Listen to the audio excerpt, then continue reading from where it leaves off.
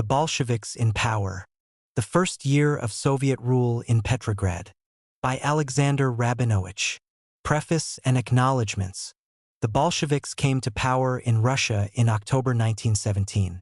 The regime they established, which was dedicated to the universal triumph of communism, controlled Russian politics and society for more than 75 years. It can reasonably be argued that this outcome, more than any other single event, shaped world history for much of the 20th century. Most of my professional research and writing has been devoted to studying the October 1917 revolution and its immediate outcome in Petrograd, now St. Petersburg, the capital of Imperial and Revolutionary Russia. In my first book, Prelude to Revolution, The Petrograd Bolsheviks and the July Uprising, Indiana University Press, 1968, I explored the causes, development, and results of the abortive July 1917 insurrection in Petrograd as a means of clarifying the sources of popular dissatisfaction with the liberal/moderate socialist provisional government and the program, structure, method of operation, and strengths and weaknesses of the Bolshevik Party in comparison with other contemporary political parties. In my next book, The Bolsheviks Come to Power, 1976, I utilized the insights provided by Prelude to Revolution to better understand the nature of the October 1917 Russian Revolution, the reasons for the failure of Western-style democracy, and the triumph of Lenin and the Bolsheviks. Most fundamental, my goal in both books was to study events in Petrograd as a means of addressing basic, then inadequately studied, questions relating to the Bolsheviks and the course of the October Revolution. The Bolsheviks Come to Power, together with Prelude to Revolution, challenged prevailing Western notions of the October Revolution as no more than a military coup by a small, united band of revolutionary fanatics brilliantly led by Lenin. I found that, in 1917, the Bolshevik Party in Petrograd transformed itself into a mass political party and that, rather than being a monolithic movement marching in lockstep behind Lenin, its leadership was divided into left, centrist, and moderate right wings, each of which helped shape revolutionary strategy and tactics. I also found that the party's success in the struggle for power after the overthrow of the Tsar in February 1917 was due, in critically important ways, to its organizational flexibility, openness, and responsiveness to popular aspirations, as well as to its extensive, carefully nurtured connections to factory workers, soldiers of the Petrograd garrison, and Baltic Fleet sailors. The October Revolution in Petrograd, I concluded, was less a military operation than a gradual process rooted in popular political culture, widespread disenchantment with the results of the February Revolution, and, in that context, the magnetic attraction of the Bolsheviks' promises of immediate peace, bread, land for the peasantry, and grassroots democracy exercised through multi-party Soviets. This interpretation, however, raised as many questions as it answered. For if the success of the Bolshevik Party in 1917 was at least partly attributable to its open, relatively democratic and decentralized character and operational style, as seemed clear, how was one to explain the fact that it was so quickly transformed into one of the most highly centralized, authoritarian political organizations in modern history? Further, if Soviets in 1917 were genuinely democratic, embryonic organizations of popular self-rule, as my studies also suggested, how was it that the independence of Soviets and other mass organizations was destroyed so quickly?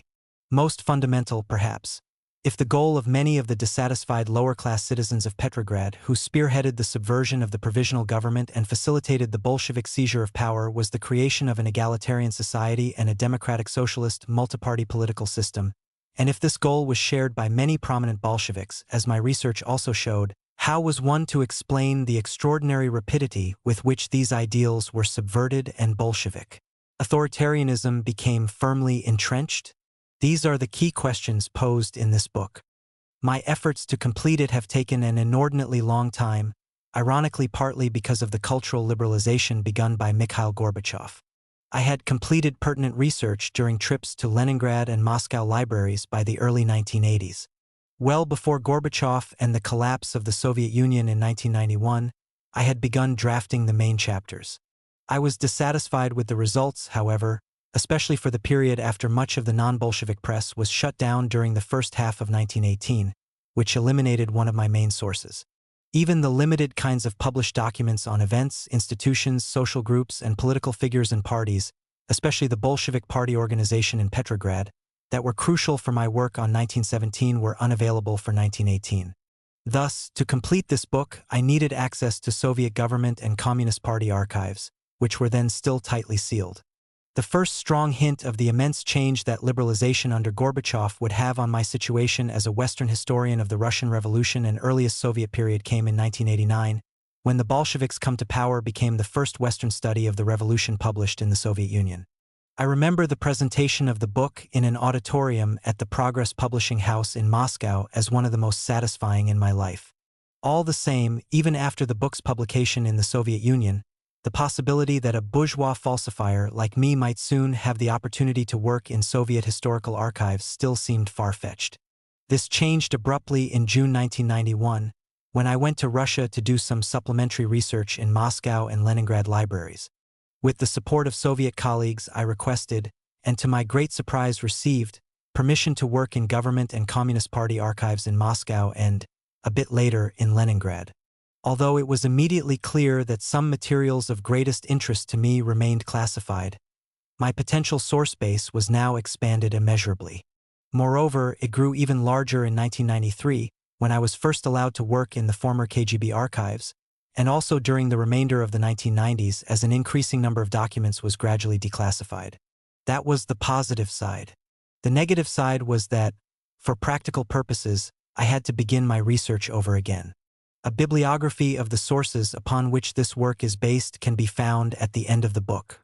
Important unpublished sources relating to the first year of Soviet power in Petrograd that were available to me include minutes of meetings of the Bolshevik Petersburg Committee for 1918, as well as of other citywide party forums, minutes of meetings of Bolshevik district party committees, protocols of meetings of the Council of People's Commissars, Sovnarkom, stenographic records of key sessions of the Petrograd Soviet and its leadership bodies, minutes of meetings of Petrograd District, Soviets, internal memoranda, correspondence, unpublished memoirs, extensive records for other parties in government, administrative and civic bodies, and the personal files of key Bolshevik leaders for this period. In addition, I have been able to examine some, though by no means all, pertinent case files of the All-Russian Extraordinary Commission for Combating Counter-Revolution, Speculation and Sabotage Vichayka, as well as those of local investigative agencies, for this period. Of similarly great value to me have been meticulously annotated, comprehensive collections of previously classified records pertaining to the history of political organizations other than the Bolshevik Party during the revolutionary and immediate post-revolutionary eras published in Russia in the last decade and a half. Taken together, these newly available sources have made it possible to examine, for the first time, Bolshevik internal debates and decision-making in Petrograd from top to bottom, the development of party and government institutions and their relationship at all levels, and the evolution of popular political opinion during the first year of Soviet power. Based on this analysis, I have tried to reconstruct the dynamics of the earliest development of the repressive, ultra-authoritarian Soviet political system against the backdrop of Petrograd's profound post-October political, economic, social, and military crises.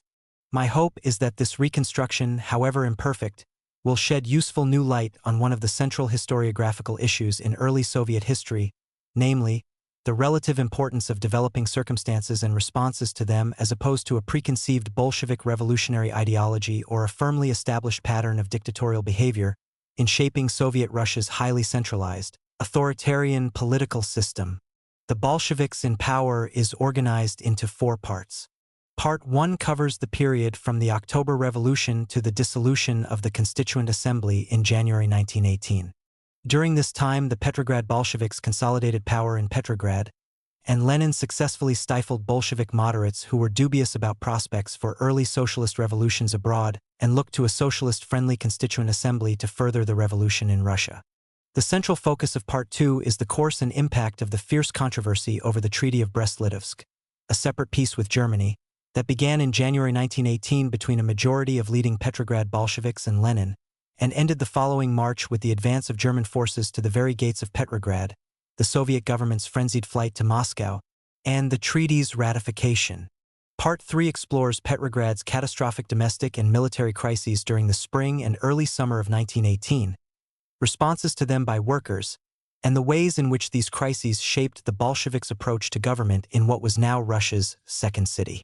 This part concludes with an examination of the disintegration of the Bolshevik left-SR alliance in the Northwest and the turn to one-party rule in early July. In Part 4, primary attention is devoted to the Petrograd Bolsheviks and political developments in July, August 1918, leading to the proclamation of mass Red Terror in the fall, as well as on the dynamics and impact of the terror in Petrograd. The final chapter of Part 4 focuses on the organization and staging of the grand celebration marking the first anniversary of the October Revolution in Petrograd. The festivities are used as a vehicle for evaluating the condition, revolutionary hopes, and self-identity of the Petrograd Bolsheviks, as well as the changed structure of Petrograd government, after 12 months of desperate struggle to retain power until the eruption of expected, decisive socialist revolutions in the West.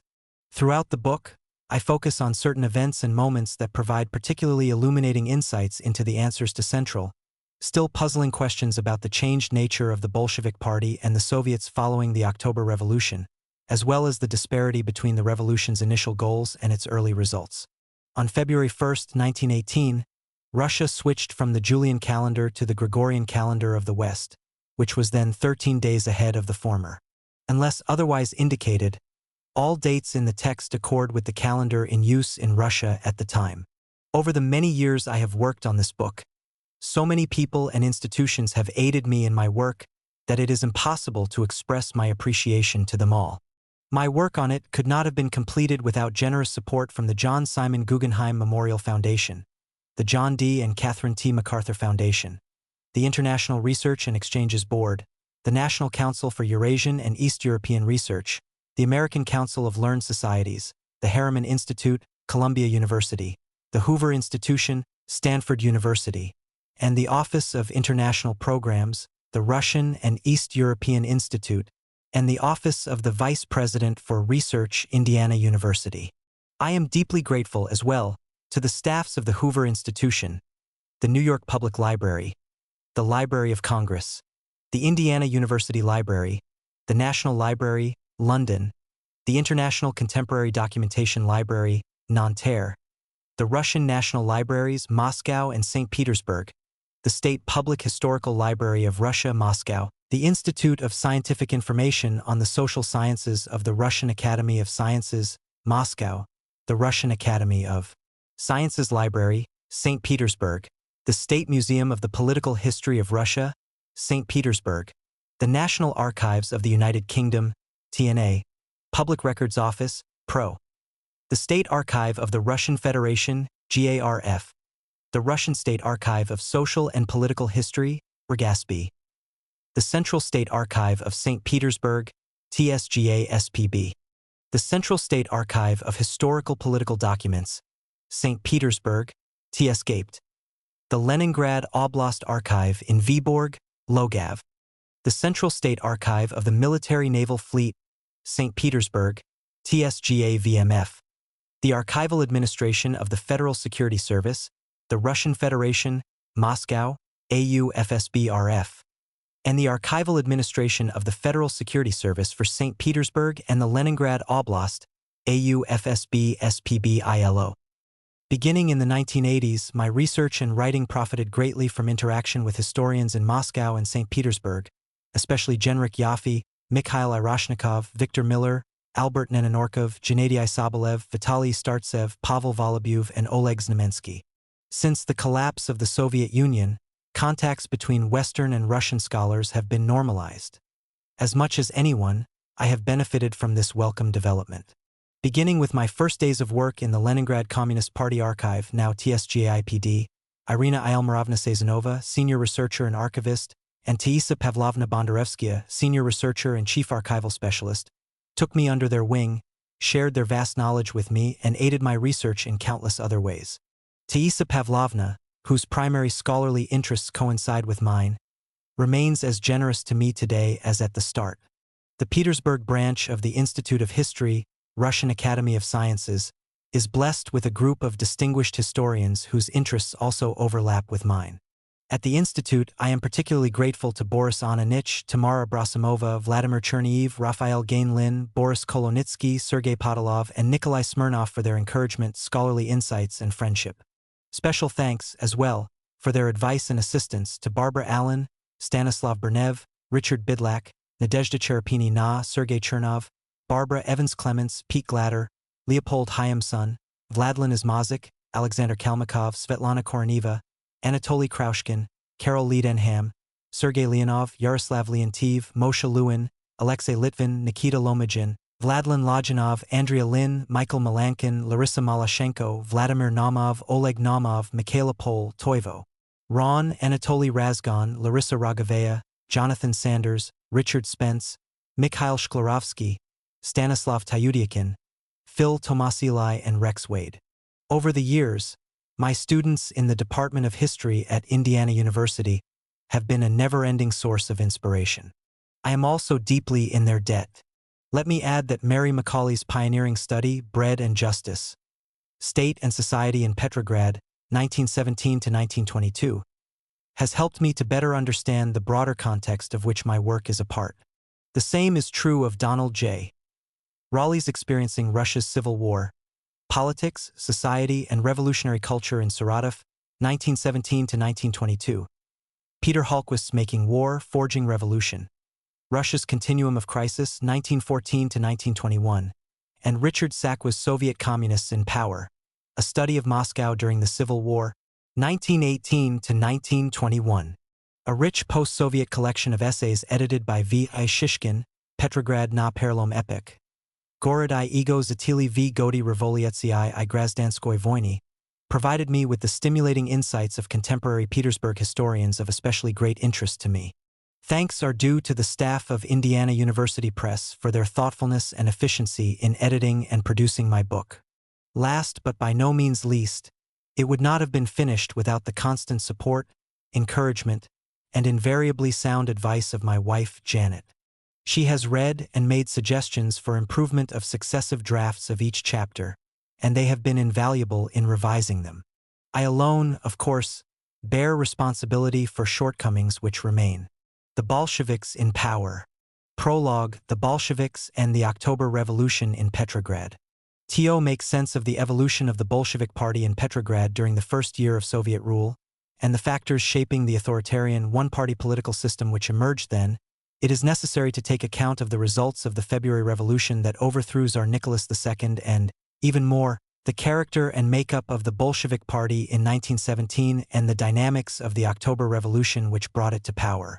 The February 1917 revolution, which grew out of pre-war political and economic instabilities, technological backwardness, and fundamental social divisions, coupled with gross mismanagement of the war effort, continuing military defeats, domestic economic dislocation, and outrageous scandals surrounding the monarchy, resulted in the creation of two potential national governments.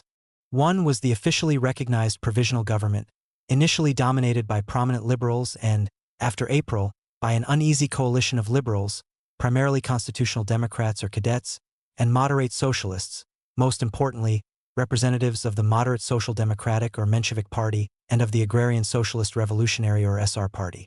The second was the Soviet, initially the Petrograd Soviet, created during the February Revolution and, by midsummer, National Soviet Executive Committees, the All-Russian Central Executive Committee of Soviets of Workers and Soldiers Deputies, CEC, and the All-Russian Executive Committee of Soviets of Peasants Deputies.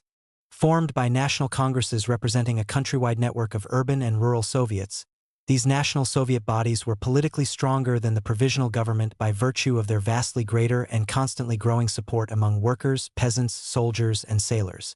Under the control of the moderate socialists, the National Soviet executive organs recognized the legitimacy of the provisional government and, with some qualifications, supported its policies of delaying fundamental political, economic, and social reform, as well as convocation of a Constituent Assembly, in the interests of continued partnership with the liberals.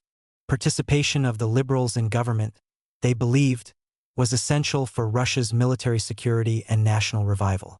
However, beginning in the spring and summer of 1917, as popular frustration with the results of the February Revolution deepened, pressure from Petrograd's rebellious masses on the moderate socialist, controlled national Soviet bodies to take power into their own hands grew apace.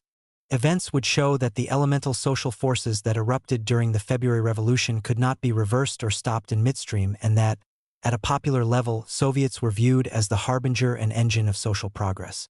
Virtually alone among Russia's top political leaders, Vladimir Ilyich Lenin, the founder and chief leader of the Bolshevik Party, instinctively sensed this. From its outbreak, he believed that the World War would inevitably lead to socialist revolutions in all the warring countries. At the time of the old regime's overthrow, Lenin was in Switzerland. Returning to Petrograd in early April 1917, he called for an immediate second socialist revolution in Russia. Although he backed off this goal as an immediate objective after acquainting himself with the prevailing situation, including little support for precipitous, radical revolutionary action even among many of his closest colleagues. His historically momentous achievement at this time was to orient the Bolshevik Party toward preparation for the replacement of the provisional government by a leftist Soviet government as soon as the moment for such a step ripened. Nonetheless, in assessing Lenin's role in the October Revolution, it is critically important to keep in mind that he was either away from the country or in hiding and out of regular touch with his colleagues in Russia for much of the time between February and October 1917. In any case, top Bolshevik leaders were divided into three groups. On the left were Lenin and Leon Trotsky, among others, for whom the establishment of revolutionary Soviet power in Russia was less an end in itself than the trigger for immediate worldwide socialist revolution. In the center was a group of often quite independent-thinking leaders whose views on the development of the Russian Revolution tended to fluctuate in response to their reading of existing conditions. And on the right was a highly influential group of significantly more moderate National Party leaders led by Lev Kamenev and including Grigory Zinoviev, Vladimir Miliutin, Alexei Rykov, and Viktor Nagin, all members of the Bolshevik Central Committee, and Anatoly Lunacharsky. Its numbers and influence increased significantly after the 6th All-Russian Bolshevik Party Congress in late July, when such influential left Mensheviks as Yuri Larin, Solomon Lozovsky, and the independent-minded trade union leader, Marxist scholar, and humanist David Ryazanov joined the party. This group was skeptical about the likelihood of early, decisive socialist revolutions in the West. During the second half of 1917, it viewed transfer of power to the Soviets as a vehicle for building a strong alliance of left socialist parties and factions which would form a caretaker, exclusively socialist coalition government to begin peace negotiations and prepare for fundamental social reform by a Constituent Assembly. In Lenin's absence, this group's outlook, more than any other, shaped the Bolsheviks' public political platform. Then, too, events often moved so rapidly that the Bolshevik Central Committee had to develop policies without consulting Lenin. Beyond this, circumstances were frequently such that structurally subordinate party bodies were forced to develop responses to evolving realities without guidance or contrary to directives from above. Also, in 1917, the doors to membership were opened wide and the Bolshevik organization became a mass party. More than this, Bolshevik programs and policies in 1917 tended to be developed with strong, timely inputs from rank-and-file members and therefore reflected popular aspirations. Meanwhile, the revolution among factory workers, soldiers, sailors, and peasants had a dynamic of its own, so much so that at times the Bolsheviks followed its constituency rather than the other way around. For example, on July 1st, the Bolshevik Central Committee, influenced by party moderates, directed regional committees to begin the most energetic preparations possible for an early left socialist congress aimed at unifying all elements of the democracy, including trade union leaders and representatives of internationalist wings of organizations that had not yet broken with the defensists, such as the left socialist revolutionaries, left SRs, and Menshevik internationalists. At the same time, regional committees were instructed to prepare for elections to the Constituent Assembly. Yet, only 2 days later, radical elements of the Bolshevik Petersburg Committee and military organization, responsive to their ultra-militant constituencies, played key roles in organizing the abortive July uprising against the wishes of the moderates as well as Lenin and those closest to him. The July uprising ended in an apparent crushing defeat for the Bolsheviks. Even most moderate socialists turned against them. Lenin was forced into hiding, many Bolshevik leaders were jailed, the growth of the party temporarily stalled, and preparations for a left socialist congress were shelved. On the other hand, fierce attacks on the Bolsheviks had the unintended effect of further radicalizing and strengthening such left groups within the moderate socialist camp as the Menshevik internationalists and the left SRs. This, in turn, reawakened the appetite of a majority of the Bolshevik Central Committee, though not of Lenin, for the formation of a left socialist bloc and, in mid-July, led it to invite internationalists from other parties to the coming Bolshevik National Party Congress with a consultative vote. Actually, at the local level, Bolsheviks, Mensheviks internationalists, and left SRs were already working together productively in such grassroots institutions as district Soviets.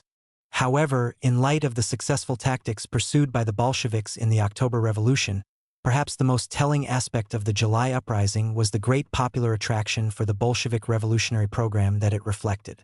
What was the Bolsheviks' public program? Contrary to conventional wisdom, in 1917 the Bolsheviks did not stand for a one-party dictatorship. Rather, at a popular level they stood for democratic people's power, exercised through an exclusively socialist, Soviet multi-party government, pending timely convocation of the Constituent Assembly. They also stood for more land to individual peasants, stronger worker influence in factory management, workers' control, prompt improvement of the food supply, and, most important, an early end to the war. All these goals were neatly packaged in the slogans, peace, land and bread, all power to the Soviets, and immediate convocation of the Constituent Assembly. The interplay and political value of these two key factors, the attractiveness of the Bolshevik political platform and the party's carefully nurtured links to revolutionary workers, soldiers, and sailors, were evident in the fall of 1917, after the left's quick defeat of an unsuccessful rightist putsch led by the commander-in-chief of the Russian army, General Lavr Kornilov. The march of Kornilov's forces on Petrograd was halted by the action of all socialist groups working together under the aegis of the Soviets. However, the role of the Bolsheviks was especially critical because of the party's ability to quickly mobilize factory workers, garrison soldiers, and Baltic fleet sailors in defense of the revolution. Thus, the swift defeat of Kornilov had the dual effect of enhancing the Bolshevik stature at a popular level and providing a powerful stimulus to the moderate Bolshevik position of all socialist groups banding together for the fulfillment of the revolutionary goals embodied in the party's platform. On September 1st, the Petrograd Soviet adopted a resolution proposed by Kamenev calling for exclusion of the bourgeoisie from state power and the creation of a new, exclusively socialist government. Although Kamenev's resolution was widely interpreted as a call for transfer of political power to the Soviets, he did not insist on this. In the short run, Bolshevik moderates sharing his views would have been satisfied with a socialist coalition government which would include representatives of all socialist parties, and of such democratic institutions in addition to Soviets as trade unions, zemstvos, municipal dumas, and cooperatives. Passage of Kamenev's resolution enabled the Bolsheviks to gain effective control of the Petrograd Soviet, a development that would greatly facilitate their assumption to power in October. Of more immediate consequence, however, the National Soviet Executive Committees rejected it. Moreover, the Democratic State Conference, a national conference of democratic organizations which met in Petrograd from 14 to September 22 to reconsider the government question, rejected the creation of an exclusively socialist, Soviet-based government. Still, the Democratic State Conference reflected the striking growth within the moderate socialist camp of left Menshevik and left SR groups, who supported much of the Bolshevik program embodied in the resolution adopted by the Petrograd Soviet on September 1. Consequently, the failure of the conference to respond to popular demands for an immediate change of governments refocused attention on the Soviets as the arbiter of Russian national politics. Later in September, this swing was reflected in the overwhelming majority that the left SRs, whose immediate political program now dovetailed with that of the Bolsheviks, won at the 7th City Conference of Petrograd left SRs. On September 21, the Bolsheviks and left SRs joined forces in calling for early convocation of a Second National Congress of Soviets of Workers and Soldiers Deputies which, at the insistence of delegates from Soviets at the Democratic State Conference, was scheduled for October 20th, later postponed until October 25th. The basic orientation toward the creation of a homogeneous socialist government by the Second All-Russian Congress of Soviets that this decision reflected defined the political activity of the Bolsheviks, as well as of the left SRs and Menshevik internationalists, during the latter part of September and the first week and a half of October. In August and September, Lenin tried his best to influence Bolshevik policy from a hideout in Finland.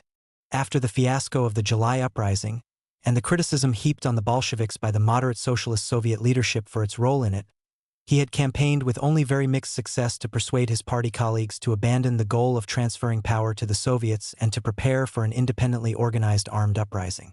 Subsequently, even he was so impressed by the ease with which the Bolsheviks, Mensheviks, and SRs, working together, defeated Kornilov that in an essay of early September, on compromises, he allowed for the possibility that the revolution might yet develop peacefully if the National Soviet leadership took power into its own hands without further delay. Lenin's mood of moderation was short-lived. In mid-September, He renewed his emphasis on the absolute need for an armed uprising to further the revolution. Such factors as the strong position of the extreme left in Finland, the winning of majorities in the Petrograd and Moscow Soviets, the massive social upheaval among land-hungry peasants in the countryside, the continuing disintegration of the army at the front and the soldiers' increasingly insistent demands for immediate peace, and signs of revolutionary unrest in the German fleet encouraged Lenin to hope that the seizure of power by the Bolsheviks would have strong support in the cities, that it would no longer be opposed by the provinces and the front, and, most important of all, that a violent popular explosion in Russia and the creation of a genuinely revolutionary government there would serve as the catalyst for immediate, decisive mass rebellions in other European countries.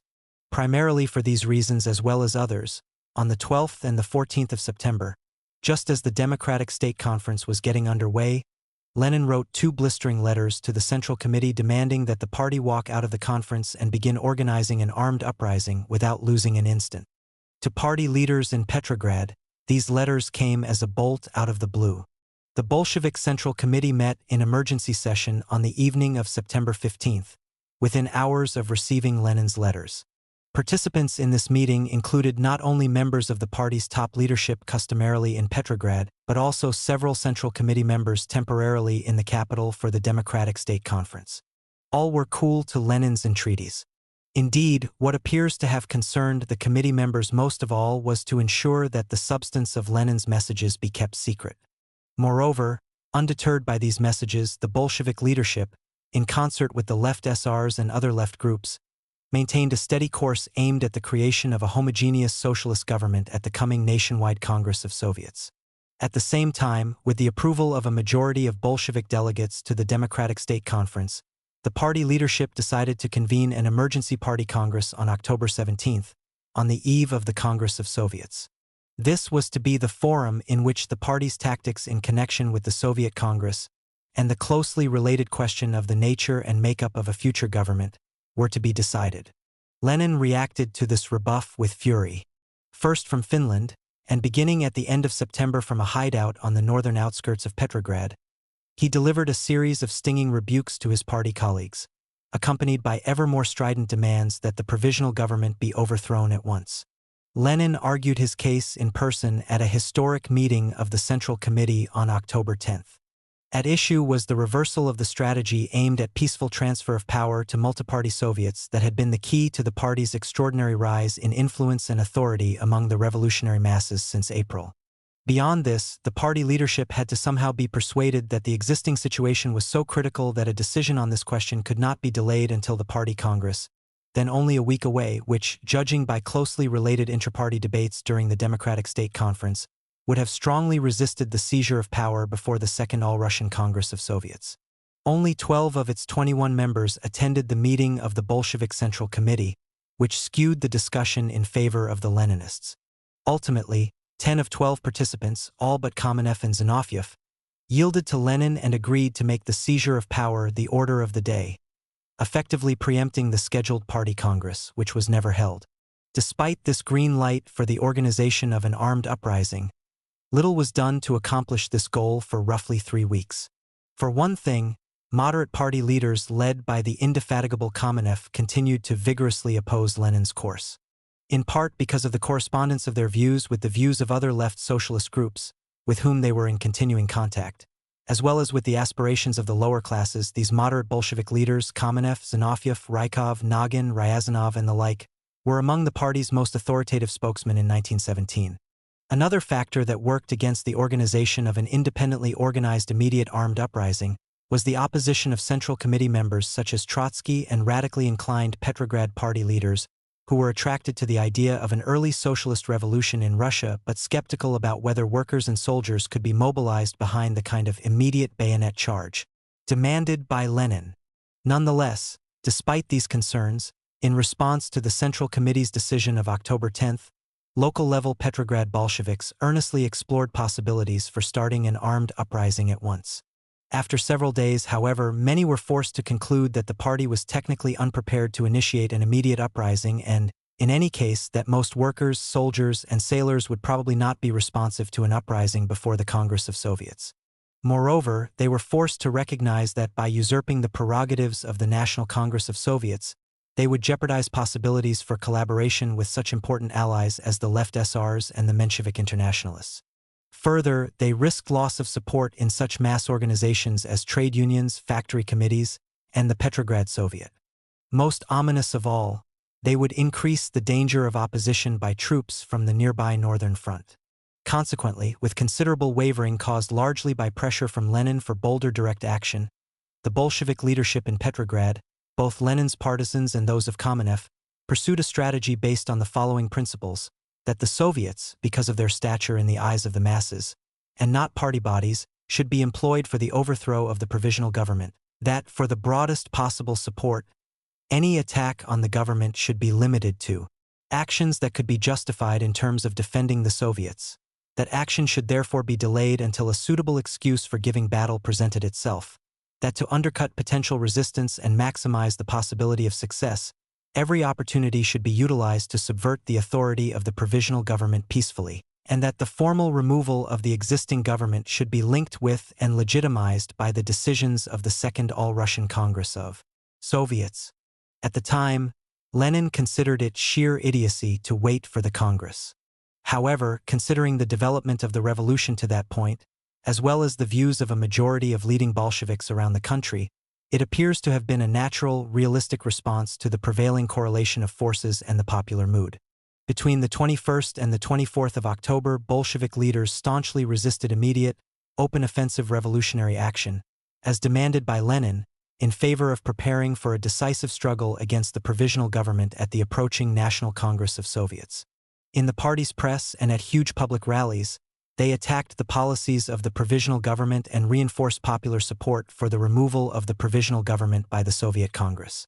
Simultaneously, using the provisional government's announced intention of transferring the bulk of the Petrograd garrison to the front as justification and grounding its actions as defensive measures against the counter-revolution, the Bolshevik leadership utilized the Bolshevik-dominated Military Revolutionary Committee of the Petrograd Soviet, MRC, established on October 9 to monitor the government's troop dispositions, to take control of most Petrograd-based military units.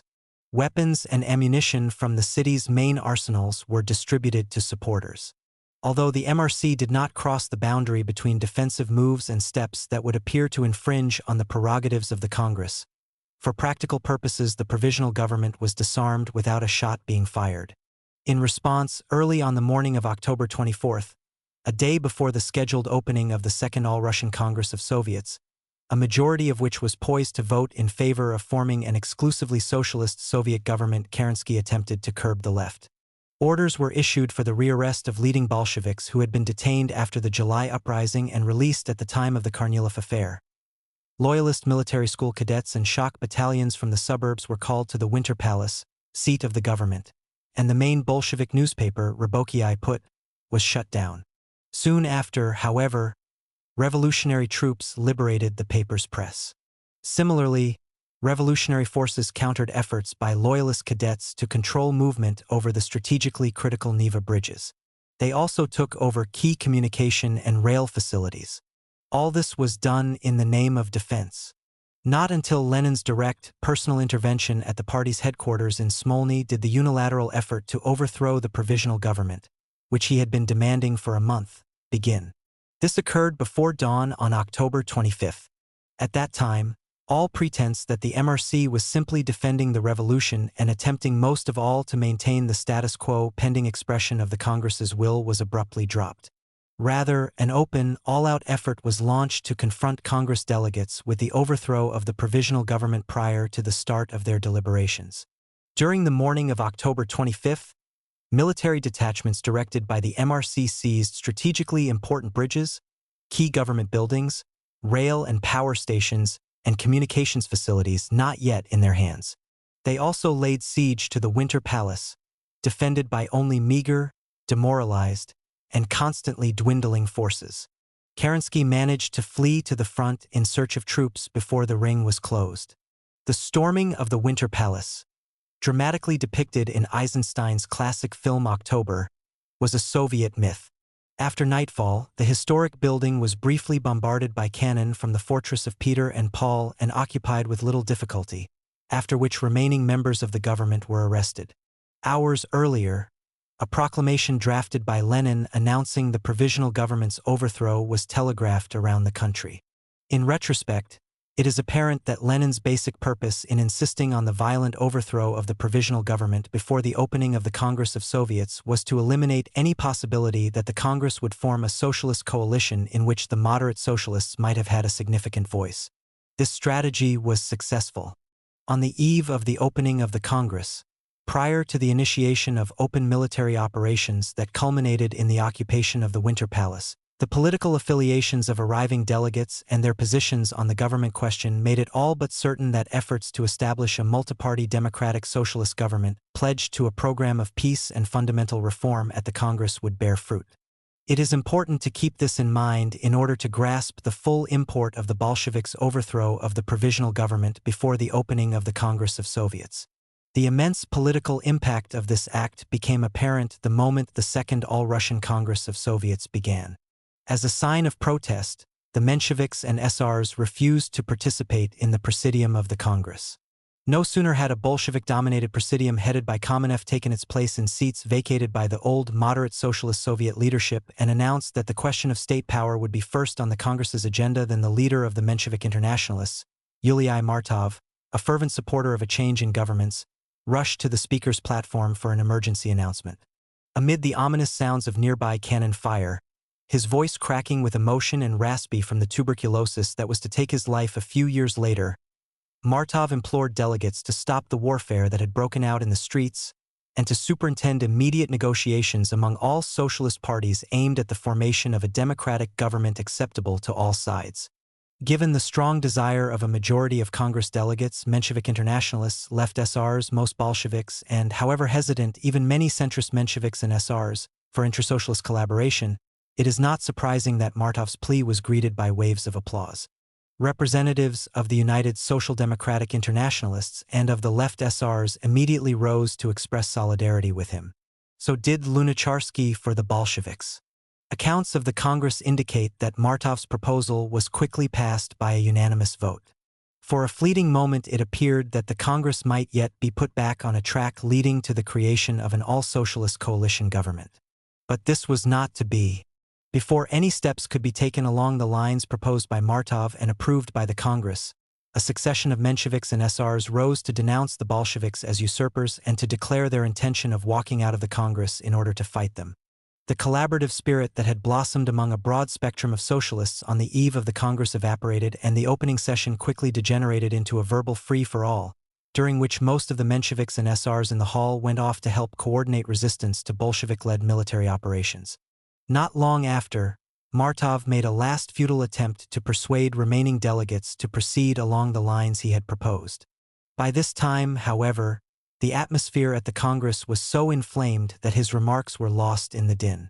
If earlier the prevailing atmosphere favored Bolshevik moderates seeking accommodation with all socialist groups, the reverse was now the case. Trotsky took advantage of this shift to further widen the breach with the moderate socialists. The left Menshevik and unsurpassed chronicler of the revolution Nicholas Sukhanov recalls Trotsky declaiming, "A rising of the masses needs no justification. Go where you belong, into the dustbin of history." To which Sukhanov quotes Martov as retorting, "Then we will leave." Waving Martov away, Trotsky introduced a resolution endorsing the insurrection in the streets and condemning the Mensheviks and SRs as servants of the bourgeoisie. Many years later, the distinguished historian Boris Nikolevsky, then a Menshevik who left the hall with Martov, recalled that Martov walked out silently, not looking back. A young worker Bolshevik dressed in a black shirt belted at the waist turned to him and, with undisguised sadness, exclaimed, "You know, among ourselves, we thought that some might leave us but not Martov." These words gave Martov pause. He stopped for a moment, tossed his head in a characteristic manner, and seemed on the verge of a retort. Then he thought better of it and, walking out the door, quietly murmured, "Someday you will understand the crime in which you are participating." Meanwhile, the opening session of the Congress, continually interrupted by exultant reports of revolutionary triumphs, dragged on. In his view, the support of moderate elements of the democracy and especially of the peasantry, among whom the Bolsheviks had little support, was vital for success in the struggle against the counter-revolution. In the interests of creating a united revolutionary front, organization of the broadest possible democratic state power is an absolute necessity, Kamkov declared. Around 3 a.m., it was announced that the forces under the control of the MRC had captured the Winter Palace and arrested the provisional government ministers meeting there. At this point, the Menshevik internationalist Naum Kapelinski returned to the hall and made a last unsuccessful attempt to persuade delegates to explore peaceful ways of resolving the crisis.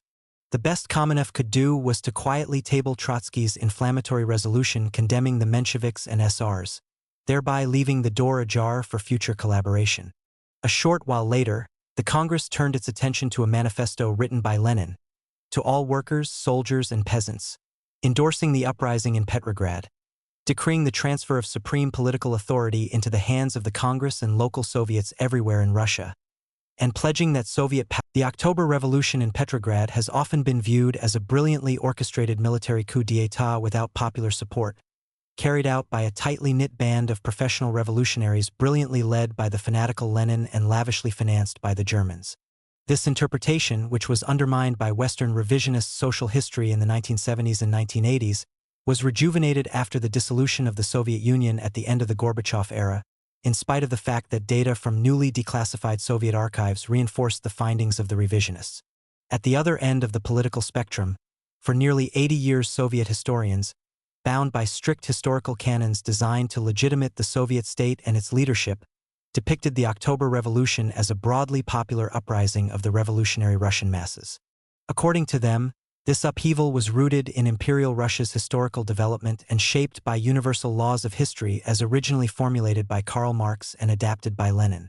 In truth, the October Revolution in Petrograd cannot be adequately characterized as either a military coup or a popular uprising, although, as we have seen, it contained elements of both. Its roots are to be found in the peculiarities of pre-revolutionary Russia's political, social, and economic development, as well as in Russia's wartime crises. At one level, it was the culminating event in a drawn-out political struggle between an expanding spectrum of left socialist groups supported by the vast majority of Petrograd workers, soldiers, and sailors dissatisfied by the results of the February Revolution, on the one hand, and the increasingly isolated liberal-moderate socialist alliance that had controlled the provisional government, together with the National Soviet leadership bodies between February and October 1917, on the other.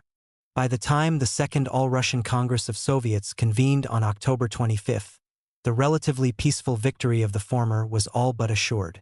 At another level, the October Revolution was a struggle, at first primarily within the Bolshevik leadership, between proponents of a multi-party, exclusively socialist government that would lead Russia to a Constituent Assembly in which socialists would have a dominating voice, and Leninists, who ultimately favored violent revolutionary action as the best means of striking out on an ultra-radical, independent revolutionary course in Russia, which would trigger decisive socialist revolutions. Abroad, muted on and off during much of 1917, this conflict erupted with particularly great force during the run-up to the October Revolution and just after it. Such developments as the Bolsheviks' overthrow of the provisional government before the Second All-Russian Congress of Soviets, the walkout of Mensheviks and SRs, and, as we shall see, their intransigence during negotiations over the formation of a broad socialist coalition government after the Congress, coupled with the Bolsheviks' first military victories over loyalist forces, decisively undermined the efforts of Bolshevik moderates to share state power and ultimately facilitated the ascendancy of Soviet-style authoritarianism. Lenin's wager on international revolution took center stage. However, these outcomes should not obscure the fact that the October Revolution in Petrograd was in large measure a valid expression of widespread disenchantment with the results of the February Revolution and of popular aspirations for a brighter, more just future. Part 1. The defeat of the moderates. Forming a government. The severe setback that Bolshevik moderates suffered at the opening session of the Second All-Russian Congress of Soviets did not end their efforts, or those of other left socialist groups, to form a multi-party, homogeneous socialist government at the Soviet Congress and in its immediate aftermath. During these days, they sought to restore the movement toward creation of a broad socialist coalition that had been destroyed by the violent overthrow of the provisional government engineered by Lenin just before the opening of the Congress of Soviets. When that failed, they strived mightily to ensure that the exclusively Bolshevik cabinet ultimately approved by the Congress, the Council of People's Commissars, Sovnarkom, would be strictly accountable to the Multi-Party Central Executive Committee, CEC. The chaotic opening session of the Congress during the night and early morning of 25/26 October had adjourned after endorsing transfer of power to the Soviets but before defining a new government. In effect, Russia was temporarily without a functioning national government. On October 24, at the last meeting of the Bolshevik Central Committee before the overthrow of the provisional government, Kamenev and Ian Berzin had been appointed to conduct negotiations with the left SRs on their entry into a Soviet government, and the next day, leading left SRs were sounded out about forming a coalition with the Bolsheviks. The issues of staying or withdrawing from the Congress and of whether to join the new government were the main topics of discussion at left SR fraction caucuses on October 26. Although sympathetic to the Bolsheviks with whom they had been collaborating closely for weeks, left SR fraction, or caucus, members remained true to the principle that the survival of the revolution dictated the formation of a broad coalition government which included all Soviet parties proportionate to their representation at the Congress of Soviets. To facilitate this outcome, they insisted on the importance of maintaining links to the Bolsheviks and the revolutionary masses but rejected the idea of joining with the Bolsheviks in the government. At a gathering of members of the Bolshevik Central Committee and leading left SRs in the early evening of the 26th, the left SRs declined cabinet posts pending construction of a broadly inclusive socialist coalition. Finally, at 9 p.m. on October 26th, efforts to form a government with left SRs having failed, Kamenev opened the second session of the Soviet Congress.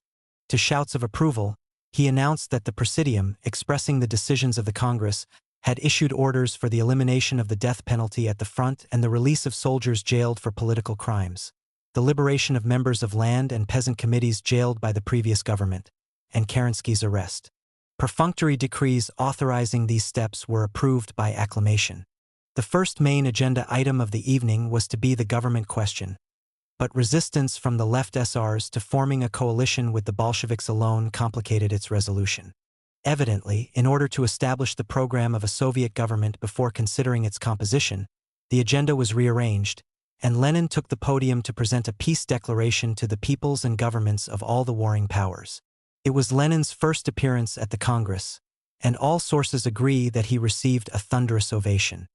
His declaration, interrupted by explosions of applause, pledged an end to secret diplomacy and proposed that all warring peoples and their governments immediately arrange a truce and begin negotiations for a just and democratic peace, without annexations or indemnities. The declaration also provided for the right of self-determination to subject nationalities everywhere in the world, regardless of when their forced incorporation into larger states occurred. In a later speech, Trotsky made it plain that the declaration was primarily directed to the revolutionary masses around the world. It is understood that we do not expect to influence imperialist governments with our proclamations, but as long as they exist, we cannot ignore them, he said. We are placing all our hopes on our revolution unleashing the European Revolution. If uprisings by the peoples of Europe do not crush imperialism, we will be crushed.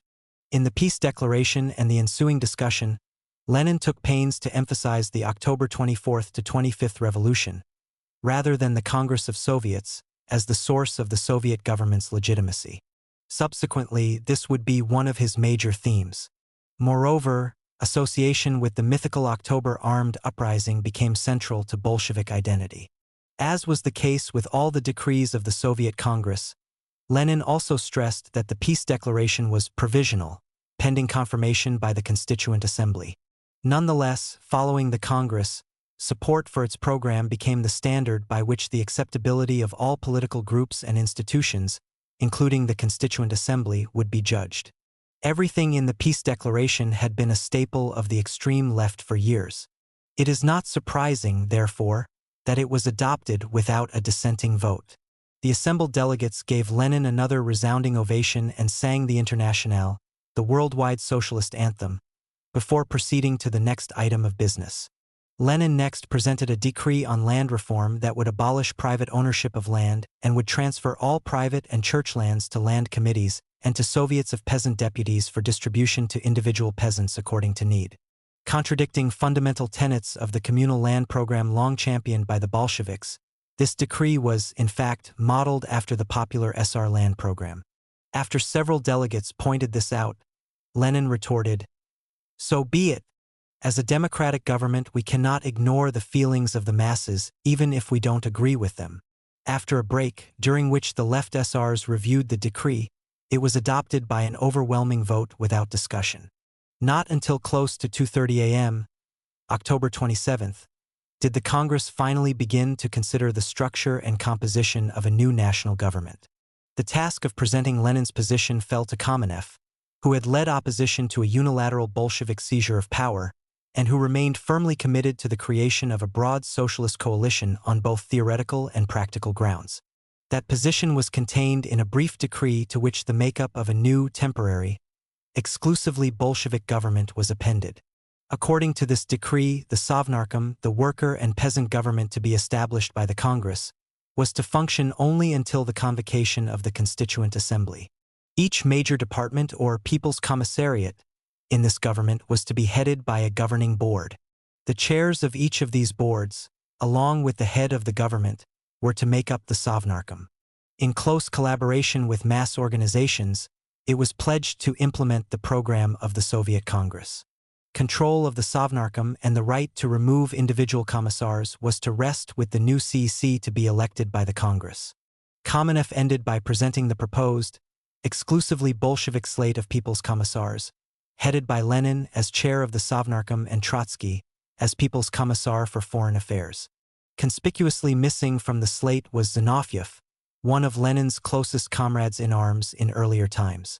Following Kamenev's presentation, Boris Avalov, representing the United Social Democratic Internationalists and a cluster of Menshevik internationalists who had not yet withdrawn from the Congress, articulated a remarkably prophetic argument against the immediate formation of an exclusively Bolshevik government, a view shared by a significant number of Bolshevik delegates, including roughly half the proposed cabinet. Avalov expressed grave doubts about the ability of an exclusively Bolshevik government to alleviate food supply shortages. Nor could such a government bring peace, as the Allied governments would not recognize it, and European workers and peasants were still a long way from decisive rebellion. Therefore, either a peace would be arranged between the Central Powers and the Entente at Russia's expense, or Russia would be forced to accept a separate onerous peace with Germany. Avalov offered a resolution calling for a delay in confirmation of a Bolshevik government and for the creation instead of a provisional executive committee to form a government in agreement with all groups from the revolutionary democracy participating in the Soviet Congress, including those who had walked out of it. However, the resolution was defeated.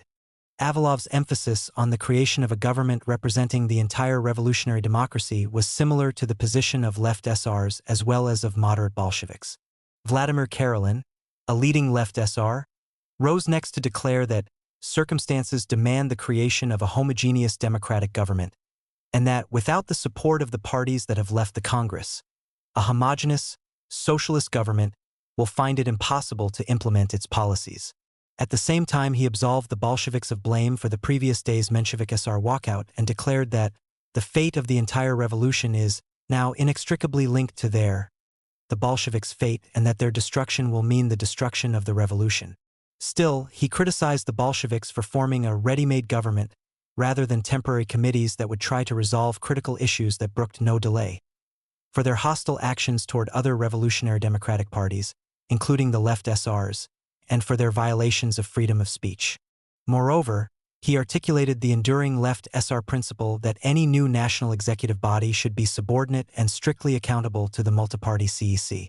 Since Kamenev, who was still in the chair, sympathized with the views of Avalov and Karelin, Trotsky was called on to defend the immediate appointment of an exclusively Bolshevik government. Now that the latter was a practical possibility, Trotsky, no less than Lenin, was disinclined to let the opportunity slip. Trotsky dismissed Avalov's insistence on the need for a broadly based coalition to overcome Russia's deepening crises. Far from strengthening the revolution, he declared, coalition with the likes of Fedor Dan and Mikhail Lieber, both prominent Mensheviks, would lead to its inevitable downfall. Trotsky was similarly dismissive of Karelin. He warned that the left SRs would lose their support among the masses and isolate themselves from the poorer peasantry if they attempted to contest the Bolsheviks with whom the poorer peasantry had united. Moreover, he claimed that the Bolsheviks had openly raised the banner of an uprising. and he brushed aside accusations that the Bolsheviks had preempted the Soviet Congress by blaming Kerensky for the military action undertaken on 24 to 25 October, branding Mensheviks and SRs who had left the Congress as traitors to the revolution with whom we will never unite. He professed to welcome any group willing to help implement the Congress's program and to stand on the Bolshevik side of the barricades to the end. Following Trotsky's statement, a representative of the Executive Committee of the All-Russian Union of Railway Workers, Vikshel, pushed forward to read a telegram expressing firm opposition to the seizure of power by any one party, and strong support for the establishment of a revolutionary socialist government responsible to the entire revolutionary democracy. The telegram made it clear that until such a government was created, Vikshel intended to take control of the entire Russian railway network. Even more menacing for the Bolsheviks, the Vikshel representative made it quite clear that in the struggle between the old Soviet leadership and the new, Vikshel's loyalties rested with the former. After he yielded the floor, two rank-and-file railway workers challenged Vikshel's right to intervene in national politics, one of them declaring unequivocally that Vikshel was a political corpse that no longer represented the sentiments of its constituents. Lenin's decree appointing an exclusively Bolshevik government passed without difficulty, with only about 150 of roughly 600 votes cast for Avalov's motion. Nonetheless, the threat of a potentially disastrous railway stoppage if the government was not broadened cast an ominous cloud over the closing moments of the Second All-Russian Congress of Soviets. After electing a new CEC consisting of 62 Bolsheviks, 29 left SRs, 6 United Social Democratic Internationalists, 3 Ukrainian Socialists, and 1 SR Maximalist, the Congress agreed that this body, to be chaired by Kamenev, could be expanded with representatives of peasant soviets, army organizations, and the groups that had walked out the day before. The potential entry into the CEC of representatives of peasant soviets was especially significant in terms of broadening the government, because most Soviets in the countryside were still dominated by SRs. With this, the historic Second All-Russian Congress of Soviets came to an end. As the Second All-Russian Congress of Soviets closed on the morning of October 27 and delegates from around the country departed from Smolny, most of them, including Bolshevik moderates, expected that once tempers cooled the Sovnarkom would be restructured according to the model reflected in the party's pre-October political program, that is, as a multi-party, exclusively socialist coalition government reflecting the relative strength of the various parties and groups in the Congress of Soviets. At its start, only such a broadly based central power under the aegis of the Soviets, they believed, would be capable of avoiding economic disaster, fending off counter-revolution, and averting full-scale civil war. Lenin and Trotsky, however, did not share this view. They were now concerned most of all with retaining freedom of action for themselves, so as to maximize the galvanizing effect of violent social upheaval in Russia on revolutionary workers abroad. Most of the departing delegates also left Smolny with the impression, embodied in the Congress's decree on the structure of the new temporary government, that it would be responsible to the CEC in which left SRs, United Social Democratic Internationalists, Ukrainian Socialists, and SR Maximalists, a smaller, radical SR splinter group, were already represented, and in which all other Soviet groups, including those that had either left the Congress or were inadequately represented there, would participate. In any case, the decree establishing the Sovnarkom seemed to leave no doubt that it would soon yield its authority to the Constituent Assembly which, with the bourgeoisie swept aside, would confirm and build upon the first steps toward a bright future which the delegates felt they had taken. We have Trotsky's testimony that, in the first hours after the Congress of Soviets, Lenin leaned toward postponing elections to the Constituent Assembly and to structuring them to favor the extreme left. Most party leaders insisted, however, on making good on their commitments with respect to the Constituent Assembly either because, like Kamenev, they rejected Lenin's theoretical views and strategy, or because, like Iakov Sverdlov, they feared the popular outcry that reneging on pre-October pledges and disrupting the elections would provoke. Consequently, a decree issued by Lenin on October 27 confirmed that the elections would be held as scheduled on 12 to 14 November, and that the Constituent Assembly would convene on November 28. Efforts to undo the exclusively Bolshevik Sovnarkom were most intense in the first days after Kerensky's overthrow. At that time, both in Petrograd and Moscow, supporters of the deposed provisional government and proponents of Soviet power clashed in fierce armed combat. To most internationalists, regardless of party, It seemed that the revolution was on the verge of disintegrating into a bloodbath unless a truce was arranged and some kind of comprehensive socialist united front government was established immediately. On the one hand, the cadets and right and centrist Mensheviks and SRs considered the Bolsheviks unscrupulous usurpers. For them, the Bolshevik government and the very idea of a dictatorship of the proletariat and poorer peasantry were an abomination. At the height of the October days, these opposition groups, supported by officers, military school cadets, and Cossack forces, coalesced around the Petrograd City Duma, which viewed itself as a national, broader, moderate socialist-dominated body which it created, the All-Russian Committee for Salvation of the Homeland and the Revolution ACS, as Russia's preeminent functioning national political authority. On the other hand, from the moment it was confirmed by the Second Congress, Lenin and also Trotsky, now second only to Lenin in the Bolshevik hierarchy, presented their government as revolutionary Russia's sole legitimate political authority. All individuals and institutions that opposed it were counter-revolutionary by definition and fair game for attack by the Petrograd Soviet's MRC, which was supported by armed factory militias, the Red Guards, Baltic Fleet sailors, and, less dependably, by elements of the Petrograd garrison. Most newspapers in the capital sided with the ACS against the Bolshevik government and could fairly be charged with incitement to overthrow it. The MRC wasted no time in dealing with this problem. On the evening of October 26, while the Second Congress of Soviets was still in session, it raided and shut down several opposition papers. In the days that followed, other newspapers especially hostile to the Bolsheviks were shut down.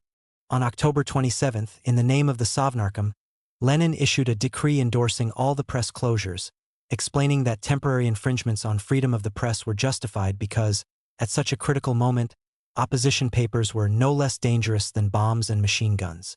By October 28, government in Petrograd was at a standstill as a large part of the national and municipal bureaucracy, with encouragement from the ACS and the central city and most district dumas, refused to recognize the authority of the Sovnarkom and municipal and district revolutionary institutions, and either staged sit-down strikes or walked off the job.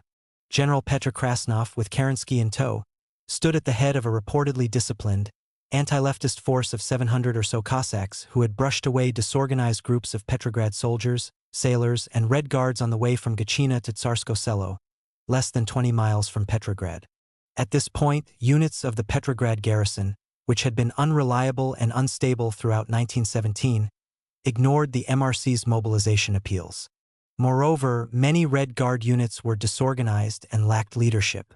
Lenin and Trotsky had to intervene personally to bring some semblance of order to the existing chaos among revolutionary forces and, most important, to get some of them to move into a defensive line hurriedly established along the Pulkovo Heights overlooking the southern edge of Petrograd.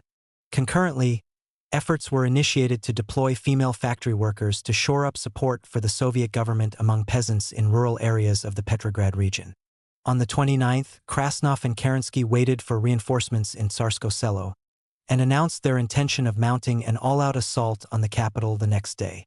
To aid them, the ACS, in collaboration with the SR Military Commission, laid plans for an insurrection inside Petrograd time to coincide with Krasnov's assault. Primary participants in this insurrection were to be cadet officer trainees from several Petrograd military academies. Taking advantage of the MRC's preoccupation with Krasnov, they were to take control of key military installations and communications facilities. However, the MRC found out about these plans late on the 28th, when, quite by accident, one of its leaders was detained with a copy of the plans. Consequently, it was decided to start the rebellion a day early, without Krasnov's diversion. Even so, the several hundred cadets and officers involved had some initial success. However, regular troops of the Petrograd garrison and Petrograd-based Cossack units ignored appeals for support from representatives of the ACS. In these circumstances, the ACS forces were doomed. Their rebellion was brutally suppressed by nightfall on the 29th. All told, an estimated 200 combatants were killed or wounded during the street fighting in Petrograd on October 29th. These casualties were much higher than those suffered in the capital during the February and October revolutions. At this time, the armed force at the disposal of Bolshevik authorities in Petrograd was spread too thin to compel compliance with orders. Many of the opposition papers which had been shut down in the immediate post-October days quickly resumed publication under slightly revised titles. Their pages were filled with lurid accounts of Bolshevik excesses, indiscriminate searches and arrests, widespread looting and street violence, and shooting that lasted long into the night. It was widely reported that many of the women soldiers arrested during the occupation of the Winter Palace had been raped, that MRC prisoners were being executed in the street, and that the situation of all detainees defied description. Similarly frightening reports circulated at round-the-clock sessions of the City Duma. Even today, separating fact from fiction with respect to early Bolshevik terror is difficult. Petrograd was a battle zone, gripped by anxiety, fear, and fierce antagonism. Although the new authorities were too weak and disorganized to control Cossack patrols who still routinely abused workers and Red Guards in privileged central districts of the capital, people's power had been officially proclaimed. Better-off citizens, the exploiters from whom power had been seized, watched from their balconies as columns of soldiers, sailors, and Red Guards armed with rifles and shovels streamed southward. Warships of the Baltic Fleet dropped anchor on the Neva and pointed their guns toward targets in the southern suburbs occupied by Krasnov's modest Cossack forces. Barricades were hastily erected, barbed wire strung, and trenches dug in the city itself. In such an environment, often irrational rumors acquired instant credibility. Some of the most sensational charges against the Bolsheviks at this time were investigated and proven false. Nonetheless, a portion of what the opposition press reported about Bolshevik excesses is supported by reliable evidence. Following suppression of the cadet insurrection, with most of its hastily organized forces at the Krasnov front, the MRC, to maintain order in Petrograd itself, had to rely largely on such institutions as district soviets, which themselves depended for order on radicalized and frequently unruly and vengeful worker Red Guards. The MRC placed Petrograd under martial law on the morning of October 29th, at the start of the planned insurrection by the ACS. Later that same day it appointed a left SR, Lieutenant Colonel Mikhail Muraviv, to direct Petrograd's defenses. Muraviv, a talented but fanatic military leader who 9 months later was shot for betraying the Bolsheviks, appears to have been the highest-ranking officer willing to assume this responsibility. And Order No. 1, which he issued upon assuming his post, gave workers free rein to lynch suspected counter-revolutionaries. The situation was chaotic enough in Petrograd, but late reports from Moscow suggested that the situation there was far worse. In Moscow, the outcome of an all-out struggle for power between a loyalist committee of public safety and a Bolshevik-dominated military revolutionary committee was in doubt for more than a week. Savage street fighting and heavy artillery bombardment that had begun on October 28 badly damaged buildings, several of them in and around the Kremlin, and casualties numbered in the hundreds.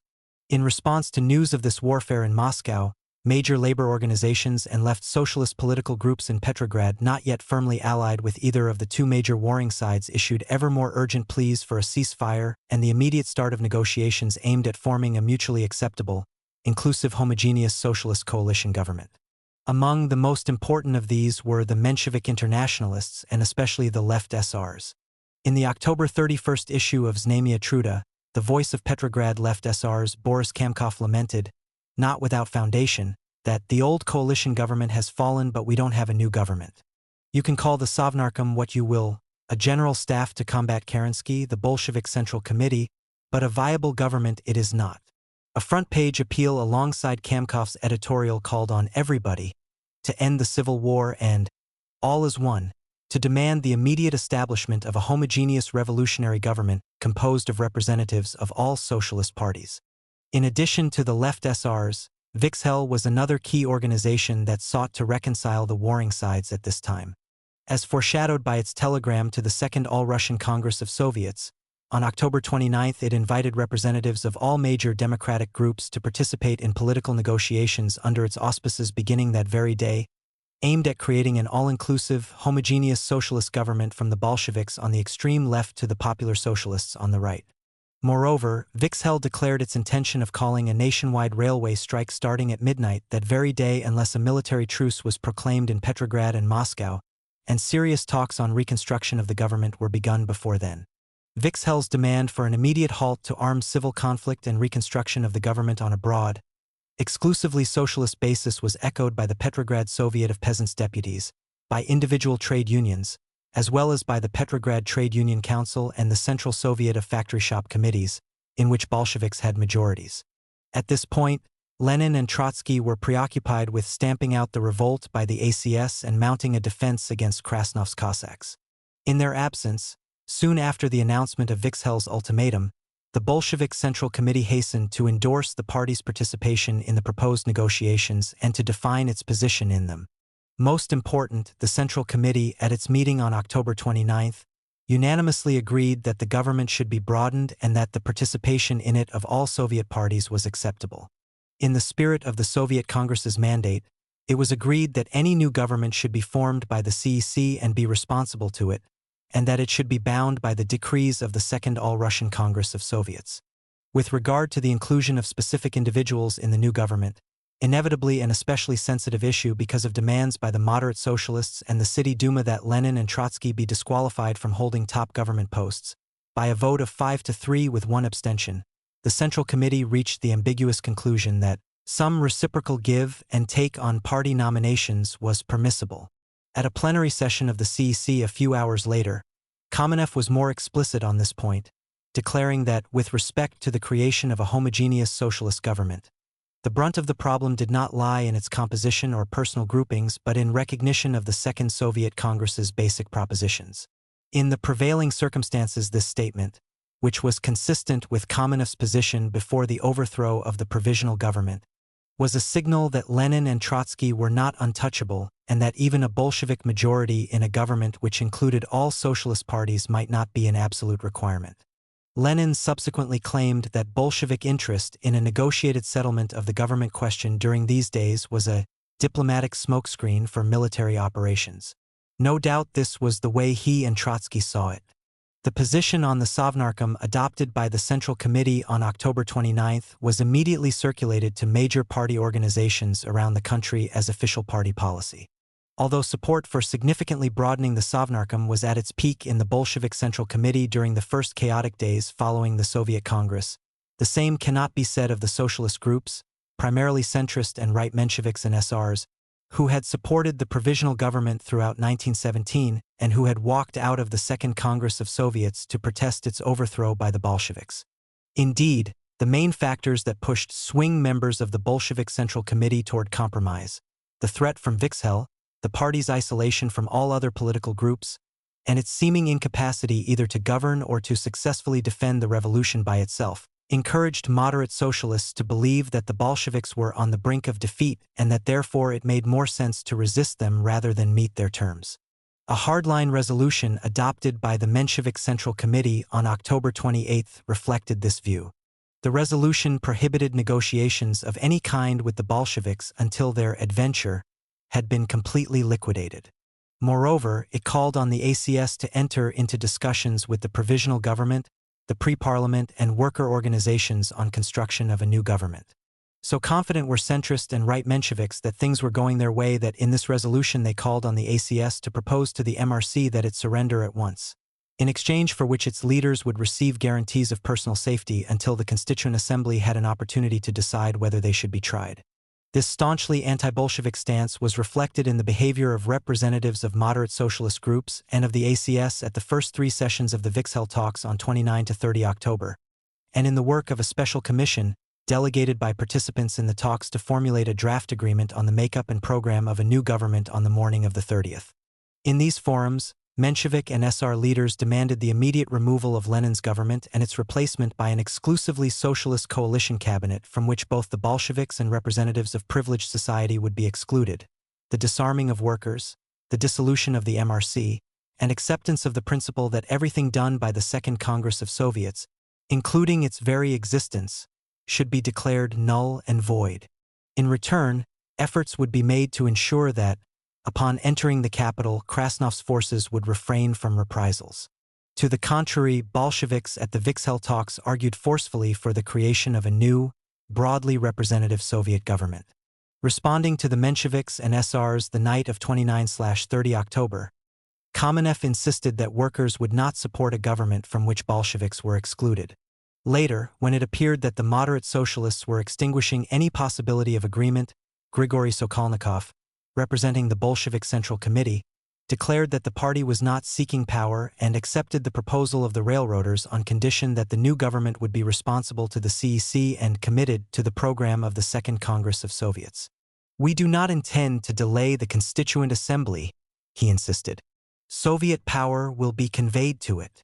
The Bolshevik moderate David Ryaza NOV, who participated in these talks as a representative of the trade union leadership, was ready to forego retention of a Soviet-based government in the interest of socialist unity. He feared, however, that disarming workers, as Dan was then demanding, would lead to their slaughter. Consequently, his remarks at this session of the Vixhel negotiations focused on this danger. Negotiations over the formation of a new government at this juncture were constantly interrupted by reports of savage battles in the streets of Petrograd and Moscow, and in the Pulkovo region south of Petrograd. The cadet insurrection and its brutal suppression during the first day of the talks, October 29th, also undermined them. From the start, consideration of the structure and composition of the government became intertwined with mutual recriminations and a desperate search for acceptable terms for an immediate military truce. Appealing to supporters of the ACS for reason were A. Blum, speaking for the United Social Democratic Internationalists, Martov on behalf of the Menshevik Internationalists, and Boris Malkin for the left SRs. "Have you given any thought to what the defeat of the Bolsheviks would mean?" asked Blum. "The action of the Bolsheviks is the action of workers and soldiers. Workers and soldiers will be crushed along with the party of the proletariat. The creation of a united revolutionary front is essential. A peaceful liquidation of the crisis through a negotiated settlement between the two sides is absolutely necessary," echoed Martov. In his view, only the formation of a government uniting the entire democracy, not just the Soviets but excluding representatives of privileged society, offered the hope of heading off a terrible civil war, the destruction of the democracy, and the imposition of a rightist dictatorship. Malkin also made a passionate plea for support of the Vixhel initiative. Although seconding the insistence of the Bolsheviks that any new government should be controlled by the CEC and should endorse the decrees of the Second Congress of Soviets, he tried to make the stipulation a bit more palatable to the moderate socialists by proposing that the CEC as well as the government be reformed so as to equalize the representation of Bolsheviks and defensists, and give significant power to the middle, specifically, that 40% of the membership be allotted to Bolsheviks, 40% to defensists, i.e., largely Mensheviks and SRs, and 20% to internationalists, i.e., primarily left SRs and Menshevik internationalists. Bearing in mind that at the start of the Second Congress of Soviets the Bolsheviks did not have a majority without help from other internationalists. This proposal was not as far-fetched as it may appear.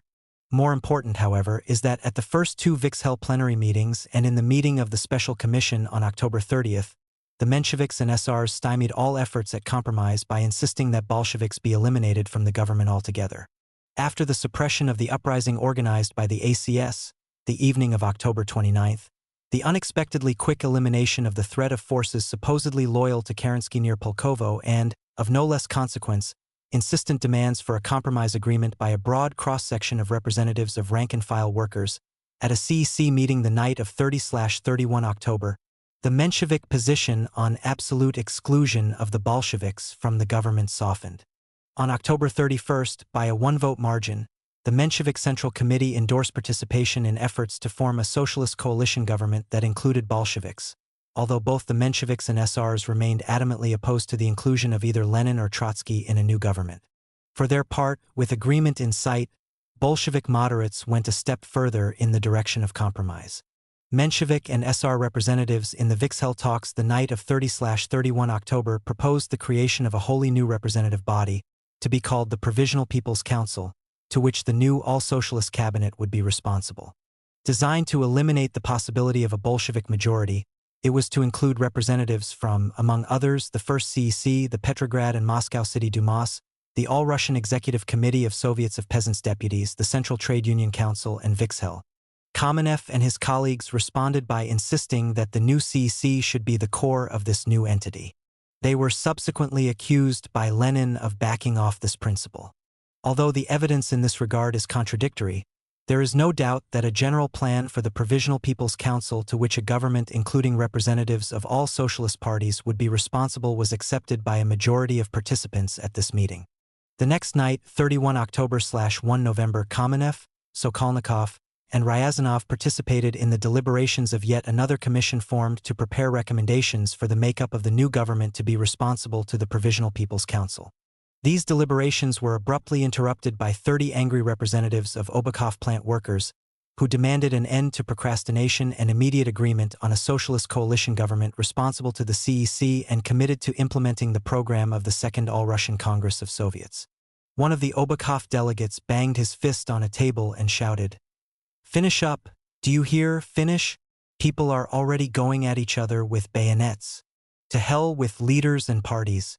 String up all the Lenins, Kerenskys, and Trotskys. We need an agreement and we won't leave without it."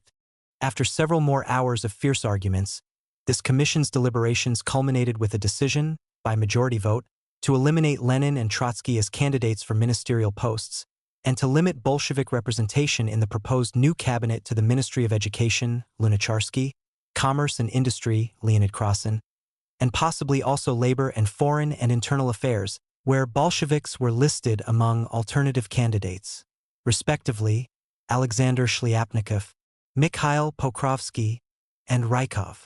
According to the preliminary ministerial slate drafted at this meeting, Viktor Chernov was the leading candidate for prime minister and his SR colleague Nikolai Avksentiv, a leader of the ACS who had been publicly implicated in its insurrection, was the primary nominee to head the foreign ministry.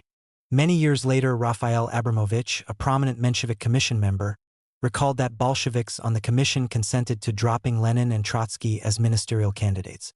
Vikshel officials, with Kamenev's encouragement, now announced their acceptance of the basis for a final agreement on the form and construction of a new government. Vikshel also announced that all participants had acknowledged the necessity of establishing an immediate military truce. At this point, in messages to their counterparts in Moscow, Vikshel officials in Petrograd expressed confidence that a mutually satisfactory settlement was all but certain. Even the Soviet press in Petrograd seemed confident that an agreement was close at hand.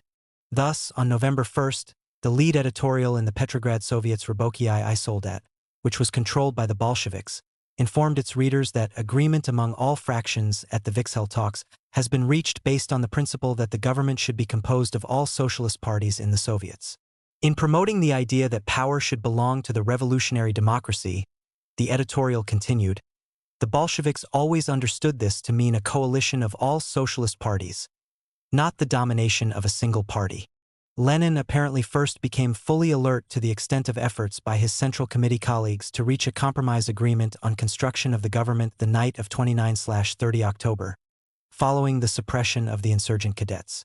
Supremely confident that social revolution and civil war in Russia were on the verge of igniting decisive socialist revolutions in Europe, he had spent the previous month and a half frantically pushing his party to a unilateral seizure of power and, with Kerensky's help, succeeded at the 11th hour. Subsequently, he had outmaneuvered Bolshevik moderates and left SRs at the Congress of Soviets, in this case thanks partly to the withdrawal of the Mensheviks and SRs. Moreover, with the support of workers, soldiers, and sailors excited by the bright perspectives in the Soviet Congress's program, he and Trotsky had superintended the suppression of the ACS insurrection and were poised to stop Krasnov's attack.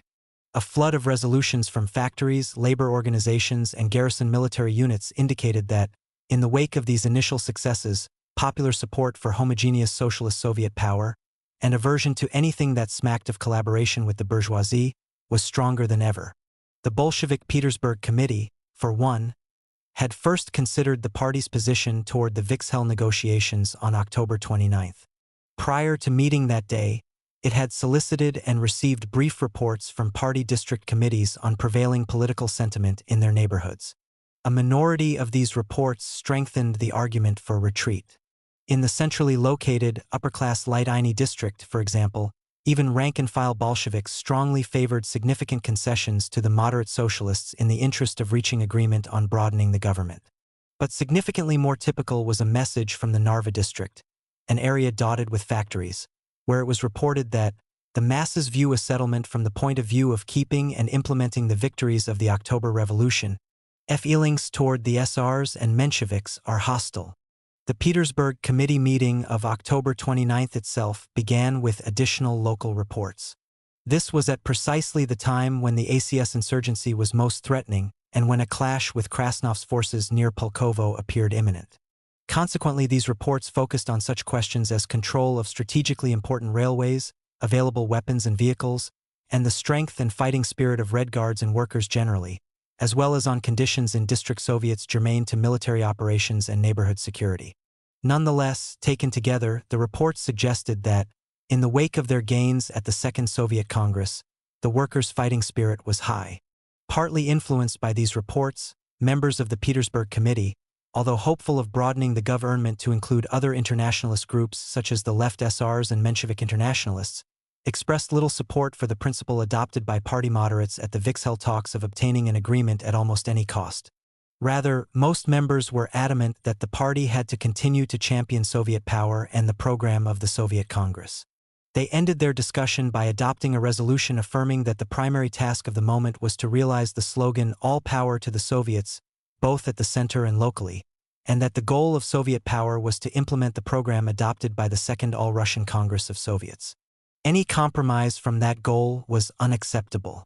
Without question, as in the pre-October period, the prevailing popular mood was not specifically pro-Bolshevik in the sense of advocating or even favoring Bolshevik one-party rule. However, judging from these reports and the vehement protests of worker delegations at sessions of the Vixhel talks, Lenin was on safe ground in arguing, as he now did, that the revolutionary masses would view compromises undermining Soviet power and the gains of October as a betrayal of Bolshevik promises. Yet here party colleagues who had rejected his basic theoretical tenets and had opposed many of his most fervently argued strategic directives from the time of the February Revolution were steering the party toward a political settlement which, as Lenin viewed it, would restore the moderate socialists' strong influence in government and thereby destroy his wager on Russia setting off decisive revolutionary outbreaks internationally. On November 1st, Lenin vented his rage at this state of affairs at meetings of the Petersburg Committee, in which several members of the Central Committee participated, and the Central Committee, in which representatives of the Petersburg Committee, the Bolshevik military organization, and Bolshevik trade union leaders participated. At the Petersburg Committee meeting, evidently struggling to maintain his composure with only mixed success, Lenin charged that the behavior of the Central Committee's representatives in the Vixhel meetings was treasonous. The only Bolshevik leader he singled out for praise was Trotsky. Trotsky recognized long ago that unification is impossible, and from that time on there has been no better Bolshevik. If there must be a split in the party, so be it, Lenin fumed. If you get a majority in the full Central Committee, take power in the CC and carry on. But we will go to the sailors. Members of the Petersburg Committee sat transfixed as the bitter struggle within the National Party leadership over the future government unfolded before their eyes. It was rare enough for Lenin to attend one of their meetings. In fact, he had done so only 3 times in the preceding 7 months. Now, however, the committee heard, firsthand, Lenin's views on government, on the future of the revolution, and on the crisis within the upper echelon of the party. Lunacharsky then rose to defend the views of the moderates. Trotsky continued the ferocious, unrelenting attack on Kamenev, Zinoviev, and their supporters launched by Lenin, and Nagin followed Trotsky with a final impassioned plea for compromise. Lunacharsky insisted that a homogeneous socialist government rather than an exclusively Bolshevik or even Soviet government was a necessity. In response to Lenin's categorical rejection of compromise, he argued that if the Bolsheviks did not obtain the cooperation of the existing state apparatus, they would not be able to manage anything. He acknowledged that the party had the option of resorting to terror. But why? He queried. To him, arrests would solve nothing. The state bureaucracy was just too big and complex to harness by means of terror. The only viable course, he insisted, was to take the path of least resistance, rather than taking each station with a bayonet charge. To Trotsky, Lunacharsky's preference for negotiation rather than armed violence and terror, as well as his emphasis on gradualism rather than on immediate decisive action, was a legacy of petty bourgeois psychology. The middle-class lice, who were then refusing to take sides, including Vixhel, would swing to the Bolsheviks as soon as they saw the strength of their government. The bureaucracy has its own interests and habits, he said. It must be smashed and rejuvenated. Only then will we be able to work. Compromising with moderate socialists in government would just bring continued vacillation and the evaporation of Bolshevik authority among the masses. Nagin was a key leader of the party's Moscow City organization and, since October 2nd, had been chairman of the Moscow Soviet. During the run-up to the Congress of Soviets, he had been an especially ardent supporter of linking the creation of a homogeneous Soviet government to its deliberations. He had left for Petrograd at the very moment when the Bolshevik situation in Moscow was at its grimmest to report on this state of affairs, to weigh in on the side of compromise, and to assume his post as People's Commissar for Trade and Industry. The record of a speech he made at the first Sovnarkom meeting on November 3rd reveals that the savage brutality of class warfare in Moscow and the anarchy reigning there had convinced him that unless the Bolsheviks split the opposition by coming to terms with Vikzhel, they were doomed to destruction, after wasting all their forces in a prolonged civil war. At the Petersburg Committee meeting of November 1st, he appealed for an immediate end to bloodletting. Moreover, he wondered aloud about why the word conciliation grated so on the ears of Lenin and Trotsky. In his mind, the party simply could not survive alone, and the attempt to do so by what he referred to as the minority in the Central Committee would inevitably result in a long civil war, hunger, the breakup of the Soviets, the destruction of the party, and the triumph of the counter-revolution.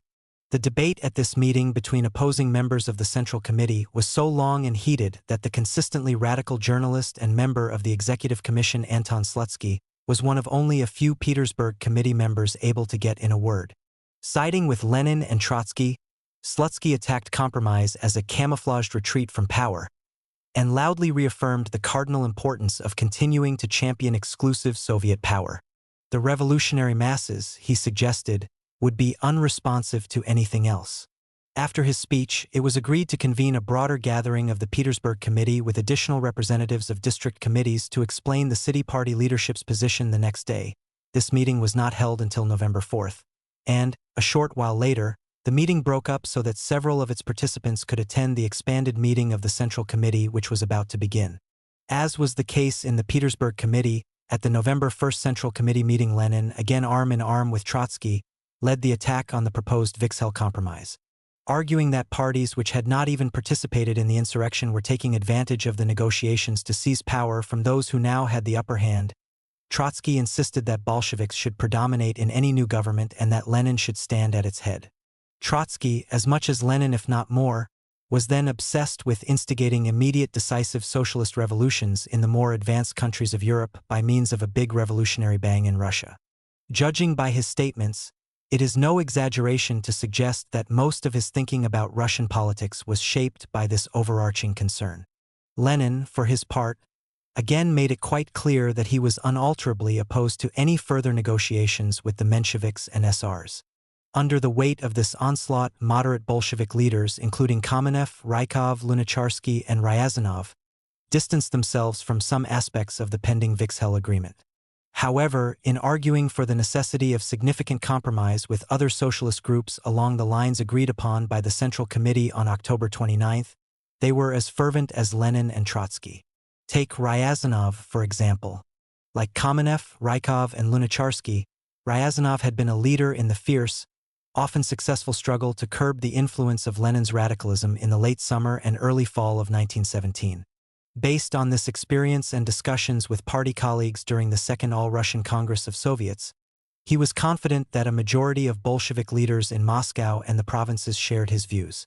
In making the case for a broadly representative government, Ryazanov, as chairman of the Petrograd Trade Union Council, could justly purport to represent Petrograd's 450,000 unionized workers. He would emphasize this point during a bitter confrontation with Lenin at a meeting of the Petrograd Trade Union Council on November 6. On November 1st, before the Central Committee, he made a particularly forceful plea for compromise. "If we abandon an agreement," he declared at one point, "we will be utterly and hopelessly alone, without the left SRs, without anything. We will be faced with the fact that we tricked the masses, having promised them a Soviet government. Some agreement is a necessity." The categorically negative views of Trotsky and Lenin on negotiations with the opposition were also rejected by centrist Central Committee members, including Ian Berzin, Moisey Uritsky, Andrei Bubnov, and Yakov Sverdlov, all of whom had voted in favor of participating in the Vikzhel discussions on October 29. Nonetheless, emboldened by the sudden improvement in the party's situation locally, and by prodding from Lenin and probably also from mid-level party leaders from the Petersburg Committee, even they felt that Kamenev and other Bolsheviks who had participated in the Vikzel talks had exceeded the Central Committee's mandate of October 29, and that several provisions of the preliminary agreement were unacceptable.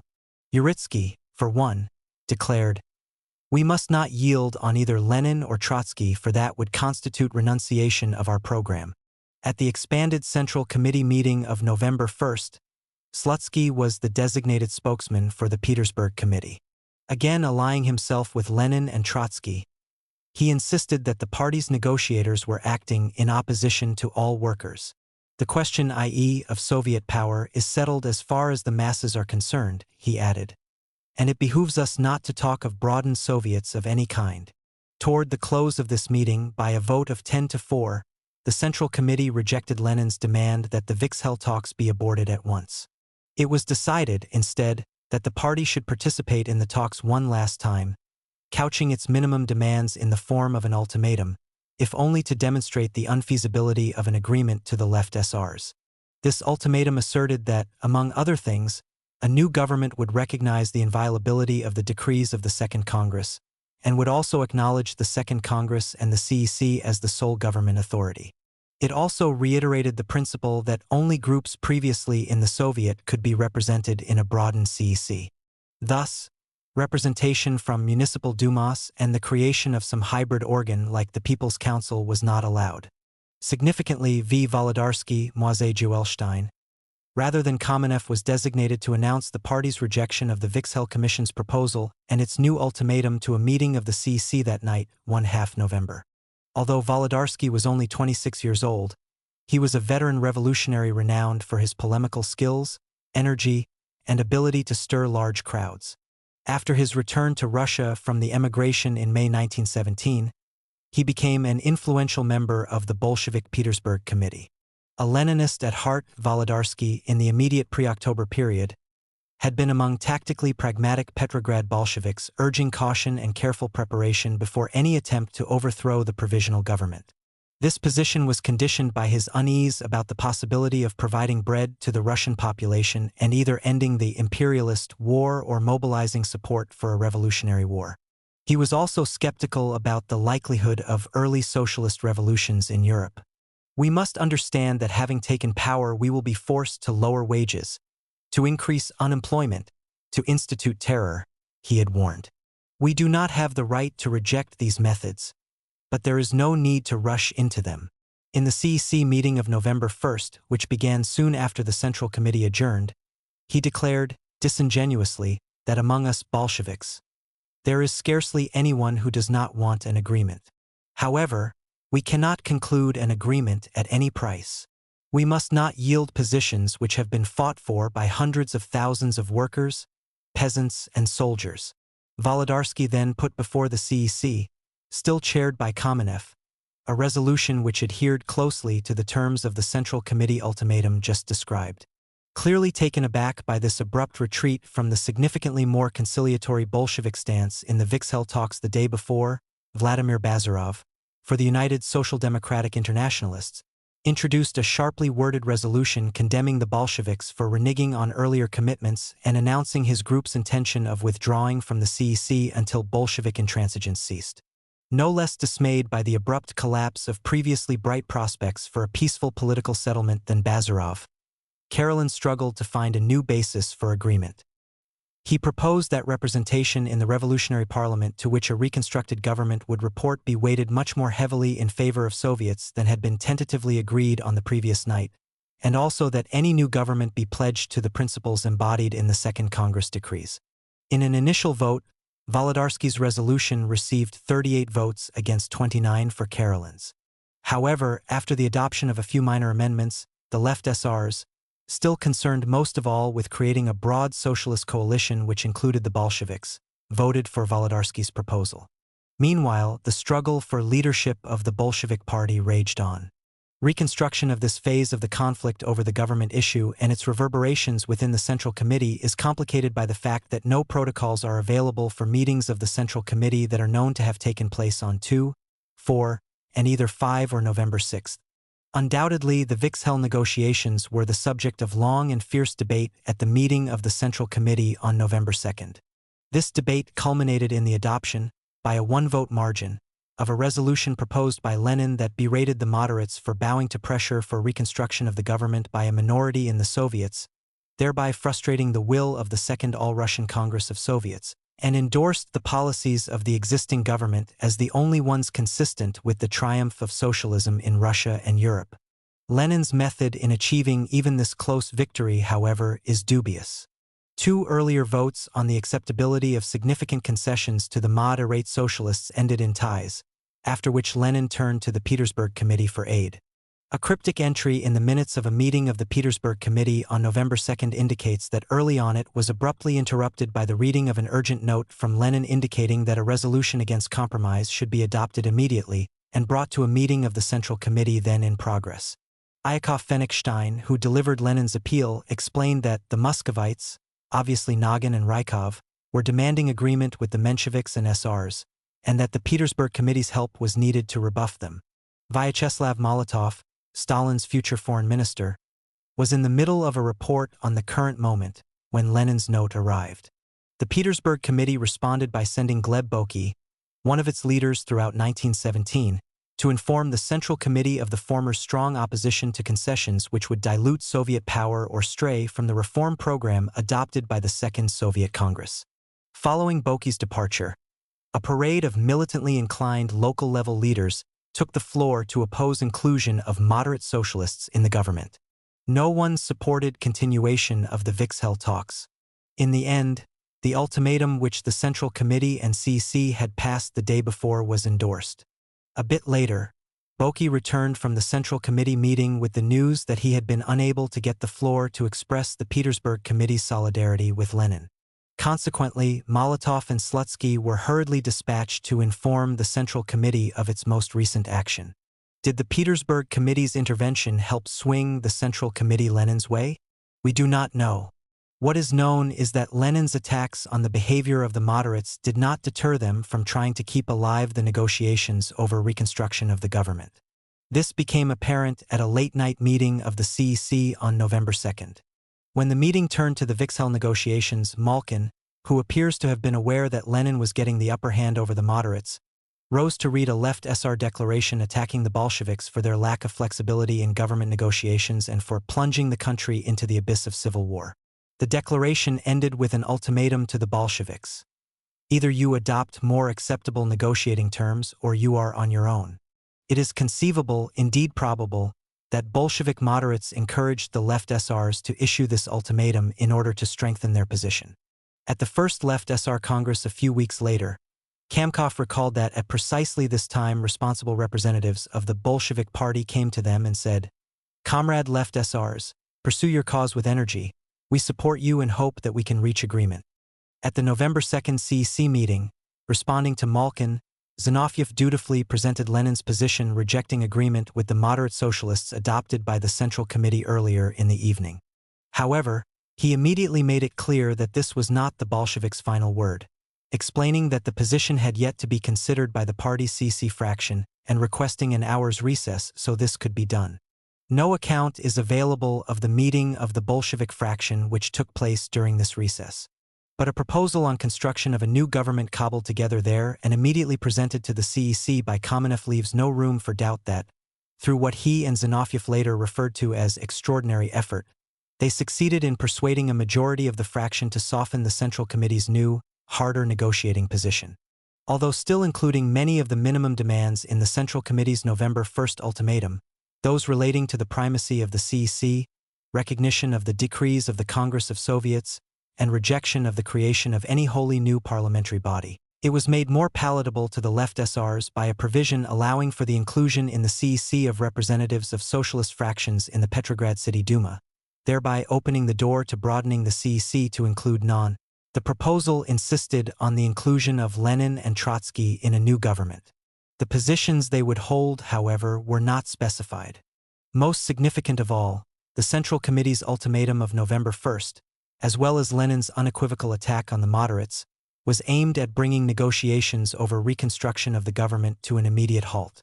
The primary purpose of the proposal Kamenev presented was to continue the negotiations. For the left SRs, these were forward steps. They withdrew their own ultimatum and, in principle, committed themselves to support of the new Bolshevik proposal. Kamenev, Ryazanov, and Zinoviev for the Bolsheviks and Karelin and Proshproshian for the left SRs were to represent the CEC in further negotiations over the makeup of a new government. Ryazanov presented the proposal to participants at the next session of the Vixhel talks on November 3. The meeting had begun inauspiciously for the moderate socialists. They had assumed that the preliminary agreement reached by the Vixhel Commission the night of 31 October/1 November would be the basis for construction of a new government, and consequently that it would be controlled by the People's Council in which Bolshevik influence would be minimized. However, the chair, A. Malitsky, read a resolution just presented to him by a delegation representing thousands of Putilov factory workers. Like the demands of the Obakov workers a few days earlier, the resolution affirmed that the creation of a homogeneous socialist government was essential, but that it had to accept the program of the Soviet government as reflected in decrees on land, peace, workers' control, and immediate convocation of the Constituent Assembly. Recognize the necessity of merciless struggle against the counter-revolution. Acknowledge the Second Congress with participation by the peasantry as the sole legitimate source of political power, accept that the government was responsible to the CEC, and reject participation in the CEC of organizations that were not part of the Soviet.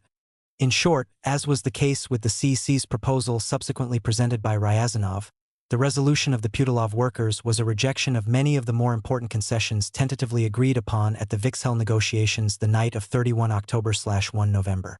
Abramovich, representing the United Social Democratic Internationalists, probably also spoke for the Menshevik Internationalists, not to mention mainstream Mensheviks and SRs, when he declared that the proposal presented by Ryazanov precluded an agreement and that the responsibility for the consequences of this outcome fell on the CEC. The remainder of this meeting was devoted to attacks by the moderate socialists on Bolshevik terror and the passage of a resolution demanding the formation of a comprehensively representative socialist government, responsible to a body representing the entire democracy, i.e., the Provisional People's Council. The apparent collapse of the Vixhel talks notwithstanding, one can well imagine Lenin's fury upon learning that the party's fraction in the CEC led by Kamenev and Zinoviev was continuing political negotiations aimed at forming a new government. For Lenin, this public act of disobedience was the last straw. The preceding days of bitter intra-party debate testified to the great attraction that a compromise agreement still had for some of his most authoritative colleagues. Therefore, he now asked each individual member of the Central Committee not openly allied with Kamenev to sign a formal statement pledging to bring the dispute with the moderates before top party committees regionally and nationally, including, if necessary, before an emergency party congress if the Central Committee minority did not agree categorically in writing to adhere to the letter and spirit of his resolution of November 2 endorsing the structure and policies of his government. Trotsky, Sverdlov, Stalin, Uritsky, Dzerzhinsky, Sokolnikov, Bubnov, Adolf Yaffe, and Matvey Muranov, in addition to Lenin, signed the statement. Analysis of available evidence suggests that although some of the latter remained sympathetic to compromise, and obviously had voted for significant compromise on October 29, few were prepared to challenge Lenin on the impermissibility of gross violations of party discipline in time of incipient civil war. On the other hand, feeling deeply about the absolute importance of their cause, the leading moderates, Kamenev, Rykov, Zinoviev, Nagin, and Vladimir Miliutin, promptly resigned from the Central Committee so that, as they wrote in a response to Lenin's statement, "We will be free to lay out our views before the masses, and to appeal to them to support our call for immediate agreement on a government representing all Soviet parties." Kamenev and his colleagues obviously hoped that their resignations would rally support for them within the party. According to Sverdlov, their step touched off some shock waves. In retrospect, however, they would probably have been better served by remaining in the Central Committee, where there were still critically important battles to be waged and possibly won, for example, over policies toward the Constituent Assembly, and by taking Lenin up on his offer of a party congress or conference to adjudicate the split in the party leadership. For it is by no means certain that a national party gathering would have sided with Lenin. By leaving the Central Committee and not responding positively to the idea of convening an emergency national party meeting, moderate Bolsheviks left one of the revolution's most important arenas of battle and helped ensure the victory of Lenin's whole line, no less than did the Mensheviks and SRs in quitting the Second Congress of Soviets. As it was, continuing excesses by the MRC at this time again hardened moderate socialist attitudes toward collaboration with the Bolsheviks. Also, the Mensheviks and SRs interpreted resignations from the Bolshevik Central Committee as a sign that the expected disintegration of the Bolsheviks had begun. Naturally, such thinking undermined whatever residual interest still existed among them for compromise with the Bolsheviks. They showed up for a previously scheduled Vikshel meeting the night of May 6 November from which the Bolsheviks and left SRs were absent, but not with any inclination to negotiate. On this note, the Vikshel talks were postponed indefinitely. Unfortunately for the Mensheviks and SRs, the Bolsheviks' initial revolutionary decrees, and their apparent toughness in dealing with the internal and external counter-revolution, had rejuvenated the revolutionary spirit of Petrograd's lower classes, a fact reflected in the expansion of support for Lenin's position at the local level. The Petersburg Committee's conference with delegates from district party organizations on November 4 provided a graphic example of this. At this meeting, some 112 party activists from all districts of the capital listened to a rousing account by Trotsky of the greatness of the Bolshevik Party and of the struggle within it over compromise on the government question.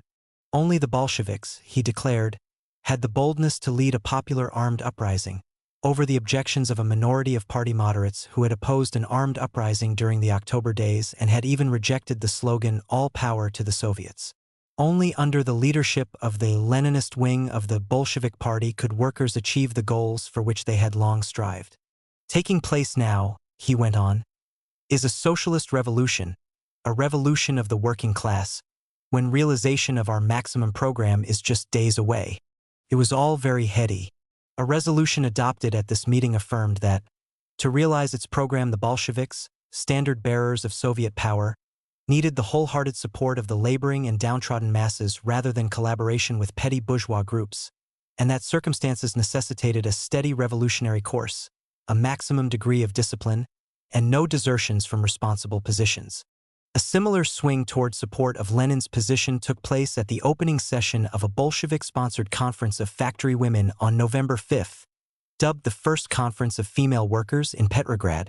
Organization of the conference by several leading Bolshevik women grouped around the journal Rabinowitch had begun before October, primarily to mobilize female workers in support of Bolshevik candidates in elections to the Constituent Assembly.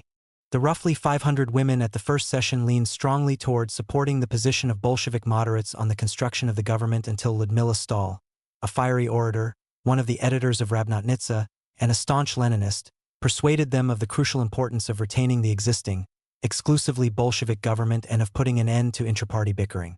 That night, a delegation of women chosen at the session went to Smolny to convey these sentiments to Bolshevik leaders. Nowhere was the swing from support of the position of Bolshevik moderates to that of Lenin demonstrated more clearly than in the proceedings of the Petrograd Trade Union Council.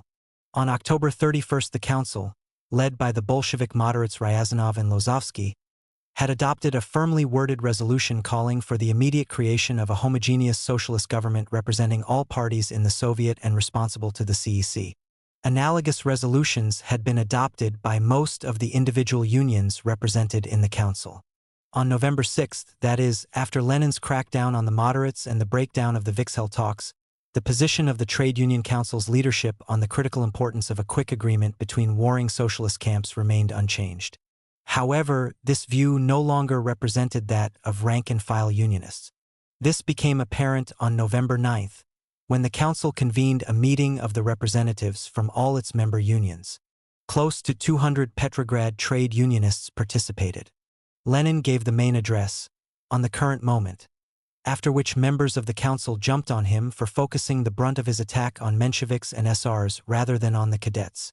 An unidentified Menshevik internationalist insisted that the repressive policies of Lenin and Trotsky were signs of weakness rather than strength, and of obsequiousness toward the masses, and that a party which placed impossible challenges before the proletariat was not its friend.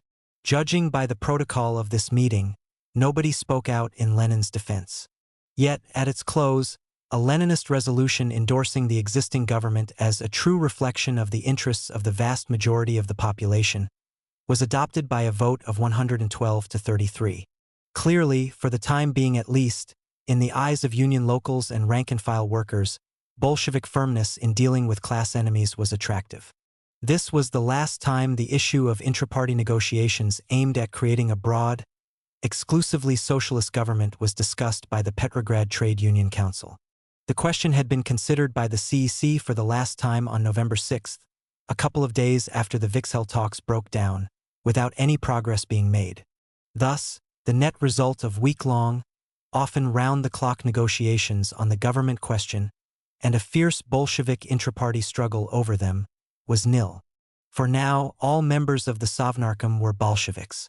Despite the lack of progress in reconstructing the Sovnarkom through Vixhel negotiations during the first weeks of Soviet power in Petrograd, proponents of the multi-party socialist government, moderate Bolsheviks included, drew solace from the fact that, according to the decree establishing the Sovnarkom, it was responsible to the CEC in which all Soviet parties, groups, and institutions, including those that had withdrawn from the Second Congress of Soviets, or were unrepresented in it, were entitled to participate in Bolshevik Central Committee resolutions on the government question during this period. Regardless of whether they were proposed by the moderates or Leninists, the CEC's primacy over the Sovnarkom was consistently reaffirmed. Further, Bolshevik moderates and left SRs alike interpreted this to mean that the CEC would be the primary legislative body and the Sovnarkom would be an executive organ, primarily implementing its policies. Taken for granted, at the very least, was that no policy would become law until confirmed by the CEC. Even Lenin acknowledged, in principle, that the Sovnarkom was accountable to the CEC. In practice, limitations on the independent power of the Sovnarkom and the prerogatives and sensibilities of the CEC were ignored by the Sovnarkom from the start. Before mid-November, when the Sovnarkom first began to meet regularly, Lenin and other people's commissars issued decrees on their own, without reference to the CEC. Indeed, during these first weeks, a steady stream of decrees, primarily hastily drafted statements of revolutionary principle, were issued. Their main purpose was to solidify support for Soviet power in Petrograd and the rest of Russia, and to help trigger decisive revolutionary uprisings abroad. Similar arbitrariness characterized the behavior of the MRC. In the first weeks after Kerensky's overthrow, the MRC became the main command post for security in Petrograd and for expansion of Soviet rule nationally. Beyond this, in Petrograd, for reasons examined in the next chapter, the MRC became responsible for many civil services and quickly evolved into a government within a government. The independent role of the MRC in national and local political life following the overthrow of the provisional government has yet to receive the scholarly attention it deserves. But without question, in response to the unwillingness of government ministries, financial institutions, and municipal agencies to recognize the legitimacy of Soviet power, the MRC issued decrees and orders, often implemented by force, that were not and, in some instances, would not have been approved by the Sovnarkom, let alone the CEC.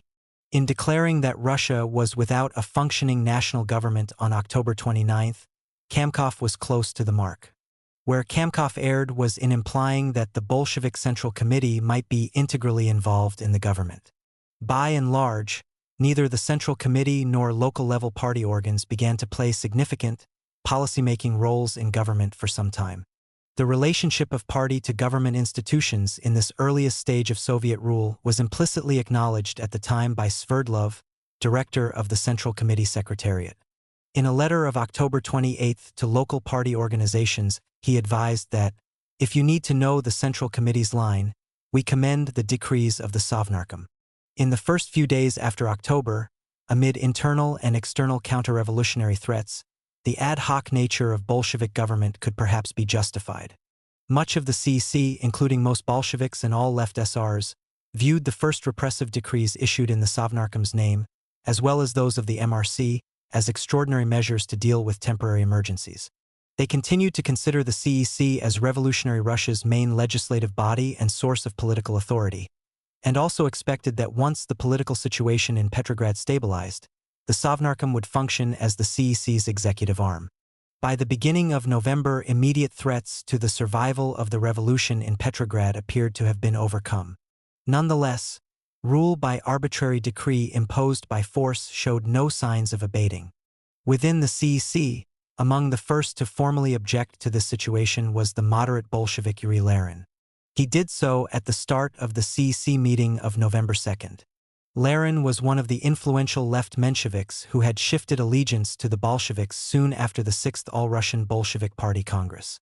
Already at that time he had expressed implicit support for the Kamenev wing of the party as well as opposition to rash methods and Bolsheviks who favored them. In the CEC on November 2nd, Lenin focused his attention on Muravyev's infamous Order No. 1, which had been published in bold type on the front page of Izvestia that morning without clearance from either the CEC or the Sovnarkom. To him and like-minded party colleagues, not to speak of most left SRs, Muravyev's endorsement of lynch justice was utterly repugnant. Mindful of the CEC's prerogatives as stipulated by the Second Congress's decree on government, Lenin, seconded by Ryazanov, urged the CEC simply to revoke it. Such action was seriously considered. However, at this delicate stage in intra-party and intragovernmental relations, a majority of the CEC backed away from an immediate head-on collision with Lenin and the Sovnarkom. The CEC requested rather than ordered Rykov, People's Commissar for Internal Affairs, to rescind Muravyev's decree, which was done a few days later. The issue of the relationship between the Sovnarkom and CEC arose again at the very next CEC meeting on November 4th, this time in conjunction with Lenin's decree endorsing press curbs. Again, Lenin initiated the discussion. Acknowledging that tight controls over the press might have been justified during the unstable, immediate post-October days, he insisted that this was no longer the case and that the news media should remain free of restrictions as long as it did not directly incite subversion or insurrection. He introduced a resolution revoking Lenin's press decree and prohibiting repressive acts of any kind not sanctioned by a special representative tribunal to be created by the CEC expressly for this purpose. Notably, left SRs at this meeting were prepared to go further than that. They urged that the press decree be dealt with as an aspect of a broader consideration of the Sovnarkom's usurpation of the CEC's legislative powers and demanded that all repressive measures decreed by Lenin and other People's Commissars since the October days be rescinded. In response, the Bolshevik secretary of the CEC, Varlam Ivanisov, a Leninist, contended that the Sovnarkom still needed unlimited powers, as the struggle to defend the revolution was by no means over. He introduced a resolution prohibiting restoration of press freedoms and endorsing all measures of the Sovnarkom to date. Subsequently first Trotsky, and then Lenin, both of whom rushed to the CEC meeting upon hearing of the conflict brewing there, rose to defend the press decree as an absolute necessity in time of extreme emergency. Thus, very quickly, Lenin's initiative evolved into a second bitter structural clash between the CEC and the Sovnarkom, as well as a direct confrontation between Bolshevik moderates and left SRs on the one hand, and Leninist Bolsheviks on the other over fundamental governmental powers. When the issue was voted on, Ivanisov's resolution won out over Lenin's. But the matter did not stop there. Frustrated in their hope of broadening the Sovnarkom, or of moderating its behavior through the CEC, the left SRs announced their withdrawal from the MRC and from all other government institutions except the CEC. The sensation this caused paled by the reaction to what came next. Nagin made an emotional plea for a compromise on the government issue, following it up with an announcement that was as prophetic as it was startling. As he put it, the only alternative was a purely Bolshevik government maintained by political terror. This will lead to the estrangement of proletarian mass organizations from those who direct our political affairs, to the establishment of an unaccountable regime, and to the destruction of the revolution and the country. Declaring that Bolshevik moderates could not accept responsibility for such a course, he disclosed the resignations from the Sovnarkom of 4 People's Commissars, Rykov, Miliutin, Ivan Teodorovich, and Nagin himself, as well as the association of 7 additional prominent Bolshevik officials with their protest. To be sure, 3 of the officials who resigned, Nagin, Rykov, and Miliutin, were members of the Bolshevik Central Committee who stood close to Kamenev on theoretical and tactical questions. Their departures from the government followed logically from their withdrawals from the Central Committee. Moreover, most of those who formally endorsed the statement but did not resign also belonged to the moderate wing of the party. However, this was not true in all cases. For example, Alexander Shliapnikov, People's Commissar for Labor, had, until then, usually allied himself with the Leninists. One of the most eloquent moderate Bolshevik indictments of the hard line toward political compromise that Lenin and Trotsky were pushing for at this time was delivered by Lozovsky at a Bolshevik caucus preceding the November 4th CEC meeting. Prefacing each indictment with the refrain in the name of party discipline, "I cannot remain silent," Lozovsky attacked the Leninists for supporting the extremism of the MRC reflected in Muravyev's incitement of mob violence, for the suppression of the opposition press, harassment, persecutions, searches, and arrests, for curbs on the right of association, for the MRC's usurpation of civil government, for cheating the toiling masses who had fought for multi-party Soviet government only to discover that for reasons unclear to them this government turned out to be purely Bolshevik, and for making agreement on reconstruction of the government conditional on inclusion of specific individuals, i.e. Lenin and Trotsky, when every moment of delay in reaching agreement brought further bloodshed. Lozovsky's indictment of the Leninists in the Bolshevik caucus was stirring and captured the tense, emotional atmosphere which obviously prevailed there. Lenin's move against curbs on the press and the impending resignations from the Sovnarkom were undoubtedly discussed by the fraction at the caucus. For non-Bolsheviks at the subsequent CC meeting, however, Nogin's announcement of resignations from the government had the effect of an exploding bomb. Suddenly, it was apparent that both the Bolshevik Central Committee and the Sovnarkom were in shambles. The left SRs sought to exploit this circumstance in order to try once again to assert the authority of the CEC over the Sovnarkom. In a formal written interpellation to Lenin, an unidentified left SR pointedly noted that the Congress of Soviets had designated the CEC as the supreme authority to which the Sovnarkom was wholly responsible. He asked for an immediate explanation of the grounds upon which the Sovnarkom had issued decrees neither authorized nor discussed by the CEC and whether the Sovnarkom intended to desist, in the future, from the impermissible practice of ruling by decree. Lenin responded with the claim that the prerogative of removing ministers was quite sufficient to enable the CEC to maintain control over the Sovnarkom's policies, and that all the decrees in question were essential for dealing with emergencies. Should this not be enough, he said, the CEC had the option of calling another National Congress of Soviets whenever it wished. The left SRs immediately moved to declare this response unsatisfactory. A resolution to this effect failed by a vote of 25 to 20, with 6 left SRs and 6 Bolsheviks abstaining.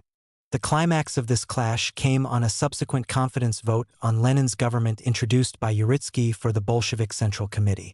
With historical perspective, one can see that this was a critical moment in the earliest evolution of the Soviet system.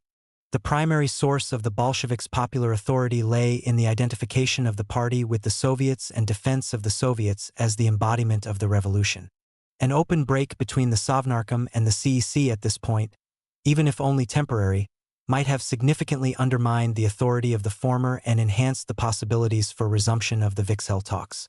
So close was the relative strength at this meeting of Bolshevik moderates, Menshevik internationalists, United Social Democratic internationalists, and left SRs on the one hand, and Bolsheviks upon whom Lenin could rely on the other, that in order to assure a plurality Lenin was driven to insist that Bolshevik People's Commissars in attendance be permitted to participate in the balloting, in effect, allowing members of the government to participate in a vote of confidence in themselves. A roll call vote ended up 29 to 23, with 3 abstentions. Ryazanov and other leading moderate Bolsheviks at this meeting, Lenin, Nogin, and Kamenev among them, do not appear to have voted. This circumstance, coupled with the yes votes of 4 People's Commissars Lenin, Trotsky, Stalin, and Nikolai Krylenko, was decisive. After weathering the CC meeting of November 4th, Lenin personally sent an ultimatum to Kamenev, Zinoviev, Ryazanov, and Lenin threatening to expel them from the Bolshevik Party unless they either immediately agreed in writing to support the policies of the Central Committee unswervingly and promote its policy in all their speeches or withdrew from all public activity pending the decisions of a party congress. Kamenev, Ryazanov, and Lenin, though not Zinoviev, immediately replied with a defiant joint response challenging Lenin's right to insist that they promote Central Committee policies with which they radically disagreed as an unprecedented demand to speak against their own consciences. At the same time, it is important to note that when several of his most prominent allies resigned from government posts, Kamenev had remained in his still potentially very powerful position as chairman of the CEC and even refrained from formally expressing solidarity with the defectors as had several other Bolshevik officials sympathetic to them. However, this caution was insufficient to save him from Lenin's wrath. Once Lenin decided to break with party moderates irrespective of cost, it was inevitable that he would seek to remove Kamenev from leadership of the CEC and of the Bolshevik CEC fraction, and to substitute a more pliant, dependable party comrade in his place. Primarily by virtue of his unswerving loyalty and subservience to Lenin as director of the Central Committee Secretariat, The obvious individual for the job was Sverdlov. At Lenin's instigation, participants in a morning meeting of the Bolshevik Central Committee on November 8 agreed to remove Kamenev from leadership of the CEC.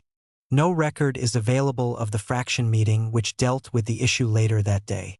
Did Kamenev go down without a struggle? In view of his decision to remain at his post a few days earlier, that seems unlikely.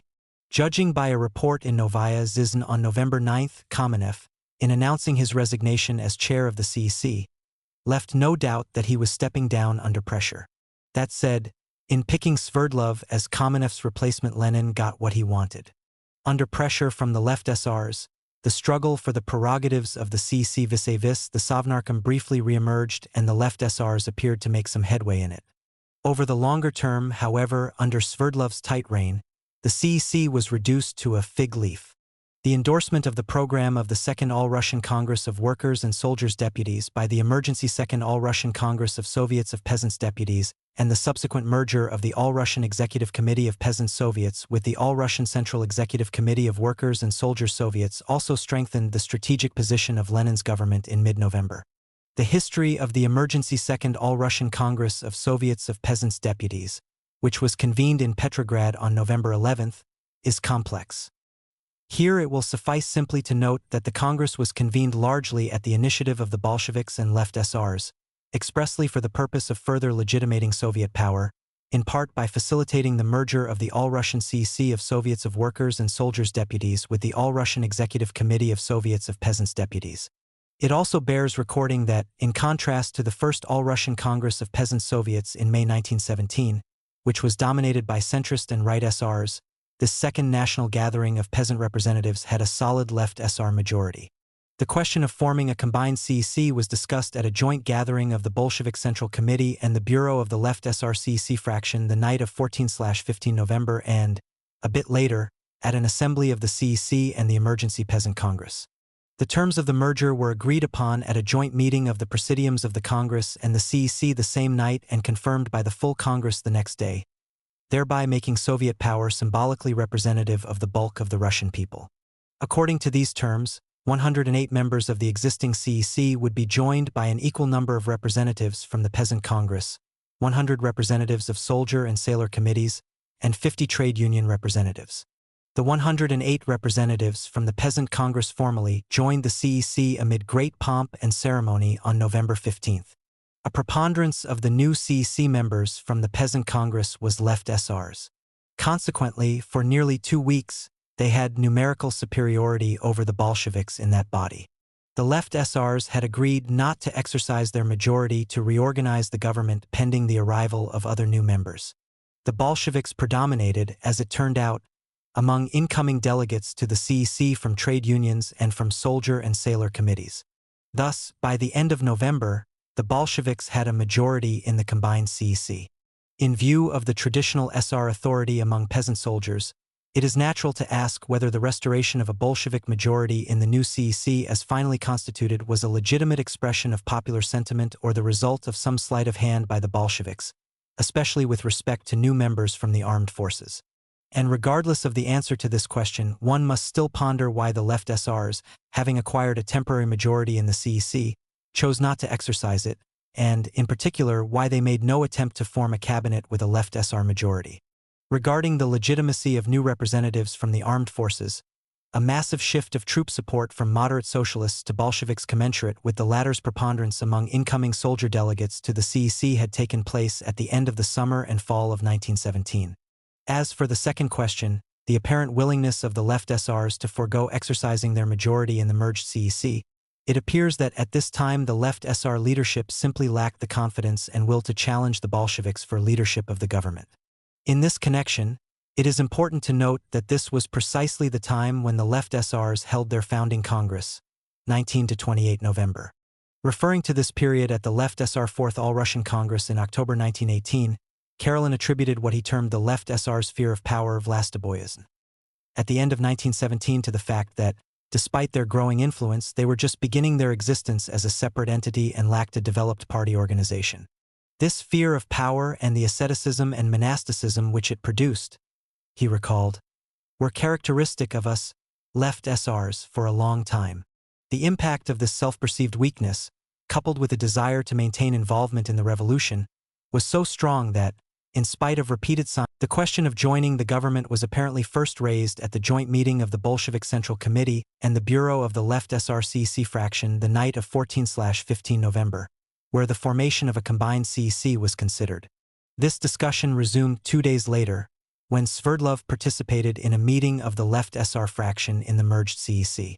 At a session of the First Left SR Congress at precisely that time, in a comment that typified Left SR sentiment, Maria Spiridonova justified close collaboration with the Bolsheviks.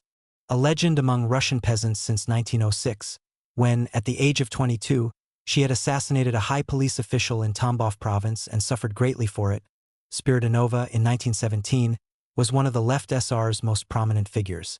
At the Left SR Congress, she asserted that we are on the threshold of a tremendous social upheaval. We will experience much that cannot be foreseen. This is the point of view from which we must approach the Bolsheviks. However alien their crude behavior is to us, we are maintaining close contact with them because the masses follow them. We entered into a bloc with the Bolsheviks to moderate them, recalled another leading Left SR nearly a year later, after this approach had failed. For these reasons, by mid-November 1917, orientation toward partnership with the Bolsheviks was so strong among Left SR leaders that revulsion toward this or that repressive measure by Bolshevik authorities only reinforced it.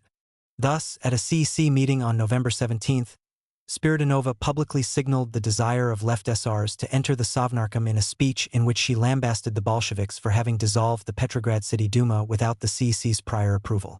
Sverdlov followed Spiridonova's attack by introducing a draft constitution regulating the future relationship between the CEC and the Sovnarkom, drawn up at the insistence of the Left SRs as a precondition for further negotiations over the makeup of a coalition cabinet.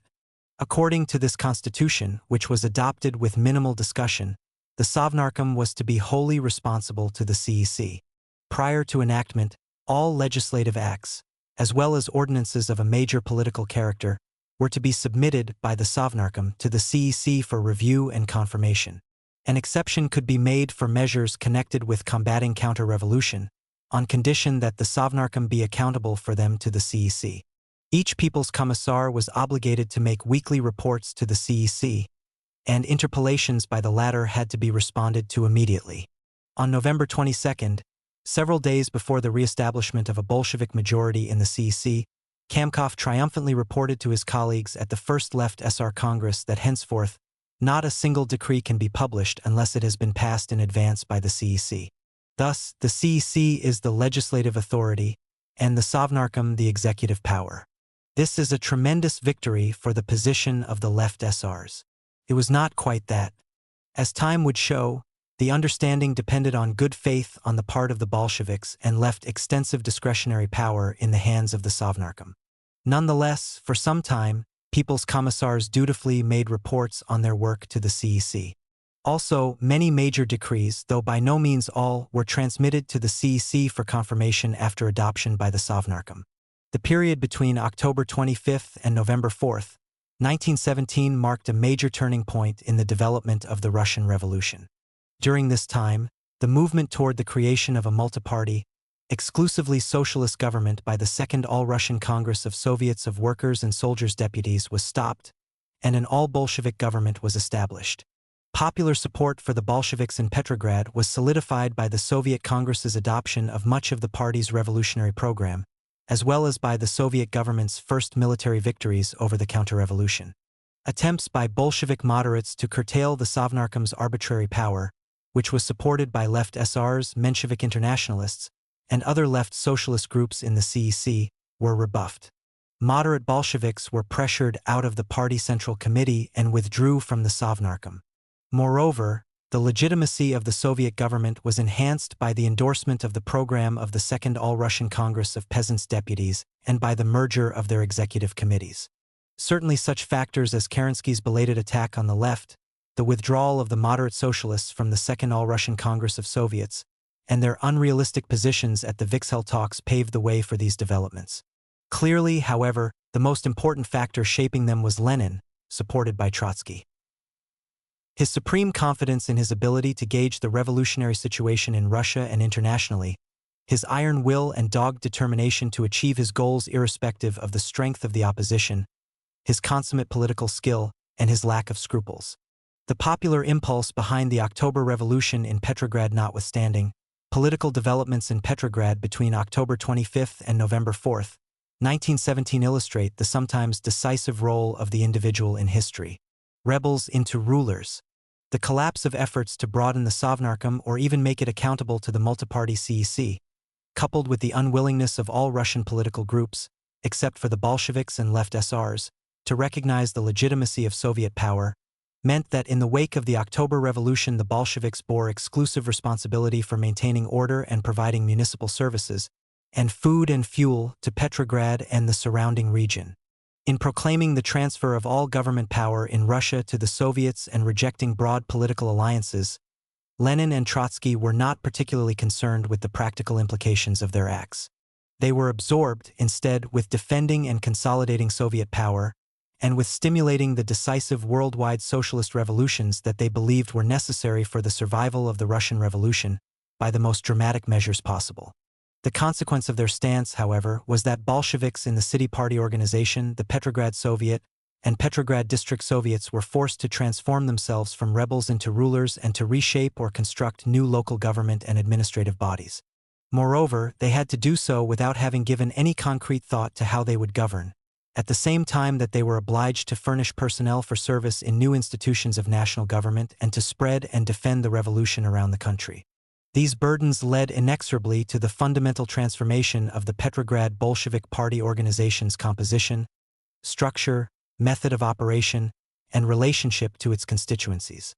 Considering that, during the October days, government power everywhere in Russia was, in principle, transferred to Soviets from top to bottom, it might have been expected that, in Petrograd, city Soviets and district Soviets would promptly begin taking over the responsibilities of the institutions of local government created in the late Tsarist era, such as the City Duma and District Dumas, and their panoply of administrative boards, upravy. Yet, for several reasons that are important for understanding the evolution of Soviet government in Petrograd, and the relationship between it and the role of Bolshevik Party committees in government, this did not occur.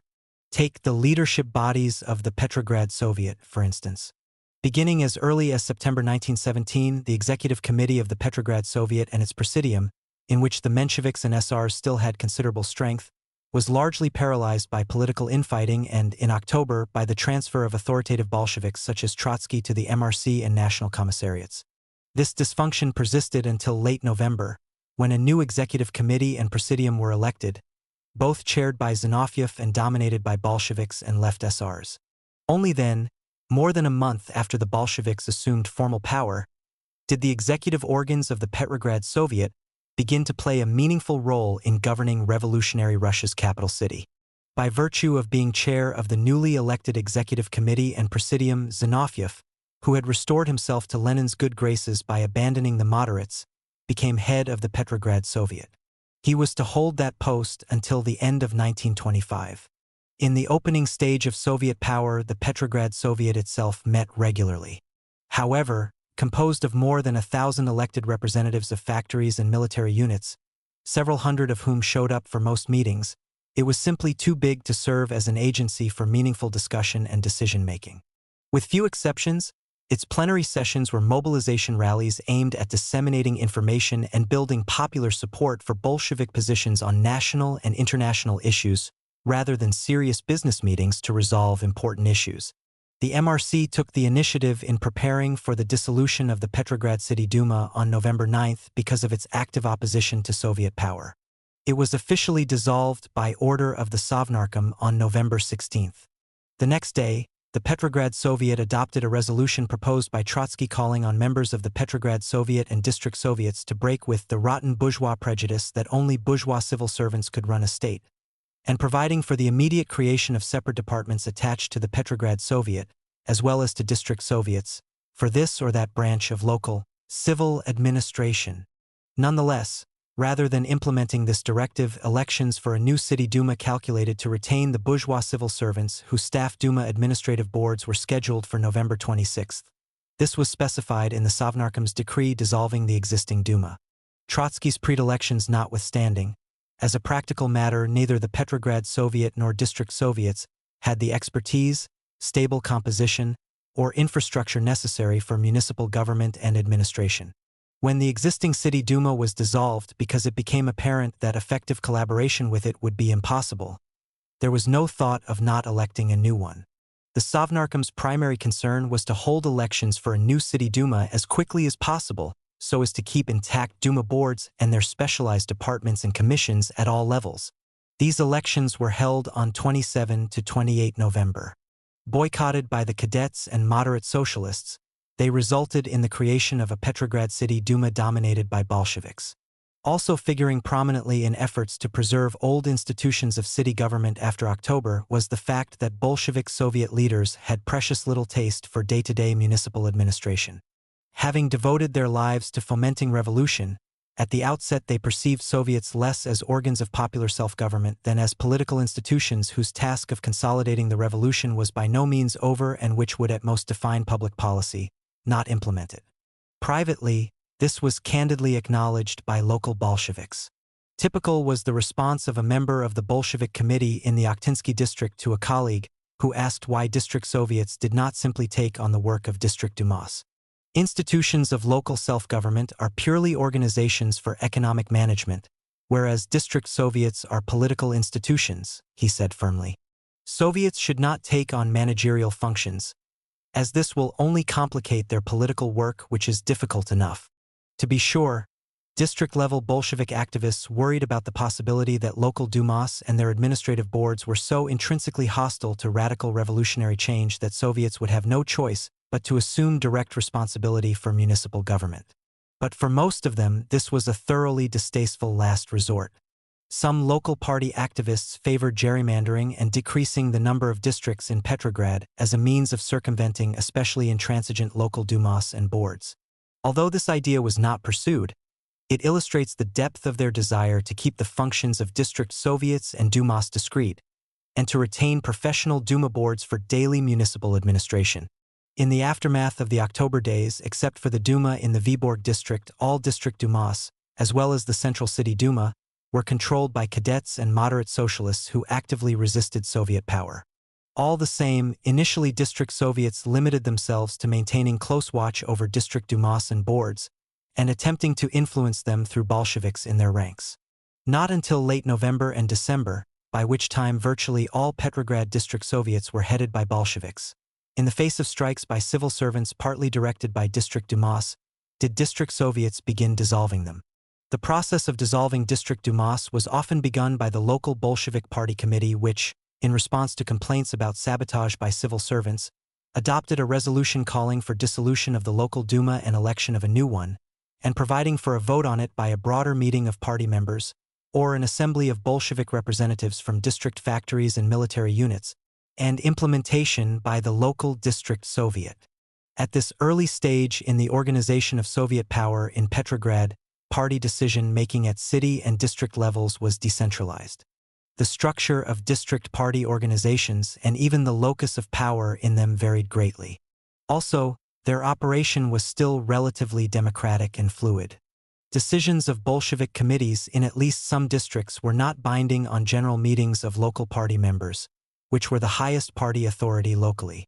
District Party Committee and District Soviet resolutions dissolving District Dumas provided for their re-election.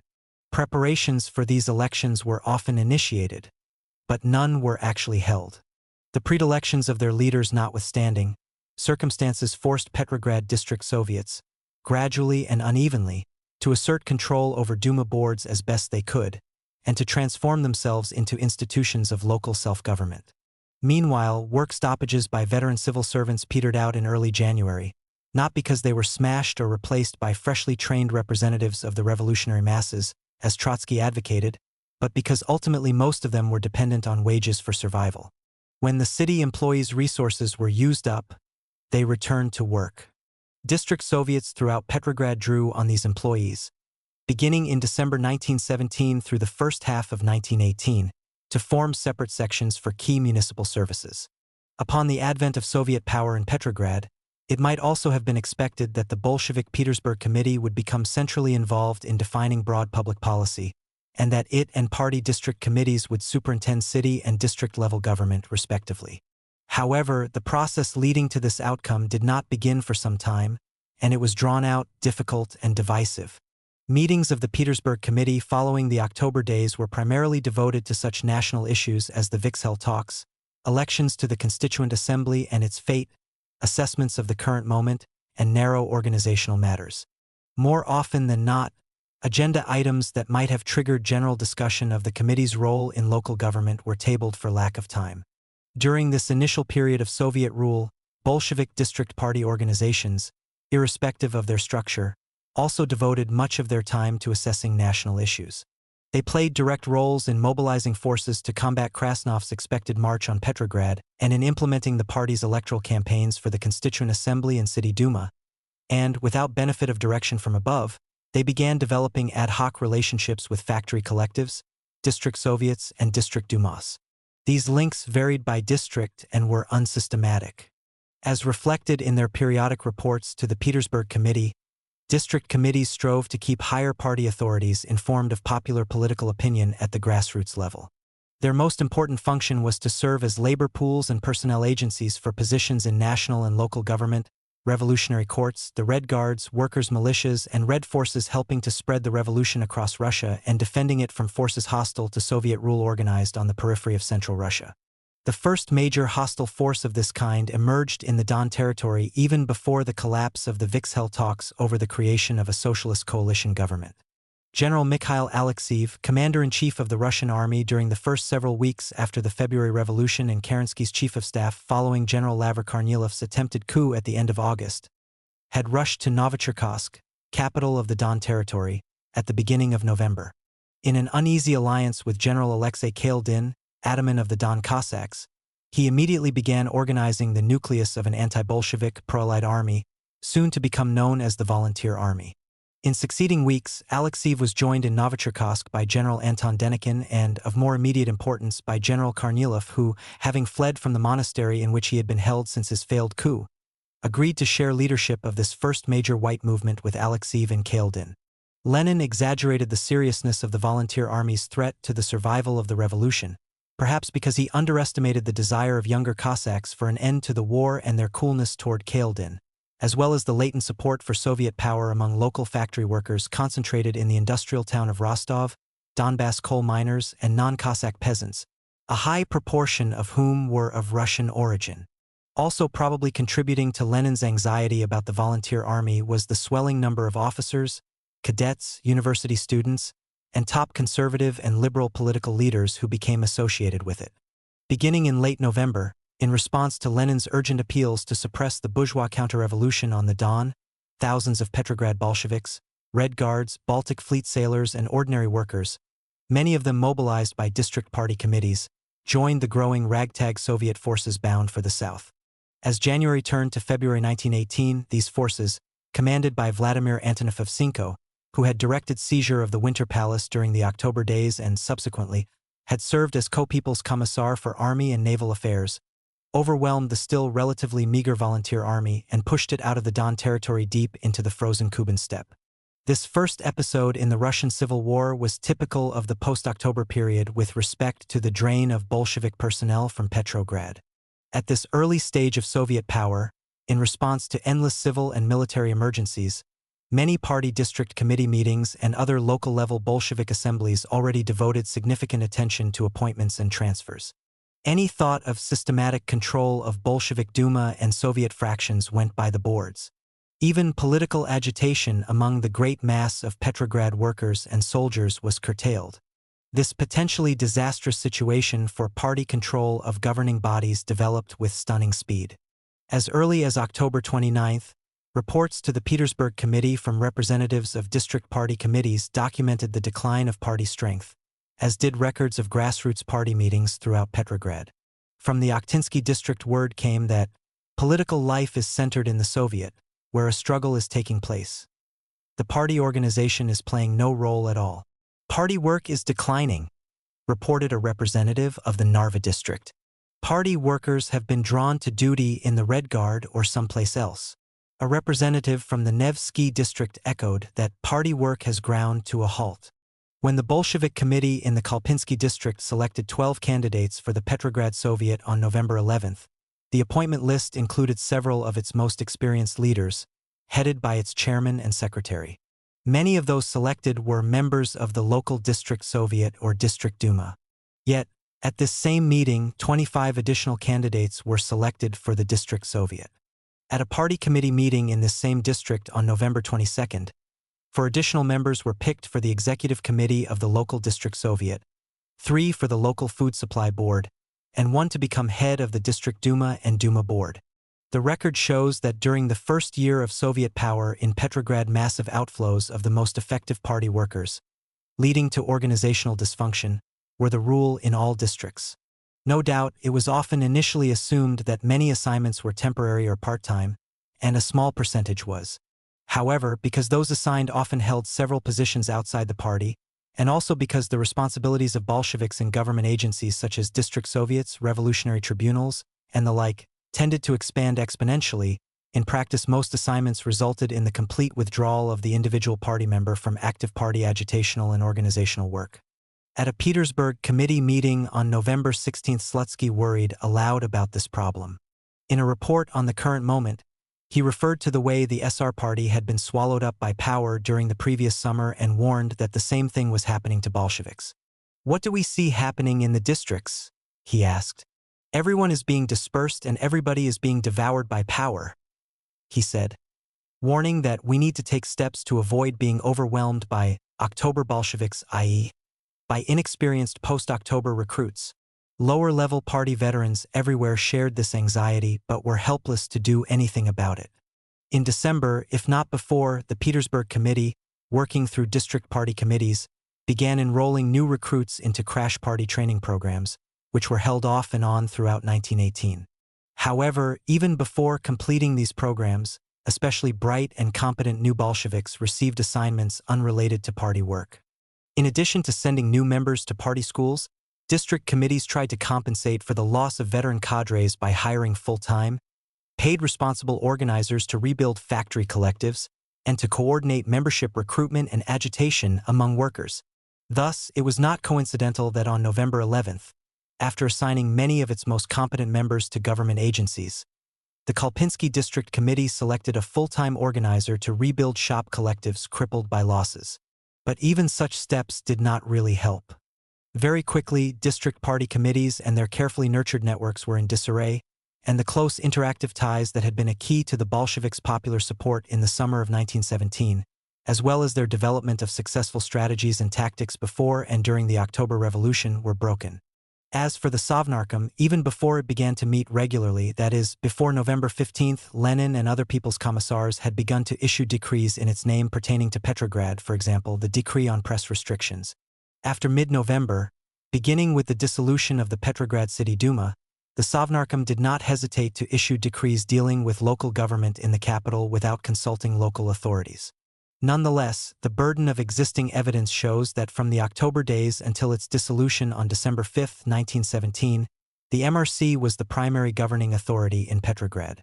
Originally created by the Petrograd Soviet to monitor the provisional government's disposition of troops of the Petrograd garrison, it had been deftly utilized by the Bolsheviks for Kerensky's overthrow.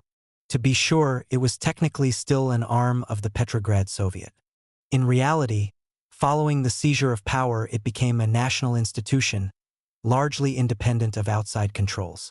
Willy-nilly, in the course of combating anti-Bolshevik forces and attempting to maintain security and order, in the vacuum created by work stoppages on the part of experienced civil servants that staffed Duma boards and never-ending crises caused by disorder at all levels of government, the MRC expanded its activity from directing military operations and policing into such areas as the procurement, delivery, and distribution of food, fuel, and other basic necessities, transport and travel, labor relations and wages, public health, prison administration, and the allocation of housing. The MRC was headed by a bureau intended to coordinate a plethora of constantly changing sections with overlapping responsibilities. Its commissars, mostly Bolsheviks and left SRs drawn from party committees and directly from factories and military units, were dispatched by the dozens with unlimited powers over government agencies, enterprises of every kind, and military and police forces. It is clear that the MRC's operations were haphazard and primitive despite continuing efforts to streamline them. Around November 22, Sergei Guzov, secretary of the MRC and head of its secretariat, quit his posts because of the organization's enduring chaos. In a bitter resignation letter, he explained his action. The question of organizing the MRC's work has been discussed incessantly. Resolutions have been adopted providing for sections and commissions and the appointment of MRC members to each of them. All these resolutions have remained unfulfilled, and the work of the MRC has been carried out in its previous disordered, chaotic way.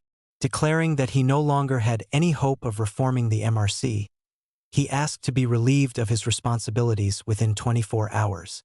Guzov was persuaded to stay on, partly, perhaps, because the Sovnarkom scaled down the MRC's responsibilities.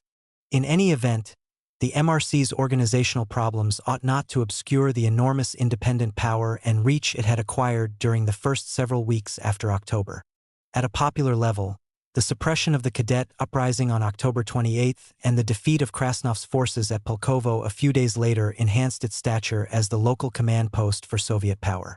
Starting then, district Soviets controlled by Bolsheviks looked to the MRC for support and direction. Inasmuch as it had at its disposal worker Red Guards, soldiers of the Petrograd garrison, Baltic fleet sailors, and large stores of arms and munitions, it was the only agency in Petrograd with the military strength to enforce orders. Moreover, organizational shortcomings aside, the cream of the Bolshevik leadership was active in the MRC at one time or another. The critical role of the MRC in governing Petrograd, to the extent it was governed at all, is clear.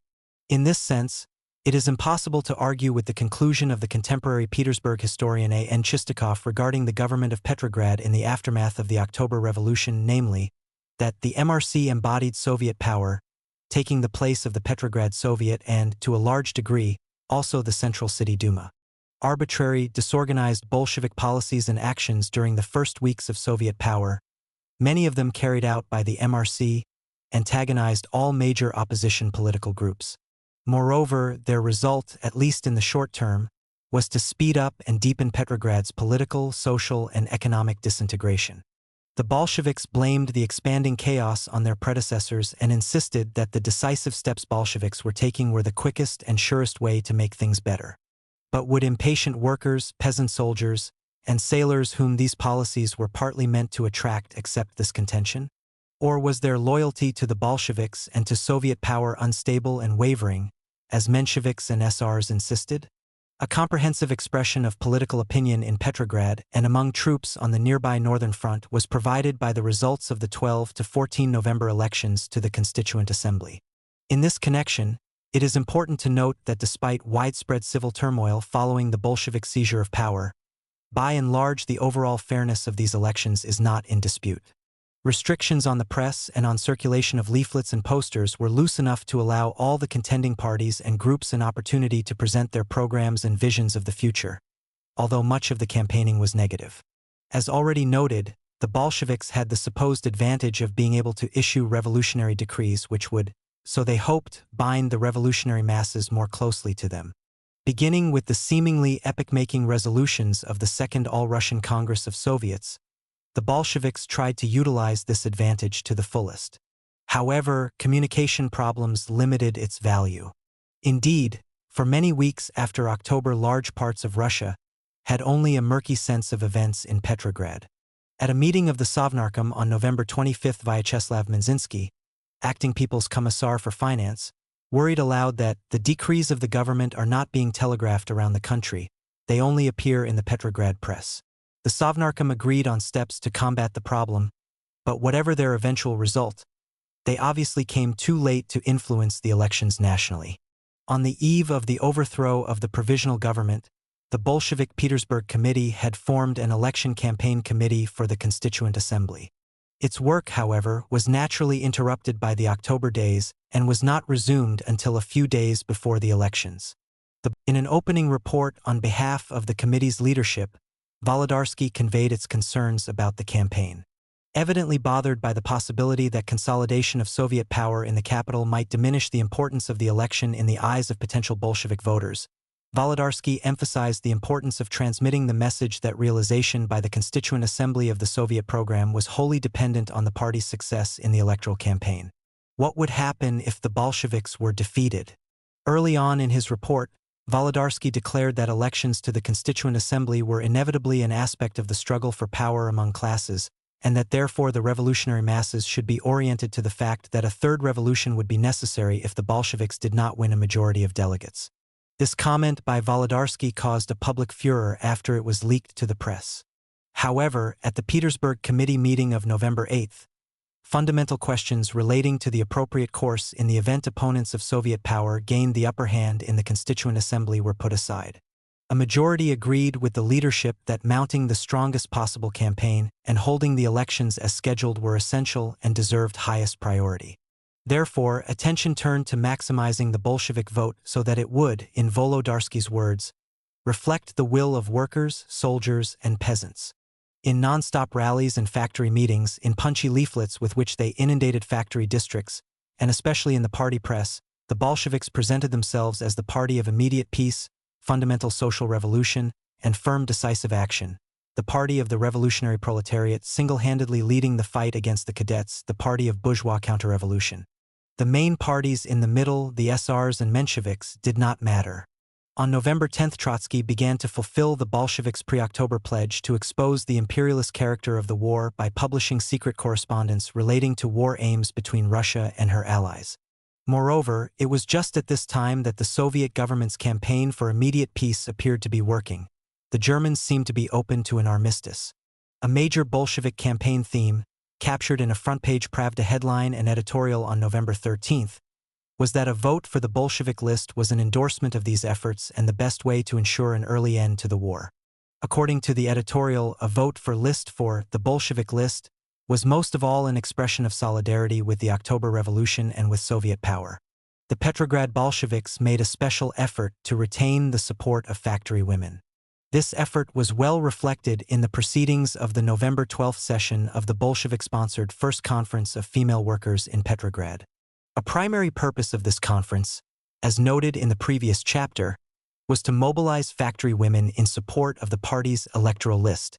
During an impassioned speech laying out the reasons why female laborers should vote only for Bolsheviks, Klavdia Nikolieva, a printer by trade, the conference chair, and another of Rabotnitsa's editors despite only 4 years of formal schooling, explained that of the 19 electoral lists, only one list, that of the Bolsheviks, was committed to representing workers and would strive to consolidate their hard-won revolutionary gains. She specifically warned her listeners not to be fooled into voting for list number 7, the list of the primarily Cadet League for Women's Equal Rights. Campaigning in factories, the League's spokeswomen pledged to defend the interests of working women, she explained. In reality, if elected to the Constituent Assembly, the League's delegates would represent privileged women. We, class-conscious women, know that we do not have any unique women's interests, that there should not be separate women's organizations, Nikolieva declared. We are really strong only when we are united in one brotherly proletarian family with all workers fighting for socialism. Before this conference session ended, one citizen Doroshevskaya, of the League for Women's Equal Rights, asked for the floor. At Alexandra Kalantai's insistence, she was given a chance to speak. Her message was that women from all over the world had visited the League to praise its efforts, that the League was, in fact, leading the successful struggle for women's rights in revolutionary Russia, and that it was impossible for men to defend women's interests as they had no understanding of them. I am a laboring woman myself, a physician, my husband ran out on me, and so I must feed my children through my own labor, she ended. None of the assembled factory women appeared to have any sympathy for Doroshevskaya. Rather, they were clearly in agreement with a delegate who scoffed at the idea that all women had common interests, suggesting that comrade maids, who worked for people like Doroshevskaya, be asked if this was true. The factory women were obviously also in agreement with a second delegate, who wondered aloud about where the League for Women's Equal Rights was when the working day for factory women was as long as 14 hours and when pregnant women lost their babies at their workbenches. They responded positively to another delegate, who insisted that it was unfair to fight men just because they were men, that there was not and could not be conflict with male workers with whom we work at one bench, and with whom we are fighting for a free life and an honest democratic peace in the ranks of one class. Judging by Kalantai's combative response to Doroshevskaya, The latter's plea for support of the League for Women's Equal Rights momentarily obscured fundamental distinctions that emerged during the conference between Kollontai, who believed that women workers did indeed have unique interests and therefore favored separate party entities to advance them, and most Petrograd Bolshevik women leaders like Nikolieva and Concordia Samoilova, who excluded the very idea of gender-based issues, who concentrated most of their time on general party work, and for whom special publications for women or party women's sections were no more than a practical means of attracting female workers to participation in a common socialist cause. The Bolshevik campaign message to women was also reflected in leaflets and newspaper appeals, among them a Rabotnitsa editorial, The Constituent Assembly and Women Workers by Samoilova. As a consequence of the February Revolution, revolutionary female workers, in tandem with male workers and soldiers, had won such rights as freedom of speech, the press, and assembly, as well as the right to vote regardless of gender, Samoilova wrote. Since the Constituent Assembly would define a wholly new state order and pass a host of new laws, it was critical for women workers that these laws protect their rights along with those of workers generally. Only genuine defenders of the interests of male and female workers, the Bolsheviks, could ensure that women's labor would be protected through the passage of laws regarding maternity, health, and old age insurance, and the establishment of an elected women's factory inspectorate to keep close watch over working conditions for women. In their campaign, the main enemy, the cadets, like the Bolsheviks, portrayed the elections as primarily a choice between diametrically opposed visions. As a cadet editorial of the time put it, two paths lie before the country: the path of profound class struggle and destruction of the state, on the one hand, or the gathering together of Russia and the establishment in it of strong state order, on the other. The first path is most clearly represented by the Bolsheviks, the second by the Party of People's Freedom, the Cadets. It is only necessary that the choice be made firmly and definitely. A cadet campaign leaflet entitled Lists made it quite clear that a vote for its list number 2, headed by Paul Milyakov, was a vote for the transfer of full governing authority to the Constituent Assembly and a vote against the Bolsheviks and Soviet power. Elections to the Constituent Assembly are approaching. This body is the only true lord of Russia. Citizens, you must make it clear that it is not for them, the Bolsheviks, whose hands are soiled with the blood of their brothers, to build a new Russia, but for those who are endowed with true statesmanship, who genuinely love their country, who are ready to free her from the foreign foe, and who respect the people's freedom. Cast your ballot for the Party of People's Freedom, the only truly national, non-class, and democratic party. The Mensheviks also championed the Constituent Assembly. They lambasted both the Bolsheviks and the cadets.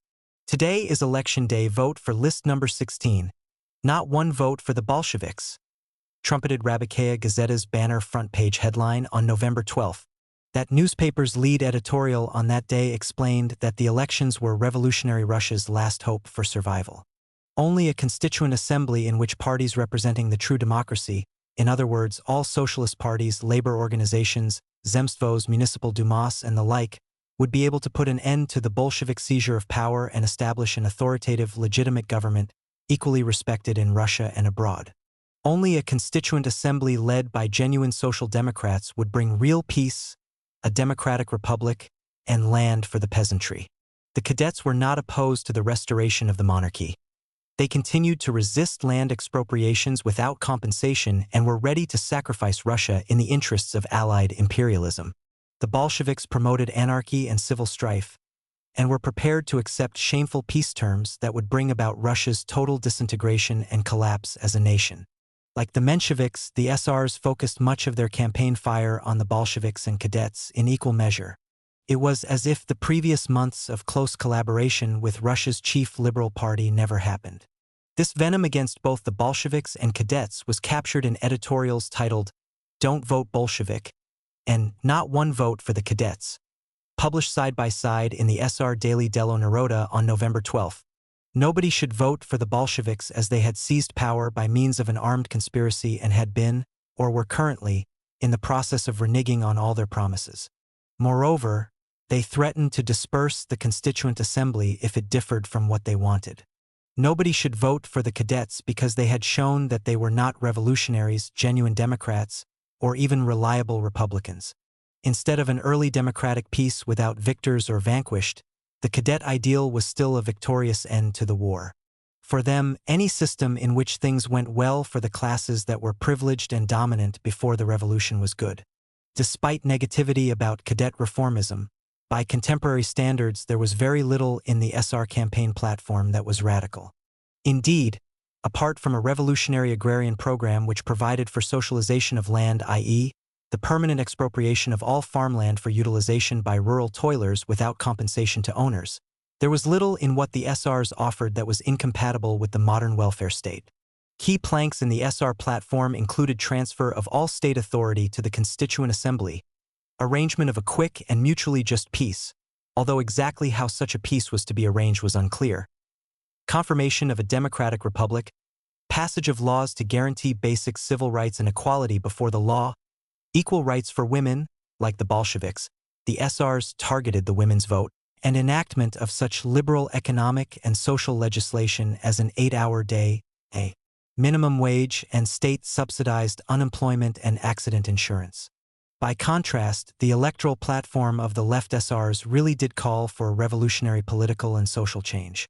Certainly, for now, the left SRs continued to uphold the sanctity of the Constituent Assembly as revolutionary Russia's supreme political authority. But to them, as for the Bolsheviks, both elections to the Constituent Assembly and the proceedings of the Assembly itself were natural arenas for waging class struggle. Moreover, at bottom, the left SRs did not feel any more constrained by parliamentary forms of struggle for the realization of revolutionary goals than the Bolsheviks did. Their campaign promises included an immediate end to government by Lenin and Trotsky, creation, finally, of a homogeneous, broad, united socialist coalition government responsible to the Soviets, arrangement of an immediate peace without victors or vanquished, if necessary, through direct appeals to the peoples of warring states, struggle for the triumph of socialism internationally, and workers' control of factories. In short, the left SRs stood for undoing political damage caused by the Bolsheviks' premature seizure of power and the realization, through the Constituent Assembly, of the principal decrees of the Second All-Russian Congress of Soviets. Unfortunately for the left SRs, in elections to the Constituent Assembly they were saddled with a major structural handicap. At the first left SR National Congress, convened exactly a week after the elections, the left SRs organized themselves into a separate party. But as things stood, their candidates to the Constituent Assembly were sandwiched in among centrist and right SRs on List 9. This list, rank-ordered, had been composed in September before differences among SRs became unbridgeable. There was no way for voters to indicate preferences among candidates, assuming they understood their differences.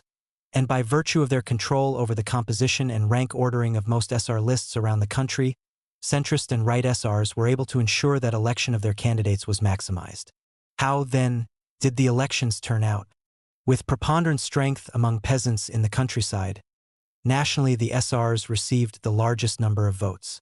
In combination with other moderate socialist and liberal groups, altogether 62% of the total, they were well positioned to control the Constituent Assembly.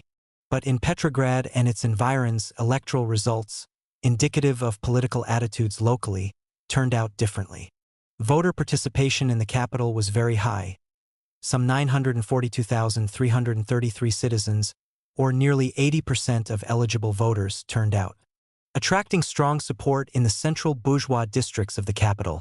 The cadets finished second, garnering some 246,506 votes, or 26.3% of the total. The League for Women's Equal Rights received 5,231 votes, constituting 0.5% of the overall vote. In comparison with earlier citywide elections, the moderate socialists lost considerable ground to the cadets on the right and the Bolsheviks on the left. The SRs received 152,230 votes, or 16.2% of the total vote, and the Mensheviks 29,167, or 5%. The Bolsheviks, with 424,027, or 45.2% of the total vote, were the clear winners. Winning 12 of the city's 18 electoral districts overall, they completely dominated Petrograd's working-class areas. Moreover, they did similarly well among soldiers of the Petrograd garrison, previously the preserve of the SRs, receiving 75% of the soldier vote. It is also noteworthy that the party demonstrated impressive strength among Baltic Fleet sailors and soldiers on the strategically critical Northern Front. In the remaining 6 electoral districts, the cadets led. In sum, the results of elections to the Constituent Assembly were a strong endorsement of revolutionary Bolshevik policies and Soviet power by lower classes in the Petrograd region. Significantly, in the wake of the elections, Vikshel finally admitted defeat. It formally acknowledged the governmental authority of the CEC and turned its attention to gaining control over the People's Commissariat for Transportation. A disappointed Novaya Zizn correspondent was not far off the mark when, commenting on the election results in Petrograd, he wrote that, "However we may feel about it, we cannot but admit one thing. Even with respect to the Constituent Assembly, the workers of Petrograd recognized the Bolsheviks as their leaders and spokesmen for their class interests. Lenin could now be hopeful that Petrograd workers, soldiers, and sailors, as well as troops on the Northern Front, would support the Bolsheviks in the event of a confrontation with the Constituent Assembly over the future of Soviet rule." After the results of the elections to the Constituent Assembly became known, the Leninist Bolshevik Central Committee leadership gradually developed a two-pronged policy toward it. First, it encouraged the recall of elected Constituent Assembly delegates opposed to Soviet power. A decree providing for recall elections drafted by Lenin was adopted by the CEC shortly after the election results became known. It placed the right of recall and re-election of delegates to the Constituent Assembly in the hands of local Soviets. Although recently published data suggests that the recall movement had promise, the time was so short before the scheduled opening of the Constituent Assembly, and, in any event, its life was so fleeting that it had little practical impact. Second, the Central Bolshevik leadership sought to undermine efforts by the SRs, cadets, Mensheviks, and other groups and institutions hostile to Soviet power to direct preparations for the Constituent Assembly and to mobilize popular support and protection for it. In pursuit of this objective, the Bolsheviks sought to control all matters relating to the opening and operation of the Constituent Assembly, to brand and incarcerate prominent opponents of Soviet power as enemies of the people, and to prepare party organizations and Petrograd's lower classes for the Constituent Assembly's possible dissolution. The Petrograd City Duma, a national center for resistance to Soviet power and for support of the Constituent Assembly, was shut down by Sovnarkom decree on November 16. Its dissolution triggered a fresh explosion of protest by liberal and moderate socialist groups and even by the left SRs. The City Duma responded by passing a joint SR-Cadet resolution rejecting the authority of the Soviet government, and continued its activity as if nothing had happened. Matters came to a head on November 20th. Deputies arriving at the City Duma for an evening meeting were greeted by armed sailors and Red Guards who tried to prevent them from entering. The deputies pushed their way in and proceeded with their scheduled business but were quickly and forcibly dispersed. Resuming their deliberations at another location, they ended their session by declaring November 28th, the opening day of the Constituent Assembly, a national holiday. Later that night, the MRC searched the apartments of opposition Duma leaders, several of whom were arrested. Except for the mayor, Grigory Schreider, and a close associate of his, all those detained were quickly deposed and released. Stenographic records indicate that the old City Duma continued to meet occasionally in various underground locations at least until mid-January. On 22 to 23 November, prominent opposition leaders from the old City Duma and the ACS, primarily SRs and also cadets, popular socialists, and Menshevik defensists, collaborated in the formation of an organization called the Union for Defense of the Constituent Assembly, UDCA. Headquartered in the building of the Venerable Free Economic Society, it formed branches in several districts of Petrograd and also established itself in other major Russian cities. Its declared purpose was to be a national center for strengthening and expanding popular support for the Constituent Assembly as Russia's legitimate supreme political authority and for organizing security for it. This was also the goal of the semi-autonomous SR Military Commission, which had helped organize the insurrection against Soviet power on October 29. As November 28 drew near, the UDCA took the lead in planning mass demonstrations around the country on the day of the public holiday scheduled by the Old City Duma to celebrate the Constituent Assembly's opening. Roughly simultaneously, SR delegates, most of them housed in an overcrowded makeshift dormitory on Bolotnoy Street, began preparations for the Constituent Assembly's work. During these days, the Leninist Bolshevik leadership pursued the general directions developed when the outcome of the elections to the Constituent Assembly became known namely organizing recall elections, doing everything possible to undermine the Constituent Assembly at a popular level, and asserting control over arrangements for the Assembly. In connection with the latter, a key problem was what to do about a national commission which the provisional government had established in August to coordinate Constituent Assembly elections and preparations. This commission, the All-Russian Commission on Elections to the Constituent Assembly, was controlled by groups opposed to Soviet power, primarily cadets and SRs. As a sign of opposition to the Bolsheviks, it had suspended activity during the October days. On November 6, after it became clear that elections to the Constituent Assembly would probably be held on schedule, the commission resumed operations. However, it steadfastly refused to recognize Soviet power and resisted the Sovnarkom's attempted intrusions into its work. On November 23, in response to the commission's continued stonewalling, Soviet authorities arrested several commission members, all told some 12 to 15 cadets and SRs, and detained them for 4 days. At the same time, Moise Uritsky, a member of the Bolshevik Central Committee then serving in the Commissariat for Internal Affairs, was appointed special commissar responsible for strict control of the Commission on Elections. However, this arrangement lasted only a couple of days, after which the commission was dissolved, ostensibly because of its unwillingness to work with Uritsky. In truth, a new office for arrangements connected with the Constituent Assembly, headed by Uritsky, had been formed a day or two earlier. It had become apparent even to cadets and SRs in the now disbanded Commission on Elections that voting and tabulation of election results around the country were running far behind schedule, and consequently only a small fraction of certified delegates would arrive in Petrograd by November 28. Lenin saw the absence of anything approaching a quorum as a convenient excuse for delaying the Constituent Assembly. On November 26 he issued a decree stipulating that it would be convened when 400 delegates, roughly half the elected delegates, arrived in Petrograd. This decree also stipulated that the first session of the Assembly would be opened by an individual designated by the Sovnarkom. Meanwhile, without consulting the Sovnarkom or the leadership of the Petrograd Soviet, the MRC organized a march of its own to counter the demonstration planned for November 28 by the Old City Duma. However, the Sovnarkom forced the MRC to abort the march. Unfortunately for the MRC, the cancellation was missed by Rabinowitch I Soldat.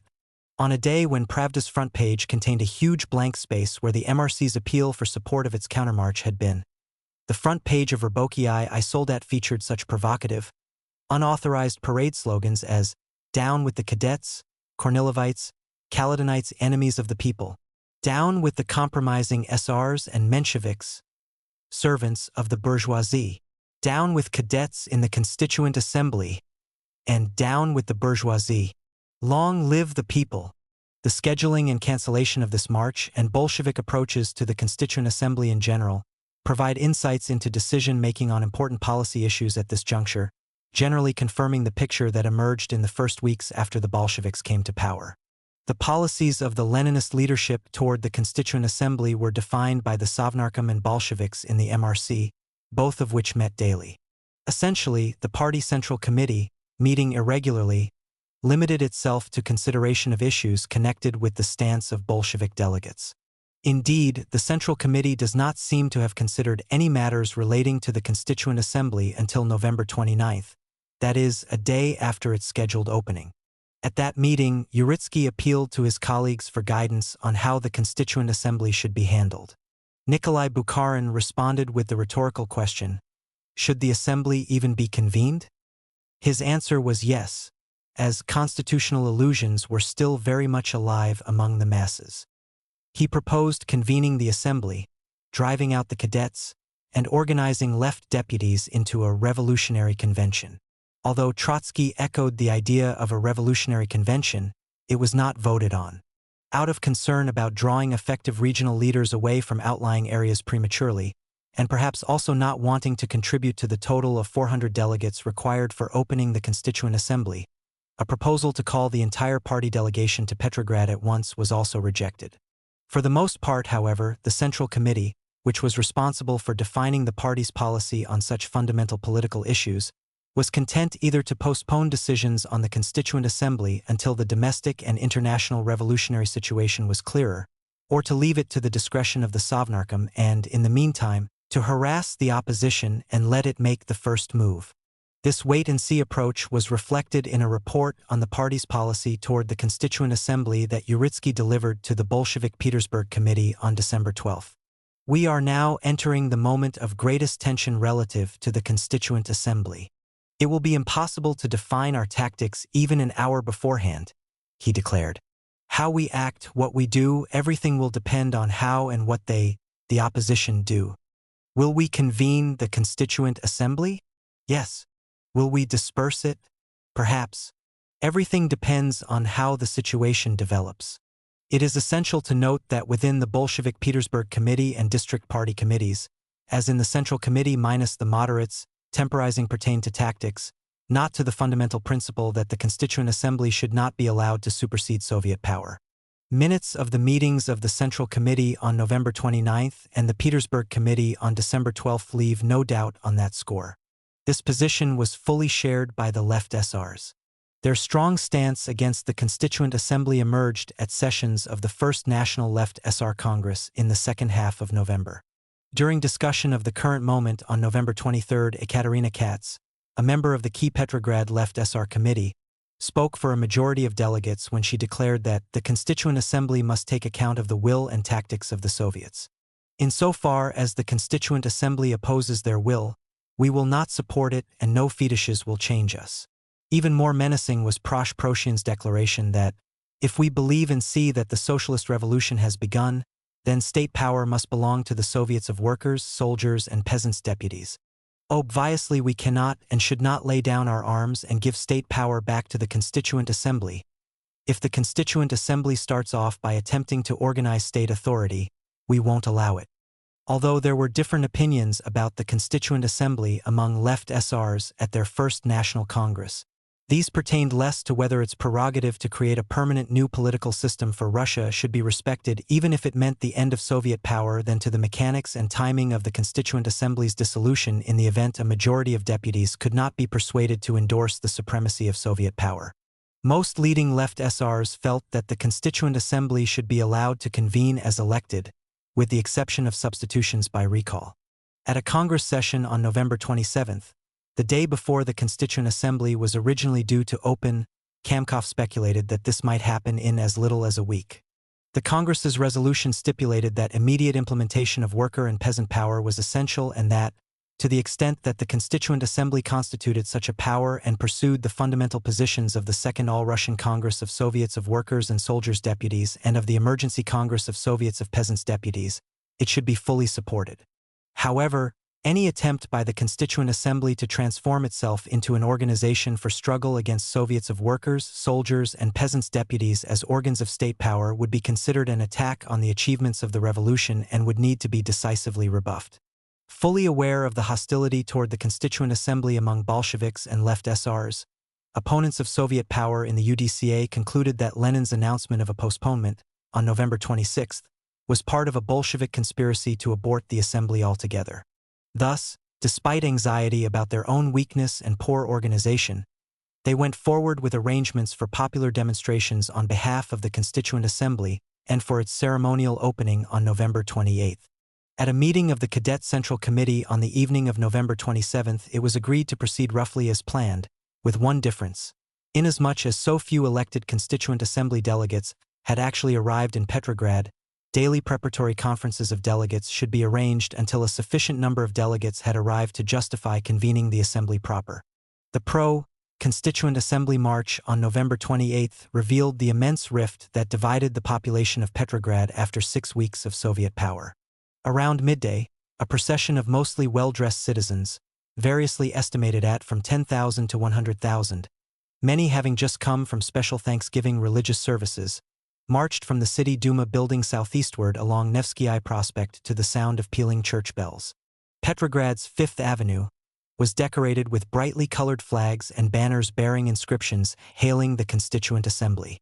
The procession was led by the head of the old City Duma, Grigory Schreider, just released from jail, and Constituent Assembly colleagues from the city and district Dumas, the entire SR Party Congress, including more than 300 delegates from 51 provinces. Moderate socialist members of the old All-Russian Central Executive Committee of Peasant Soviets and the All-Russian Executive Committee of Workers' and Soldier Soviets, who had continued to meet in secret, prominent Menshevik defensists, and members of the Popular Socialist and Cadet Central Committees still at liberty. Eyewitness accounts agree that the appearance of workers, soldiers, and sailors was rare. As the marchers turned north on Litiny Prospect, they were greeted by a huge banner displayed above the street. "Make way for the electors chosen by the people." Arriving at the Taurida Palace and finding the gates in the wrought iron fence surrounding it locked and heavily guarded, they clambered over it and stormed into the palace gardens. There they listened to fiery speeches calling for an immediate end to Soviet rule by the SRs Chernov and Pitirim Sorokin, the future founder of the sociology department at Harvard, and by the leading cadet Fyodor Radachev. Pushing past Uritsky, the crowd forged into the palace. There, at 4 p.m., a meeting was convened of some 60 of the estimated 127 Constituent Assembly delegates then in Petrograd, 4 of them cadets and the rest SRs. After electing Chernov their chairman, the delegates listened to more oratory and ended their meeting, dubbed the first unofficial conference of Constituent Assembly delegates, with a pledge that they would reassemble in the Taurida Palace daily until a sufficient number of delegates was seated, at which time they would set a date for the Constituent Assembly's opening. On November 29th, they managed to reassemble in the Taurida Palace. However, their meeting was forcibly dispersed and, from then on, they were barred from re-entering the palace. The events of November 28th and their implication were discussed at a Sovnarkom meeting later that evening. Trotsky took center stage, portraying the day's events as nothing less than an armed uprising against Soviet rule by the Cadet Central Committee, the coordinating center for counter-revolution and rebellion against Soviet power nationally. Intelligence reaching Bolshevik leaders may have led them to exaggerate the cadets' influence on opposition to Soviet rule in Petrograd and on the organization of resistance movements around the country. Cadet leaders, Paul Milyakov among them, were just then prominently involved in the counter-revolution on the Don led by Generals Kornilov, Alexeyev, and Kaleydin. However, that the Sovnarkom regarded the cadets' actions at the Taurida Palace as merely a pretext to repress them is indicated by the fact that soldiers and Red Guards armed with MRC arrest warrants began a roundup of their top leaders on the morning of November 28th, several hours before the demonstrations occurred. Be that as it may, upon the conclusion of Trotsky's report, participants in the Sovnarkom meeting the night of November 28th and 29th, all Bolsheviks, as the Left SR People's Commissar for Agriculture Andrei Kolgiev was absent, approved the text of a government proclamation branding the cadets as enemies of the people for organizing a counter-revolutionary insurgency. They also adopted a decree proposed by Lenin authorizing the immediate arrest of cadet leaders and their trial before revolutionary tribunals. The decree made local Soviets around the country responsible for keeping the cadet party under close surveillance because of its close links to the Kornilov-Kaleydin civil war against the revolution. Both the proclamation branding cadets enemies of the people and Lenin's decree authorizing their immediate arrest were published in Izvestia the following morning. Most Petrograd workers and soldiers appear to have taken the Bolsheviks' attack on the cadets at face value. However, to moderate socialists, not to speak of cadets, it reinforced the belief that the Bolsheviks were intent on either aborting the Constituent Assembly or destroying its integrity. Thus, in Gorky's Novaya Zhizn, Vladimir Bazarov speculated about the possibility that rather than calling off the Constituent Assembly altogether, the Bolsheviks and their Left SR henchmen had in mind reshaping it into a docile instrument of their will. Although Bazarov relegated the Left SRs to Bolshevik henchmen, in reality they were as disturbed as the moderate socialists, if for different reasons, by the outlawing of the cadets and its political implications for the Constituent Assembly. They felt the act was ill-advised, as it lent credence to the widely held assumption that Soviet power was intent on suppressing the Constituent Assembly before it had had an opportunity to reveal its true face. By reinforcing this belief, the Bolsheviks had hurt the Soviets much more than they had the Constituent Assembly. The Left SRCC fraction immediately filed an urgent interpellation to the Sovnarkom regarding the violation of the cadet delegates' immunity from arrest. At the next CC meeting on December 1st, Isaac Steinberg initiated the Left SR attack on the decree outlawing the cadets, arguing that such arbitrary repressive measures as outlawing and arresting cadets were unacceptable methods of waging class warfare. A European-educated, long-time revolutionary activist, jurist, and publicist, Steinberg, along with Karolin and Spiridonova, was the left SR's most outspoken public critic of arbitrary Bolshevik repressions.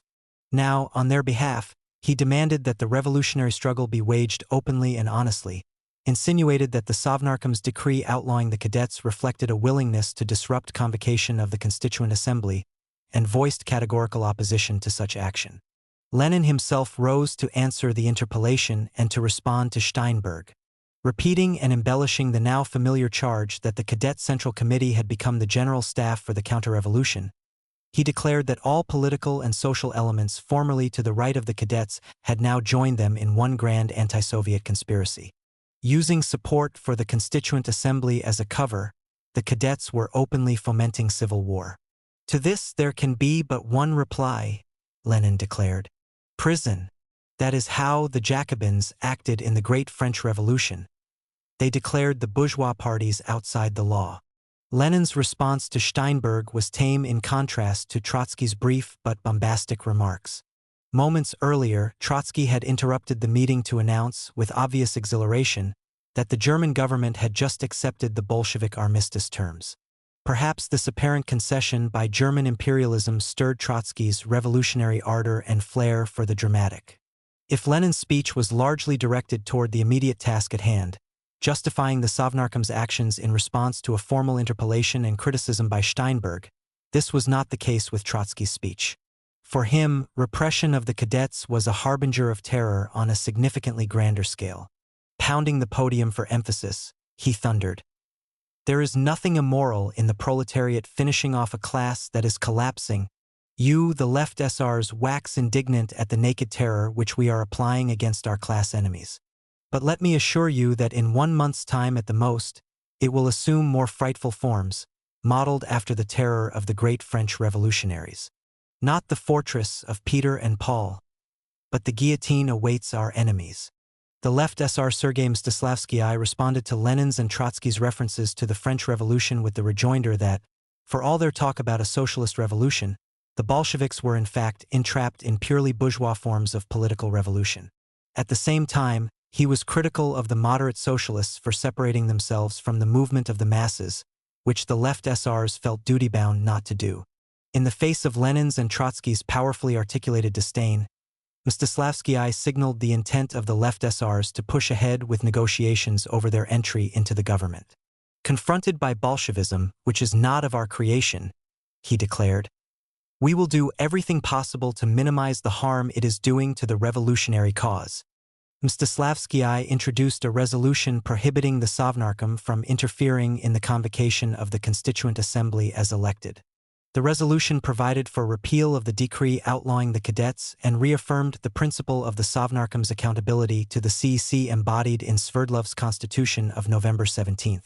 In pressing for the adoption of this resolution, Steinberg literally begged the Bolsheviks to free themselves of their senseless nightmares about the cadets. However, without further discussion, by a vote of 150 to 98, with 3 abstentions apparently strictly divided on party lines, the CEC adopted a Bolshevik resolution endorsing convocation of the Constituent Assembly upon the registration of 400 delegates, and not only sanctioning blanket repression of the cadets but also authorizing whatever other measures the Sovnarkom deemed necessary to combat the counter-revolution in the future.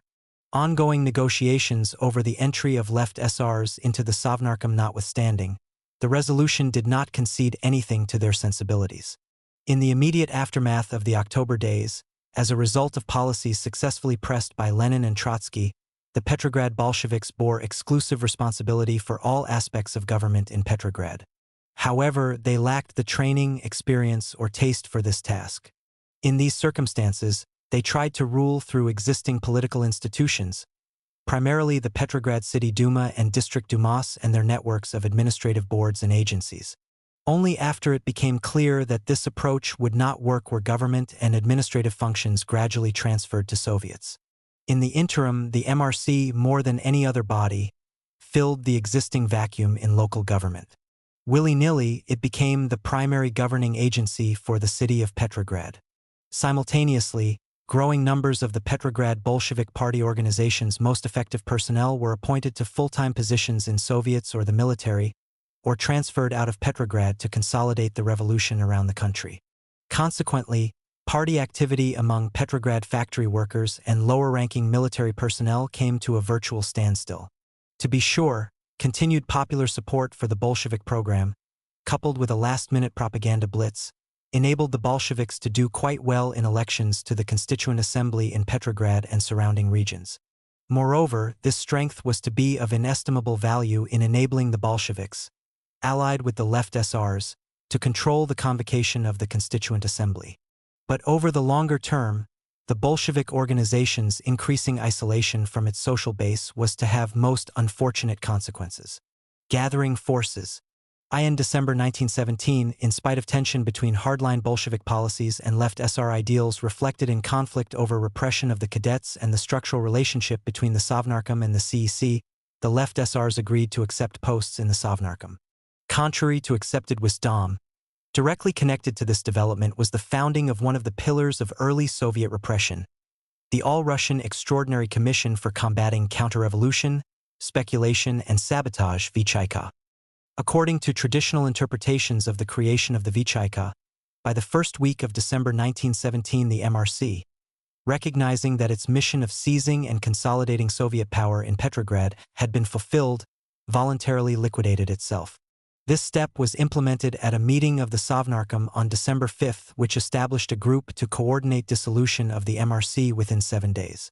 The next day, so these interpretations go, a nationwide civil servants' strike prompted Lenin to propose to the Sovnarkom that Felix Dzerzhinsky form a special commission to explore means for fighting such political sabotage by forceful revolutionary measures.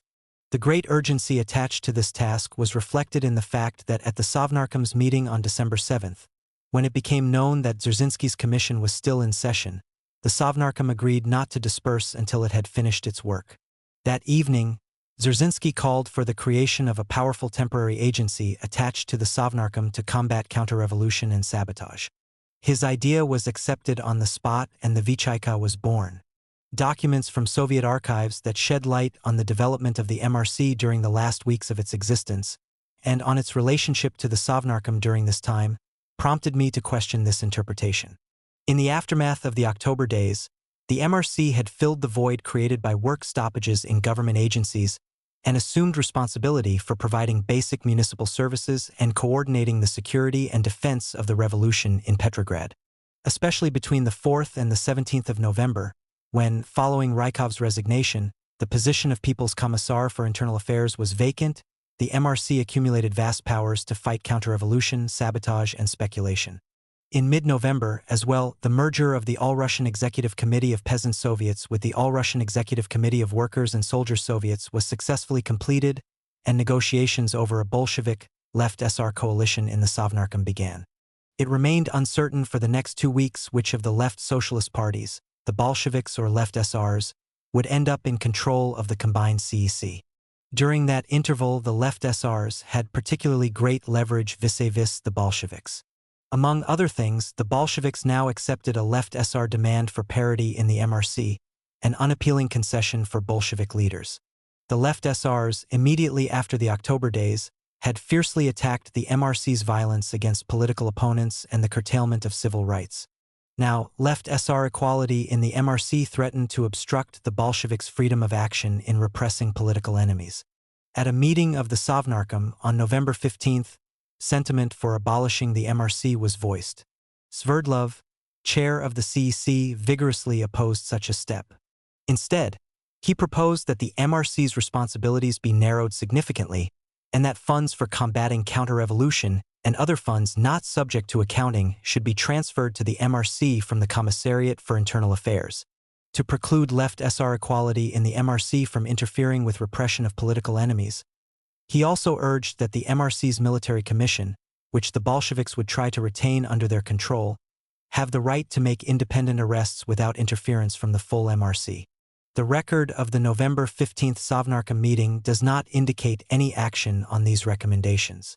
However, at a meeting of the MRC on November 21st, the Bolshevik leadership in the MRC initiated steps to form a wholly new agency to fight counter-revolution from which left SRs would be excluded. This step was negated the next day, when the left SRs forced the Bolsheviks to include them. Recognizing that the MRC had become a pawn in negotiations over the formation of a Bolshevik, left SR coalition government. The Bolshevik MRC leadership postponed reorganizing it. Although intense left SR criticism of Bolshevik terror continued unabated throughout these weeks, and although it was now clear that the left SRs would be strongly represented in both the MRC and its Special Agency to Combat Counter-Revolution, at a Sovnarkom meeting on November 25, Lenin still looked to the MRC as the fledgling Soviet government's primary organ for domestic security. 3 proposals regarding the future disposition of the MRC were presented at this meeting. Lenin, echoing Sverdlov's proposal of the 15th, urged that all of the MRC's responsibilities not directly concerned with combating counter-revolution and sabotage be immediately transferred to appropriate government commissariats. Martin Latsis suggested that the MRC be incorporated into the CEC section for combating counter-revolution, and Uritsky recommended that the MRC be liquidated. In the inflamed political atmosphere surrounding the scheduled opening of the Constituent Assembly and intensified work stoppages by civil servants, Uritsky's recommendation was probably deemed premature. Very likely, Latsis's motion was undermined by lingering uncertainty about which party would control the CEC after it was reconfigured. Lenin's proposal to narrow the MRC's tasks was adopted. Nonetheless, little more than 2 weeks later, the MRC was liquidated and the embryonic Vichayka took its place. How did this come about? Some of the top MRC leaders were independent-minded Bolshevik zealots who quickly came to resent curbs on their freedom of action imposed by Lenin and the Sovnarkom. They were profoundly disturbed by the Sovnarkom's catering to the left SRs at the expense of the MRC's capacity to combat counter-revolution. Tension between the more radical MRC and the more tactically cautious Sovnarkom was reflected in the armed demonstration organized by the MRC without authorization from the Sovnarkom to counter the demonstration on behalf of the Constituent Assembly scheduled for November 28. The Sovnarkom, unprepared for this frontal attack and probably fearful that a physical, possibly bloody confrontation between opposing demonstrations might boomerang, aborted the counter-demonstration. No doubt, many Bolsheviks in the MRC were enraged by this public humiliation, exacerbated by the publication in Raboki I Soldat of their appeal to workers and soldiers to participate in the countermarch, and by a formal rebuke by Vladimir Bonchbrovich, acting on instructions from the SOV Narkom. Judging by an announcement by Vyacheslav Molotov at a meeting of the Executive Committee of the Petrograd Soviet on November 29, the MRC resolved to liquidate itself either on that day or the previous night. What does the question of Bolshevik-left SR relations have to do with the MRC's dissolution and the Vchika's formation? It now appears likely that the MRC decided to disband not because it considered its role finished but because its radical Bolshevik leadership was frustrated with the SOV Narkom. It is also clear that the decisive factor dictating the Sovnarkom's approval of the MRC's self-liquidation and the creation of the Vichayka was its perceived need for a temporary agency, free from meddling by the left SRs, to deal decisively with the threatened nationwide strike of civil servants and, even more fundamental, to contend with the danger posed by supporters of the Constituent Assembly to the survival of Soviet power. In a long-suppressed report on organizational issues relating to the Vichayka prepared for internal use in 1922, Latsis, one of the Vchika's top leaders, acknowledged the significance of the left SR problem in the decision to form the Vichayka. As he put it, the left SRs greatly impeded the struggle against counter-revolution by pressing their universal morality, humanism, and resistance to placing limitations on the right of counter-revolutionaries to enjoy free speech and freedom of the press. For Soviet leaders, it became clear that the presence of left SRs made combating counter-revolution impossible. This gave rise to the idea of creating a new agency for fighting counter-revolution that would be separate from the MRC and would exclude left SRs. To assess the significance of the left SR factor in the dissolution of the MRC and the creation of the Chayka, it is necessary to reconstruct the course of negotiations between Bolsheviks and left SRs over the formation of a coalition government. At a meeting of the Sovnarkom on November 16, Sverdlov presented an encouraging report on discussions he had that day with the left SR fraction in the newly merged CEC regarding formation of a Bolshevik left SR coalition. Attracted by the prospect of broadening the government as the day of reckoning with the Constituent Assembly neared, and heartened by collaboration with left SRs in the CEC, the Sovnarkom responded by appointing a delegation to build on Sverdlov's deliberations. The discussions of this delegation began the next day. By then, the left SRs had become infuriated by the Bolsheviks' dissolution of the Petrograd City Duma the day before. They were confident that they would still have a majority in the new, combined CEC when it was fully reconstituted. Moreover, they were hopeful of winning more than enough nominally SR peasant delegates to the Constituent Assembly to acquire decisive influence in the Assembly. Thus, they made it clear that the price of their entry into the Sovnarkom would be high. At the outset, they insisted on the appointment of left SRs to head the commissariats for internal affairs, military affairs, railways, and justice, in addition to agriculture, which was already directed by a left SR, Kolgiv. Along with issues relating to the peasantry and land reform, the left SR's overriding concern with the buildup of military forces to defend the revolution at home and to support socialist uprisings abroad impelled them to press especially hard for control of the People's Commissariat for Military Affairs. They gave similar high priority to establishing a just system of revolutionary law, which explains the importance they attached to the appointment of Steinberg as People's Commissar for Justice. Yielding all these key posts was obviously unacceptable to the Bolshevik negotiating team. At the same time, several additional provocative acts by the Bolsheviks during the second half of November further roiled the left SRs, frequently bringing government talks to a standstill and, on occasion, threatening to scuttle them entirely. These acts, all vehemently protested by the left SRs, included the detention of members of the All-Russian Commission on Elections to the Constituent Assembly, the branding of all cadets as enemies of the people, the arrest of leading cadets, and the dispersal by armed force of the unofficial conference of Constituent Assembly delegates. Consequently, the talks dragged on for nearly 3 weeks. Finally, as its first order of business on December 7th, the Sovnarkom concluded that the latest left SR conditions for entry into the government were acceptable with some changes. The Russian émigré historian Anatoly Razgon, who has reconstructed these negotiations in greater detail than anyone else, argues that still in dispute was a left SR demand for equality with the Bolsheviks in the allocation of key commissariats. Although that may be, by then it was apparent that the Bolshevik majority in the CC would be restored. Left SR leaders operated on the assumption that participation in Lenin's cabinet afforded them the possibility, perhaps their only one, of moderating Bolshevik behavior and playing a prominent role in advancing the revolution domestically and internationally. Petrograd workers, soldiers, and sailors sympathetic to the left SRs were pressuring them to enter the Sovnarkom. Moreover, one of their main conditions, support for their land reform program, was accepted by the Bolsheviks. For these reasons, on December 9th, they accepted Bolshevik terms for entry into the Sovnarkom that amounted to considerably less than equality. Soon afterward, Steinberg, People's Commissar for Justice, joined Kolgiv, People's Commissar for Agriculture, and 6 other left SRs as People's Commissars. Left SRs were also named to the collegiums of all other People's Commissariats and other central government institutions. As a result, on the eve of the Constituent Assembly, the left SRs held roughly a quarter of the posts in the Sovnarkom and about a third of the seats in the CEC, and had a significant presence in all other key Soviet bodies. Framed against this background, the primary reason becomes clear for jettisoning the MRC and creating the Vichayka, as well as for the Sovnarkom's haste in forming the new agency on December 7th, the day that left SR conditions for reconstructing the government were accepted with some changes. Shortly, Steinberg would head the potentially troublesome Commissariat for Justice. To Lenin, it was essential that the Vichayka, composed exclusively of reliable Bolsheviks and responsible directly to the Bolshevik-dominated Sovnarkom, be up and running before that happened. An official announcement about the creation of the Vichayka appeared in Izvestia on December 10th. It informed readers that the headquarters of the new body was Gorokovaya II. In Tsarist times, Gorokovaya II had housed offices of the governor of Petersburg, the municipal police, and the notorious Tsarist security service, the Okhrana. It is worth noting that Lenin's concern about Steinberg was fully justified.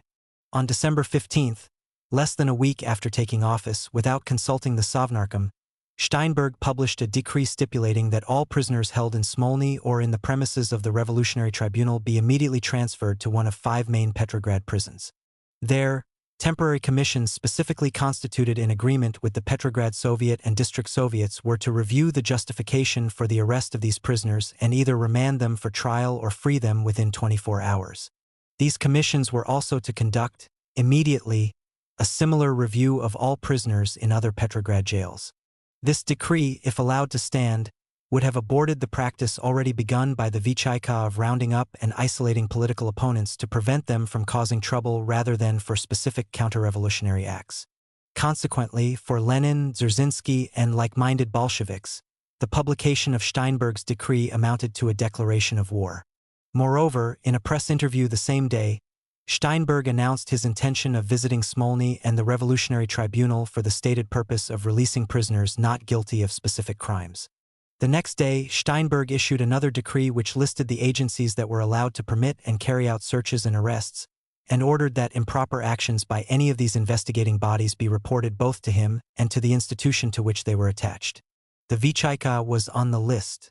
However, the provision that complaints be reported to him clearly staked out Steinberg's intention of overseeing the Vichayka according to criteria set by the People's Commissariat for Justice.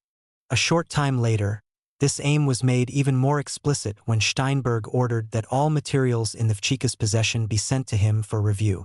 After this request was denied, Steinberg formally petitioned the Sovnarkom for permission to conduct an inspection of the Vichayka. This petition was also rejected. Next, Steinberg, again in the spirit of eliminating arbitrariness in the exercise of revolutionary justice, assigned Alexander Schreider, his deputy and a fellow left SR, to supervise preparation of a compendium of Russian revolutionary laws and guidelines for revolutionary tribunals aimed at systematizing their structure and procedures. Meanwhile, amid escalating tension caused by the delay in convening the Constituent Assembly and by the start of separate peace talks with Germany, the Vichayka had, if anything, intensified harassment of political opponents. Thus, on December 16, 15 moderate socialists were arrested at the headquarters of the Union for the defense of the Constituent Assembly. Little more than 24 hours later, the Vichayka superintended the arrest and incarceration of Nikolai Avksentiv.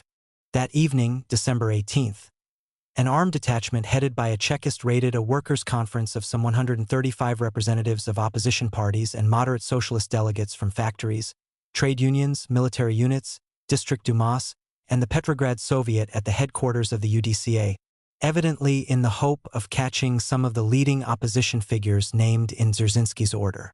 Organizers of this conference had agreed in advance that they would not identify themselves and that they would try to proceed with their deliberations in the event of another raid.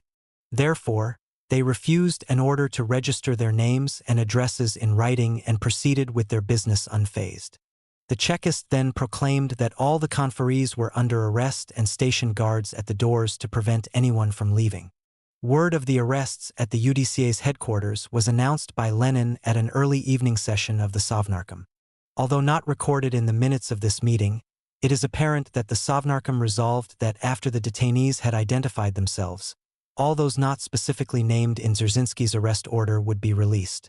Armed with this mandate, Steinberg and Karelin hurried to the scene to try to resolve what was fast becoming a highly explosive situation.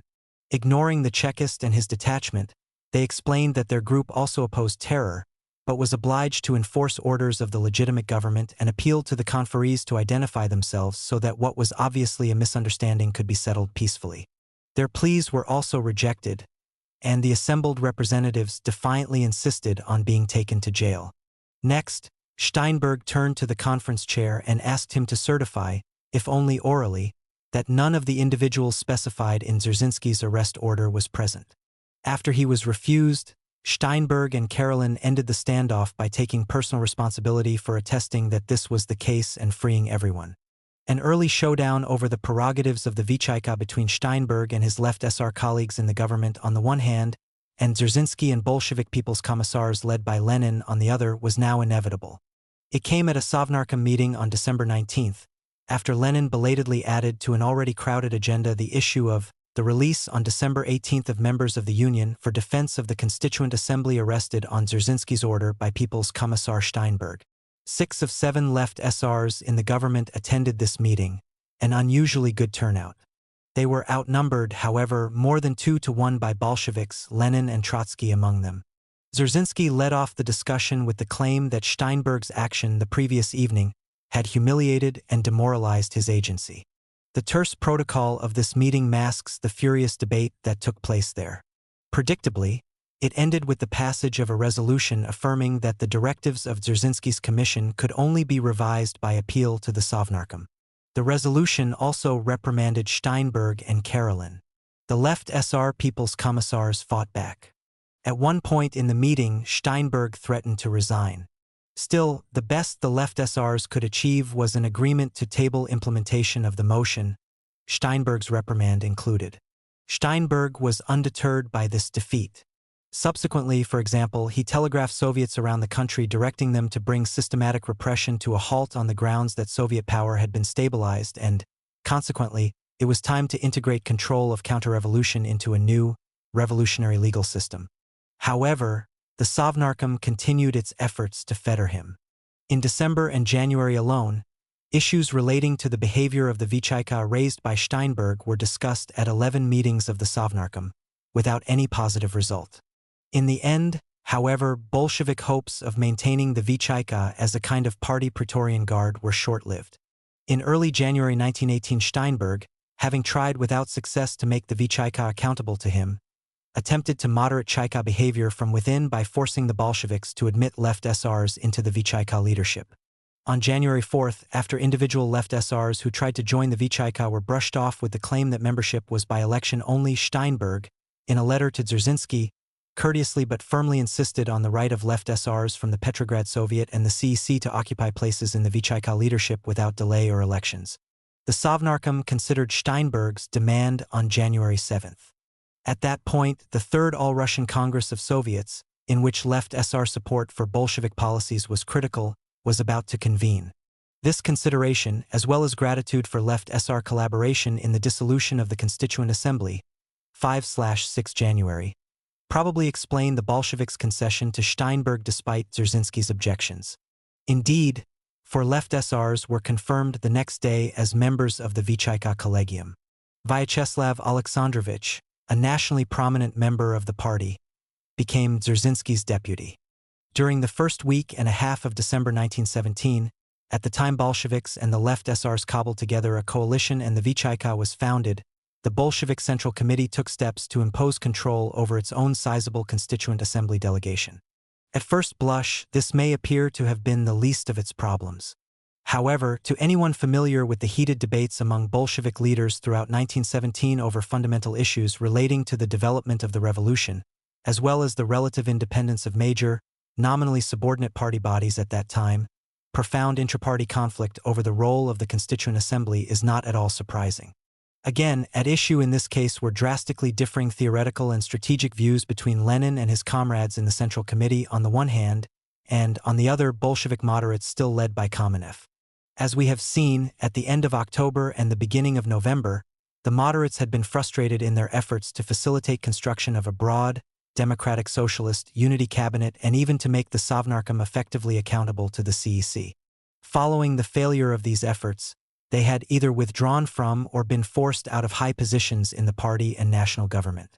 Nonetheless, they had not lost faith in the critical importance of their cause, or their resolve to do whatever was necessary to put the party back on a less extreme and violent tack.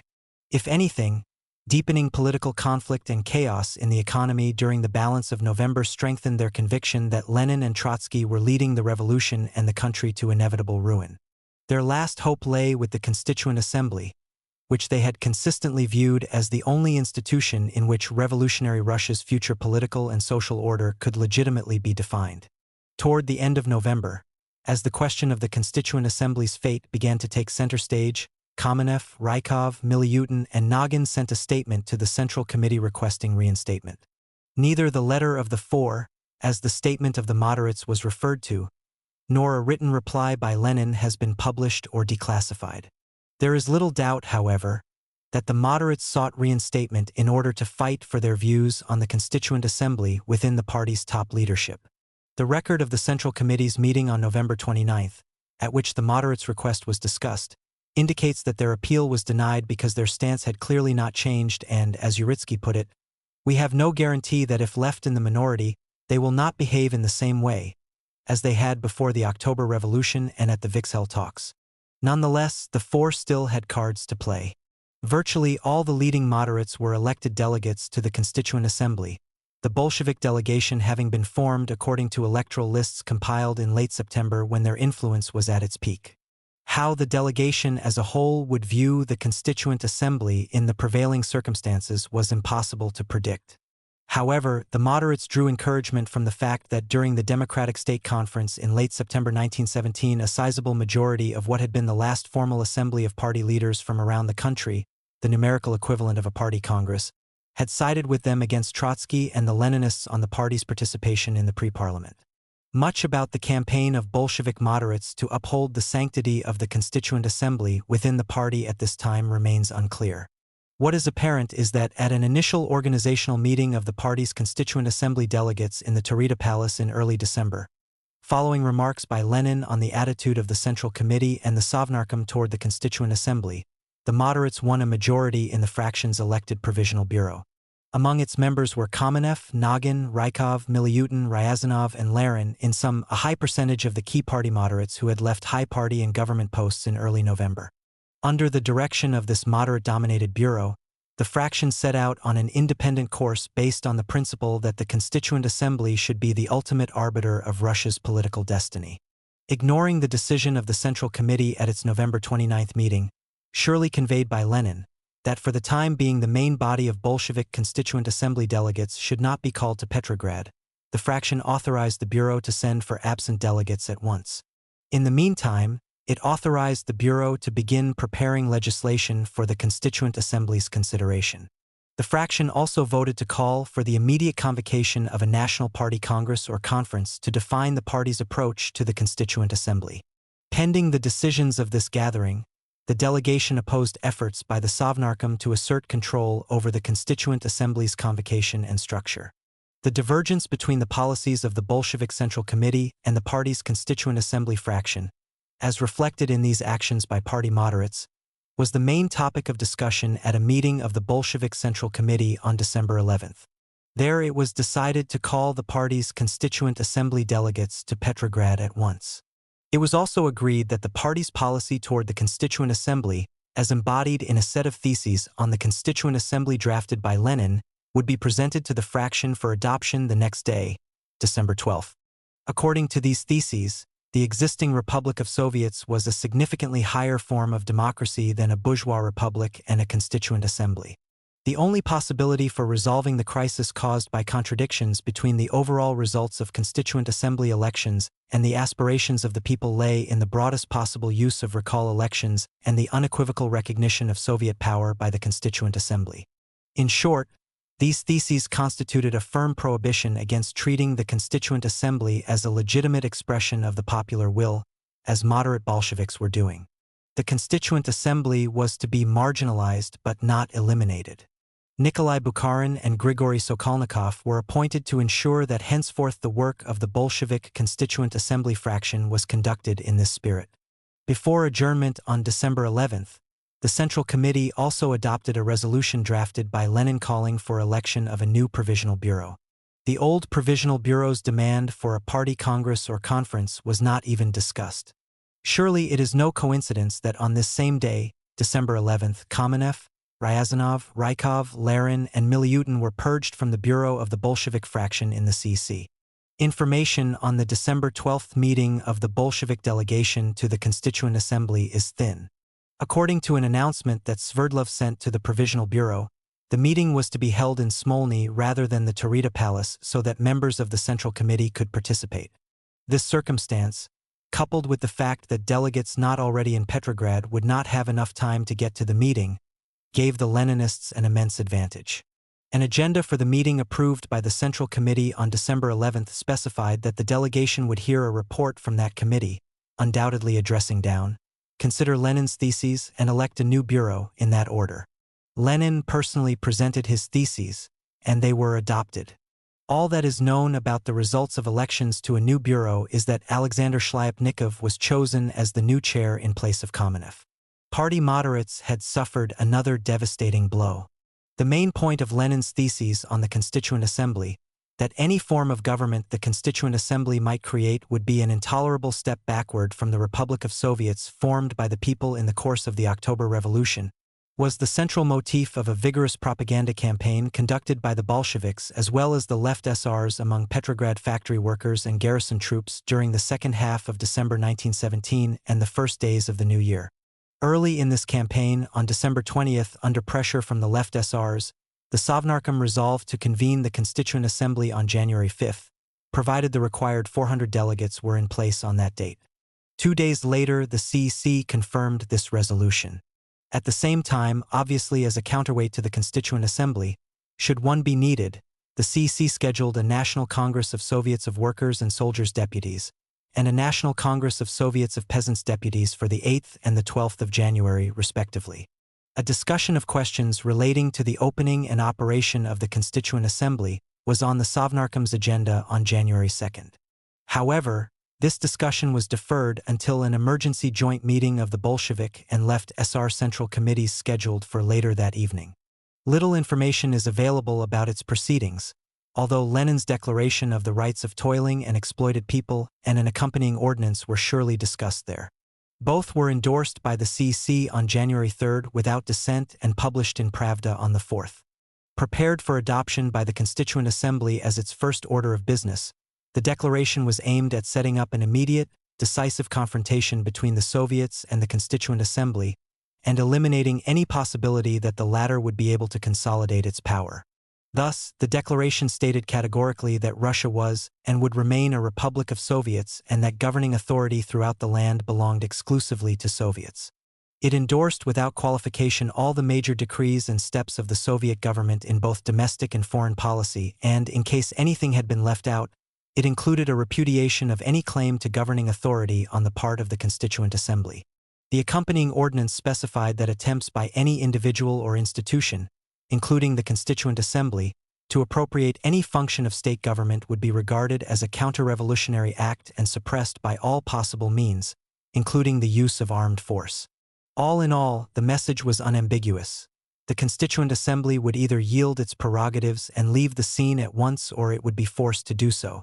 This was a significant tactical difference between the declaration and Lenin's earlier theses on the Constituent Assembly, which had envisioned the possibility of an extended supportive role for that body. While the Bolsheviks and left SRs were setting the stage for the quick demise of the Constituent Assembly, their opponents, most important the SRs, since only a tiny number of elected delegates were Mensheviks, continued preparations for its work. To be sure, after the events of November 28, the SR Central Committee had doubts about whether the Assembly would actually be permitted to convene. Nonetheless, during the first half of December, SR delegates from the provinces who had arrived in Petrograd still met regularly, often in their makeshift dormitory on Bolotnoy Street. By mid-month, at which time roughly 150 SR delegates were on hand, the fraction gathered daily to review, debate, and revise draft legislation, pick and instruct floor leaders, and even rehearse main speakers. Several commissions concentrated on such specific tasks as coordinating agitation and propaganda in Petrograd, establishing and maintaining communications with Soviets and party organizations in the provinces, coordinating activity with other fractions in the Constituent Assembly, including the left SRs.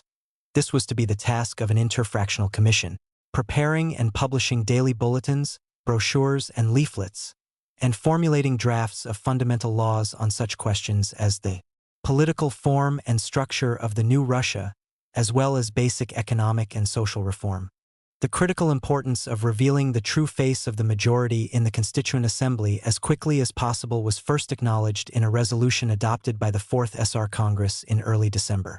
Thus, together with the Commission on Fundamental Laws, the most important special commission was the Committee for the First Day, whose sole purpose was to develop plans for opening the first session of the Assembly and coordinate strategy and tactics for it. The SR fraction, as early as December 18th, approved a draft declaration proposed by the Committee for the First Day which formally endorsed the overthrow of the Tsarist political and legal system, disavowed the monarchist system forever, proclaimed Russia a democratic federal republic, and specified that, pending adoption of fundamental laws, all state power belonged to the Constituent Assembly. At the end of the month, the bulk of the reform legislation drafted by the Commission on Fundamental Laws was reviewed and approved by the centrist-dominated Leadership Bureau of the fraction, and the gist of it was incorporated into a succinct programmatic manifesto that was widely circulated.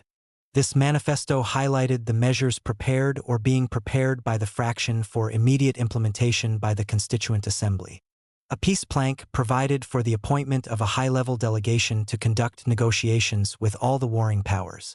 The aim of these negotiations was to arrange a universal peace without victors or vanquished as quickly as possible. Even before these negotiations were completed, all military personnel who wished to do so were to be released from duty, and service in the Russian armed forces was made voluntary. A plank on nationalities provided for self-determination of minority peoples within a federative Russian Democratic Republic. Regarding agricultural reform, which was of central importance to the SRs, the manifesto specified that prior to the fall harvest all private lands would be redistributed by land reform agencies based on the principle of equality of land use by the working peasantry without compensation to owners. In the industrial sector, provision was made for state regulation and control of industry with the broadest possible participation by worker organizations. In time, the toiling people themselves were to direct industrial production. Also provided in the manifesto was legislation aimed at shifting the burden of paying off war debts from toilers to the propertied classes, establishing an 8-hour day, a minimum wage, and all forms of social insurance, conducting a vigorous fight to combat unemployment, and supplying the masses with basic necessities. The manifesto revealed how far left the majority of the fraction and bureau was prepared to go to capture the popular attraction of Soviet power. Comparing the provisions of the manifesto with the program of moderate Bolsheviks before and immediately after the overthrow of the provisional government, about the only thing missing was the explicit exclusion of non-socialist parties from the government. Small wonder that the agrarian specialist Nikolai Oganovsky, a staunch right SR, scorned the Bureau's efforts as Vixhelish, Vixelistoi. Around December 20th, when the opening date of the Constituent Assembly was announced, emissaries from the SR Interfractional Commission met with Steinberg, Karelin, and Kolgev to sound them out about possible collaboration. Nikolai Sviatitsky, one of the emissaries, later recalled that after a long, tense argument the left SRs responded with a clear signal that they would be on the Bolshevik side of the barricades. No doubt. At the same time, it should be noted that many left SRs hoped to attract the support of enough nominally SR peasant delegates to play a decisive independent role in the Constituent Assembly. Before and after this setback, the leadership of the SRs endorsed civil servants' strikes in support of the immediate convocation of the Constituent Assembly and sought to expand agitation on its behalf among Petrograd workers, soldiers, and sailors, in part through the Union for Defense of the Constituent Assembly. Also, it sought to bring pressure to bear on the Bolsheviks by peasants who supported the Constituent Assembly. This effort was reflected in a telegram from the old SR-dominated CC of Soviets of Peasants' Deputies circulated to rural areas under Chernov's name toward the end of December. In the telegram, Chernov contended that the scheduling by Soviet authorities of the Third All-Russian Congress of Soviets of Peasants' Deputies for January 15th, well after both the Constituent Assembly, January 5th, and the Third All-Russian Congress of Soviets of Workers and Soldiers' Deputies, January 8th, was intended to marginalize peasants and facilitate suppression of the Constituent Assembly. Ignoring the new combined CEC, the old Peasant CEC rescheduled the Third All-Russian Congress of Soviets of Peasants' Deputies for January 8th, so as to coincide with the Third All-Russian Congress of Soviets of Workers and Soldiers' Deputies. Further, it appealed to peasant Soviets loyal to the Constituent Assembly to have their representatives in Petrograd, by January 5th, armed with political instructions providing for upholding its sanctity, obviously to counter any attack on the Assembly by supporters of Soviet power. That was all, however. Efforts by the UDCA and the SR Military Commission to provide for the security of the Constituent Assembly notwithstanding, the SR leadership was obsessively fearful of preparations for defense that might possibly provoke government retaliation. When pressed by its military commission to turn from listening to reports and preparing resolutions to security matters, its response was that, since the Constituent Assembly was popularly elected to build a new political system and life for Russia, its defense was the people's responsibility. Then, too many SR leaders considered the Constituent Assembly so sacred that they simply could not envision an attack on it. Boris Sokolov, a member of the military commission, later acknowledged that individuals like him who favored proactive, even preemptive measures for defense of the Constituent Assembly constituted a small minority in the SR Constituent Assembly fraction and were viewed with unease by the majority. So it was that after the military commission signed off on a plan by Fedot Anipko, another member of the military commission, to kidnap or assassinate top Bolsheviks. The idea was immediately vetoed by the SR Central Committee on the grounds that insane terrorist acts would trigger such fury among workers and soldiers that they might well end in a general pogrom against the intelligentsia. As early as December 12, the SR Central Committee became so concerned about the possibility that aggressive moves of people like Sokolov might give the Sovnarkom an excuse to abort the Constituent Assembly that it specifically banned terrorist acts and formed a special commission to investigate the activities of comrades engaged in arranging for the defense of the Constituent Assembly, the Military Commission. Still, on the same day, December 12, the Military Commission probably drew some encouragement from a resolution, adopted by the Semenovsky Regiment, registering support for the Constituent Assembly as all-powerful master of the Russian land. Around this same time, the UDCA managed to organize publication of a daily newspaper, Biuletin. Syrosiaskiego soi uza zashiti akreditelnogo sobrania. Moreover, toward the end of the month, the Military Commission managed to publish a few issues of its own rabidly anti-Bolshevik newspaper for soldiers, Saraya Shinel. Representatives of numerous Petrograd factories regularly participated in a workers' conference, as well as lectures and workshops organized by the UDCA. Although the significance of these measures is impossible to quantify or evaluate in terms of readiness for political action, clearly the SRs had considerable influence in several key factories, among them the government printing office and the Obukhov steel and armaments plant. On December 28, Obukhov workers rejected a resolution pledging unconditional support for Soviet power, after which they adopted a statement that condemned the Sovnarkom's foreign and domestic policies for leading the country and the revolution to unavoidable ruin. Declaring that the Constituent Assembly constituted the revolution's last hope, the statement demanded that it be convened at once. The Military Commission aspired to form a kind of Red Guard of its own, but as Sokolov ruefully acknowledged, "We may have recruited up to 2,000 guardsmen, but this figure existed only on paper."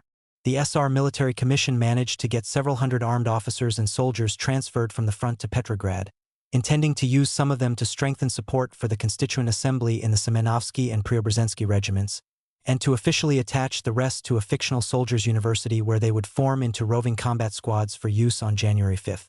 These steps were also aborted by the SR Central Committee as too dangerous. Simultaneously, the leadership of the UDCA began laying plans for a peaceful mass military and civilian demonstration of support for the Constituent Assembly timed to coincide with its opening on January 5. These plans were approved at the fourth session of the UDCA-sponsored Workers' Conference on December 29. Their implementation began at this session and was continued at another on January 3. Apparently, at least some of the instigators of this march hoped it might develop into an armed insurrection on behalf of the slogan, "All Power to the Constituent Assembly." Describing plans for the march in considerable detail, Boris Sokolov claimed that, as the time for the opening of the Constituent Assembly neared, prospects were encouraging for substantial worker and soldier participation. The latter was centered on the Semenovsky and Preobrazhensky regiments and also the 5th Armored Car Division.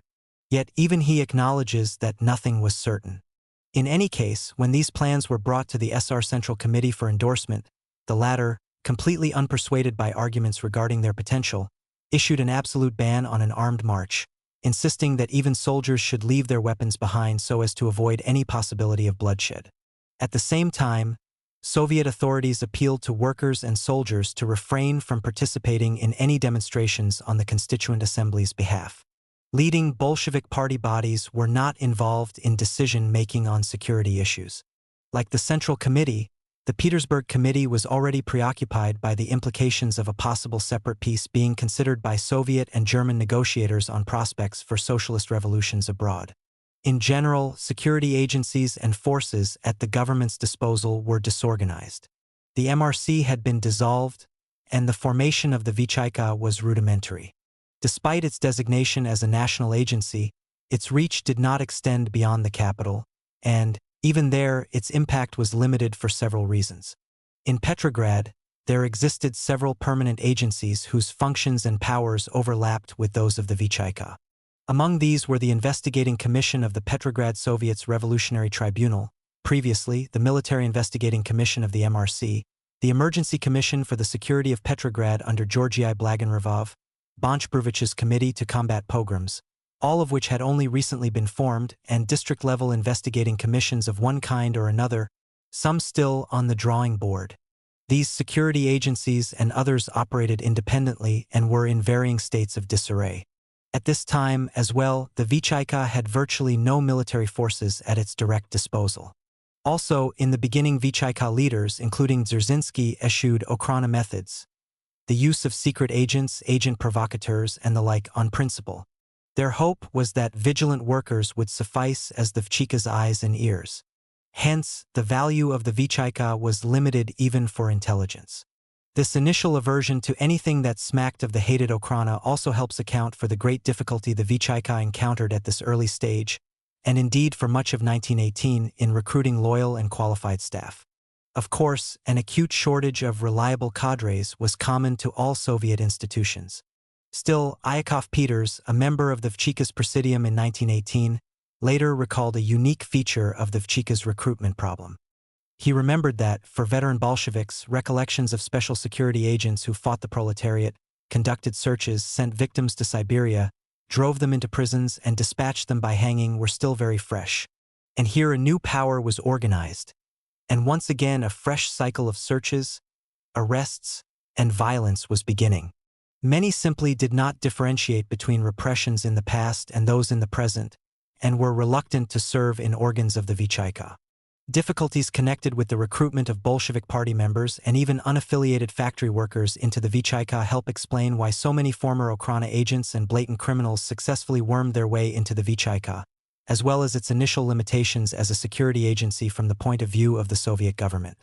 In an official report several months later, a high Vychaika official, Ivan Polukharov, recalled that in this period we did not have strength, ability, or knowledge, and the commission's size was insignificant. In view of this, a prominent role in providing for the protection of Soviet power in Petrograd during the Constituent Assembly fell to the Presidium of the Petrograd Soviet, which in turn looked to district Soviets, Red Guards, Latvian rifle regiments, elements of the Petrograd garrison, and Baltic fleet sailors for military support. Protocols of Presidium meetings at the end of December 1917 and the beginning of January 1918 reflect this situation. On December 31st, less than a week before the scheduled convocation of the Constituent Assembly, the Presidium met to discuss security arrangements.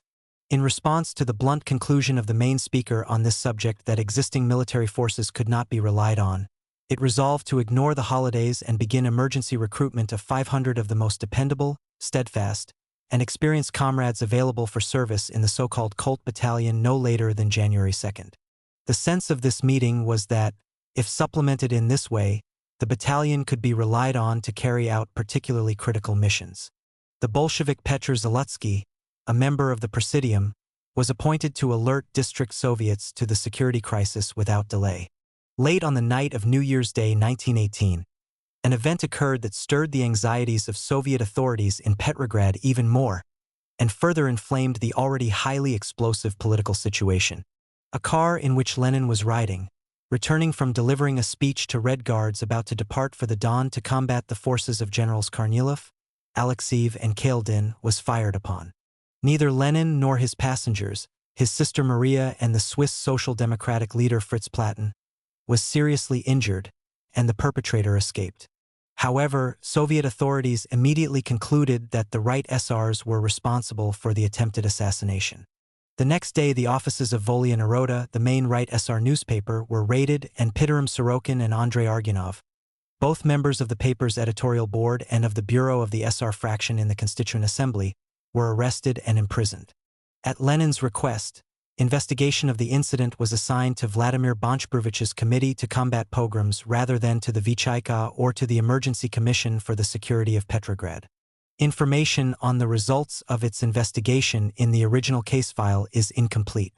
In response to a request for a clarification from the NKVD in 1935 regarding one of the alleged participants in the conspiracy against Lenin who was then under arrest, Bonchbrovich, in a secret written memorandum, replied that the attempted assassination had been organized and carried out by a small idealistic group of young army officers from the front who had come to Petrograd to help protect the Constituent Assembly. They had been successfully rounded up on January 22nd. Those directly involved had confessed, and the others, among them several active members of the Union of Cavaliers of St. George, were soon released. The investigating committee of the Revolutionary Tribunal was to investigate the cases of those who confessed, but, during the German advance on Petrograd toward the end of February 1918, the prisoners formally requested an opportunity to redeem themselves by going to the front to fight. With Lenin's approval, they were amnestied and allowed to do so. During the first days of January 1918, significant numbers of Petrograd workers and lower-ranking military personnel interpreted the attempted assassination of Lenin as an aspect of the struggle between the Constituent Assembly and Soviet power. Nonetheless, even now some major garrison units reconfirmed their support for the Constituent Assembly. Because of the closeness of its barracks to the Taurida Palace, probably most troubling for the Bolsheviks was a pledge of support for the Constituent Assembly proclaimed by the Preobrazhensky Regiment. Although its support was conditional on the Constituent Assembly adopting decrees providing for an immediate democratic peace, equal redistribution of land without compensation, and popular control over industrial production and distribution, guarantees for promulgation of these measures by the majority SR fraction in the Constituent Assembly had already been widely publicized. The Bolshevik and Left SR Central Committees held an emergency joint meeting the night of February 3 January that centered on the Constituent Assembly.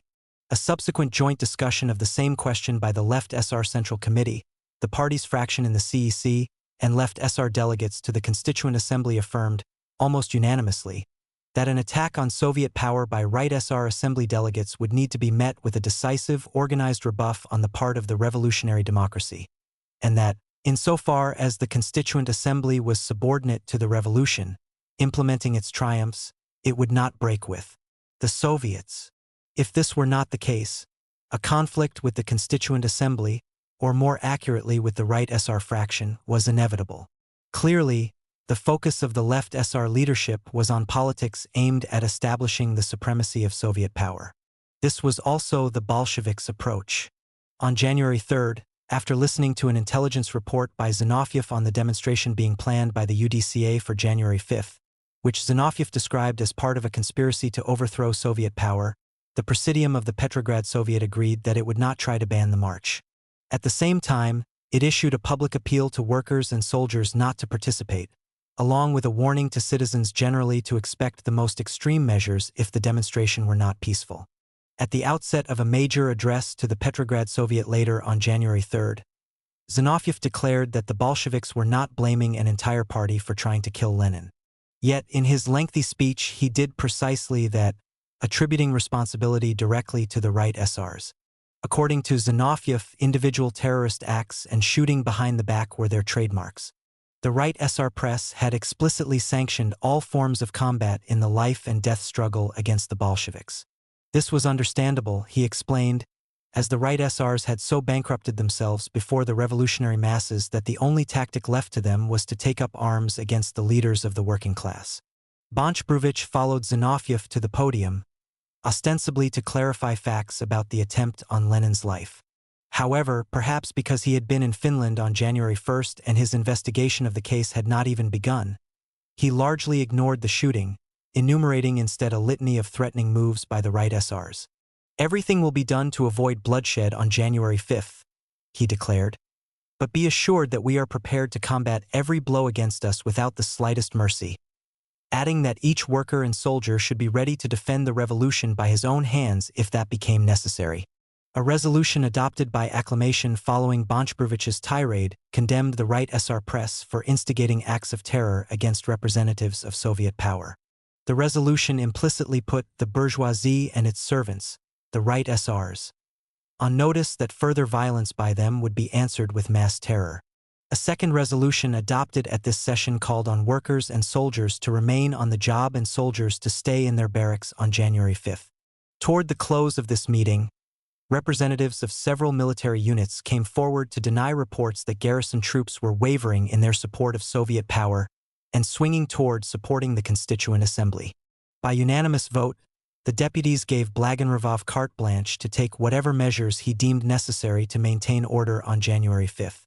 A resolution passed by the CEC with virtually no debate was similarly unequivocal. All power in the Russian Republic belongs to the Soviets and Soviet institutions, the CEC resolution read. Attempts by anyone or any institution to usurp this or that function of state government will be considered a counter-revolutionary act, and will be crushed with all of the means at the disposal of the Soviet government. That evening, 3 out of 4 January, Blagoevgrad placed Petrograd under martial law, justifying the step as a safeguard against the attack on Soviet power planned for January 5. Blagoevgrad's proclamation warned citizens that all attempted pogroms would be suppressed by armed force, that failure to obey government directives would be severely punished, and that beginning on January 5 all efforts by counter-revolutionary groups to enter the area of the Taurida Palace in Smolny would be stopped by armed force. Clearly, then, Soviet authorities were firmly bent on avoiding pressure, at any cost, from a large hostile crowd such as that manifested on November 28.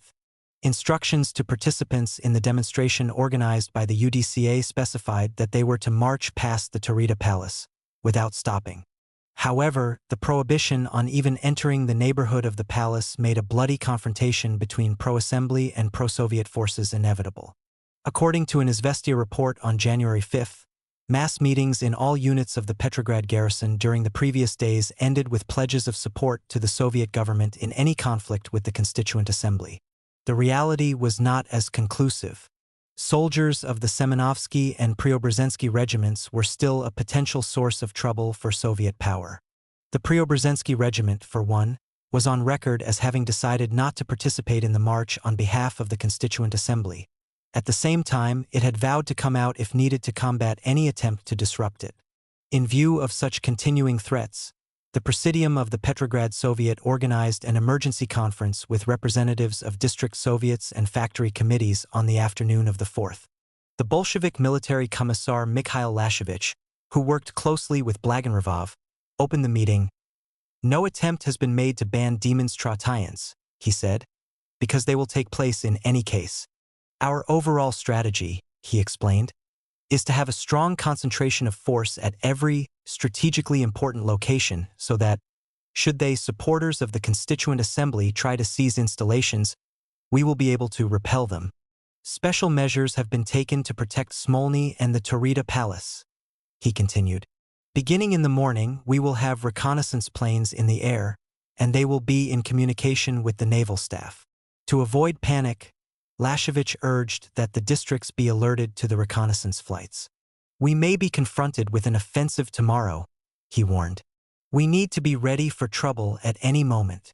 As Lashevich finished, Zinoviev, whose usual treble was pitched higher by panic, cried out, "We are experiencing a third revolution," adding that, to restrain workers from participating in the demonstration, agitators would need to be shuttled from factory to factory. By contrast, district Soviet representatives who participated in this meeting were generally calm. To be sure, a few of them conveyed unsettling news. The representative of the outlying Kolpinsky district warned that, "We don't have anybody to defend us because the best of our Red Guards have been sent to the front. There will be participation in the demonstration, but whether with arms or peacefully is unknown." In a similarly disturbing vein, the representative of the Nevsky district characterized his area as a defenseless nest and warned that some workers would participate in the pro-assembly demonstration. According to him, the local Red Guard was under anarchist influence and consequently would neither attack nor defend the Petrograd Soviet. To the relief of the conference participants, this exhausted the list of apparent problem spots. The Petersburg district representative informed the gathering that, although street rallies and student demonstrations on behalf of the Constituent Assembly were even then in progress, worker participation in the protests was not a worry. In the central First City District, it was reported that, although ample local security forces were available, the close proximity of the district to the Taurida Palace made it prudent to send an armored car and machine gun there. The representative of the Second City District Soviet was also reassuring, as he believed that, for now, the situation in that heavily bourgeois quarter was good. The local police had been disarmed, the Red Guard was on alert, and factory workers would not demonstrate. Most reassuring of all, the representative of the critical Vyborg workers' district confidently declared that everything was quiet and that a coming out was not anticipated. Similarly encouraging were the words of the representative of the Novodvorensky district. "There would be no demonstrations in his area," he asserted firmly. "Even the police is with us." The representative from the Vasily Island district, home to several major factories, reported that a day earlier petitions calling for support of the convocation of the Constituent Assembly had been circulated in neighborhood churches, but they had been stopped. Announcements of pro-Soviet meetings on the 5th had been posted in local plants. Workers would go to them, he implied, and not to the pro-assembly demonstration. According to the spokesman from the Okhtinsky district, the situation there was similarly calming. With obvious pride, the representative from the suburban Sestroretsky district noted that, at a general meeting of factory workers there, defensists were not even allowed to speak. "The militia is ours," he continued, adding that, "there won't be any demonstrations. There is too much snow." Even this generally encouraging picture apparently did little to calm Zinoviev. As soon as the Sestroretsky district representative finished, Zinoviev urged that street meetings be banned. Moreover, he took great pains to persuade the representatives of the importance of maintaining the closest possible communications the next day. "Our plans could change," he said. "We might decide to organize our own demonstration." This comment by Zinoviev came as a shot out of the blue. In view of his anxiety, it was agreed that the district representatives would return to Smolny at 1 p.m. the next day for the latest information. A few hours later, the People's Commissar for Military Affairs Nikolai Podvoisky and his deputy Konstantin Mikonishin formed an emergency military headquarters to direct defense of the Soviet government during the Constituent Assembly. It immediately issued an Order No. 1, which prohibited obeying any military directives by security agencies other than the emergency military headquarters. Exceptions were made for orders signed by Bolsheviks in the Smolny neighborhood and for Blagan Ravov's orders around the Taurida Palace and at the fortress of Peter and Paul. However, this 11th-hour attempt to impose control over the disparate bodies and forces already set in motion to fend off attacks on Soviet power in the city of Petrograd during the Constituent Assembly came too late. On the eve of the Left SR's entry into the Sovnarkom, the Bolsheviks, led by Lenin, dissolved the MRC and created the Vichayka to serve as a reliable security force free of interference by the Left SRs. During the second half of December, at the time of the Vichayka's harassment of prominent cadet and moderate socialist delegates to the Constituent Assembly, Isaac Steinberg's determined but ultimately unsuccessful efforts to curb the Vichayka's arbitrary power demonstrated the validity of Lenin's concern. Then, in early January, Steinberg decided to try to rein in the Vichayka by pressing the Bolsheviks to allow Left SRs into its leadership. Although the Bolsheviks' concern for retaining Left SR support on the eve of the Constituent Assembly forced them to accede to Steinberg's request, the relatively modest numbers of Left SRs involved were insufficient to significantly influence the Vichayka's policies. The same situation obtained in respect to the Left SR leadership's hope that, by entering the Sovnarkom, its representatives, even if a minority, would be able to moderate government policies. In the Sovnarkom, as in the leadership bodies of the Vichayka, majority ruled. Consequently, in questions such as repression of opponents in the Constituent Assembly, on which Bolsheviks and Left SRs differed, the Left SRs were bound to lose. Meanwhile, during the period when negotiations over the entry of Left SRs into the Sovnarkom were finalized, the Bolshevik moderates resurfaced as a potentially significant political force by virtue of their dominant influence in the Leadership Provisional Bureau of the Bolshevik Constituent Assembly delegation. Contrary to the position of the Bolshevik Central Committee, as well as of the Left SRs, that the Constituent Assembly should not be allowed to supersede Soviet power, they initiated steps to restore the legitimacy of the Constituent Assembly within the Bolshevik delegation as a whole. However, the Central Committee nipped their effort in the bud. Moreover, the Central Committee's stance on the primacy of Soviet power over the Constituent Assembly, coupled with the reluctance of the SRs even to try to provide for the Constituent Assembly's security, along with the indifference of the bulk of Russian population to its fate, all but assured its quick demise. The fate of the Constituent Assembly. The day had arrived, January 5, 1918, that was to mark the end of efforts to establish a Western-style, multi-party democratic system in Russia for most of the 20th century. The Constituent Assembly was scheduled to convene at 1 p.m. According to plans developed and widely circulated by the UDCA, participants in its mass demonstration were to gather at 9 assembly points during the morning.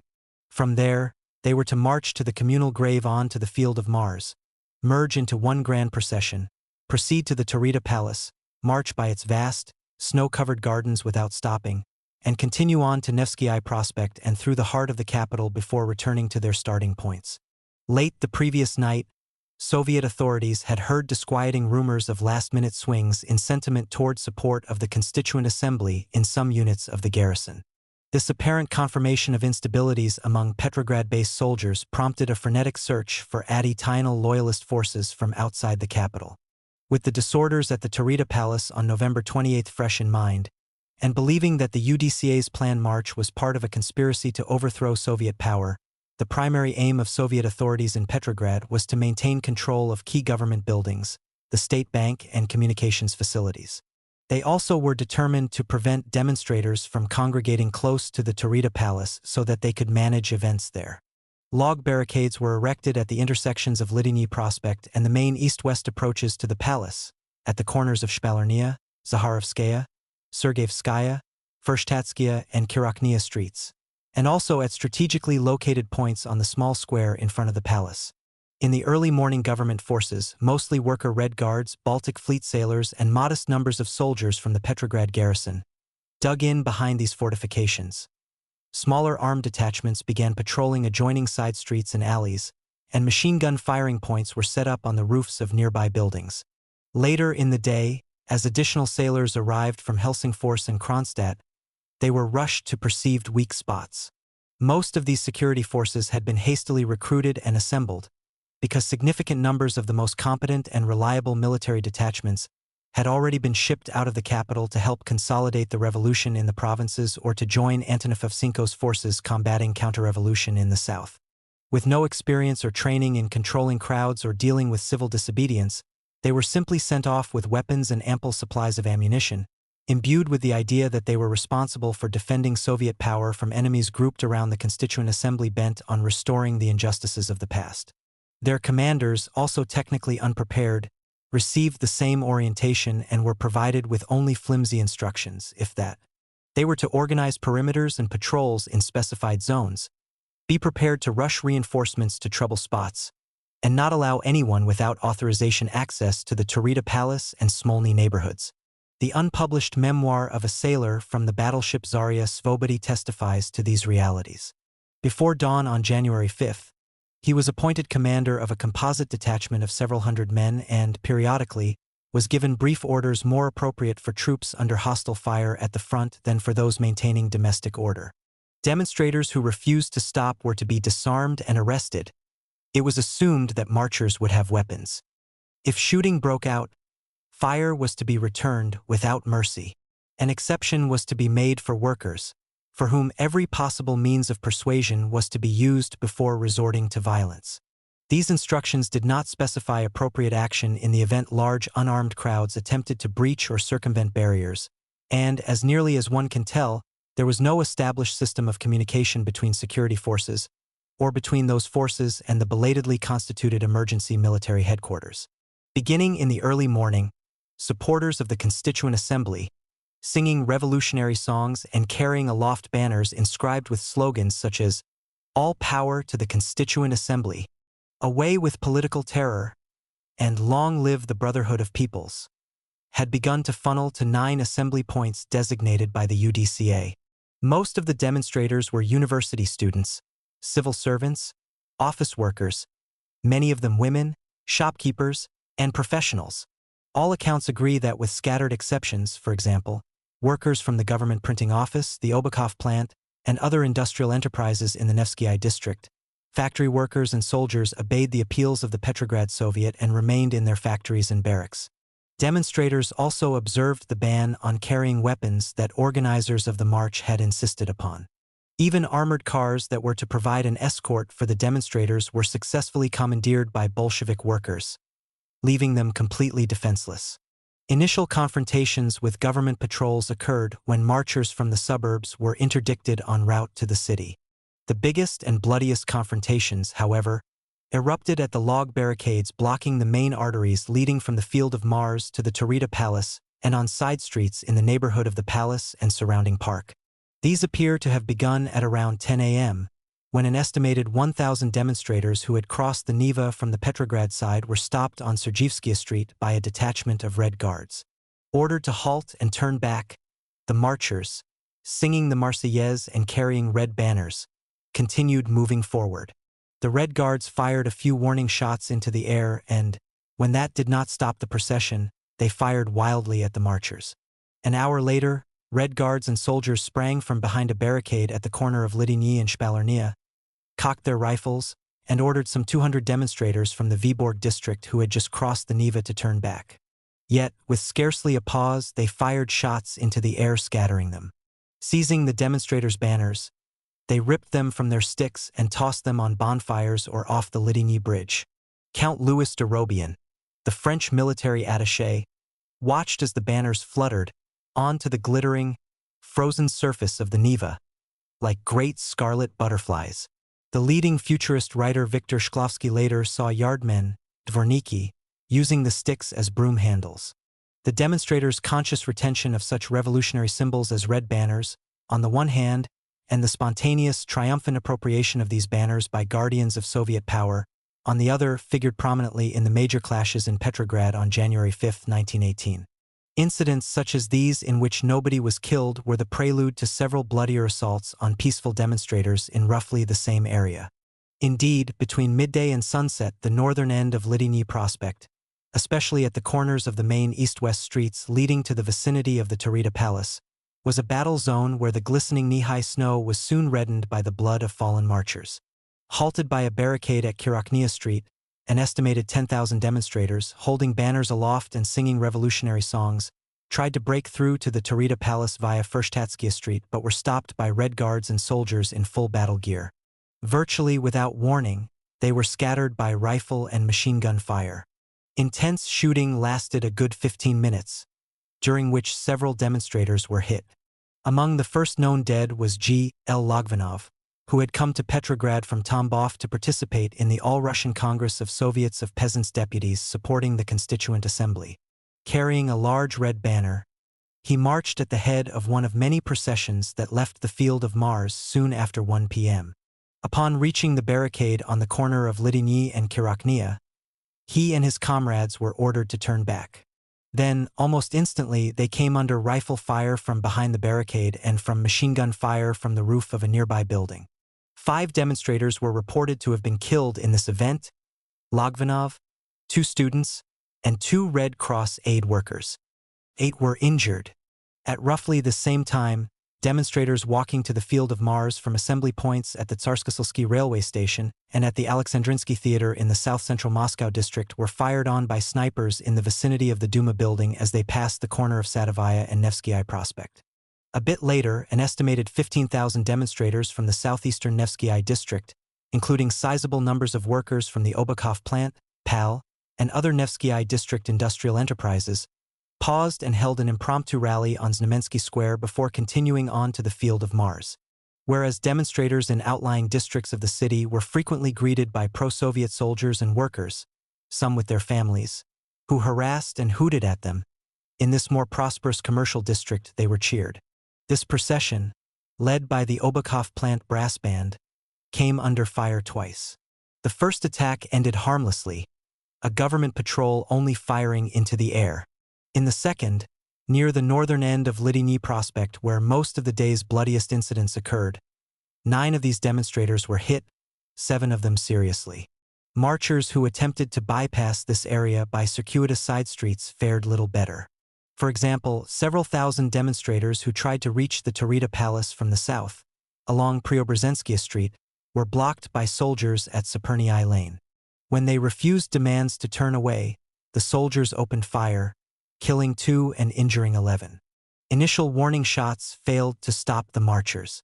But at the intersection of Preobrazhenskia Street and Grodnenskia Lane, almost within sight of the Taurida Palace grounds, they were fired upon and dispersed by the rifle fire of Red Guards dug into the snow. Several demonstrators were killed or seriously wounded in this incident. Others were roughed up. By evening, signed written complaints describing some of these confrontations had been filed with the SR and Menshevik Constituent Assembly fractions in the Taurida place. The text of one of them was read into the record by the prominent Menshevik Matvey Skoblev. At 4 p.m., while driving along Lidigny Prospect at the corner of Panteleimonovskaya, I personally saw how some groups of Red Guards shot into a crowd of defenseless people, among whom were soldiers, women, and children, marching peacefully to the Taurida Palace to express their needs. This complaint read, "Those doing the firing acted without warning, aiming directly into the crowd. I saw those injured, one soldier, 2 workers, and some women, being taken away by stretchers and horse-drawn cabs. Although available descriptions of shootings on January 5, 1918 are imprecise, overlapping, incomplete, and impossible to verify, there are enough of them to conclude that, together, they capture many of the chief characteristics of the attacks on demonstrations in support of the Constituent Assembly. First, the number of marchers appears to have been a good deal higher than the 10,000 estimated by Soviet authorities, but significantly lower than the 100,000 subsequently claimed by the UDCA. Second, although the implication of Soviet authorities that factory workers and soldiers boycotted the demonstration altogether was misleading, it is also clear that they constituted a relatively small minority of marchers. Third, although the leaders of the march and its participants were obviously unwilling to obey the Soviet government ban on demonstrations in the vicinity of the Taurida Palace, there is no evidence that any of them had weapons or behaved in a threatening manner. Even after being fired upon, they made no effort to resist their attackers beyond trying to circumvent them. Finally, the Red Guards, sailors, and soldiers behaved with striking brutality. They shot at demonstrators from behind barricades and fired machine guns from windows and rooftops. They beat them as well and made a triumphant ritual out of seizing and destroying their banners. It is also apparent that once Soviet authorities became aware of the bloodshed, they neither rescinded their ban on demonstrations in the vicinity of the Taurida Palace nor ordered a halt to the shooting. Instead, they did nothing. According to a report by Sverdlov at a session of the Third All-Russian Congress of Soviets on January 11, 21 demonstrators were killed. Since this figure is higher than the 15 estimated to have been killed by Gorky's Constituent Assembly Novaya Zhizn, based on a survey of Petrograd hospitals after the clashes had ended, it would appear that Sverdlov's count was closer to the mark. As the time for the opening of the Constituent Assembly neared, a second military perimeter was established in the area immediately adjacent to the Taurida Palace. Here the crowd was thin and the space in front of the low, elongated, pale yellow palace was filled by armed Red Guards and soldiers, field guns, machine gun emplacements, and belts and crates of ammunition. All the gates in the wrought iron fence surrounding the palace were locked. Machine guns protruded from ground-floor palace windows facing avenues of approach. Around 1 p.m., a single side gate was opened for arriving delegates, and each was carefully screened by sailors dressed in pea jackets, machine gun belts slung across their chests. Also allowed in were large numbers of guests, mostly selected workers, soldiers, and sailors, many of them carrying rifles with bayonets and grenades and also draped with ammunition. Among the first delegates to arrive was the entire SR fraction fresh from a morning caucus. Marching 6 abreast, the delegates sported distinctive rosettes and carried candles and sandwiches. Approximately half were attired in business suits and were protected from the biting cold by heavy overcoats and galoshes. The rest were peasants wearing rough sheepskin jackets and felt boots. Nikolai Sviatitsky subsequently noted that his colleagues appeared lifeless, like condemned prisoners. Vladimir Zenzinov was later to recall, "We entered the building certain that the Bolsheviks would use force against the assembly and that we would not return home alive." For some time yet, entry into the ornate white hall of the palace, a spacious glass-domed amphitheater surrounded by a gallery, was barred by still another phalanx of Red Guards. The meeting place of the Imperial State Duma in the late Tsarist years, after the February Revolution, it had been the scene of the first national conferences and congresses of Soviets. For the Constituent Assembly, it had been redecorated and adorned with black banners, as if for a funeral, Zenzinov's words. The color for the banners was probably consciously chosen by Soviet authorities to further the image of the Constituent Assembly as reactionary. The SR delegates, their majority status notwithstanding, were shunted off to a back room. The previous night and that morning, they had fine-tuned their program for the first day. Ballast had been eliminated from the party's platform, and legislation on peace and agrarian reform had been abstracted for rapid-fire presentation and passage. There was nothing left to do, so the SR delegates bustled about, nervously bemoaning their helplessness and listening to periodic, at times hysterical, accounts of massacres in the streets. The much smaller Bolshevik delegation arrived after the SRs and caucused in a spacious sitting room brightened by the shimmering snow visible through the windows. No records have been published or are available in Russian archives of the caucuses of the Bolshevik Constituent Assembly fraction, including a joint meeting with left SRs and a long separate meeting preceding the formal opening of the Constituent Assembly. Memoir accounts indicate that, although Lenin participated in the Bolshevik gathering, it was chaired by Sverdlov. Bolshevik moderates were impeded by the absence of Kamenev, who was part of the Russian peace delegation at Brest-Litovsk. Soviet accounts claiming that the caucus proceeded quickly and smoothly are belied by the fact that it lasted much longer than expected and caused a long delay in the opening of the assembly. The fraction meeting began with a discussion of the agenda and operation of the Constituent Assembly. Several factors make it likely that fundamental questions relating to the role of the Constituent Assembly and the relationship between it and Soviet power were also discussed. Communication difficulties and, even more, Lenin's success in blocking efforts of party moderates to arrange for National Party congresses in November and December had prevented earlier consideration of approaches to the Constituent Assembly among Bolshevik leaders nationally. Many Bolshevik delegates from the provinces went straight to the fraction meeting upon arriving in Petrograd, and, in any case, there had not been any systematic effort to bring them up to date on recent policy changes relating to the Constituent Assembly, let alone to debate them. Then, too, the presence at the fraction meeting of such independent-minded Bolsheviks as Ryazanov and Lozovsky ensured that Lenin's position would be challenged. Raskolnikov's recollections of this meeting suggest that at least some of the party's delegates envisioned a protracted existence for it. He notes that Bukharin, who had by then given up the idea of forming a breakaway revolutionary convention, scoffed at this idea. He spoke in terms of a possible 3-day lifespan for the Constituent Assembly. At some point, the left SRs, who were holding a separate caucus, requested changes in the Declaration of the Rights of Toiling and Exploited People. Although the specifics of these requests are unknown, it seems reasonable to speculate that they were aimed at the primary concerns of the left SRs at this time, namely, making the declaration more palatable to SR peasant delegates still open to supporting it and letting the Constituent Assembly run long enough to discredit itself. Whatever the case, the changes were rejected. After Sverdlov read the declaration, which had been designed expressly to preclude compromise and to provoke a decisive break with the Constituent Assembly at the outset, the idea of letting the Constituent Assembly run at least until the start of the Third All-Russian Congress of Soviets of Workers' and Soldiers' Deputies was scrapped. Instead, it was agreed that Sverdlov, acting on behalf of the CEC, would integrate presentation of the declaration for immediate implementation into his statement formally opening the Constituent Assembly. After the declaration was ignored, as was certain, the Bolsheviks, and they hoped the left SRs, would make a quick exit to prevent any possibility that the SRs, armed with their new Vikzhelish program, would be able to make inroads into support for Soviet power.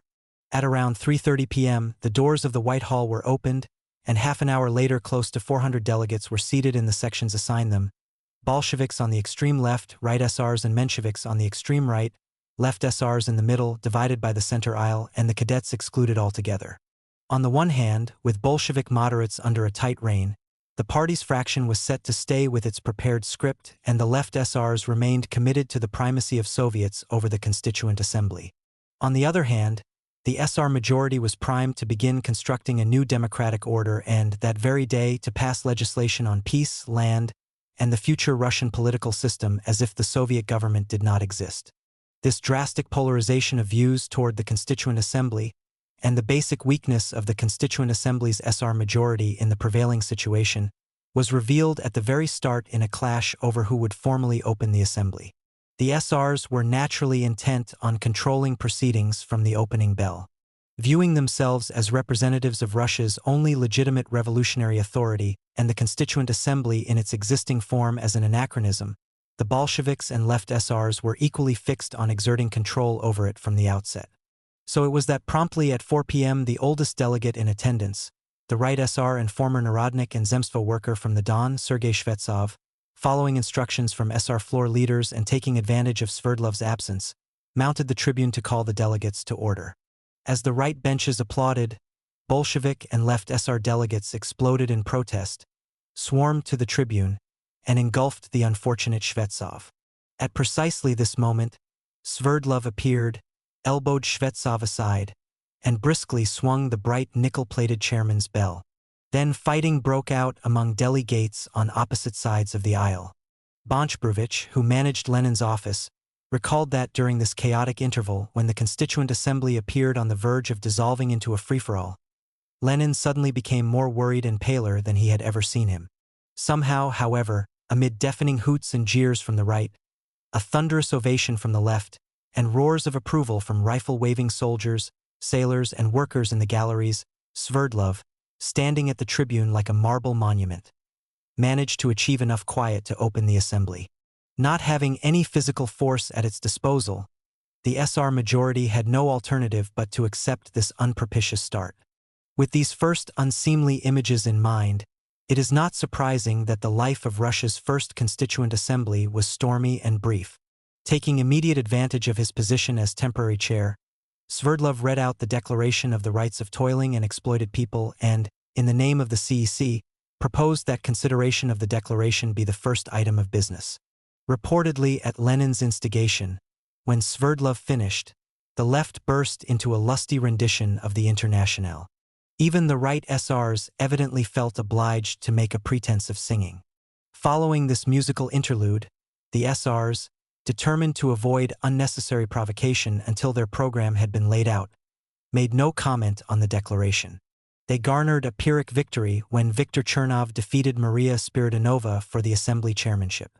Spirai Dunova's nomination by the Bolsheviks may have been a concession to left SR hopes that enough nominal SR peasant delegates might vote for her to offset the SR majority.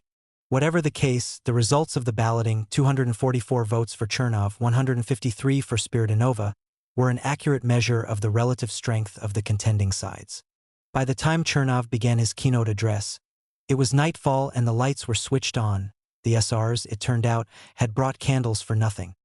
He sketched in broadest outline an ambitious program of reform that sounded very much like the pre-October Bolshevik platform, down to an insistent plea for immediate deeds, not just words. An acrobatic act on Bolshevik slogans, Oganovsky called it, carefully skirting direct criticism of the Bolsheviks or of the Soviets, which upset some of those who had just voted for him as much as anything he said. Chernov pointed to revolutionary Russia's socialist-controlled Constituent Assembly as the one body in the world with the prestige and authority to superintend an international peace conference leading to an early universal, democratic, and just peace. For the benefit of war-weary Russian troops, he called for the organization of a wholly new revolutionary volunteer army, which would replace frontline soldiers and protect the nation as it went about the task of transforming outmoded institutions and ways of life. In connection with chaos in industry and expanding unemployment, now further complicated by demobilization, Chernov proposed a grand program of public works and temporary state control of industrial production, pending the time when workers would be qualified to take control of industry into their own hands. In the area of nationality policy, after dutifully paying homage to the aspirations of each minority delegation individually, Chernov drew a picture of a free association of equal, semi-independent peoples and territories within a federative Russian republic, in which a network of territorial constituent assemblies and local self-governing institutions would work in concert with the All-Russian Constituent Assembly to design a new political system protective of minority rights and consistent with popular aspirations. On the all-important land issue, Chernov endorsed the immediate systematic redistribution of all land to the working peasantry without compensation. Moreover, cleverly countering the Soviet government's charge that the Constituent Assembly was unrepresentative, and even Lenin's earlier emphasis on recall elections to update the vote, Chernov proposed liberal reliance on national plebiscites to assure that actions of the Constituent Assembly harmonized with the people's will. Indeed, he challenged the Bolsheviks to request an immediate nationwide plebiscite on attitudes toward the Constituent Assembly if they had doubts about its right to express the will of the people. Although Chernov's speech constituted a plea for unity of democratic forces, compromise, and an end to civil war, he made no mention of alliances with the cadets or other liberal groups. Implicit in what he said was the assumption that although socialism would continue to be the dominant force in revolutionary Russia, the era of Soviet rule was over and that of new institutions to be created by the Constituent Assembly was about to begin. To the left SR Sergei Mstislavsky, Chernov's address was a dead collage of bookish quotes, verse, and pedantically turned phrases. Right SRs were furious at Chernov for having blurred the lines between them and the Bolsheviks. Analyzing the speech, Oliver Radke, the Western historian of the SRs, came to a far different conclusion. To him, Chernov performed a great service to his party by helping to get legislative proposals on the record that should have been there long before. Perhaps, the essential point is that now, with the eclipse of Bolshevik moderates and with Leninists in control of the party, it was too late.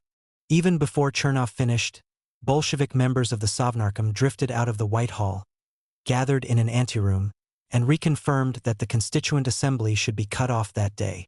With Trotsky en route to Petrograd from Brest and Lenin preferring to remain in the background, orchestrating rather than participating in the official proceedings, it fell to the 30-year-old Bukharin to respond to Chernov.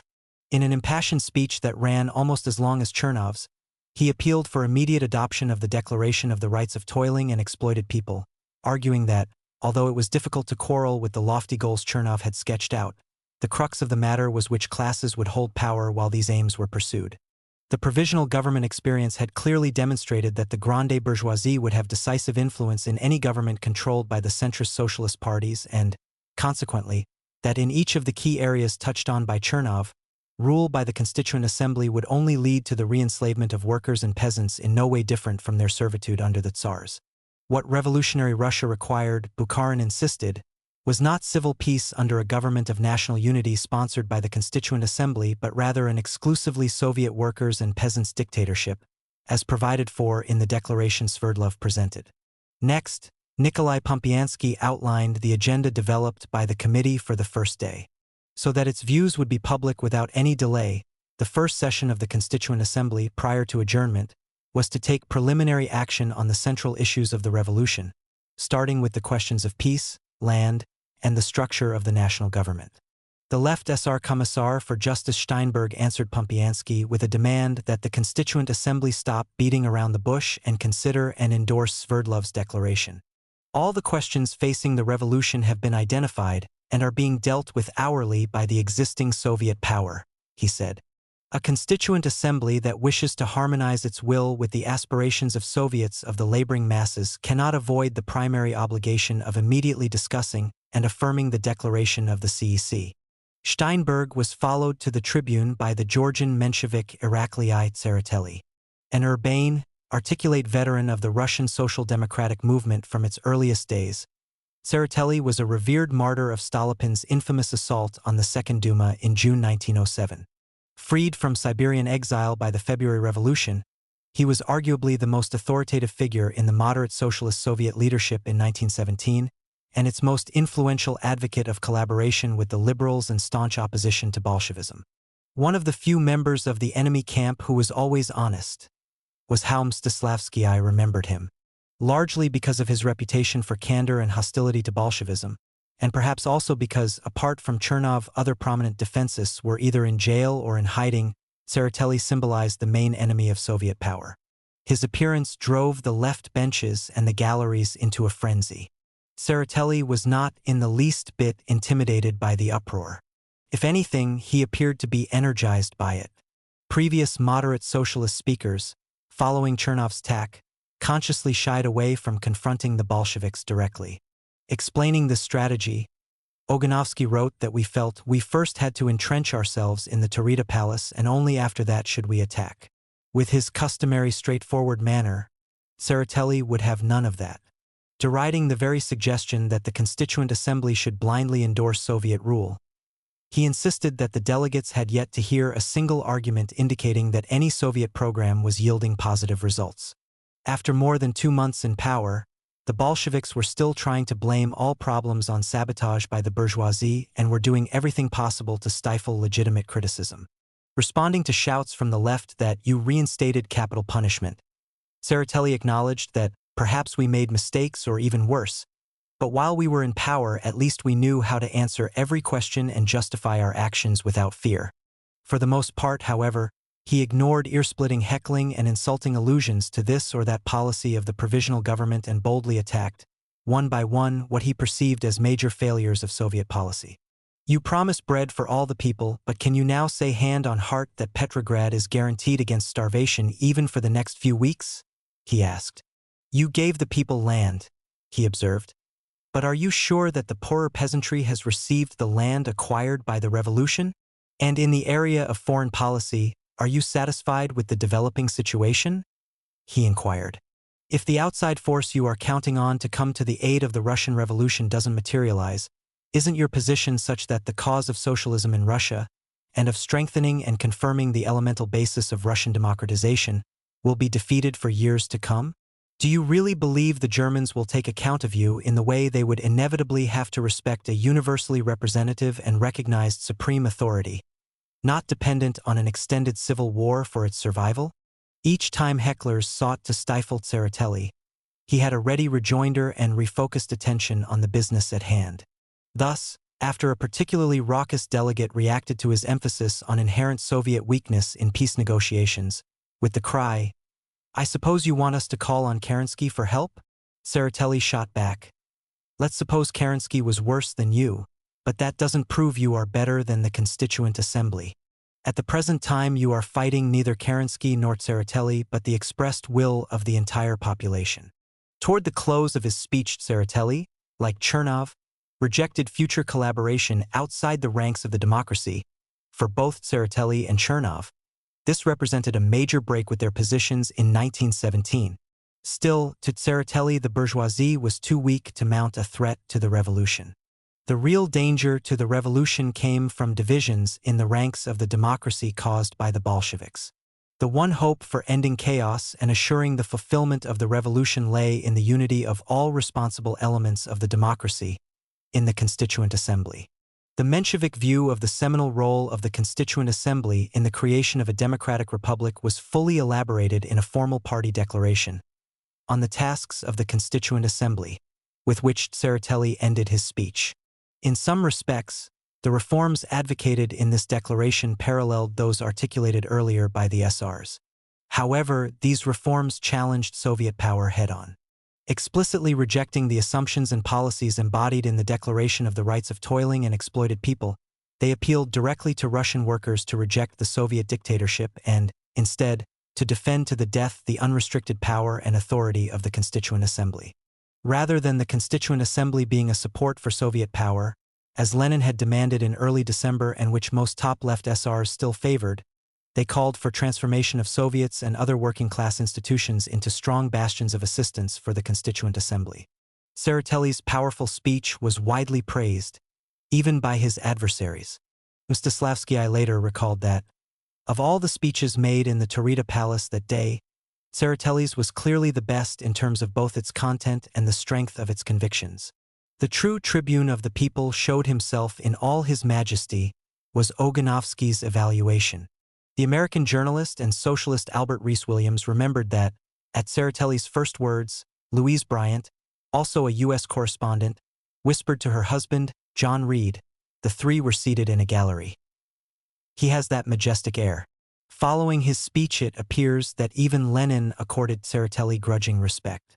Indeed, several days later, after a group of drunken sailors and Red Guards killed two leading cadets, Fyodor Kokoshkin and Alexander Shingarev, Lenin recommended to Tseretelli, through intermediaries, that he return to the safety of Georgia, this according to a Menshevik colleague of Tseretelli's, Yuri Denyk.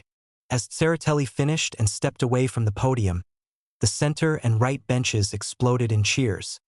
This was their moment. A bit later, Zenzinov requested a decision on the agenda proposed by Pompiansky and attempted to justify acting on the questions of peace and land before deciding on the structure of the government. Clearly his purpose was to assure the adoption of the SR position on peace and agrarian reform before a decisive confrontation with the Bolsheviks and left SRs over Soviet power. The Moscow Bolshevik Ivan Skvortsov-Stepanov, former editor of Social Democrat, announced that his party would not present a declaration separate from that of the CEC's Declaration of the Rights of Toiling and Exploited People. But to the surprise of most delegates, this was not the stance adopted by the left SRs. Rather, an elderly peasant named Fyodor Sorokin from the far eastern Amur region, who hobbled to the podium on crutches, presented a separate left SR declaration despite the fact that the left SRs, like the Bolsheviks, were pledged to support the CEC declaration read out by Sverdlov. The declaration Sorokin presented dovetailed with the CEC's Declaration of the Rights of Toiling and Exploited People in several key respects. It explicitly recognized the legitimacy of the October Revolution and the Soviet political system, and rejected the validity of all claims to independent political authority on the part of the Constituent Assembly. But, instead of requiring the Constituent Assembly to vote itself out of existence at once, it envisioned that it would have a protracted role as a facilitator of revolutionary reconstruction directed by Soviets.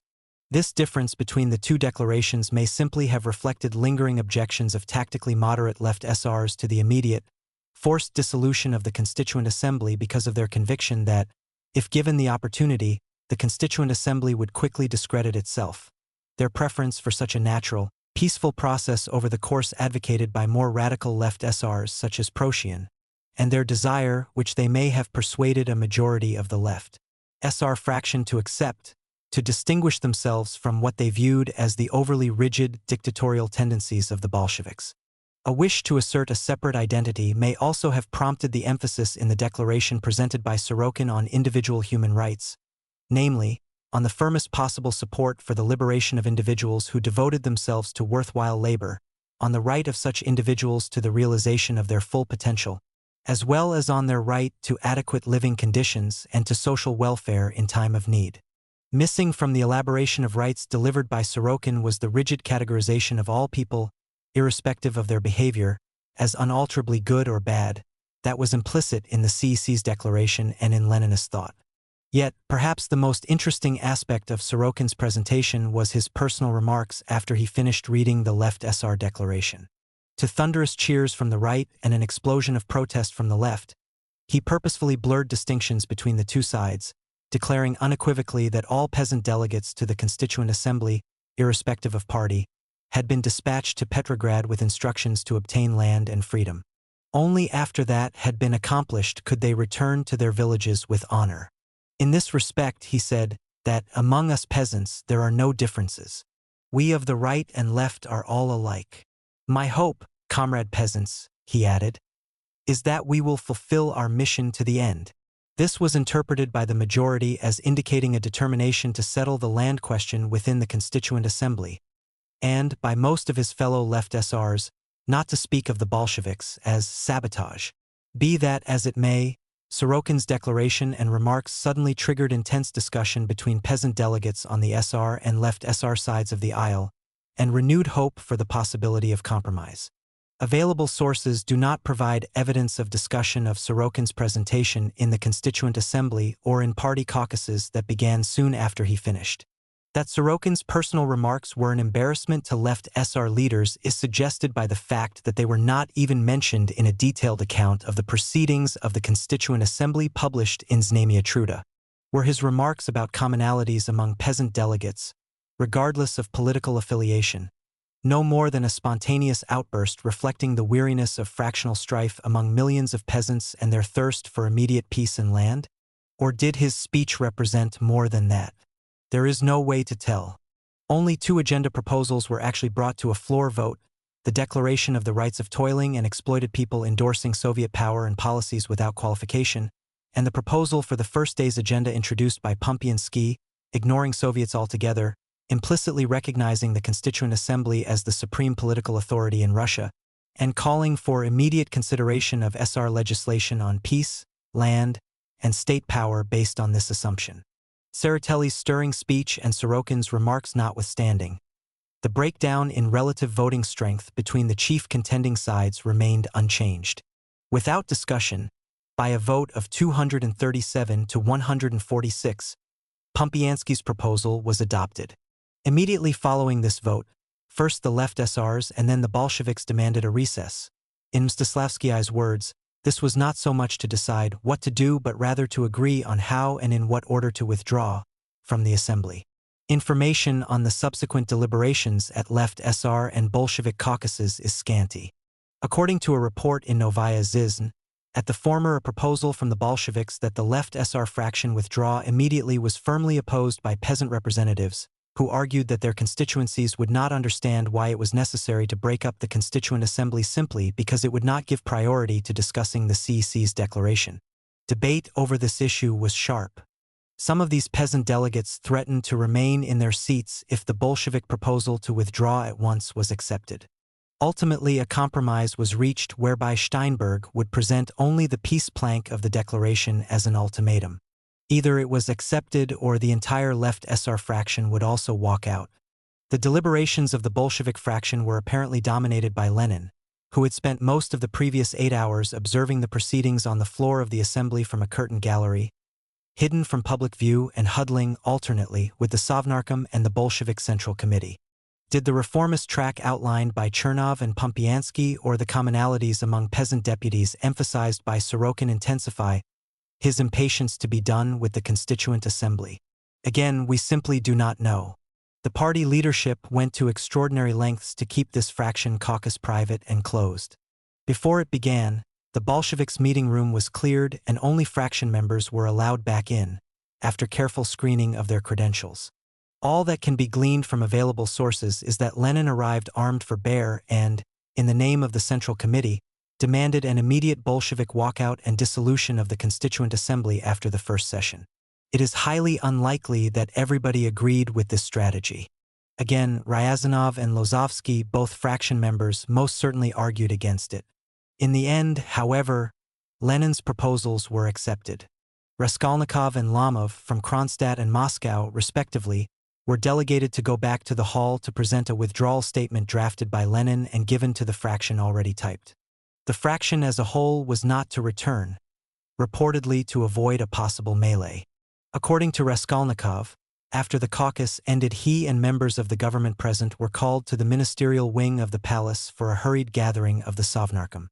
He recalls that at this meeting Lenin proposed, and everyone agreed, that under no circumstances should the remaining delegates be forcibly dispersed. Rather, they should be permitted to talk as long as they liked, and then, in Lenin's words, let them just go home, after which they would not be allowed back. Meanwhile, at around 1 a.m., the assembly had finally reconvened. With the Bolsheviks and left SRs still absent from the hall, the delegates began a discussion of the peace issue, the first item on Pompiansky's agenda. Discussion of this question was constantly interrupted by extraordinary declarations of one kind or another, by the Ukrainian SR Afanasy Severovodoevsky relating to conflict between Ukrainian nationalist and Soviet authorities over the future of Ukraine, by a peasant SR from Voronezh on the impatience of peasants for immediate settlement of the peace and land questions, and, finally, by Raskolnikov on the Bolshevik walkout. During the previous declarations there was continued talking and movement in the hall, as delegates and observers reacted to the proceedings, idly chatted with one another, or wandered off to a nearby buffet for tea and snacks. However, upon Raskolnikov's appearance at the podium, the hall suddenly became hushed, with the empty Bolshevik benches providing unmistakable evidence of his purpose. As a few curious Bolsheviks clustered at the doorways straining to hear, Raskolnikov delivered Lenin's withdrawal statement. The vast majority of laboring Russia, workers, peasants, soldiers, presented the Constituent Assembly with the demand that it recognize the triumphs of the Great October Revolution, and, most important of all, the authority of Soviets of workers, soldiers, and peasants' deputies. However, a majority of the Constituent Assembly, in agreement with the pretensions of the bourgeoisie, rejected this proposal, thereby defying all Russian toilers. Not for a minute wishing to hide the crimes of enemies of the people, we Bolsheviks hereby announce our withdrawal from this Constituent Assembly in order to let Soviet power decide on a policy toward the counter-revolutionary part of the Constituent Assembly once and for all. Raskolnikov's final words were drowned out by furious roars from the SRs. Nonsense! Lies, all lies! Blockhead! Pogromists! They screamed, as the left SRs and the gallery exploded with cheers and applause. In the ensuing chaos, a sailor on guard raised his rifle and took aim at a stout SR delegate from Moscow, Osip Minor, only to be stopped from squeezing the trigger at the last second by a more sober comrade. Moments later, left SR delegates pounced on an impulsive young Ukrainian colleague, Vasily Feofilektov, who, browning at the ready, was about to dispose of a heckler in the adjoining right benches. After a semblance of order was restored, another peasant delegate and former deputy in the State Duma, Lavr Efremov, pleaded with the Bolsheviks and left SRs not to abandon the Constituent Assembly until people's aspirations had been realized. Who other than the Constituent Assembly can fulfill all our dreams? Who other than the Constituent Assembly can bring an end to the Civil War? He cried out in despair. Next, Steinberg, fulfilling the instructions of his fraction, demanded that the delegates immediately express themselves on the Declaration of the Rights of Toiling and Exploited People. He argued that, by refusing even to discuss the declaration in favor of adopting Pompiansky's agenda, the majority of the Constituent Assembly seemed to be indicating that it was against Soviets and intended to create some other state authority of their own directed against the triumphs of the revolution. Nonetheless, so Steinberg said, the position of the majority had not been made sufficiently explicit to lay the matter to rest. Hence he now issued his fraction's ultimatum. Either the Constituent Assembly put aside the agenda of the SRs and indicate its solidarity with Soviet power and the achievements of October by immediately discussing and voting on that section of the Declaration of the Rights of Toiling and Exploited People dealing with the peace issue, the question then under discussion, or the Assembly majority's counter-revolutionary character and intent, as well as the need to disassociate from it, would be decisively confirmed to the left SRs and the Russian people. Although the SR Constituent Assembly leadership now accepted the critical need for immediate peace, it was understandably unwilling to yield to Steinberg's ultimatum, which, as Steinberg himself acknowledged, would have constituted de facto recognition of Soviet authority. Not long after this became apparent, at around 4 a.m. January 6, the left SRs followed the Bolsheviks out of the hall. As was the case with the Bolsheviks, the left SRs justified their withdrawal on the skewed composition of the Constituent Assembly and its unwillingness to endorse Soviet power. As the left SRs filed out, Karelin declared, "We go so that at this critical moment in the Great Russian Revolution we may devote all our energies to work in Soviet institutions, in the cause of the laboring classes, to assure their triumph." After the last left SRs departed, noise from the balconies became deafening. Spectators filled the now empty left benches and shouts of "Enough! Away with all of you!" merged with the clang of bayonets being fixed and rifle bolts clanking open and shut. Struggling mightily to be heard above the din, Chernov began frantically reading a draft resolution on the land question, the product of weeks of careful study and debate by the SR Fraction Land Commission made up of many of the country's leading agronomists. Midway in his presentation, Chernov was tapped on the shoulder by the captain of the guard, later identified as the notorious Kronstadt communist Anatoly Zalesnyakov. "The guard is tired," Zalesnyakov declared. "We have been ordered to clear the hall." Amid roars of approval from the galleries, Chernov responded that all the members of the Constituent Assembly are tired, but no degree of fatigue can interrupt the reading of the land law for which all Russia is waiting. "The Constituent Assembly," he added, "will only disperse by force of arms." Understandably, the 200 or so remaining delegates proceeded with their business with greater urgency. A representative of the Ukrainian SRs, offended by Zalesnyakov's brazenness, announced that, because of what had just transpired, his fraction, which numbered 80, was switching from advocating the planks on peace and land in the Declaration of the Rights of Toiling and Exploited People to supporting the corresponding SR resolutions. Chernov then brought all the preliminary legislation prepared for the first day to hurried votes. Included were preliminary statements pertaining to the SR peace platform and land program, and Russia's reorganization into a federal republic. All these measures were adopted unanimously, without discussion, the harried deputies desperately attempting to register their intentions and, in a sense, achieve in minutes what they had been unable to accomplish during 7 months of governing with the cadets. "We simply had to end the session so that something tangible would remain after it was over," Mark Vishniak, a right SR and lawyer, later observed. Finally, at close to 5 a.m. on January 6, the Constituent Assembly adjourned and the delegates were allowed to leave, to the obvious surprise of many of them. As they hurried home in the bitter cold, with only the cacophony of church bells interrupting the early morning still, Sviatitsky and an SR companion pondered the day's events. "We will see. Perhaps this is not the end," the two concluded glumly. Recalling this moment a decade later, Sviatitsky observed that the Constituent Assembly had died that night, not because of a lack of courage on the part of its supporters to die with it, or because of the sailors' demands, but as a consequence of the indifference with which the people responded to our dissolution, which permitted Lenin to dismiss us with a wave of his hand, "Let them just go home." The formal dissolution of the Constituent Assembly was accepted by the Sovnarkom and confirmed by the CEC later that same day, January 6. Approved at the meeting of the Sovnarkom was yet another set of theses on the Constituent Assembly drafted by Lenin. prepared as a decree for presentation to the CEC. These theses endorsed the dissolution on the grounds that after the withdrawal of the Bolsheviks and left SRs, the Constituent Assembly was nothing more than a smokescreen for attempts by the counter-revolution to overthrow Soviet power. An amendment proposed by the left SRs called for the Third All-Russian Congress of Soviets of Workers and Soldiers Deputies to consider establishing a wholly new permanent legislature, the Federal Convention. Intended finally to transform the Sovnarkom into an executive body, to broaden the Soviet government's base and thereby increase the power of the left SRs vis-a-vis the Bolsheviks, and also to soften popular perceptions of the Constituent Assembly's dissolution, the amendment was defeated by the Bolshevik majority.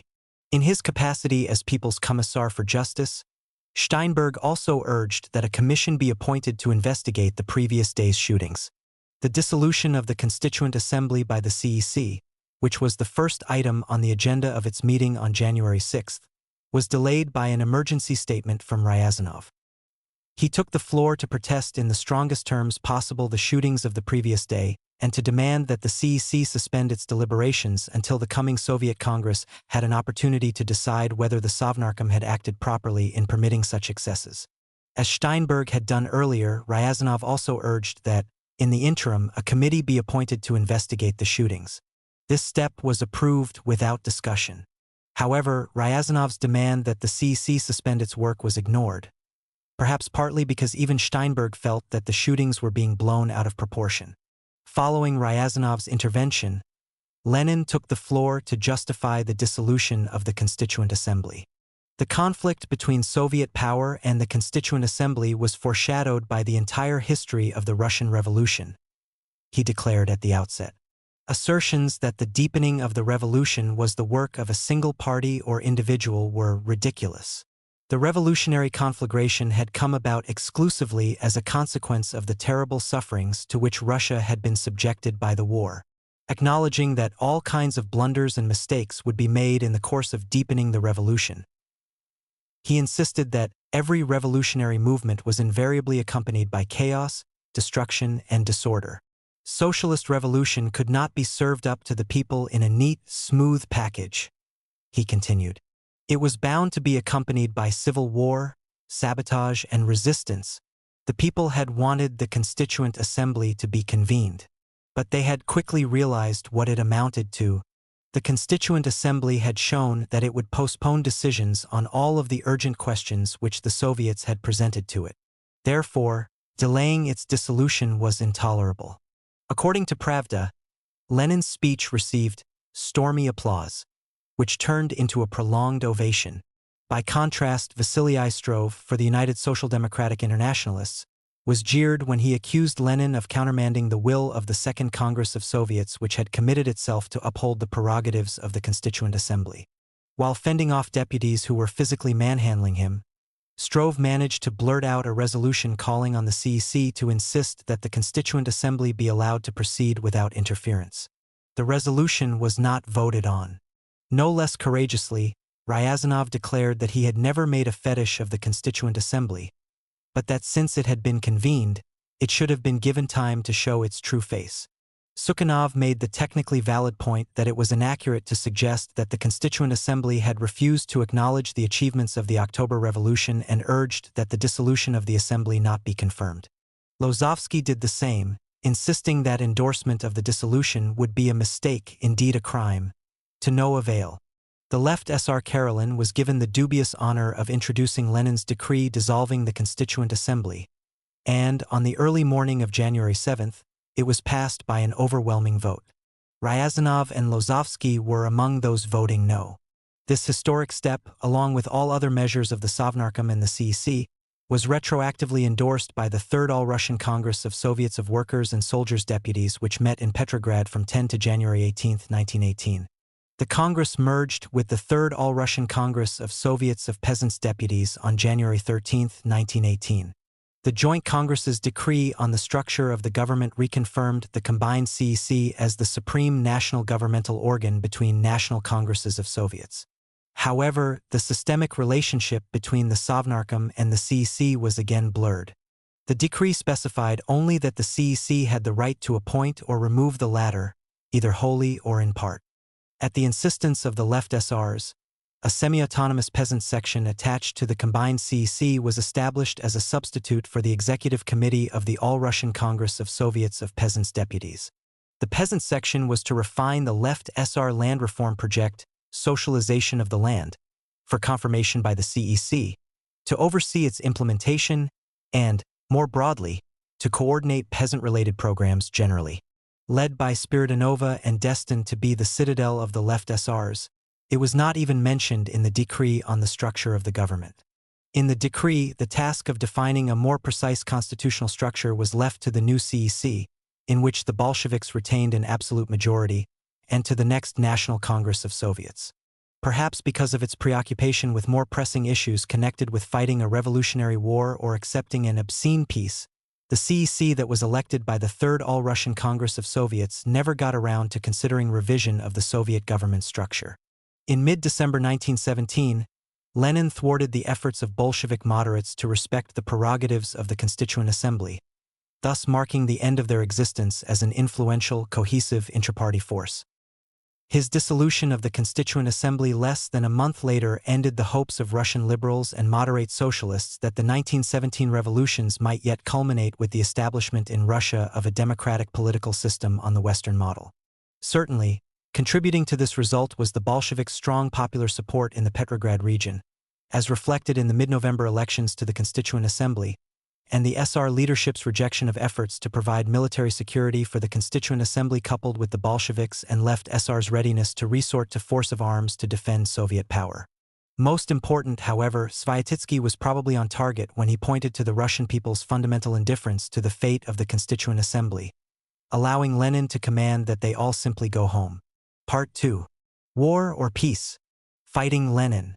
Two war-weary Russian peasants, workers, and soldiers, the promise of immediate peace without annexations or indemnities, had been one of the most engaging aspects of the broadly popular Bolshevik program in 1917. After the collapse of efforts by the moderate socialists to arrange a peace conference in Stockholm during the summer of 1917, the Bolsheviks, alone among major Russian political parties, stood for immediate peace. An abiding concern with arranging the quickest possible end to the nightmare of World War helps explain why such left Mensheviks as David Ryazanov, Solomon Lozovsky, and Yuri Larin joined the Bolshevik Party in the late summer of 1917, and why they and leading Bolshevik moderates like Kamenev did not withdraw from the party in early November, despite their fundamental differences with the Leninist majority in the Central Committee over the makeup of the government. Lenin's peace declaration, one of the very first decrees adopted by the Second All-Russian Congress of Soviets on October 26, called on all warring states to begin peace negotiations at once. When the Entente failed to respond positively to the first peace initiatives of the Soviet government, the Sovnarkom entered separate armistice and peace talks with the Central Powers. These negotiations began on November 20, 1917 in the city of Brest-Litovsk, the site of German headquarters in occupied Poland, and 2 days later, November 22. The two sides agreed on a 10-day armistice, subsequently extended for 28 days with the proviso that it would automatically be continued until one side rejected it 7 days in advance. During the truce, a permanent peace was to be negotiated. The approach of separate peace negotiations between the Soviet government and the Central Powers stirred great anxiety among Russia's former allies, domestic critics of Soviet power, and important segments of the Bolshevik Party. Leaders of the radical Bolshevik Moscow Oblast Bureau are usually credited with having been the first to voice concern on this score. However, similar unease emerged simultaneously in Petrograd. At the Petersburg Committee session on November 16, which initially focused on issues related to dissolution and re-election of the City Duma, individual committee members voiced concern about the imminent negotiations with the Central Powers.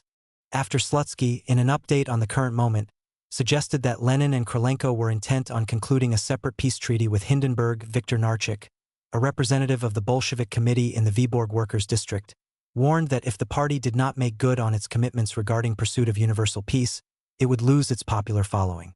To most participants in this meeting, however, the idea that Lenin and Trotsky might behave treacherously in negotiations with the Germans seemed preposterous. Still, they registered their strong views on peacemaking by electing a new executive commission, their main leadership body, which was dominated by ardent opponents of a separate peace, the future left communists. Anxieties among Petrograd Bolsheviks over the possibility that the goal of a universal proletarian peace might be perverted in the course of peace talks with the Central Powers intensified as they proceeded without any sign that Britain and France would join in the talks or that workers abroad were responding in significant ways to Soviet appeals that they take peacemaking into their own hands. This heightened concern was reflected at a meeting of the Petersburg Committee with district agitators on November 23, to which Karl Radek had been invited to present his views on foreign affairs. A prominent party leader well known for his internationalism, Radek was convinced by his own wartime experiences in Central Europe that workers and soldiers in the German and Austro-Hungarian empires were ripe to follow revolutionary Russia's lead and, indeed, that all Europe was on the verge of decisive revolutionary convulsions. His message to the Petersburg Committee on November 23 constituted a passionate call for the rejection of any deals with capitalists. Russia was now pointing the way for the masses throughout the world. He declared, emphasizing that the fate of the Russian and world revolutions was inseparable. The government was right to enter into separate talks with the Germans as long as this step was coupled with an intensified campaign to revolutionize workers abroad and insofar as a relentless struggle was waged against compromisers in the party. Most local-level leaders participating in this meeting were in full agreement with Radek's conclusion that deals with capitalists were unacceptable. In his remarks, however, Radek took it for granted that there were still significant numbers of Russian soldiers at the front capable of fighting a revolutionary holy war. During the discussion that followed, this assumption was challenged by Dmitry Manuilsky, Bezrobotny, who declared unequivocally that, for Russia further fighting is impossible. However, he did not find this worrisome, because international revolution would quickly liquidate the consequences of an unfavorable peace. Among others, Grigory Evdokimov, another representative of the Vyborg district, and Pavel Pakimov, from the Second City district, took issue with Manuilsky's pessimism regarding the possibility of mobilizing Russian soldiers and workers to wage revolutionary war. Evdokimov felt that demobilizing unreliable elements and better supplying remaining troops would raise morale in the army in case the resumption of military operations became necessary. He emphasized the importance of speaking out candidly about the possibility of a revolutionary war so that workers, soldiers, and sailors would be prepared for such an eventuality. Pakimov echoed these sentiments, insisting that, if revolutionary war becomes unavoidable, the masses will understand. On the other hand, Moise Karatanov, Pakimov's Second City district colleague, implicitly dismissed the very idea that revolutionary war might become a requirement, remarking that he could not imagine the Germans insisting on unfavorable peace terms. While no formal resolution on the peace issue was adopted at this meeting, the discussion laid bare the strong opposition to a separate peace by a majority of the Petersburg Committee, as well as by district-level activists.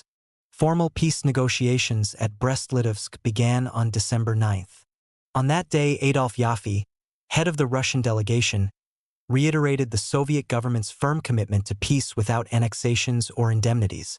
He then presented the main principles on which, according to the Soviet government, the negotiations should be based. These included the speedy withdrawal of foreign troops from all occupied territories, the restoration of independence to all nations who had lost it since 1914, and completely free referendums on the political future of all subject nationalities desiring independence from existing states of which they formed a part. They also provided for the protection of the rights of national minorities everywhere, and excluded annexations and indemnities in any form. On behalf of the Central Powers, Count Chernin, the Austro-Hungarian foreign minister, responded to these principles at a negotiating session on December 12. At the outset, his remarks encouraged the Soviet side. He declared that the Central Powers wanted to conclude a just and general peace as soon as possible and that the principles articulated by Yaffe, including prohibition of annexations and indemnities, provided a basis for discussing such a peace. Chernin, however, had two critical reservations, although their practical significance appears to have been lost on Yaffe. First, that acceptance of the Soviet side's principles was conditioned on all belligerents accepting them without undue delay, and second, that the Central Powers could not accept the principle of self-determination for all subject nationalities without qualification. The future of such peoples had to be solved by each state in accordance with its own constitution. Although disappointed about these reservations, Yaffe and his colleagues were delighted with what they interpreted as the forthcoming tone of Chernin's response. Not only did it seem to provide ammunition for intensifying popular pressure on the Entente to join in the negotiations, but they also took it to mean that the Central Powers were prepared to withdraw their forces from occupied territories of the former Russian Empire despite what the Entente did. To disabuse the Soviet side of this interpretation, in a statement clarifying the status of occupied territories 2 days later, December 14th, the Central Powers reiterated that their obligation to evacuate Russian territories hinged on complete reciprocity by the Entente. Moreover, they added the bombshell that, based on the principle of self-determination, the peoples of occupied Poland, Lithuania, and most of Latvia had already expressed a desire to separate themselves from Russia, thereby all but announcing their intention to turn these countries into protectorates. Word of the ostensibly positive response to the revolutionary peace principles enunciated by Yaffe had been telegraphed to Smolny on December 12 and was accepted at face value as a sensational victory. A front-page Pravda headline on December 14, announcing that the Germans had accepted Russia's principles as the basis for peace negotiations and had agreed to conclude a general peace without annexations and indemnities, demanded that soldiers of France, Italy, and England respond to these concessions by rising against their governments. Soviet leaders were still euphoric at a meeting of the CEC late that night, December 14. When Trotsky rose to report on the progress of the negotiations, he received a long-standing ovation and did not try to dampen the excitement. Rather, he, too, viewed developments at Brest as a spectacular vindication of revolutionary diplomacy. Germany has accepted the peace conditions set by the Second Congress of Soviets in full, he exulted. Even our enemies, who so recently prophesied that the German diplomats would not so much as talk to us but would make war on us, instead now see that the German proposal is a tremendous success for our policy. Isaac Steinberg, who usually took the floor to scold the Bolsheviks, also heaped praise on their revolutionary peacemaking. "This is the first big triumph for our diplomacy," he exclaimed. "Unarmed, we entered the enemy camp and spoke not as equals but as superiors. A mortal blow has been inflicted upon imperialism." He introduced a resolution, adopted without dissent, enthusiastically endorsing the Sovnarkom's peace efforts. Not to be outdone, Zinoviev proposed that grandiose peace demonstrations be held throughout the country on Sunday, December 17th, to mark the great victory at Brest. His resolution also passed unanimously. First word of the clarifications issued by Chernin on December 14th, essentially negating the Soviet delegation's initially positive interpretation of the Central Powers' negotiating stance, was probably received in Smolny on the evening of the 16th. Arriving in the capital the next morning, December 17th, it headed straight for Smolny to report to a morning meeting of the Sovnarkom. Most of the leading members of the government were present. The delegation's presentation, as recorded in the relevant Sovnarkom protocol, is obscure. However, a lengthy presentation which Kamenev made at an expanded meeting of the CEC on December 19th leaves little doubt about what the delegation had to say in its meeting with the Sovnarkom 2 days earlier. It remained of the opinion that the initial willingness expressed by the Central Powers to base negotiations on the principles presented by Yaffe was a singular triumph despite the hypocrisy with which they were apparently to be applied. With regard to future economic relations, the delegation probably conveyed its impression that the Germans understood that they would not receive any special advantages or privileges as a result of a separate treaty. However, there was nothing the delegation could do to soften the implications of the German stance on the all-important question of occupied Russian territories. Specifically, the clear intention of the Germans to manipulate the principle of self-determination in order to retain control of Poland, Lithuania, and most of Latvia. As Kamenev explained in his report to the CEC, the Germans have transformed the principle of self-determination from a formula for national liberation into a disguise for annexation. After receiving the delegation's report, the Sovnarkom requested that the exact text of Germany's terms be delivered as quickly as possible and, in the meantime, proceeded to discuss their implications. It seems fair to speculate, based on indirect evidence, that Kamenev and Trotsky expressed doubts about the Germans' ability to successfully back up their annexationist aims with force. Both believed that any attempt to do so would result in the Kaiser's overthrow. The two probably expressed optimism, moreover, about the prospects for an early change in attitudes toward a compromise peace among the Western Allies, as well as about the prospects of launching a successful revolutionary war in the event all else failed. One is left wondering if Lenin entertained such hopes at this point in the peace process. However, surely any hopes he may have harbored for the efficacy of revolutionary war were dashed by a long meeting he had later that same day, December 17th, with representatives from Russia's military fronts, major urban garrisons, and naval forces then in Petrograd for a conference on demobilization. This was precisely the moment when the apparent emergence of a major counter-revolutionary threat on the Don prompted mobilization of trainloads of Petrograd Red Guards to fight together with Antonov Ovchenko's forces on the Don. Organization of a socialist army had not yet begun. Hence, to Lenin, the fighting capacity of the old army at the front was the critical issue. He peppered the military representatives with oral queries and had them fill out a questionnaire about the feasibility and likely outcome of a renewed German offensive and advance on Petrograd, and also on the fighting capacity of Russian forces at the front in the event Russia broke off the peace talks. According to all available sources, the results of Lenin's survey were devastating.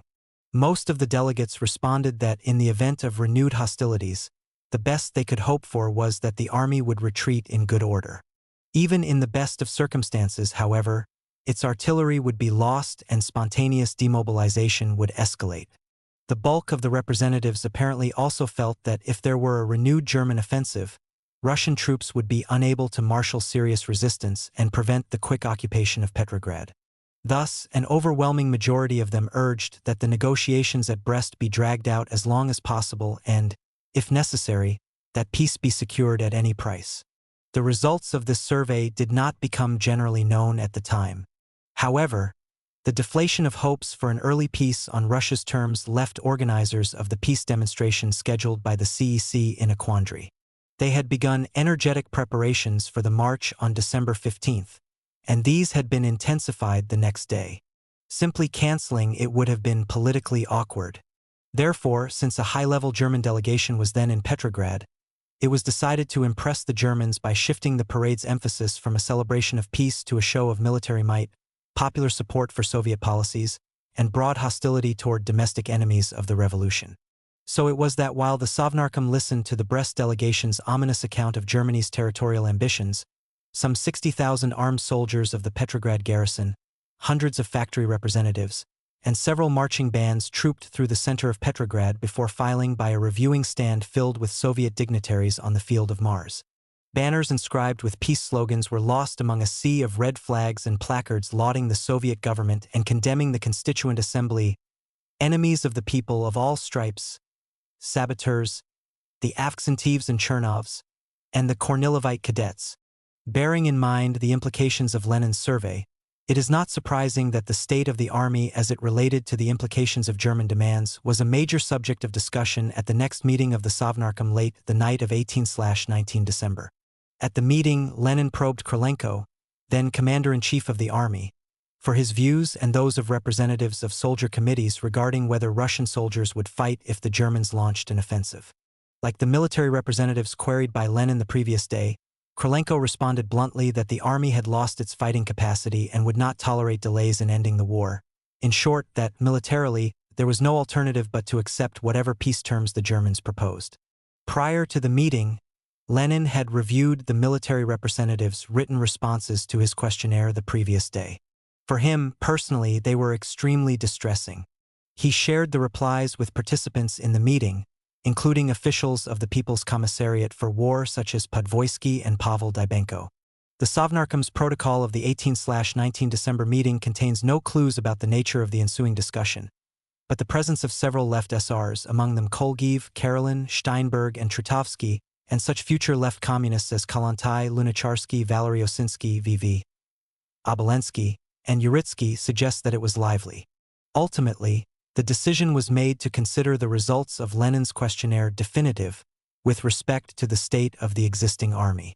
Also agreed upon, however, was a resolution proposed by Lenin calling for more agitation against German expansionism, allocation of supplementary funds for this purpose, transfer of the peace negotiations to Stockholm, prolongation of the talks and countering of German efforts to bring them to a conclusion, intensification of measures to enhance the army's fighting capacity, adoption of measures to prevent a German breakthrough to Petrograd, and initiation of a domestic propaganda campaign to demonstrate the necessity of revolutionary war. For the time being, then, Despite a consensus about the utter demoralization of the old army, the Sovnarkom attempted to provide for the eventuality of renewed fighting. In this connection, Krylenko issued an order to his commanders alerting them to prepare for a possible resumption of the war. Simultaneously, he appealed for volunteers to join a new socialist army. However, this was definitely not how the Bolshevik Petersburg Committee perceived the Sovnarkom's military policies. The Petersburg Committee remained profoundly wary of the government's defeatism. Significant in this connection is that the primary agenda items for meetings of the committee on the 19th and the 21st of December were reports by Radek on Western Europe and the peace talks and the international situation. Based on Radek's report to the Petersburg Committee of November 23 and his speeches and writings in the intervening period, there is little doubt that in these reports he would have made fervent pleas for toughness in the negotiations at Brest and, if necessary, for resistance to any German military threats. Radek's obsession at this time was to dissuade the Soviet government from taking any action that might undercut revolutionary movements in Central and Western Europe. It is also clear that the Executive Commission of the Petersburg Committee and a majority of the committee as a whole shared Radek's staunch opposition to making any deals with imperialists. Following the December 21st meeting, the Executive Commission drafted a set of theses on the peace talks for approval at the next regularly scheduled Petersburg Committee meeting on December 28. Although the text of these theses has not been found, their intent and thrust are apparent from a speech delivered at that meeting on behalf of the Executive Commission by Yakov Fenigstein, when he introduced them, and from the subsequent discussion. Fenigstein began by explaining that the Executive Commission had decided to put the question of Russia's peace strategy to a vote, as it was convinced that such a vital issue ought not to be left to the discretion of the government alone, that control by the broad masses through their revolutionary leadership would provide the necessary direction. The remainder of Fenigstein's remarks embodied a sustained assault on the way the peace talks were developing and a passionate plea for the pursuit of revolutionary goals. German soldiers, he said, had no desire to fight. On the other hand, the Russian armed forces were solidly for defense of the revolution. In such circumstances, what should the Soviet government do? To Fenigstein and, by extension, to his colleagues on the Executive Commission, the answer was obvious. Regardless of the circumstances, absolutely nothing could justify compromising revolutionary principles. Every concession from our formula, universal peace without annexations or indemnities, will be damaging to workers and peasants, he insisted. There simply is no alternative to fighting for the kind of peace we have in mind. What should we do if we cannot achieve our goals at the peace talks? He asked rhetorically. We should break them off. In this way, the annexationist aims of German imperialists would be exposed before all the peoples of the world. The war triggered by such a policy will be different from all previous wars, Fenigstein went on. Politically conscious worker, peasant, and soldier masses will understand that there is no other choice. We made a big mistake when we infused the masses with the hope that the beginning of peace talks ensured peace, he added. Now we have to mount a broad campaign to convince them of the unacceptability of agreeing to Germany's peace terms and to demonstrate the possibility of waging revolutionary war against her. Next, Fenigstein presented the Executive Commission's theses which, it is obvious from the ensuing lively discussion, were intended to alert the Central Committee to the Petersburg Committee's unequivocal opposition to any form of capitulation. Perhaps most striking about this discussion is that all the participants shared the Executive Commission's anxiety about dealing with representatives of the Kaiser. A few speakers from the districts were considerably less sanguine than Fenigstein about the willingness of Russian soldiers and workers to fight a revolutionary war.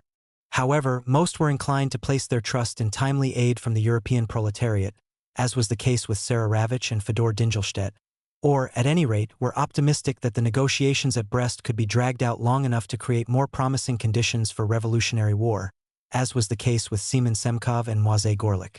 In fact, with virtually no exceptions, everyone, either explicitly or implicitly, rejected compromise with the Central Powers.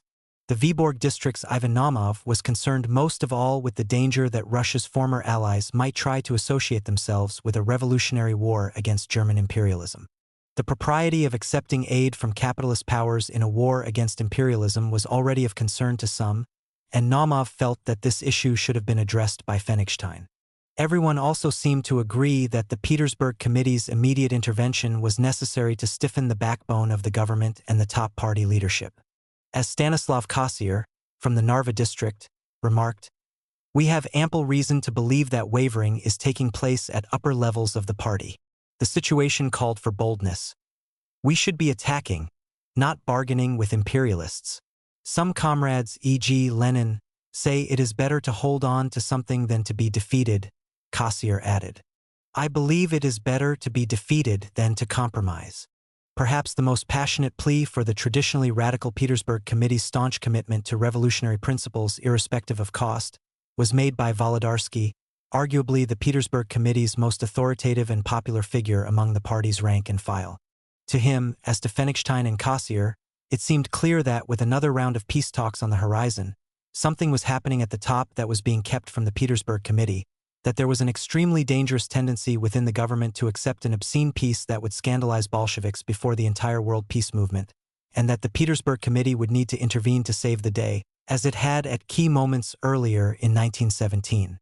On this occasion, Volodarsky was surprisingly optimistic about prospects for resisting the Germans and stimulating decisive revolutions abroad. At the same time, he was fatalistic, observing that people were pointing to economic chaos and the impossibility of feeding an 11 million-man army as justification for accepting peace at any price. His response was that feeding 2 or 3 million soldiers was not the same as 11 million.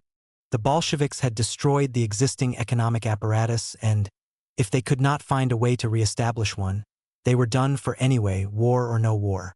Certainly it would be much easier to compromise and to look ahead to signing a peace in 2 weeks.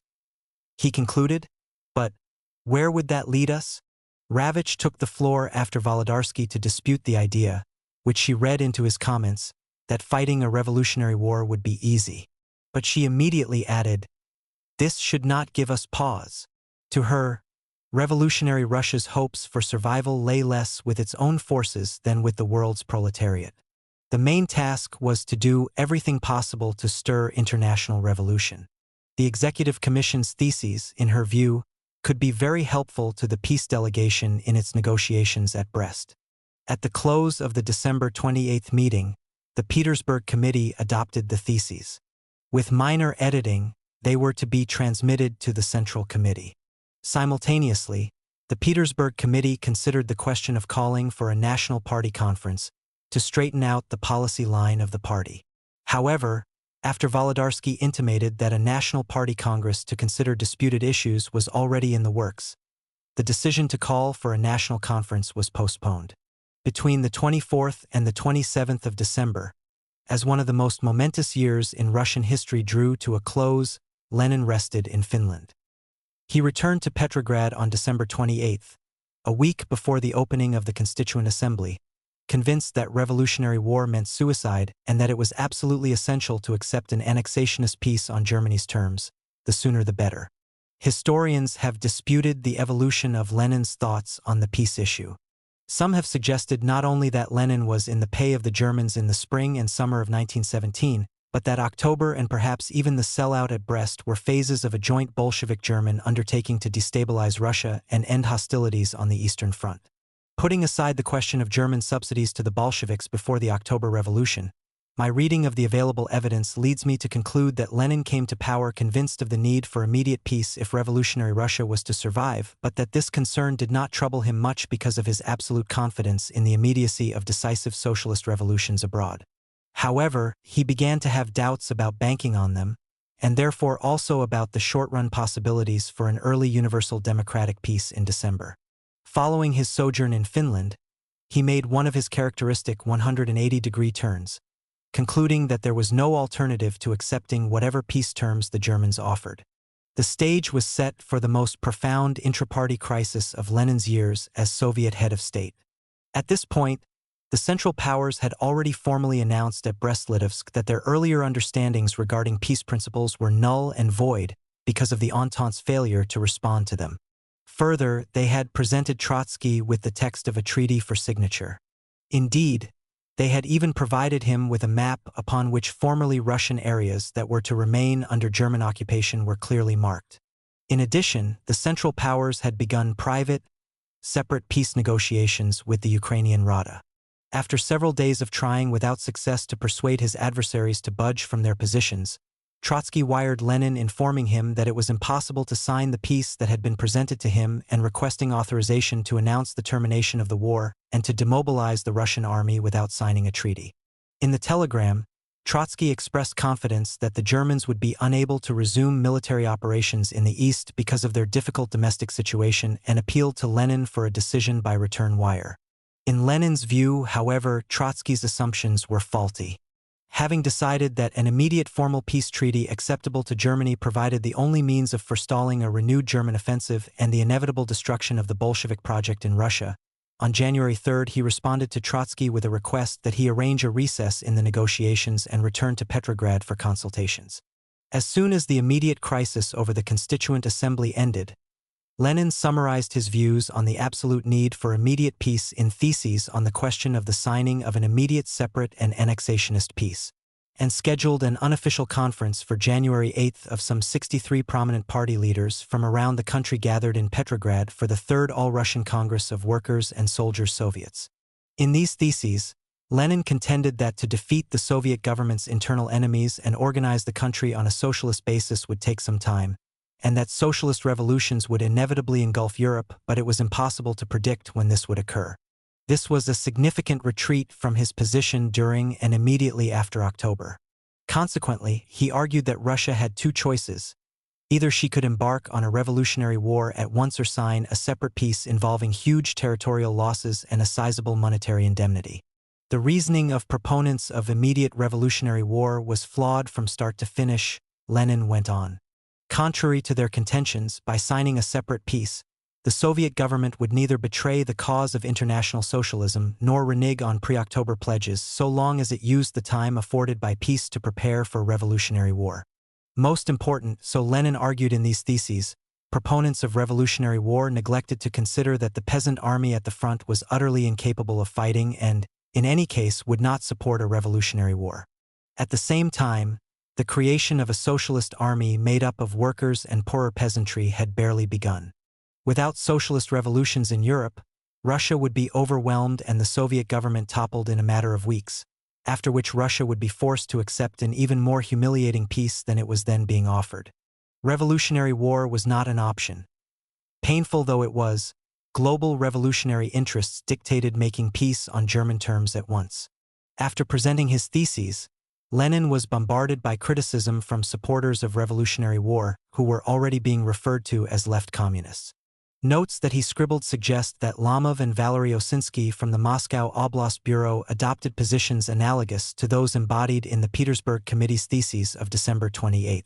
In making the case for breaking off the talks and initiating revolutionary war, Osinsky insisted that German soldiers would refuse to participate in an offensive against revolutionary Russia and that, in Germany, an uprising against imperialism was close.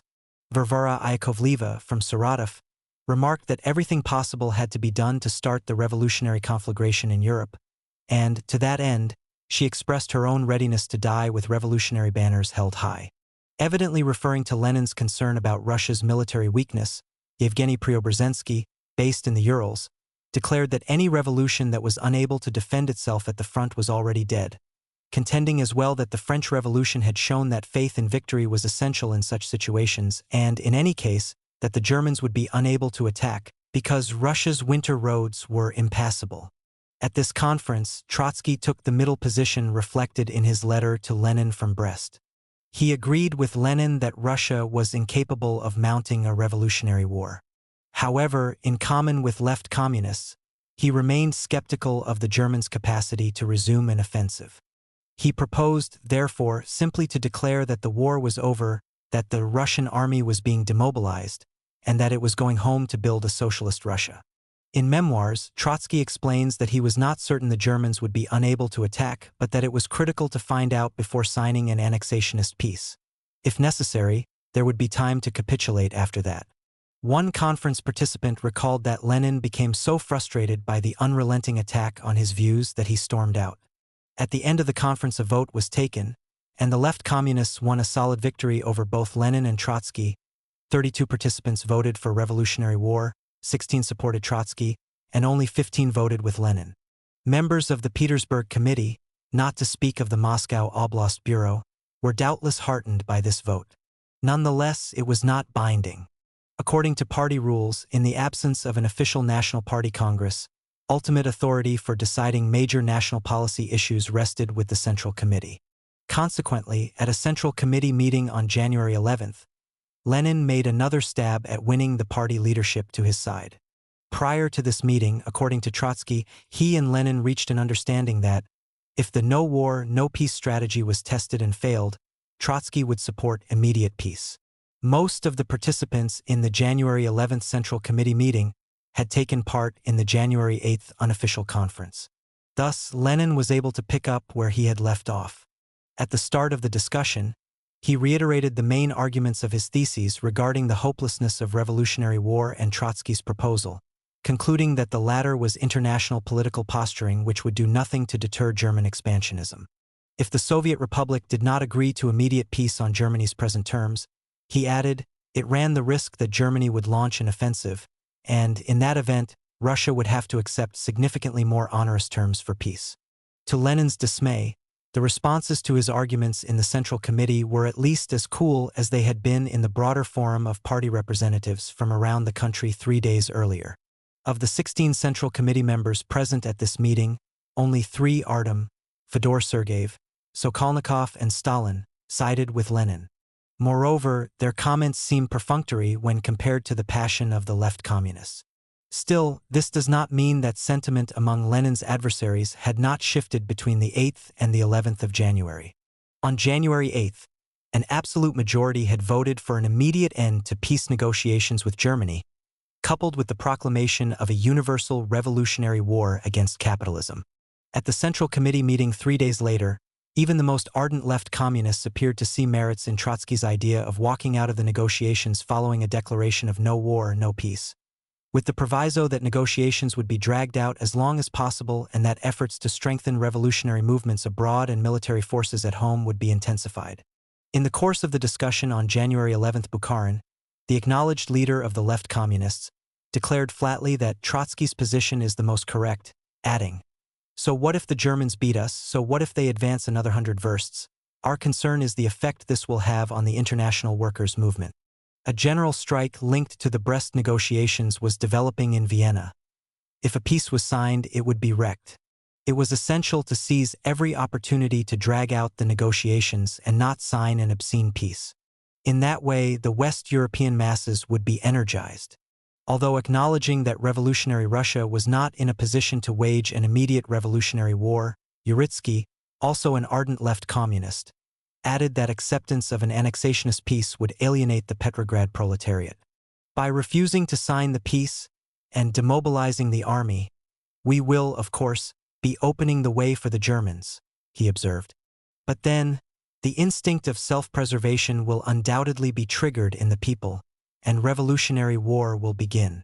Lamov rejected Lenin's argument that a breathing space would permit putting social reforms into practice, insisting that German opposition would preclude that, declaring that, by concluding peace, revolutionary Russia would be surrendering to German imperialism. He contended that we have to adopt Trotsky's position, but with maximum effort to prepare for revolutionary war. Dzerzhinsky interjected emphatically that signing the peace would mean giving up on the entire Bolshevik program and accused Lenin of doing, in disguised form, what Zinoviev and Kamenev had done in October.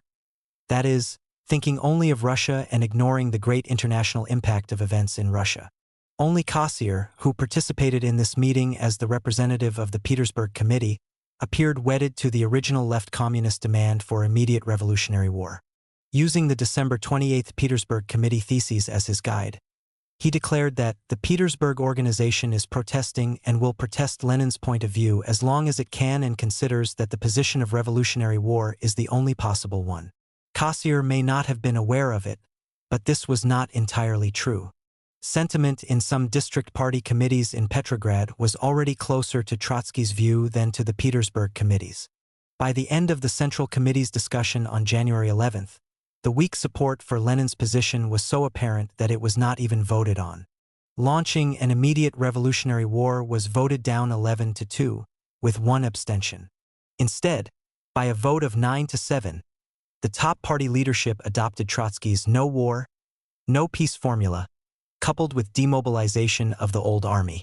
At the same time, by a vote of 12-1, it adopted a resolution proposed by Lenin specifying that every effort would be made to drag out negotiations as long as possible. According to newspaper reports, that evening the Bureau of the Left SR fraction in the Third All-Russian Congress of Soviets of Workers and Soldiers Deputies and the Left SR Central Committee voted to continue the war by all means possible if a satisfactory peace was not concluded. This position was quickly changed, however. On the night of 12 or January 13th, a majority of participants in a joint meeting of the Bolshevik and Left SR Central Committees ignored the acceptance of an immediate peace on Germany's terms, rejected the proclamation of a revolutionary war, and voted in favor of implementing Trotsky's strategy. For now, this resolution appeased all sides. In his report to the Third All-Russian Congress of Soviets on the evening of January 11th on the goals and achievements of his government, Lenin skirted issues relating to the peace negotiations, leaving that topic to Trotsky. In turn, Trotsky, who spoke on the 13th, focused on a recapitulation of the negotiations at Brest. According to him, by clearly exposing Germany's imperialist designs, they were raising revolutionary crises in Austria and Germany to new heights. Kamenev echoed this theme in a supplementary address on developments at Brest and their international impact. Judging by the published record, neither Trotsky's nor Kamenev's speech, nor the Congress's resolution on peace, even hinted at the no war, no peace strategy or the possible need to mount a revolutionary war. The joint Bolshevik, Left SR resolution on the peace policy, which the Congress passed on January 14th, endorsed and praised all the pronouncements and steps already made by Soviet power in the interest of achieving a universal and democratic peace. Expressed certainty that the revolutionary workers' movement in Central Europe was the best possible guarantee against an imperialist peace, and directed the Russian peace delegation to hold fast to the peace principles embodied in the program of the Russian Revolution. One is tempted to conclude that the failure to endorse Trotsky's no war, no peace formula, as recommended by the Bolshevik and Left SR Central Committees, reflected the belated recognition that disclosing Russia's negotiating position at Brest in advance would have undermined the strategy. However, the reason for this silence may have been more complex. Some left communists at the time, including the leadership of the Petersburg Committee, believed that the resolution the Congress passed had been intentionally left vague by the Bolshevik fraction in the Congress, where Leninists were in a majority, so that the ultimate decision on whether to sign an annexationist peace would fall to the discretion of Lenin and the Sovnarkom. As we shall see, this was precisely the way Lenin and Sverdlov subsequently interpreted the resolution. At one point in his speech, perhaps in deference to Lenin, Trotsky implied that while worker representatives at Brest would continue to expose German hypocrisy, the possibility could not be excluded that the Russian delegation would be forced to sign a peace with capitalist representatives that clearly contradicted workers' interests. In a later speech to the Congress, Zinoviev also raised the possibility that Russia might be forced to sign an annexationist peace, but he immediately added that this peace, in reality, would only be a truce. Although these veiled references to Russia's possible acceptance of an annexationist peace no doubt heightened the apprehensions of left communists and left SRs, they were lost on outsiders. Thus, despite his aversion to Bolshevism, this was, after all, little more than a week after the dissolution of the Constituent Assembly. Even Martov, after listening to Trotsky, praised the amazing steps toward a universal peace taken by the cultivators of the worldwide international revolution. Martov's comment may have reflected the momentary intensification of revolutionary unrest in Europe, which appeared to be linked to Russia's peace policies. While Soviet Congress delegates in Petrograd sought to define a revolutionary peace policy, for a fleeting moment the latest news from Vienna, Budapest, Warsaw, Helsingfors, Berlin, and other major European cities appeared to signal the possibility that the impatiently awaited decisive socialist revolutions in the West were at hand. And each snippet of news about this or that sign of revolutionary unrest abroad was enthusiastically highlighted by the Bolshevik press in Petrograd and announced to jubilant Congress delegates. Petrograders reading the Bolsheviks' Krasnaya Gazeta on January 13th were greeted by the following huge, boldface headline: "In Austria, Hungary, and Warsaw, revolutionary workers are forming their own Soviets of workers' deputies. A great fire is engulfing the entire world." And on January 17th, when, in October, workers, soldiers, and peasants overthrew the landlords and industrialists, they knew only one thing: Without revolution in other countries, our revolutions could not be victorious. But the international revolution is continuing to spread. Only a few days ago, the eyes of the world turned to Austria, Hungary, and Poland, where popular uprisings shook the thrones of Tsars there. Now we have more wonderful news. In Viborg, Helsingfors, Tammerfors, and several other cities in Finland, Finnish Red Guards are striking blow after blow at Finnish capitalists. The same thing is happening in southern France. And huge strikes have erupted in England. The world revolution is near. And the most hoped-for news of all came on January 19th. The Telegraph has brought news that the revolutionary movement in Germany has begun and is developing with lightning speed. The world revolution is marching triumphantly forward. And now there is no doubt that final victory is near. This wave of welcome tidings peaked on January 21st, when Krasnaya Gazeta's front-page headline read, "The uprising of the peoples of all countries and nationalities continues to expand." Only a few days ago, the Russian Revolution seemed terribly isolated. And now newly emerging forces are striking at the rear of our common enemies. Swing the battering ram of world revolution ever harder. Left communists were thrilled by signs of expanding revolutionary unrest in Europe, which seemed to vindicate their position on peace. They may also have been heartened by the decision of the Sovnarkom on January 15th to begin forming a worker-peasant Red Army, and by the creation of a collegium in the People's Commissariat for Military Affairs to coordinate the implementation of this decision. At the same time, the treatment of the peace issue at the Congress of Soviets made them wary of the possibility that Lenin would yet somehow realize his aim of concluding a separate peace with imperialist Germany, despite the views of a majority of party members and the seemingly decisive events abroad. Conclusion of such a peace, in their view, could not be allowed. On January 15th, a dozen of the most influential left communists signed a statement demanding that a National Party conference be called within a week to make a definitive decision on the peace issue. If a treaty was signed before such a conference was convened, they announced their determination to resign from their high posts in the party and government. On the same day, January 15th, the Executive Commission of the Petersburg Committee issued a similarly strong declaration. Signed by Kossier, Gleb Boki, Fenigstein, Ravitch, and Afanasy Pluznikov, all left communists. It reflected the Petrograd organization's profound distrust of the Central Committee. To the Central Committee of the RSDRP, the political line on peace now being pursued by the Central Committee, which, judging by the resolution of the Bolshevik fraction in the Third Congress, is directed toward conclusion of a so-called obscene peace, would result in the abdication of our principles and the certain death of our party as revolutionary vanguard. On behalf of the Petersburg organization, the Executive Commission strongly protests the basic direction of our peace negotiations and the practice of secrecy even from responsible bodies of our largest party organizations. We have ample grounds for asserting that signing an obscene peace would run counter to the opinion of the majority in the party. If our present peace policy continues, a split threatens our party. With this in mind, the Executive Commission demands that a special party conference be convened immediately. One, end the present situation. Only it can define our stance on peace. The full Petersburg Committee held a long discussion of the peace issue at a meeting with active party workers around January 18th. Successive meetings of the Petersburg Committee to discuss war or peace were convened during the second half of January. At the first meeting, Bukharin presented the main report on the issue. From his other statements and writings during this period, it is clear that in this report he would have fiercely opposed signing an annexationist peace and may have supported a no-war, no-peace strategy, while appealing for intensified efforts to prepare for early revolutionary war. He may also have encouraged pressuring the Central Committee for an early party conference.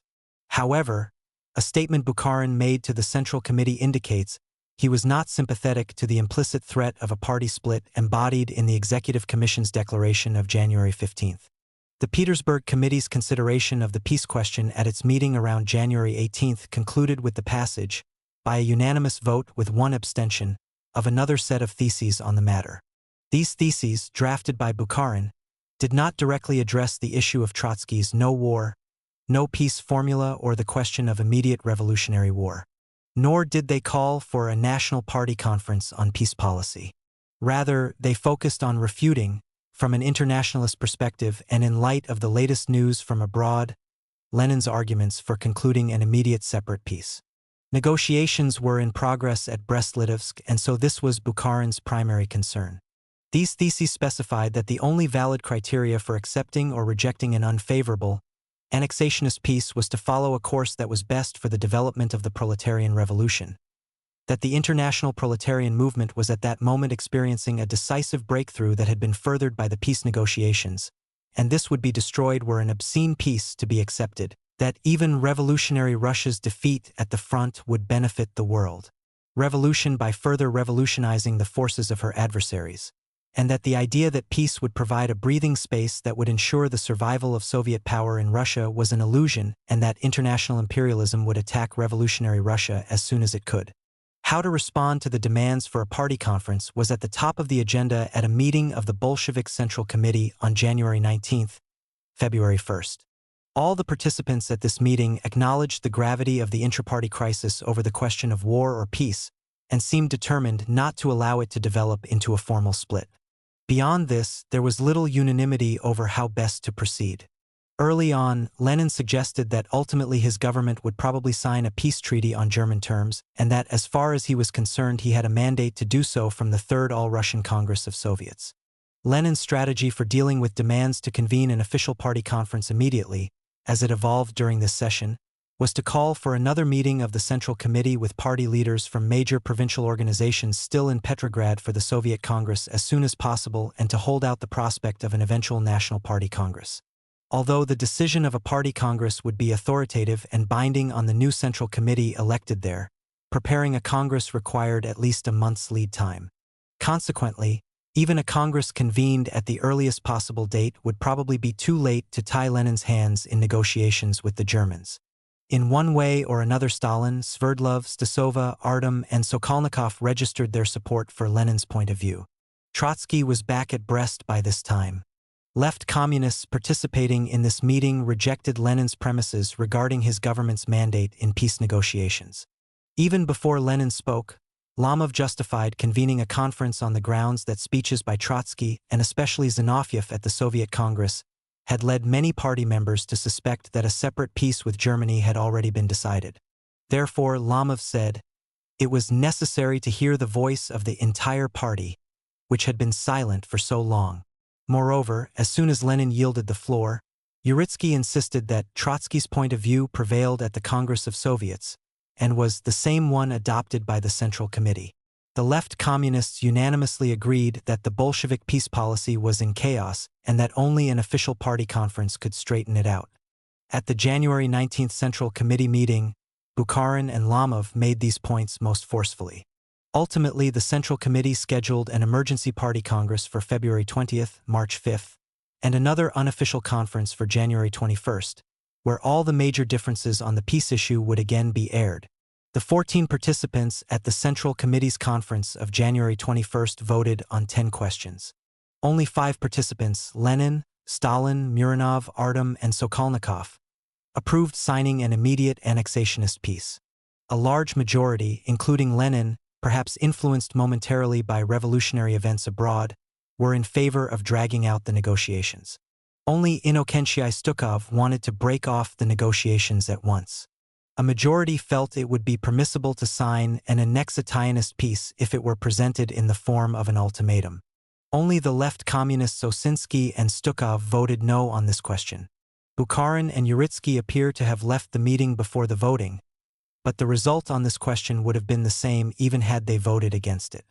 Based on the questions posed, one surmises that the no war, no peace strategy guiding Trotsky's actions at Brest was no longer in dispute.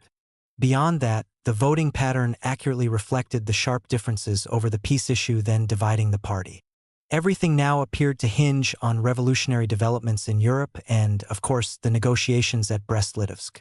Trotsky had returned to Brest on 17-30 January. The resumption of negotiations coincided with Bolshevik military successes in Finland and Ukraine. It also coincided with the eruption of revolutionary unrest in Europe, all of which appeared to bode well for the Russians. But this momentarily promising situation did not last long. Most significant, The all-important labor strikes and revolutionary protest movements in Germany were quickly and severely suppressed.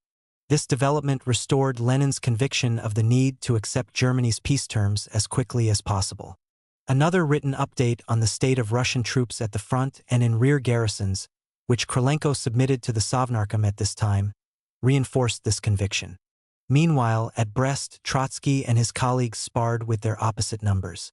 Concomitantly, the German General Staff was becoming increasingly impatient. During an adjournment on 23 to 24 January, 4 to 5 February, discussions between the German and Austro-Hungarian governments on the one hand and the German High Command on the other concluded with the former agreeing to expedite the signing of a separate treaty with the delegation from Ukraine and to present Trotsky with an ultimatum as soon as that was done. In short, to wrap up the peace conference at Brest-Litovsk within a week. Trotsky either had to accept the terms he was offered or hostilities would be resumed. Such was the ultimatum that German Foreign Minister Richard von Kuhlmann would present to Trotsky. Despite some last-minute wrangling by moderates on the Austro-Hungarian and German side aimed at providing some measure of legitimacy to the annexationist policies of their governments, the increased influence in the negotiations of the German General Staff represented by General Max Hoffmann, and therefore the impossibility of dragging out the negotiations much longer, became apparent to Russian negotiators. On January 27, February 9, the Central Powers signed a separate pact with Ukraine. The moment Trotsky had been anticipating with great relish followed the next day, January 28, February 10. With representatives of the Central Powers seemingly lulled into believing that Russia was about to capitulate, Trotsky dropped his bombshell. He announced that, although Russia declined to sign a formal peace treaty, it considered its state of war with Germany, Austria-Hungary, Bulgaria, and Turkey at an end and was demobilizing its forces. Later the same day, the chief delegates of the Central Powers gathered for a final meeting. With the exception of General Hoffmann, all were strongly disposed toward letting well enough alone.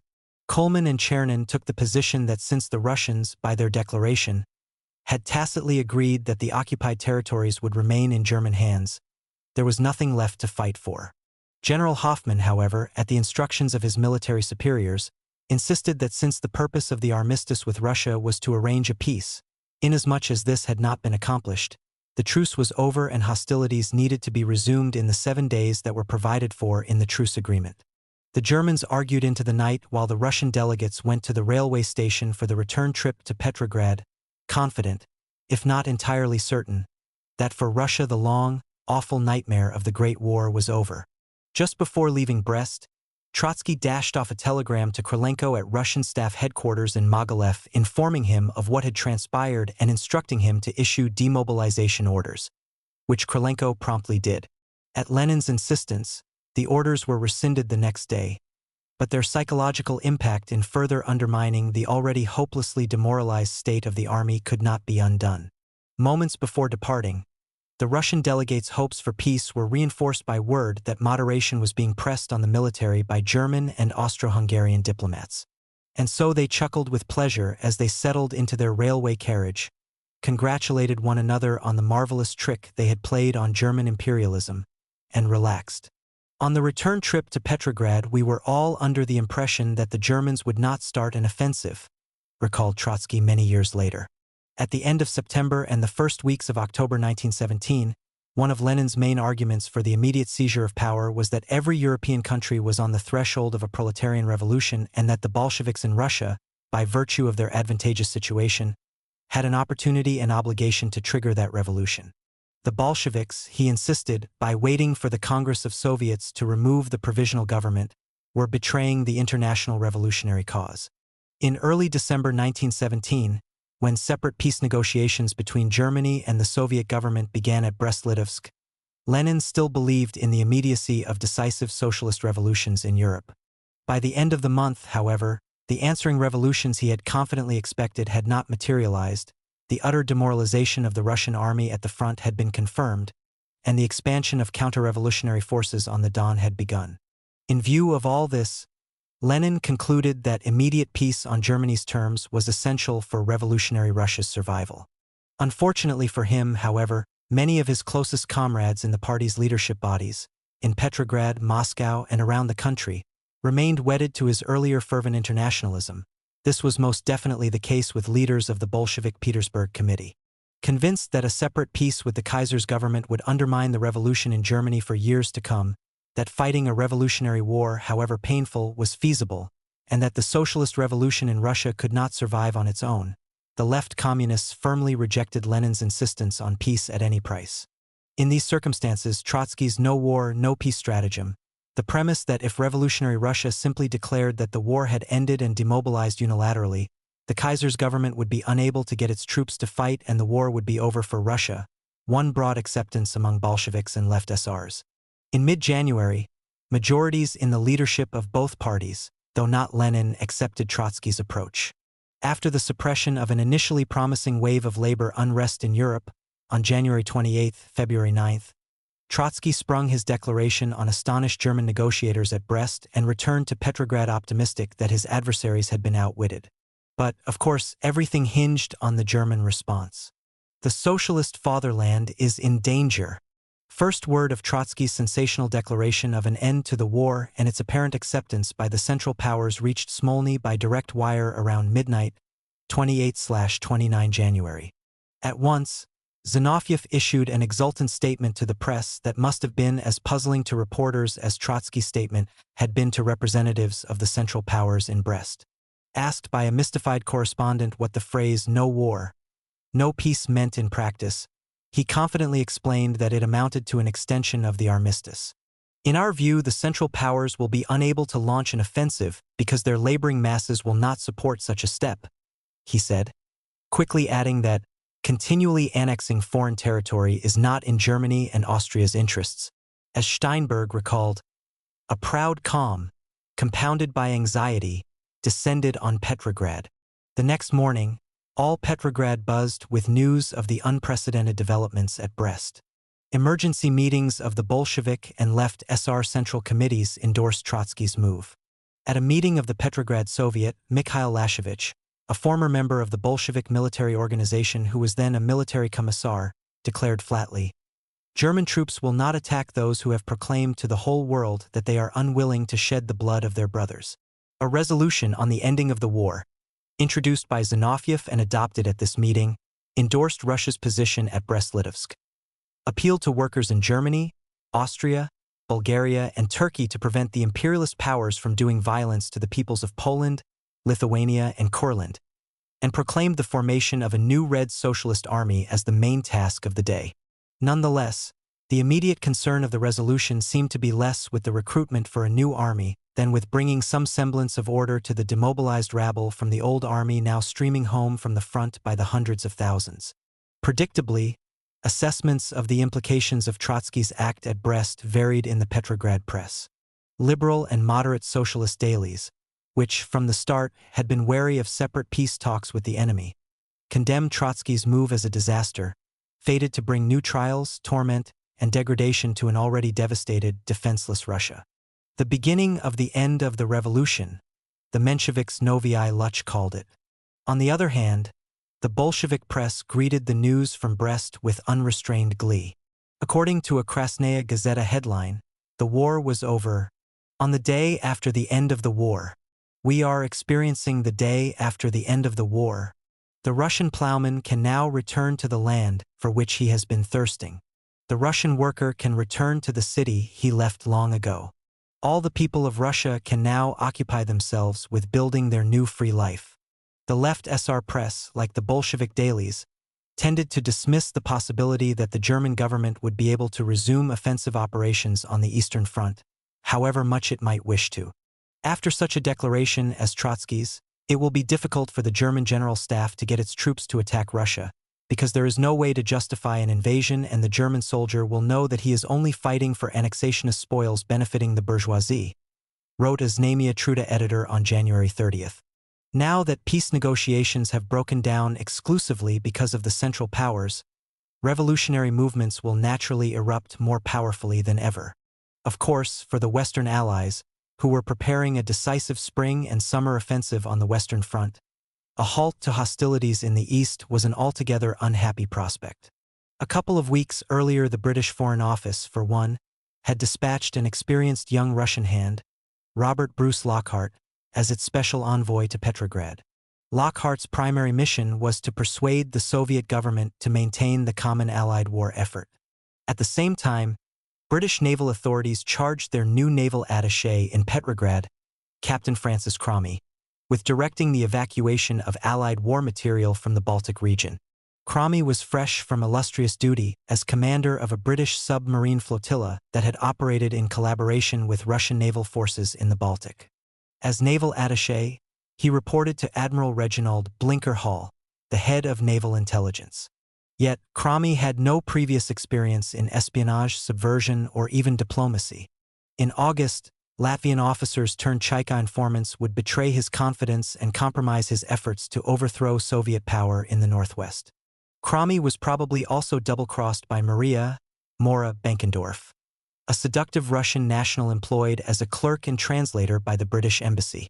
Circumstantial evidence strongly suggests that Mora, who became Lockhart's lover, was a Cheka informer. A kind of gramophone for all the infernal gossip in the embassy was how she described Cromie in a letter to Lockhart. Trotsky, Radek, and Karelin returned to Petrograd from Brest at 5 a.m. on January 31st. Trotsky went at once to Smolny, where he briefed Lenin on the final stages of the negotiations.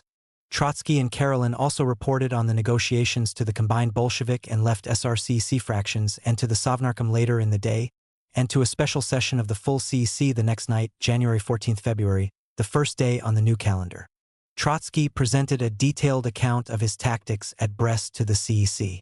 The wave of strikes that hit Germany and Austria-Hungary in January had momentarily enhanced Russia's negotiating position and weakened Germany's.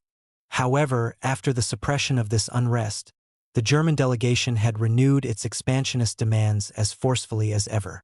In the final stages of the negotiations, the position of the Russian delegation had been further undermined by the independence of the Ukrainian delegation and by candid Russian press reports on the continuing disintegration of the Russian army.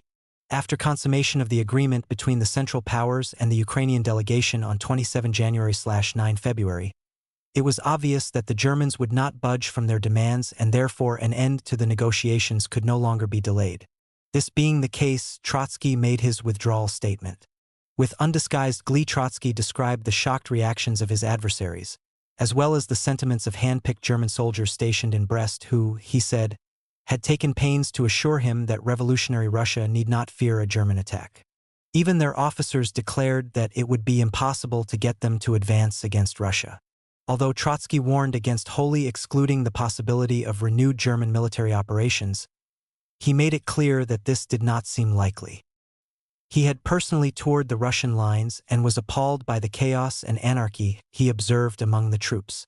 As a result, he did not share the illusion common to left communists that, if attacked, Russian soldiers would defend the revolution.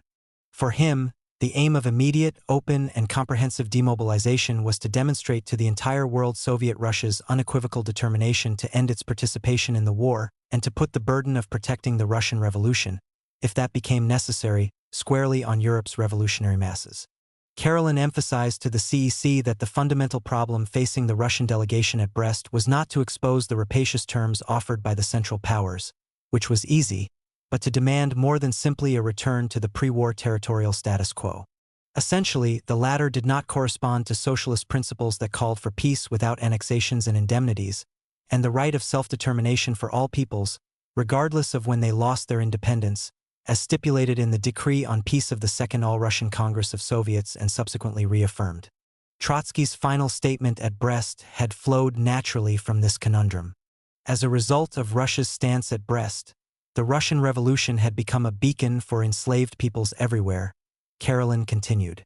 To illustrate this point, he described the friendly welcome he and Trotsky had received in Warsaw when they visited there during a break in the deliberations at Brest.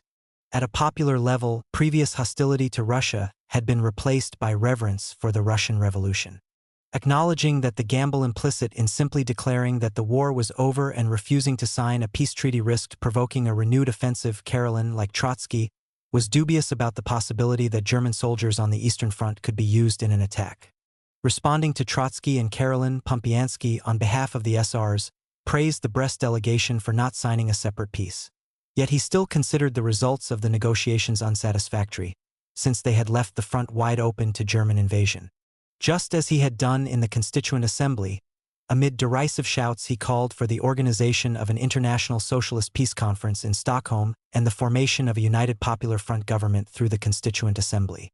Speaking for the left SRs, Steinberg gave Soviet diplomacy higher marks, arguing that the toilers of Europe and America were revolutionary Russia's natural allies and that, as a result of Brest, bonds with them would be stronger than ever. Rejecting Pompiansky's plea for the reconvocation of the Constituent Assembly, Steinberg nonetheless echoed his call for an immediate, broadly based socialist peace conference in Stockholm, as well as for an end to unnecessary domestic strife in preparation for the possible renewal of hostilities by the Central Powers. Russia must be ready to mount an adequate defense, he warned. For this to occur, it is necessary, first of all, to end the civil war within the democracy which is now tearing our country apart. Martov took issue with Trotsky's implication that the Austro-Germans were weaker after the Brest negotiations than they had been at the start. To him, all signs pointed to the contrary. Although implicitly approving of the no war, no peace formula, he insisted on the necessity of taking account of the strengthened confidence of the Central Powers vis-a-vis revolutionary Russia and, above all, on the need to create conditions that would make it possible for all Russian citizens to participate in defending the country from a German invasion. In his concluding remarks, Trotsky, responding to Martov, insisted that primary responsibility for preventing Russia's destruction at the hands of the Germans rested with the German people. Nonetheless, he conceded that, if necessary, we will have to defend ourselves. A Bolshevik resolution adopted at this meeting endorsed the position taken by the Russian delegation at Brest, and expressed confidence that socialist workers in all countries would approve and that Austro-German workers and soldiers would pursue to a triumphant conclusion the struggle against imperialists and usurpers that had begun in Vienna and Berlin. Warning that the Russian Revolution was surrounded by enemies, the resolution pointed to the organization of a free Red Socialist Army as one of the critical tasks of the moment. To help explain Russia's peace policy and build support for it among West European socialists, Kamenev was now dispatched to Great Britain and France. The next day, February 15th, Trotsky seemed more confident than ever that the Germans would not attack. At an evening plenary session of the Petrograd Soviet, he put the odds on the possibility of the Germans attacking at 10% as against 90% that they would not.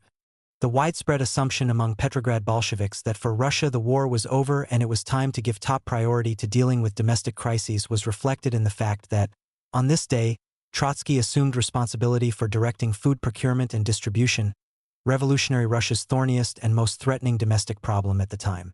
Little did Trotsky know how soon his prediction would be put to a test. The decisive moments in the struggle between German civil and military authorities over how to respond to Trotsky's declaration of no war, no peace had, in fact, come 2 days earlier, February 13th, at a Crown Council meeting, where a debate over policy toward revolutionary Russia culminated in a decision to launch a limited offensive in the east. The aim of this offensive was to advance German lines to Narva and Pskov and, more fundamental, to put the Bolsheviks in their place. The attack was set for February 18th. Initial word that Germany's armistice with Russia would expire and that a state of war would be re-established at noon on the 18th reached Smolny the night of February 16th. Trotsky was in Lenin's office in conference with Lenin, Karelin, and an unidentified party colleague of Karelin's, when a telegram with the news was received. Lenin, obviously deeply disturbed, silently passed the telegram to Trotsky. Recalling this episode in his memoirs, Trotsky wrote that Lenin quickly wound up the meeting, rushed the left SRs out of his office, and blurted, "They have deceived us after all. This wild beast will let nothing escape it."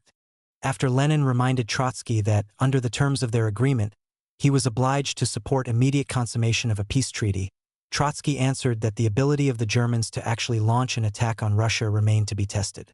Perhaps because of this, for the time being the news was not made public.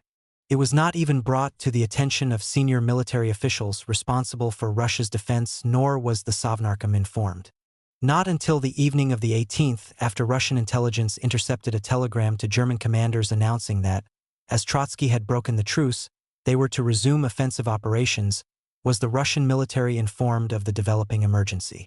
News of the resumption of the German offensive immediately reopened the enormously divisive question of whether to conclude a separate peace with the Central Powers that had been sidestepped by Trotsky's no war, no peace strategy. The renewed debate over this issue, which was constantly reshaped by developments at the front and uncertainty about Germany's ultimate intentions, raged virtually non-stop from 17 to February 24. It was waged in the press and in the Bolshevik and Left SR Central Committees, the Sovnarkom, the Bolshevik and Left SR CC fractions, plenary sessions of the CC, the Petrograd Soviet, the Bolshevik Petersburg Committee, the Fourth City Conference of Petrograd Bolsheviks, Petrograd District Soviets and Bolshevik District Committees, and among ordinary workers in factories, soldiers in barracks, and sailors at installations and aboard ships of the Baltic Fleet. The debate began the night of 17/18 February, at a meeting of the Bolshevik Central Committee. Published Central Committee documents for these days include a table indicating how the 11 members who participated voted on a series of questions relating to war and peace. From Lenin's point of view, the most important of these questions was the first, whether the government should offer to reopen peace negotiations, which he understood to mean suing for immediate peace on Germany's terms. Lenin lost on this issue by a 6-5 vote. Equally important was the last question: if a German offensive became a reality and if no revolutionary uprisings occurred in Germany and Austria, should peace be concluded? Lenin won this vote. Trotsky made good on his commitment by voting with him. The Central Committee re-evaluated the developing situation at a meeting the next morning, February 18th, shortly before German military operations were due to resume. By then, numerous signs of intense German military activity in the vicinity of the front had been reported. Enemy planes had been spotted over Dvinsk, just across the German line, and it appeared that a strike on the major Baltic port of Revel was imminent. German radio had begun to focus on the necessity of protection from the threat of infection from the east.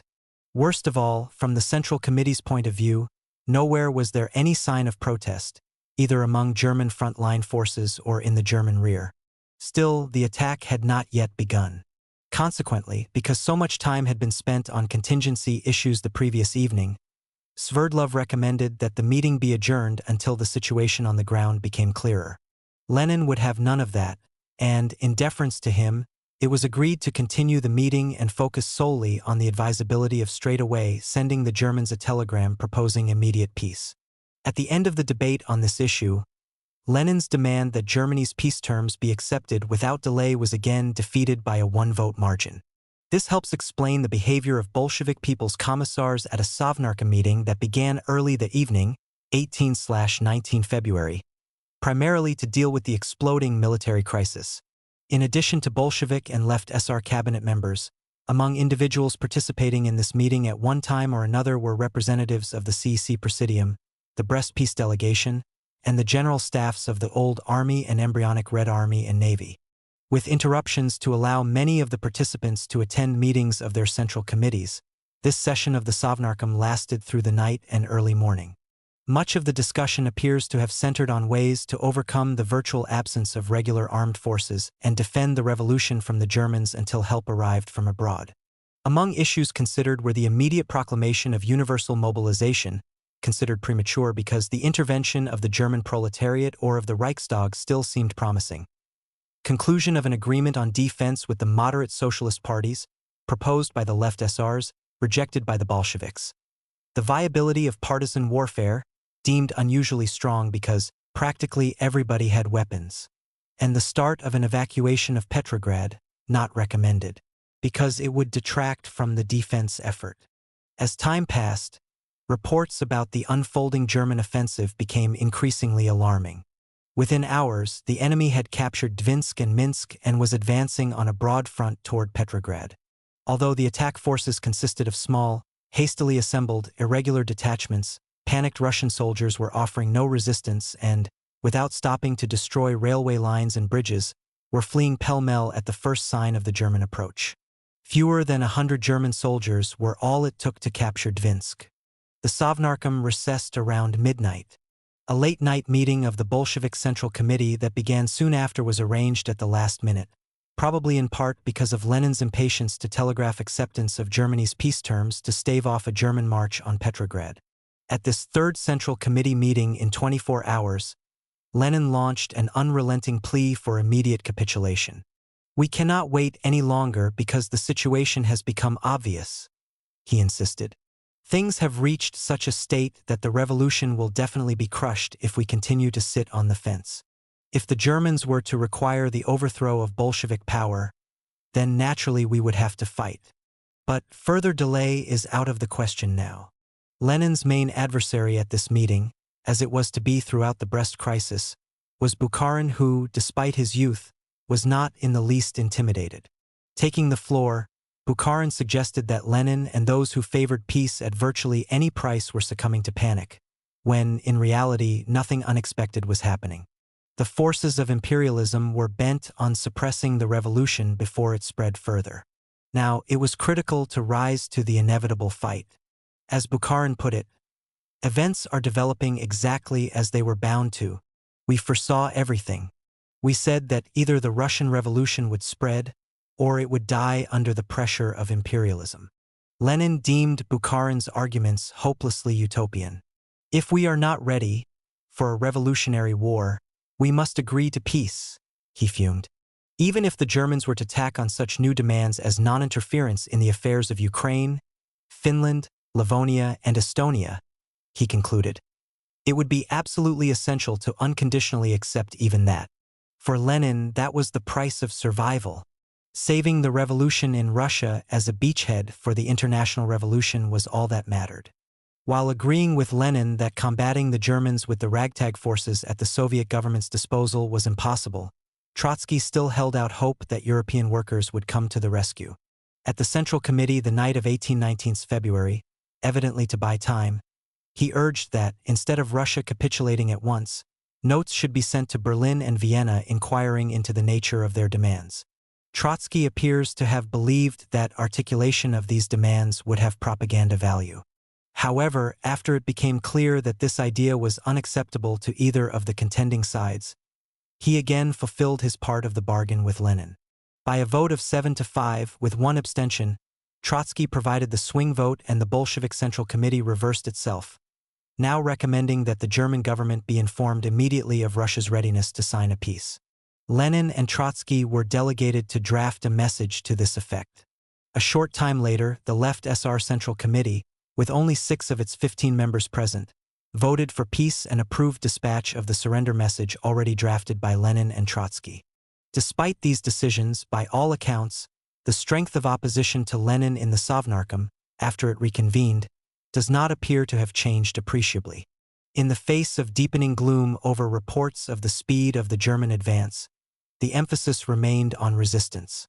Toward morning, when the possibility of suing for peace was apparently first put forward for immediate action, the idea triggered a fresh round of bitter debate. Lenin, now joined by Trotsky, led the fight for immediate surrender. Steinberg and Pavel Dybenko emerged as the main proponents of revolutionary war. At times, the atmosphere became so contentious, and the chasm over fundamental principles between the two sides so wide, that it seemed to one observer that some of the People's Commissars would have to resign. At the end of the meeting, by which time the number of People's Commissars present had dwindled to 9, immediate peace was agreed upon by a 1-vote margin. Without consulting the CEC, Lenin and Trotsky immediately radioed a message to Berlin conveying the Sovnarkom's readiness to sign a peace treaty according to the terms proposed at Brest-Litovsk. How did political groups other than the Bolsheviks and Left SRs react? Virtually all of them had responded to news of the German offensive by declaring their readiness to ignore past conflicts and band together to defend the country against the foreign foe. It is not surprising, then, that their response to news of Russia's capitulation little more than 24 hours later produced a tidal wave of outrage. In the harshest terms, the Cadet, SR, and Menshevik press condemned the government's acceptance of German peace terms and demanded that the Constituent Assembly be reconvened immediately. To Lenin, fierce antagonism toward his policies on the part of liberal and moderate socialist groups was to be expected. More troubling and potentially disastrous was the depth of the fury expressed by large and critically important segments of his own party and by the Left SRs, triggered by the decision to give in to the Germans without a fight. The continued explosiveness of the issue was instantly apparent at caucuses of the Bolshevik and Left SR CEC fractions on the afternoon of February 19, convened to define positions on the government's peace policy, which would be considered at a plenary meeting of the CEC that evening. In addition to the already familiar differences over the issue of an immediate annexationist peace versus revolutionary war between the Leninists and left communists, and between similar left SR groupings, bitter complaints emerged at these fraction meetings over procedural matters connected with the dispatch of the already infamous Lenin-Trotsky radio message. Both Bolshevik and left SR critics of capitulation objected that the Sovnarkom had decided a fundamental, critical policy issue without a quorum, by a one-vote margin, and without the involvement of the CEC. Even Sverdlov, normally Lenin's most trusted and pliant lieutenant, protested the dispatch of the Lenin-Trotsky telegram without the CEC's endorsement. The large left SR fraction was so incensed that it immediately renewed its efforts to fundamentally strengthen the CEC's powers to control the actions of the Sovnarkom and individual commissariats. Also, although there was no denying that the left SR Central Committee had agreed to the dispatch of the Lenin-Trotsky message, many left SR deputies were roiled that their own leadership's action was decided by a tiny fraction of its members. Thus, the pivotal question at issue in Bolshevik and left SR caucuses the afternoon of February 19 was whether the Lenin-Trotsky message accepting German peace terms should be rescinded and the entire issue reconsidered. This question was thoroughly divisive in both the Bolshevik and left SR camps. At the start, advocates of revolutionary war, or as the left SRs preferred to call it, an uprising against imperialism, were stronger among left SRs than within the Bolshevik fraction. Still, on the night of February 19, as a result of continuing bitter debate in both fractions, the possibility of getting the full CEC to go along with immediate peace on German terms was so problematic, and the potential so great for a bloody battle with disastrous consequences for the Bolshevik, left SR governing coalition, and even for the existing structure of government, that, at the 11th hour, the Bolshevik CEC leadership cancelled the evening plenum. It was replaced by a highly unusual closed joint meeting of the Bolshevik and left SR CEC fractions. Lenin delivered a 2-hour address at the meeting, marshalling every conceivable argument on behalf of immediate peace. However, his opponents, led by Sergei Mstislavsky for the left SRs and Radek for the Bolsheviks, remained unconvinced by his reasoning, and reportedly, at around midnight, the two fractions went their separate ways with the anti-Leninists ascendant. The fractions met intermittently, both separately and jointly, throughout the night and the following day. Both received closed-door briefings by Krylenko, who was adamant on the need for immediate surrender. His presentations appear to have had little appreciable impact. For the time being, neither fraction was able to muster a consensus. If continuing debate and indecision remained the watchword among Bolshevik and left SRCC fractions in the Taurida Palace, the same was not the case elsewhere in Petrograd.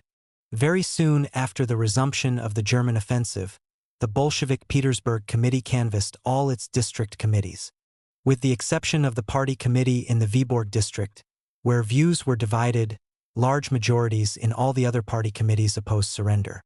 By coincidence, the start of this new military crisis coincided with the deliberations of the Fourth City Conference of Petrograd Bolsheviks. This gathering, in which the Petersburg Committee and elected representatives of district party committees participated, had opened on February 17. At that time, party membership was estimated to be 36,000, a drop of around 12,000 since the beginning of the year. However, this was an approximation as no effort had been made to track membership. Most important, to monitor the continuing outflow from Petrograd of party veterans that had begun with the seizure of power. Then, too, a high percentage of longtime Bolsheviks still in the city was engaged in full-time government or military service. For practical purposes, their ties to the party organization had been severed. To compensate for these losses, participants in the city conference adopted new party regulations. The Petersburg Committee's size was reduced from 40 or more members elected by district committees on the basis of proportional representation to 9 members elected at large at quarterly city conferences. Thus, not all of the 16 district party committees were now represented in the Petersburg Committee. The new statutes provided for the creation of a wholly new representative delegate Soviet, composed largely of elected delegates from district committees, 1 per 500 members, to offset this change. It was to replace the Petersburg Committee as the most authoritative local party body between quarterly city conferences. At about the same time, an advisory body was created that had not even been mentioned in the new regulations, the Assembly of Party Organizers. It was to be convened at the discretion of the Petersburg Committee and was composed of paid responsible organizers from each district. Perhaps partly because some of these responsible organizers doubled as district party committee secretaries, a disproportionate number of them were dedicated young women. Although the Assembly of Organizers endured, the elective delegates Soviet never functioned as envisioned. As a result, the reduction and reshaping of the Petrograd Party organization at the Fourth City Conference of Petrograd Bolsheviks appears in retrospect to have been a major step in the destruction of the relative internal democracy which was a major source of the Bolshevik strength in 1917. Still, in the context of the raging controversy over the acceptance of Germany's peace terms, the most germane point is that, like the Petersburg Committee, the City Party Conference was dominated by left communists. It is not surprising, therefore, that on February 20th it turned to the government's controversial decision to sue for peace. After Lenin and Radek presented the contending views on peace or war, the conferees did not even debate them. Discarding as irrelevant Lenin's warning that the cream of the Petrograd proletariat would be sacrificed in a struggle against the Germans, the conference adopted a sharply worded resolution censuring the Central Committee and demanding that the Sovnarkom's decision to accept Germany's peace terms be revoked. In many ways, the most ominous protest against the Sovnarkom's peace policy at this time was contained in a statement, in effect a declaration of war on the Bolshevik Central Committee majority, signed by 4 minority Central Committee members, Bukharin, Uritsky, Lamov, and Bubnov, and 7 other prominent party leaders, Ikovleva, Pokrovsky, Smirnov, Pyatakov, Mechislav Bronsky, and Andrei Spund. Their statement condemned the willingness of the Central Committee majority to conclude peace on German terms as a particularly vicious blow to the cause of the international proletariat that would inevitably result in the destruction of all the work the Russian proletariat had accomplished in building socialism since the October Revolution.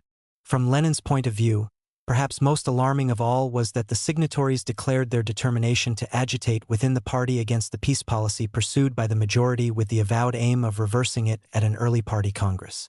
Similarly defiant, anti-peace/pro-war resolutions were also adopted at this time by left SR national and local-level party committees. Most important, on February 20th, a solid majority of the left SR Central Committee expressed opposition to a separate peace, thereby reversing the position it adopted the night of 18-19 February. The usually reliable Novaya Zizn reported that feelings against acceptance of a separate peace at this meeting ran so high that a majority was ready to immediately distance itself from the Bolsheviks unless Lenin and Trotsky annulled the acceptance of Germany's terms. Soon after the left SR Central Committee reversal, a consensus favoring revolutionary war crystallized in the left SR CEC fraction. Moreover, at roughly the same time, the balance of power in the Bolshevik CEC fraction, allegedly influenced by developments at the Petrograd City Party Conference, shifted even more strongly toward the left communists. Contributing to the increasing militancy in both the Bolshevik and left SR camps in the first days after the dispatch of the Lenin-Trotsky surrender telegram was that the German government was clearly in no hurry to respond to it. Its forces were continuing to advance along a broad front, seizing town after town along the major railway lines to Riga, Revel, and Pskov. Very quickly, Petrograd itself appeared in imminent danger of an attack for which it was psychologically and militarily unprepared. Word of the German offensive caught the Soviet government and authorities at the People's Commissariat for Military Affairs by surprise. More sensitive than anyone else except perhaps Lenin to Russia's vulnerability, military officials appear to have spent the days immediately following Trotsky's proclamation of no war, no peace, hoping against hope that the Germans would let well enough alone. Efforts to bring some semblance of order to demobilization of the old army and to begin building a new, socialist Red Army had gone badly. In memoirs written many years later, Alan Zanevsky recalled his feelings during those days of anxious waiting. Each day that went by peacefully instilled fresh hope, and then, as though out of a clear sky, came the thunderclap. The Germans started to advance and pressed with incredible speed toward Petrograd. I shall never forget the heavy, oppressed mood that came over our people in the party and Soviets, he continued. It seemed to many that all was now lost, that we were going to be crushed by the armed might of German imperialism, and that the Soviet Republic was doomed to become a German colony. One of the first people to succumb to the prevailing despair was Alan Zanevsky's wife. On February 20th, she shot herself. Late the night of 1920 February, the Sovnarkom had discussed possibilities of organizing a defense and waging a revolutionary war in the event this became necessary. Reportedly, this discussion focused less on the feasibility of mounting defensive operations in the traditional sense than on the prospects for surviving until the German proletariat was able to strike German imperialism from the rear. Moreover, in view of the ongoing debacle and clashes between German forces on the one hand and elements of the Old Army, the Red Guard, and hastily assembled Red Army units, on the other, partisan warfare was again raised as a promising strategy. The successful advance of Antonov-Ovchenko's irregular forces on the Don no doubt strengthened such thinking. On February 20th, the Sovnarkom listened to reports from Krylenko and Vasily Altfader, Deputy Naval Chief of Staff, on the expanding chaos at the front and adopted contingency measures aimed at mobilizing the population of Petrograd for the defense of the capital, building a war chest, and evacuating citizens unsuited for military service. Also, at the initiative of the Left SRs, the Sovnarkom formed a provisional executive committee composed of Lenin, Trotsky, and Stalin for the Bolsheviks and Karelin and Prosh-Proshian for the Left SRs, to act in the Sovnarkom's name between its meetings during the emergency. A 3-hour emergency plenary session of the Petrograd Soviet in Smolny the night of 21-22 February reflected the dilemma then facing Bolsheviks who favored immediate peace, namely, they needed to allow for the seemingly dwindling possibility that the Germans might yet agree to acceptable surrender terms, while at the same time mobilizing workers, soldiers, and peasants for what looked increasingly like a life-and-death struggle for the survival of the revolution.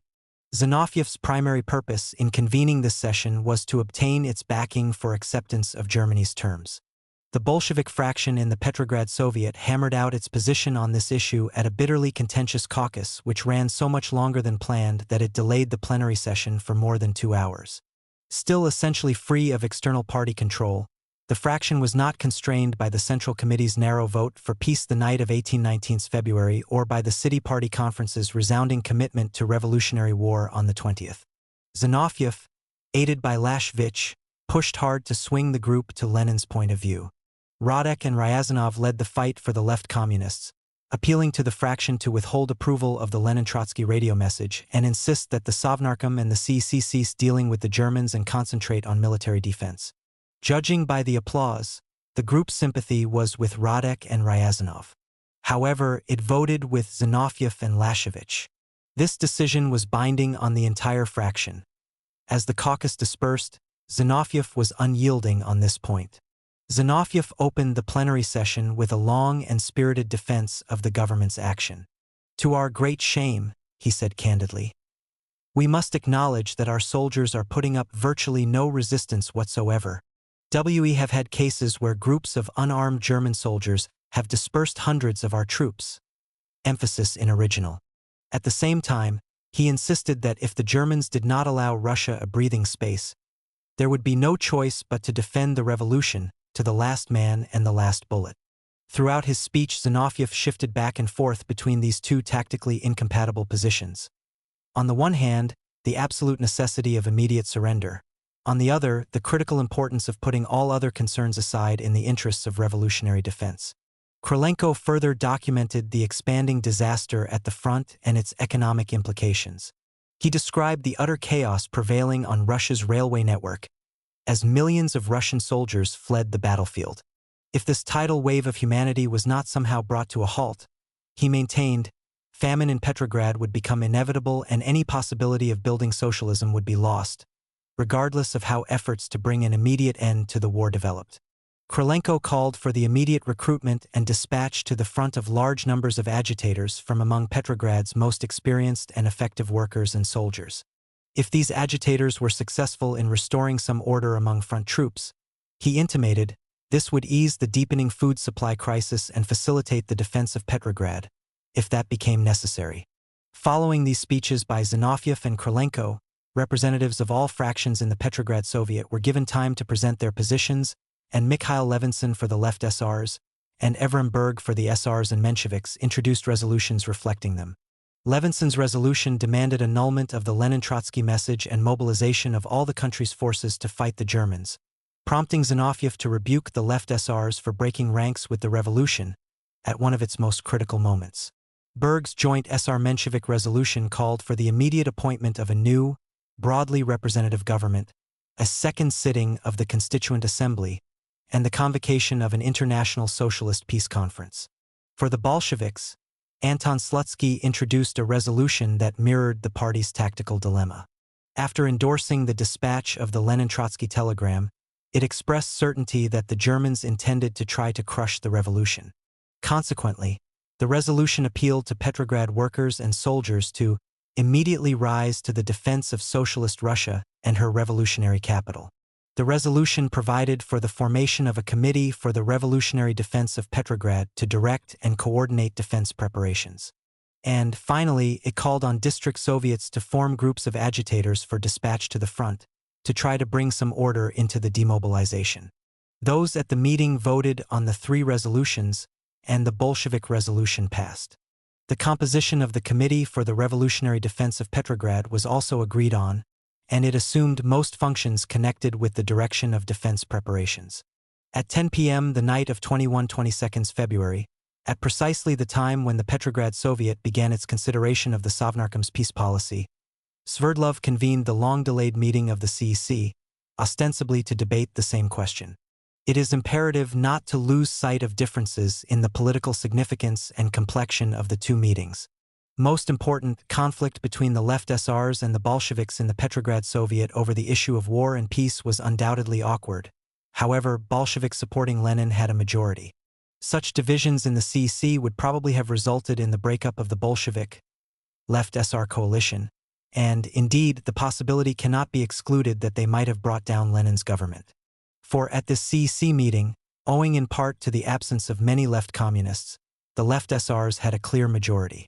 The individual most responsible for dodging this potentially lethal bullet was the CEC chair, the tactically astute Sverdlov. More sensitive than any of his party colleagues to the volatility of the peace issue, as well as to the CEC's escalating resentment toward the Sovnarkom for its failure to consult it before dispatching the Lenin-Trotsky surrender message, Sverdlov had postponed a CEC meeting until passions had cooled. He seems also to have played a significant role in persuading Lenin of the possible implications of this resentment, and exacted a commitment from Lenin that the Sovnarkom would take the peace negotiations no further without consulting with the CEC in advance, irrespective of the German response. That even Lenin was becoming resigned to the necessity for defense at the time the CEC Presidium met to plan that evening's plenary session worked to Sverdlov's advantage. On the understanding that the CEC's prerogatives would be observed in any future decisions relating to peace, members of the Presidium leadership, all Bolsheviks and left SRs, developed an agenda and procedural steps that all but assured that the plenum would be free of significant rancor. It was agreed, in particular, that Sverdlov would begin the meeting with an introductory report on the peace process to date. The CEC would then be asked to put policy differences aside and to adopt a Presidium resolution containing a pro forma endorsement of the government's peace efforts and also expressing confidence that workers, soldiers, and peasants would unite in the defense of socialist Soviet power against any and all attacks. Saving the socialist revolution from foreign and domestic foes was to be the motif of the meeting. This appears to have been the plan, and it went pretty much like clockwork. Although Sverdlov, in his opening report, did not totally exclude the possibility that the Germans might respond to the Lenin-Trotsky telegram with acceptable peace terms, it was clear that he shared the prevailing assumption that this was unlikely. In this spirit, he read aloud a spate of rousing calls to arms already issued by the Sovnarkom. Among them, "The socialist fatherland is in danger." The recitation of these appeals was intended to illustrate the government's commitment to defend the revolution despite its striving for immediate peace, and to convey an air of imminent military emergency. Sverdlov then announced that, in agreement with the Presidium, he would not open the floor for discussion, since every member of the CEC had already thought and discussed the existing situation quite enough. At which point he also proposed that a resolution endorsing the government's peace efforts and providing for defense of the revolution be adopted without debate. In vain, the Menshevik internationalist Raphael Abramovich protested that the resolution proposed by the Presidium failed to address any of the questions relating to peace and war requiring immediate clarification, and asked why the country's highest government institution was not allowed to speak out for 2 days. Indeed, why the opposition was still shushed into silence. Only 6 of the 150 members of the CEC at this meeting voted against the Presidium's resolution. All but one of the no votes were cast by moderate socialists. With this, the long-awaited CEC plenum ended. It had lasted less than an hour. During the night of 22/23 February, the radio station at Tsarsko Selo, used by Soviet officials for sensitive transmissions because it was the most secure long-distance communication facility in the Petrograd region, received two messages from Georgii Shishirin, head of the Russian delegation at Brest. The first informed the Sovnarkom that the German response to Russia's peace offer had been passed on to a Soviet courier who was bringing it to Petrograd. The second notified Trotsky that Austria-Hungary, together with her allies, was prepared to bring peace negotiations to a conclusion. The terms arrived at 10:30 a.m. and, their harshness notwithstanding, it is doubtful that they surprised Lenin. In addition to the conditions previously insisted upon at Brest, the Germans now demanded that Russia turn over control of Livonia and Estonia, evacuate and recognize the independence of Finland, Ukraine, and Georgia, immediately demobilize the old Russian army, the newly forming Red Army, and the Red Guards, intern or disarm the Russian Navy, restore the trade treaty of 1904, and, in effect, pay a sizable indemnity, and refrain from spreading revolutionary propaganda in territory belonging to the Central Powers. The Soviet government was given 48 hours to accept. To complicate matters further, by the time the new terms arrived, more than half this time had elapsed.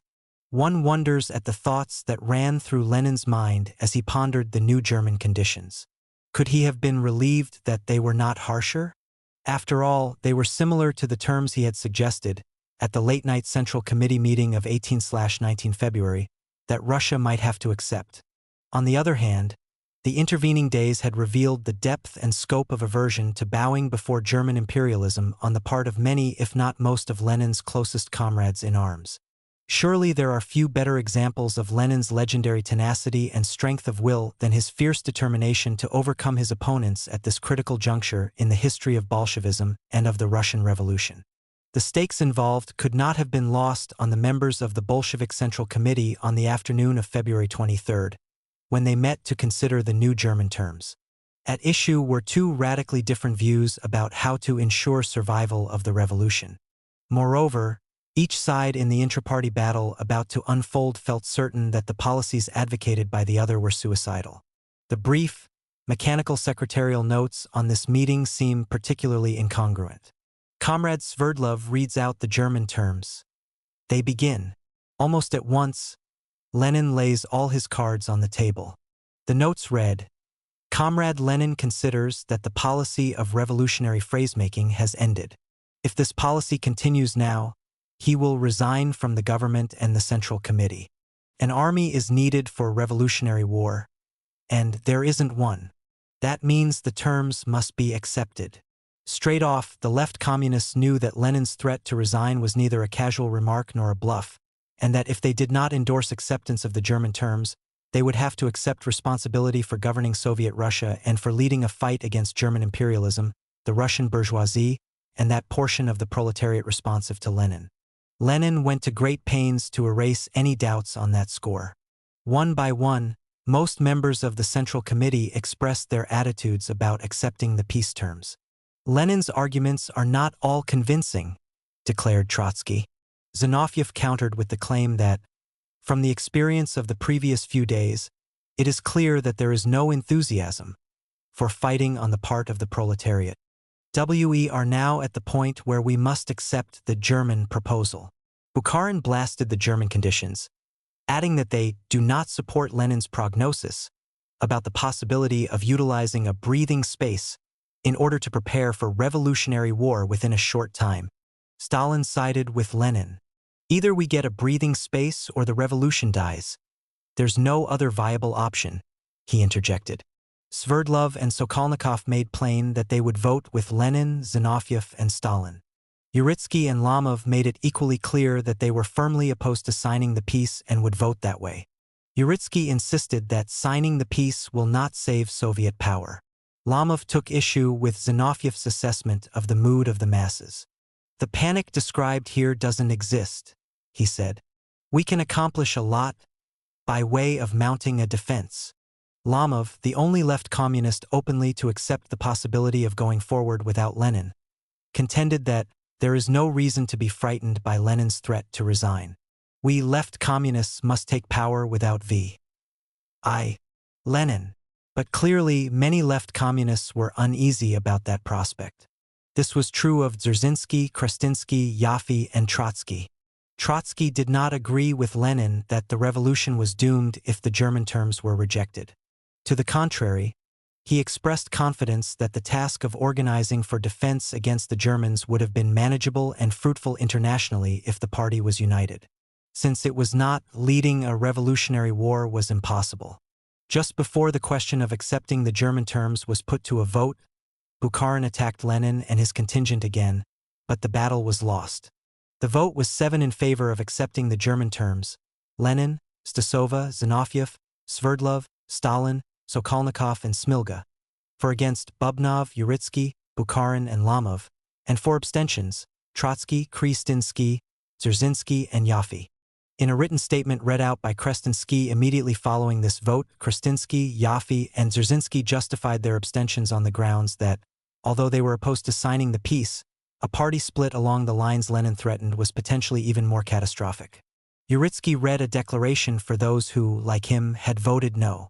In the declaration, Uritsky, Bukharin, Lamov, and Bubnov, along with Yakovleva, Pyatakov, and Smirnov, took note of the fact that, instead of yielding to the Germans, a majority of the Central Committee had tendered their resignations from their high party and government posts so they would be free to campaign against the treaty both inside and outside the party. Clearly, the immediate concern of the left communists was to block approval of the treaty in the party's CEC fraction and in the CEC itself. For Lenin, the issue remained fraught with danger for 2 reasons. First, there was the added risk that left communists might carry the day in the Bolshevik CEC fraction and, together with the left SRs, Mensheviks, and right SRs also in the CEC. Second, the resignations of the left communists in the prevailing circumstances would likely lead to a decisive split in the party and almost certainly would precipitate the breakup of the Bolshevik left SR coalition. In view of this, Lenin was prepared to go the limit to keep the left communists in the fold. Early in this part of the meeting, when Lamov asked Lenin whether he would allow the left to agitate against the peace, Lenin quickly answered yes. Moreover, Lenin did not object when Sverdlov, near the end of this discussion, tacitly accepted Uritsky's offer to delay the resignations if he and his colleagues were given full freedom to lobby and even vote no to the treaty in the CEC. Subsequently, Lenin encouraged the left communists to leave the hall during the voting, but he did not insist. As a result, with the implicit understanding that the resignations would be put on hold for greater consideration the next day, the committee members discussed plans for joint sessions of the Bolshevik and left SR Central Committees and of the Bolshevik and left SR fractions in the CEC, as well as a joint plenary meeting of the CEC and the Petrograd Soviet, all projected to be held consecutively in the Taurida Palace beginning at once. Toward the end of the Bolshevik Central Committee meeting, Lenin scribbled a note to the radio station at Tsarskoye Selo directing it to be prepared to transmit a radio telegram to the German government before 7 a.m., when the German ultimatum was set to expire. The joint meeting of the Bolshevik, left SR-CEC fractions began at 11 p.m., February 23rd, with another frightful report on the situation of Russian soldiers fleeing the front and a desperate plea from Krylenko for immediate surrender. Krylenko's remarks were interrupted by shouts of protest from left SRs, who felt his comments were one-sided. Somebody in the audience shouted, "And what about the fleet?" To which Raskolnikov responded, waving his hand in a gesture of despair, "There is no fleet. The sailors are running home, leaving their ships for the enemy." Each fraction was allowed only 2 speeches, one in favor of peace, the other against, and no discussion was permitted. For the Bolsheviks, Lenin spoke in favor of accepting the German ultimatum, and Radek spoke against it. The left SRs refused to nominate a speaker favoring peace, Kamkov stubbornly insisting that in his fraction there was unanimity against accepting Germany's peace terms. As a result, the only left SR to speak was Steinberg, a vehement proponent of revolutionary war. No vote was taken at the end of this joint meeting, since the left SR fraction had already decided against accepting the new terms and the Bolshevik fraction had not yet discussed them. With time so short, Sverdlov began a subsequent caucus of the Bolshevik CC fraction alone by proposing that the assembled Bolsheviks should dispense with further discussion of whether to accept the German peace terms and immediately vote on the issue. "But can't we at least ask questions?" one fraction member cautiously inquired. "By all means," replied Sverdlov. According to L. Stupachenko, a participant in the caucus, One of the most interesting discussions I have ever heard now took place. Opponents of peace peppered Lenin with questions, each more venomous than the last. Yuri Steklov led the attack. When a vote was finally taken, Lenin's position reportedly received 72 votes against 25 for the left communists. The latter suffered yet another blow when Steklov's proposal that fraction members not be bound by this decision so they could vote their consciences in the CEC meeting, as tacitly accepted in the Central Committee, was defeated. In view of all these preliminaries, Sverdlov was unable to convene the CEC plenum until 3 a.m. By then, only 4 hours remained before the German ultimatum would expire. Using this as justification, Sverdlov, on behalf of the Presidium, proposed that, after hearing the German peace terms and listening to a 15-minute report from a Sovnarkom representative, one speaker from each party fraction have the opportunity to express that fraction's view on whether to accept or reject the German peace terms. A vote on the issue would then be taken. This proposal was accepted, effectively eliminating the possibility that the left communist view would even be articulated. After Sverdlov read out the German conditions, Lenin took the floor as head of the Sovnarkom. Perhaps most notable about this procedure is that the new terms had neither been reviewed nor voted on by the cabinet. Technically, Lenin's speech represented his views on signing the peace, and his alone. As it was, 3 positions on the peace issue emerged at the meeting. 1. The Bolshevik majorities, expressed by Lenin and Zinoviev. 2. The left SRs, voiced by Kamkov. And 3.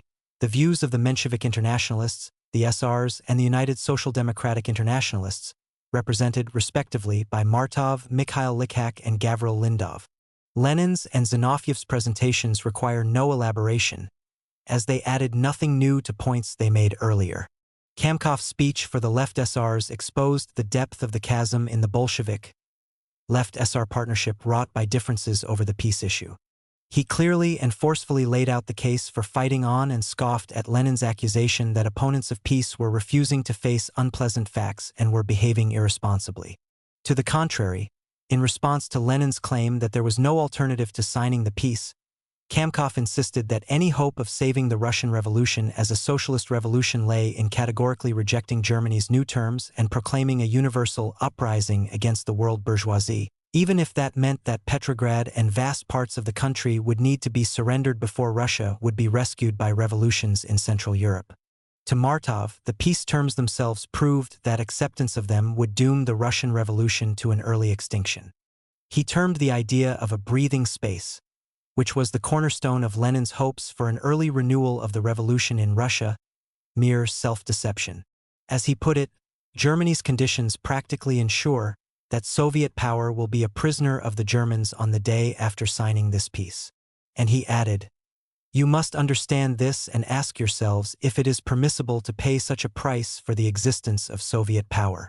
In Martov's view, there were only 2 acceptable courses of action: to fight, inspired by hope, or, if a victory was not possible, to fight and die with honor as the Paris Communards had done. However, he made it clear that, to his thinking, the situation was not hopeless, that a viable strategy would be to retreat deep into Russia and, from there, organize a defense based on the unity of all the vital revolutionary forces. On the other hand, the extreme solution Lenin demanded, namely capitulating immediately, was not a solution but a recipe for disaster. Martov's emphasis on the unacceptability of agreeing to Germany's peace terms and on the necessity of trying to combat the Germans regardless of the difficulties involved was echoed in the speeches of Likhak and Lindov. During these oppositional speeches, Lenin stood beside the chairman's tribunal waiting nervously for the balloting to begin. All signs pointed to an extremely close vote. Once again, because of the absence of an extraordinarily large number of members, many of them left communists, the Bolsheviks did not have a majority among the close to 230 participants at this meeting. Even if all the left communists present maintained party discipline as imposed by a majority of the Bolshevik fraction and voted to accept Germany's peace terms, Lenin would still need help from another quarter to assure their acceptance. Meanwhile, behind the scenes, left SR opponents of the Brest peace were hard at work trying to attract left communists to their side. By agreement, a preliminary vote was to be registered by show of cards, followed immediately by a roll call. First, Sverdlov called for the yes votes, 112. The outcome was too close to call. Then the no votes and abstentions were counted, 86 and 22, respectively. At the sight of some soldier Bolsheviks applauding this outcome, Steinberg screamed in rage and pounded his fists on the railing of the government box where he sat. At 4:30 a.m., 2.5 hours before the German ultimatum was due to expire, Lenin had his mandate. As he hurried off to obtain approval of the text of an acceptance message to the German government from the Sovnarkom, roll call balloting began. One by one, members of the CEC climbed to the podium and announced their votes. The moderate socialists and left SRs applauded early in this process when Bukharin voted against accepting the peace terms. Lunacharsky is said to have broken into tears as he rose to cast a yes vote. The results of the roll call were only slightly different from those of the preliminary vote. 116 in favor, 85 opposed, and 26 abstentions. "You can't sell Russia out by a mere 5 votes, someone shouted from the back of the hall. 22 left SR proponents of peace abstained. Clearly, Lenin owed them a lot. Observing party discipline and also voting for acceptance of German peace terms were several of the most fervent left communists in the Petersburg Committee, among them Boki, Volodarsky, Kassier, and Ravitch. Ryazanov and Piatnitsky joined Bukharin in breaking ranks and voting against accepting the treaty. Kalantai, Dzerzhinsky, Krestinsky, Yaffe, Bubnov, and Uritsky were among prominent left communist no-shows. Just before 7 a.m., February 24th, the radio station at Tsarskoe Selo dispatched a message to Berlin announcing that, in accordance with the decision of the CEC, the Sovnarkom has agreed to accept the peace terms proposed by the German government and will dispatch a delegation to Brest-Litovsk. In the immediate aftermath of Trotsky's no war, no peace declaration at Brest-Litovsk, much of revolutionary Petrograd, though by no means all, had celebrated the end of the war. Even Trotsky had been confident that his gambit had been successful. However, on February 18th, the Germans responded by launching an offensive aimed at advancing their lines significantly closer to Petrograd. This attack triggered fresh debate over a separate peace in the Bolshevik leadership. Initially, a majority in the Party Central Committee, as well as in the Sovnarkom, staunchly opposed suing for immediate peace, as Lenin proposed, in favor of waiting to see how Europe's proletariat would respond to Germany's action. However, the debacle of the Russian army at the front unfolded so quickly that, late on the night of 1819's February, Trotsky provided Lenin with the vote necessary to push acceptance of Germany's terms through the Bolshevik Central Committee. The same night, by a similarly tight margin, immediate peace prevailed in rump meetings of the Left SR Central Committee and the Sovnarkom, and Lenin and Trotsky dispatched their infamous acceptance message to Berlin. Afterward, conflict over a separate peace in both the Bolshevik and Left SR camps raged more fiercely than ever. The Bolshevik Petersburg Committee, for one, remained bitterly critical of the parties and the government's peacemaking. In this spirit, the Fourth City Conference of Petrograd Bolsheviks, which had been devoted to organizational reforms aimed at somehow compensating for precipitous personnel losses while preserving a measure of democracy in decision-making, censured the Central Committee and demanded that the Sovnarkom's decision to accept Germany's terms be rescinded. Meanwhile, the rapid German advance continued.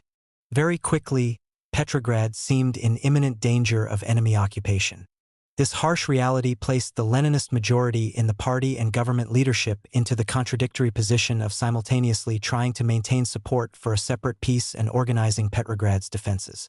Ironically, on the night of 21/22 February in the CEC, this conundrum enabled Sverdlov to divert attention from decisions on peace to defense, thereby smoothing the way for passage of a resolution which, after perfunctorily endorsing the SOV Narkom's conciliatory policy, called on the Russian masses to defend the revolution to the last.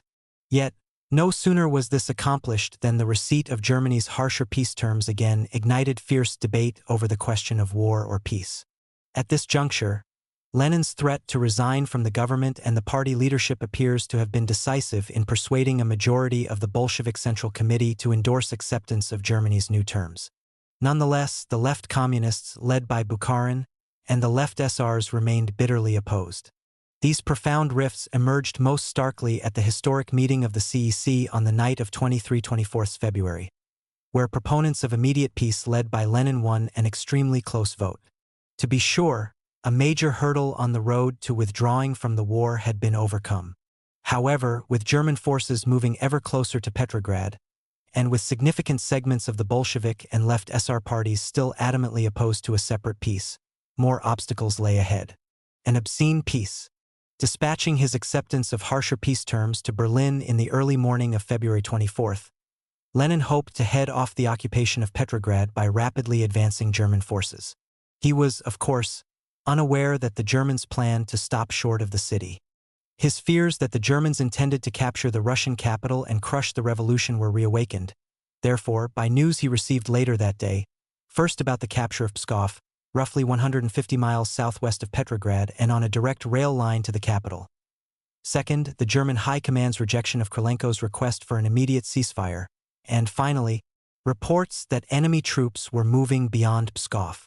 Simultaneously, German forces were moving deep into what is now Belarus and Ukraine. The formal signing of the treaty ending Russia's participation in the World War was to take place in Brest on March 3rd. At that time, the Presidium of the CEC would schedule the opening of the Fourth All-Russian Congress of Soviets for March 12th in Moscow to ratify the accord. Meanwhile, with German forces continuing to advance, the Leninist government and party leadership had to prepare for evacuation, if that became necessary, and at the same time direct the defense of Petrograd and combat both the counter-revolution and fierce left communist and left SR opposition to a separate, obscene peace. The question of evacuating the national government to Moscow had been discussed by the Sovnarkom on February 26th, and a formal resolution to proceed with a move was adopted. Several crises had occurred in the days preceding this decision. For example, as German troops occupied Pskov on February 24th, Russian forces fled helter-skelter from what seemed to be a broad German offensive aimed at Petrograd. At the same time, the universal mobilization of Petrograd workers for dispatch to the front greatly increased the government's vulnerability to domestic conspiracies. On February 22nd, the Sovnarkom began to prepare for a move by creating an emergency commission for the evacuation of Petrograd. Even earlier, on February 20th, the Sovnarkom had formed the Provisional Executive Committee to act in the Sovnarkom's name during the rapidly escalating military crisis. By the next evening, 21/22 February, the capital was declared under a state of siege, and the Petrograd Soviet created the Committee for the Revolutionary Defense of Petrograd that would direct defense-related functions. During its first hours of operation, the Sovnarkom's Provisional Executive Committee issued a spate of proclamations calling the Russian people to arms. The most important among these was, "The socialist fatherland is in danger. In order to save our exhausted and depleted country from the miseries of a new war, we made the supreme sacrifice and notified the Germans of our readiness to accept their conditions for peace." However, German generals are bent on establishing their own kind of order in Petrograd and Kiev. The Socialist Republic of Soviets is in the gravest danger. Until the German proletariat rises and is victorious, it is the sacred duty of the workers and peasants of Russia to defend the Republic of Soviets against the bourgeois imperialist German hordes. Written by Trotsky and approved by Lenin, this proclamation informed Russian citizens that the Sovnarkom had decreed that all the country's forces and resources should be devoted wholly to revolutionary defense, that all Soviets and other revolutionary organizations should defend every position to the last drop of blood, and that everything possible should be done both to prevent German use of Russian railway lines and equipment, and to keep Russian food supplies and other valuable property from falling into German hands. It also authorized the immediate shutdown of the counter-revolutionary press and the shooting, on the spot, of enemy agents, speculators, burglars, thieves, hooligans, counter-revolutionary agitators, and German spies. The socialist fatherland is in danger was telegraphed the next day to Soviets throughout Russia and published in Pravda and Izvestia in the name of the Sovnarkom. By the time the CEC met on the night of 21/22 February and agreed on the need to prepare for a united defense, efforts to hold back the German hordes had already begun. However, organizing an adequate defense was difficult regardless of the strength of German forces. The demoralized state of troops in the Old Front Army indicated the hopelessness of trying to utilize them. Then, too, as Krylenko made plain to the Petrograd Soviet on February 21st, units of the Petrograd garrison were also in an advanced state of disintegration. The unreliability of garrison troops became obvious on February 25th, when the Bolshevik commander of the Petrograd military district and a member of the Committee for the Revolutionary Defense of Petrograd, Konstantin Eremiev, tried to move forces under his nominal command to the northern front. Apart from a Latvian rifle regiment, garrison units slated for transfer out of the capital to meet the Germans refused to do so. To be sure, on the night of 24-25 February, the so-called Night of the Factory Sirens, when the fall of Pskov was interpreted by government authorities and citizens generally to mean that a German attack on the capital was imminent, mass meetings in most garrison units pledged to defend the capital to the death. In practice, however, they all stayed put. Some units rejected going into battle unless guaranteed increased rations and pay, but more typical was the behavior of the Petrogradsky and Izmailovsky regiments. With great effort, Bolsheviks in these units managed to get the men out of their barracks and into formation, but just a few scraggly groups of soldiers proved willing to march to trains awaiting them at the Warsaw station, and, ultimately, even these groups refused to board. Only individual Bolsheviks from these units got on. Mobilization of factory workers for defense was more complex. The relationship between the Petrograd proletariat and the Bolsheviks in February and March 1918 had already cooled compared to what it had been when Kerensky advanced on the capital in late October 1917, and this hampered recruitment efforts. This change was partly a result of popular disenchantment with the economic consequences of the October Revolution, above all food shortages and spiraling unemployment. Other factors impeding the recruitment of workers for defense at the end of February and in March 1918 included general demoralization. The large number of party members and unaffiliated factory workers already transferred from their jobs to serve with Red Guard detachments supporting consolidation of the revolution around the country or fighting counter-revolutionary forces on the Don. The startling suddenness of the resumption of German military operations, and the utterly confused military and political situation. Ever since February 10, Petrograd workers essentially had been led to believe that the war was over. Because Germany's announcement of February 16 that military operations would resume at midday on February 18 was not made public until after operations had actually begun. Literally overnight workers were asked to speed to the front for a life-and-death struggle to defend the revolution.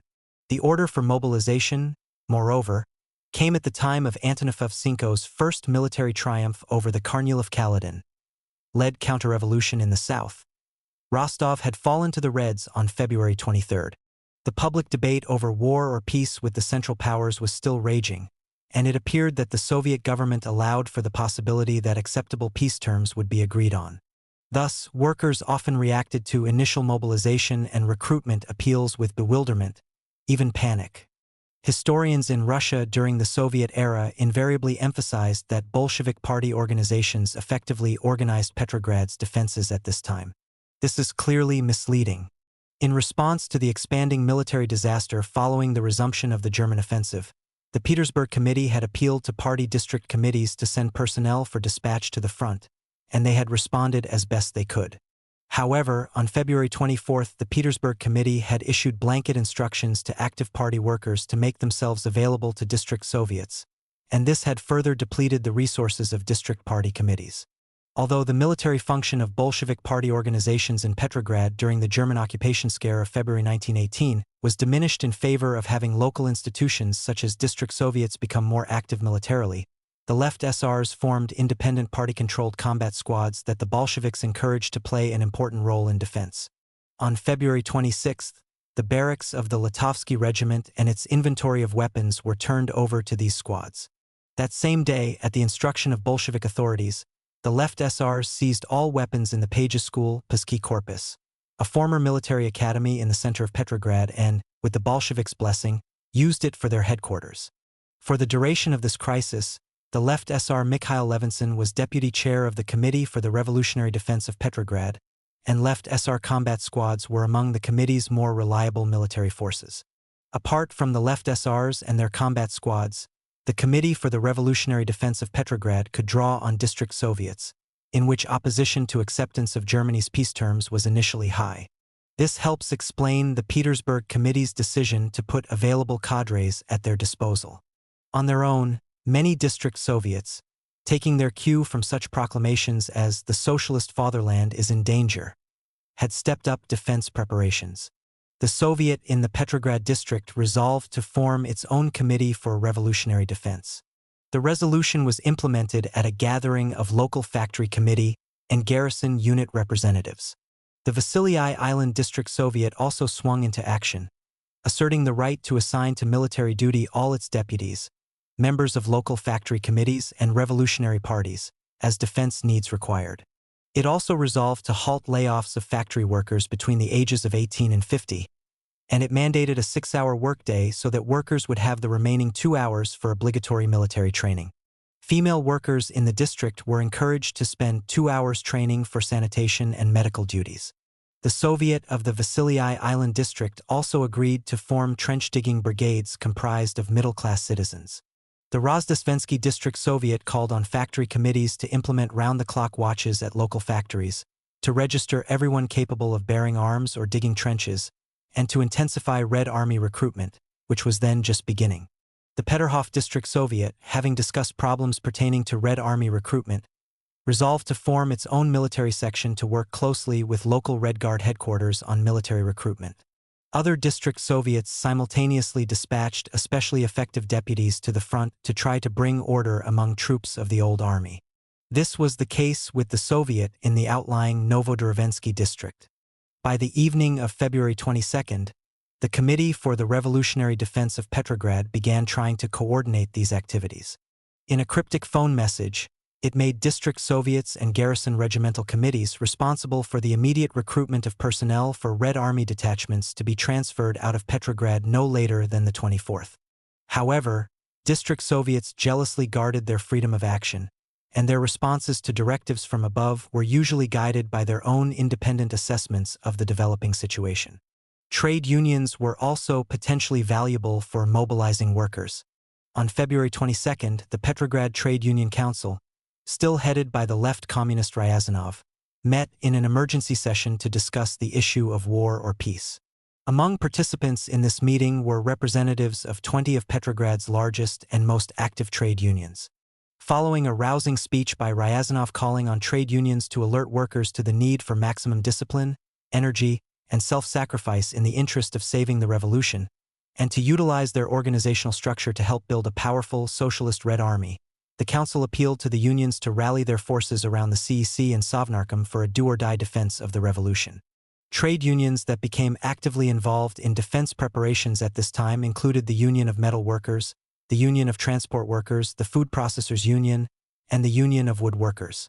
On a broader front, the Executive Committee of the Petrograd Soviet began planning a blitz of recruitment rallies for the afternoon and early evening of February 23rd in theaters and meeting halls around the capital.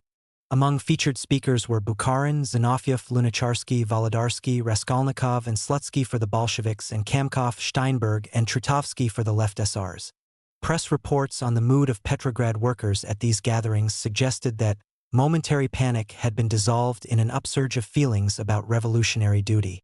Yet revolutionary enthusiasm did not translate into a willingness to fight. These rallies yielded relatively few Red Army recruits, and the same can be said about the efforts of district Soviets. Instructions from the Committee for the Revolutionary Defense of Petrograd to all mass organizations on the night of 24-25 February, immediately following the occupation of Pskov by German forces, hinted of panic. They called on all Soviets, everybody, to declare the universal mobilization of all workers and soldiers and to rush them to Smolny, to make an inventory of all shovels, and to seize all automobiles and also deliver them to Smolny. All residents of Petrograd were ordered to prepare immediately for enemy air raids and gas attacks.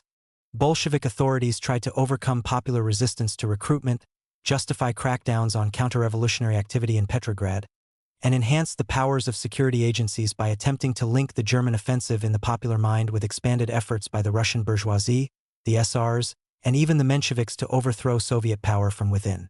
In the Bolshevik view, moderate socialists called for united struggle against German imperialism, as they had in the CEC the night of 23-24 February, only because they hoped that Bolshevism would be destroyed in a war that could not be won. The claim that Mensheviks were linked to domestic conspiracies to exploit the advance of the foreign foe to overthrow the Soviet government was particularly misleading, inasmuch as the Menshevik Party actively opposed such action. Still in all, numerous documents of the time show that counter-revolutionary groups in Petrograd were indeed energized by the dissolution of the Constituent Assembly at the beginning of January 1918 and, subsequently, by the Sovnarkom's peace negotiations culminating in the acceptance of the Brest Treaty. As early as the second half of January, Smolny was plagued by a rash of bomb scares. The Vychaika, toward the end of the month, successfully broke up a conspiracy to overthrow the Soviet government in which it was alleged that several thousand well-armed officers, quite possibly with British support, participated. Ivan Polukharov, head of the Vychaika's section on combating counter-revolution, later pointed to this conspiracy as the most dangerous faced by the Vychaika during the first 6 months of its existence, because, as he explained, its agents were everywhere. Unpublished contemporary documents that shed light on this counter-revolutionary activity include an urgent message from Dzerzhinsky to Petrograd District Soviets on January 27, as well as protocols of emergency meetings of the Executive Committee of the Vasily Island District Soviet on January 28 and of the Peterhof District Soviet and its Executive Committee on the 28th and the 29th of January. These documents indicate that the Vychaika held a citywide crisis meeting with representatives of District Soviets the night of the 27th to issue an SOS for personnel and to discuss directives connected with suppressing the conspiracy. All Petrograd District Soviets were directed to go on 24-hour alert, mobilize their resources, report on the progress of efforts to suppress the movement in their areas, and form district chaikas. A few weeks later, the resumption of the German offensive and the fear that it was aimed at the occupation of Petrograd led to a significant enhancement of the Vychaika's arbitrary powers. One of the most militant proclamations published following the start of the enemy advance, "The socialist fatherland is in danger," as noted above, encouraged shooting common criminals and counter-revolutionaries at the scene of their crime. It had been issued by the Provisional Executive Committee without discussion by the full Sovnarkom. Consequently, on February 22, at a meeting of the Sovnarkom, a debate erupted between left SRs and Bolsheviks over this blank check for summary executions. The left SRs demanded that this precedent-setting provision be annulled, but, predictably, they were outvoted. Steinberg would later point to the provision in this first official document sanctioning arbitrary shooting of alleged political enemies as clearing the way for Chaika terror. The Vychaika immediately seized upon this mandate, announcing on February 22 that, at a time when the hydra of counter-revolution is getting more brazen by the day, it had no other means of combating counter-revolutionaries, speculators, thugs, hooligans, saboteurs, and other parasites than through their merciless execution at the scene of their crimes. Other agencies besides the Chaika, including Petrograd District Soviets and the emergency headquarters for the Petrograd Military District, drew on the proclamation to legitimate execution at crime scenes. On February 22, the latter had followed the Chaika's lead and authorized shootings on the spot by Red Army troops, a mandate that was soon withdrawn. Nonetheless, from then on, hastily recruited Red Army soldiers became the scourge of Petrograd. In a message circulated on February 23, the Vychaika announced it had uncovered yet another nationwide plot by the Russian bourgeoisie to help the Germans and to stab Soviet power in the back by organizing armed insurrections in Petrograd, Moscow, and other Russian cities. The Vychaika warned Petrograd District Soviets and other worker institutions that many counter-revolutionary bands had ensconced themselves in such ostensibly humanitarian groups as organizations for aid to officers wounded in the war. This placed virtually all civic organizations not controlled by the government under a cloud. Soviets were to seek out, arrest, and shoot all participants in counter-revolutionary conspiracies. Counter-revolutionary organizations referred to in this message were the Organization for Struggle Against the Bolsheviks and the Dispatch of Troops to Kaldin, All for the Fatherland, the White Cross, and the Black Dot. Around this time, some officers and cadets who opposed Brest gained a foothold in the recently reactivated Mikhailovsky Artillery Academy. From there, they conducted anti-Soviet agitation among soldiers and workers and acquired arms for their supporters. This group was led by right SRs, among them one Vladimir Perlzweig, about whom more will be said. The Vychaika's announcement on February 22 of its intention to shoot counter-revolutionaries on the spot was published in the press. It can fairly be viewed as an example of preemptive state terror. That Soviet security agencies were genuinely concerned about the hydra of counter-revolution is attested by unpublished documents never intended for public consumption. In a memo of February 24, marked secret and extremely urgent, the Committee for the Revolutionary Defense of Petrograd ordered District Soviets to form mobile Letiki detachments to combat internal counter-revolution at the same time that they formed detachments for transfer to the front. On February 26, District Soviets were ordered immediately to organize searches of suspicious organizations, establishments, and individual bourgeois homes for weapons. Another emergency, secret message to District Soviets, dated February 27, reflected the committee's angst as German forces moved beyond Pskov. It read, "Take immediate measures to destroy typewritten proclamations posted around the city headed Russia has been sold to the Germans. Anyone caught pasting up these posters should be shot on the spot." To representatives of District Soviets in the Interdistrict Conference, this was going too far. It circulated a directive to its constituent Soviets limiting all shootings on the spot to cases in which suspects offered armed resistance.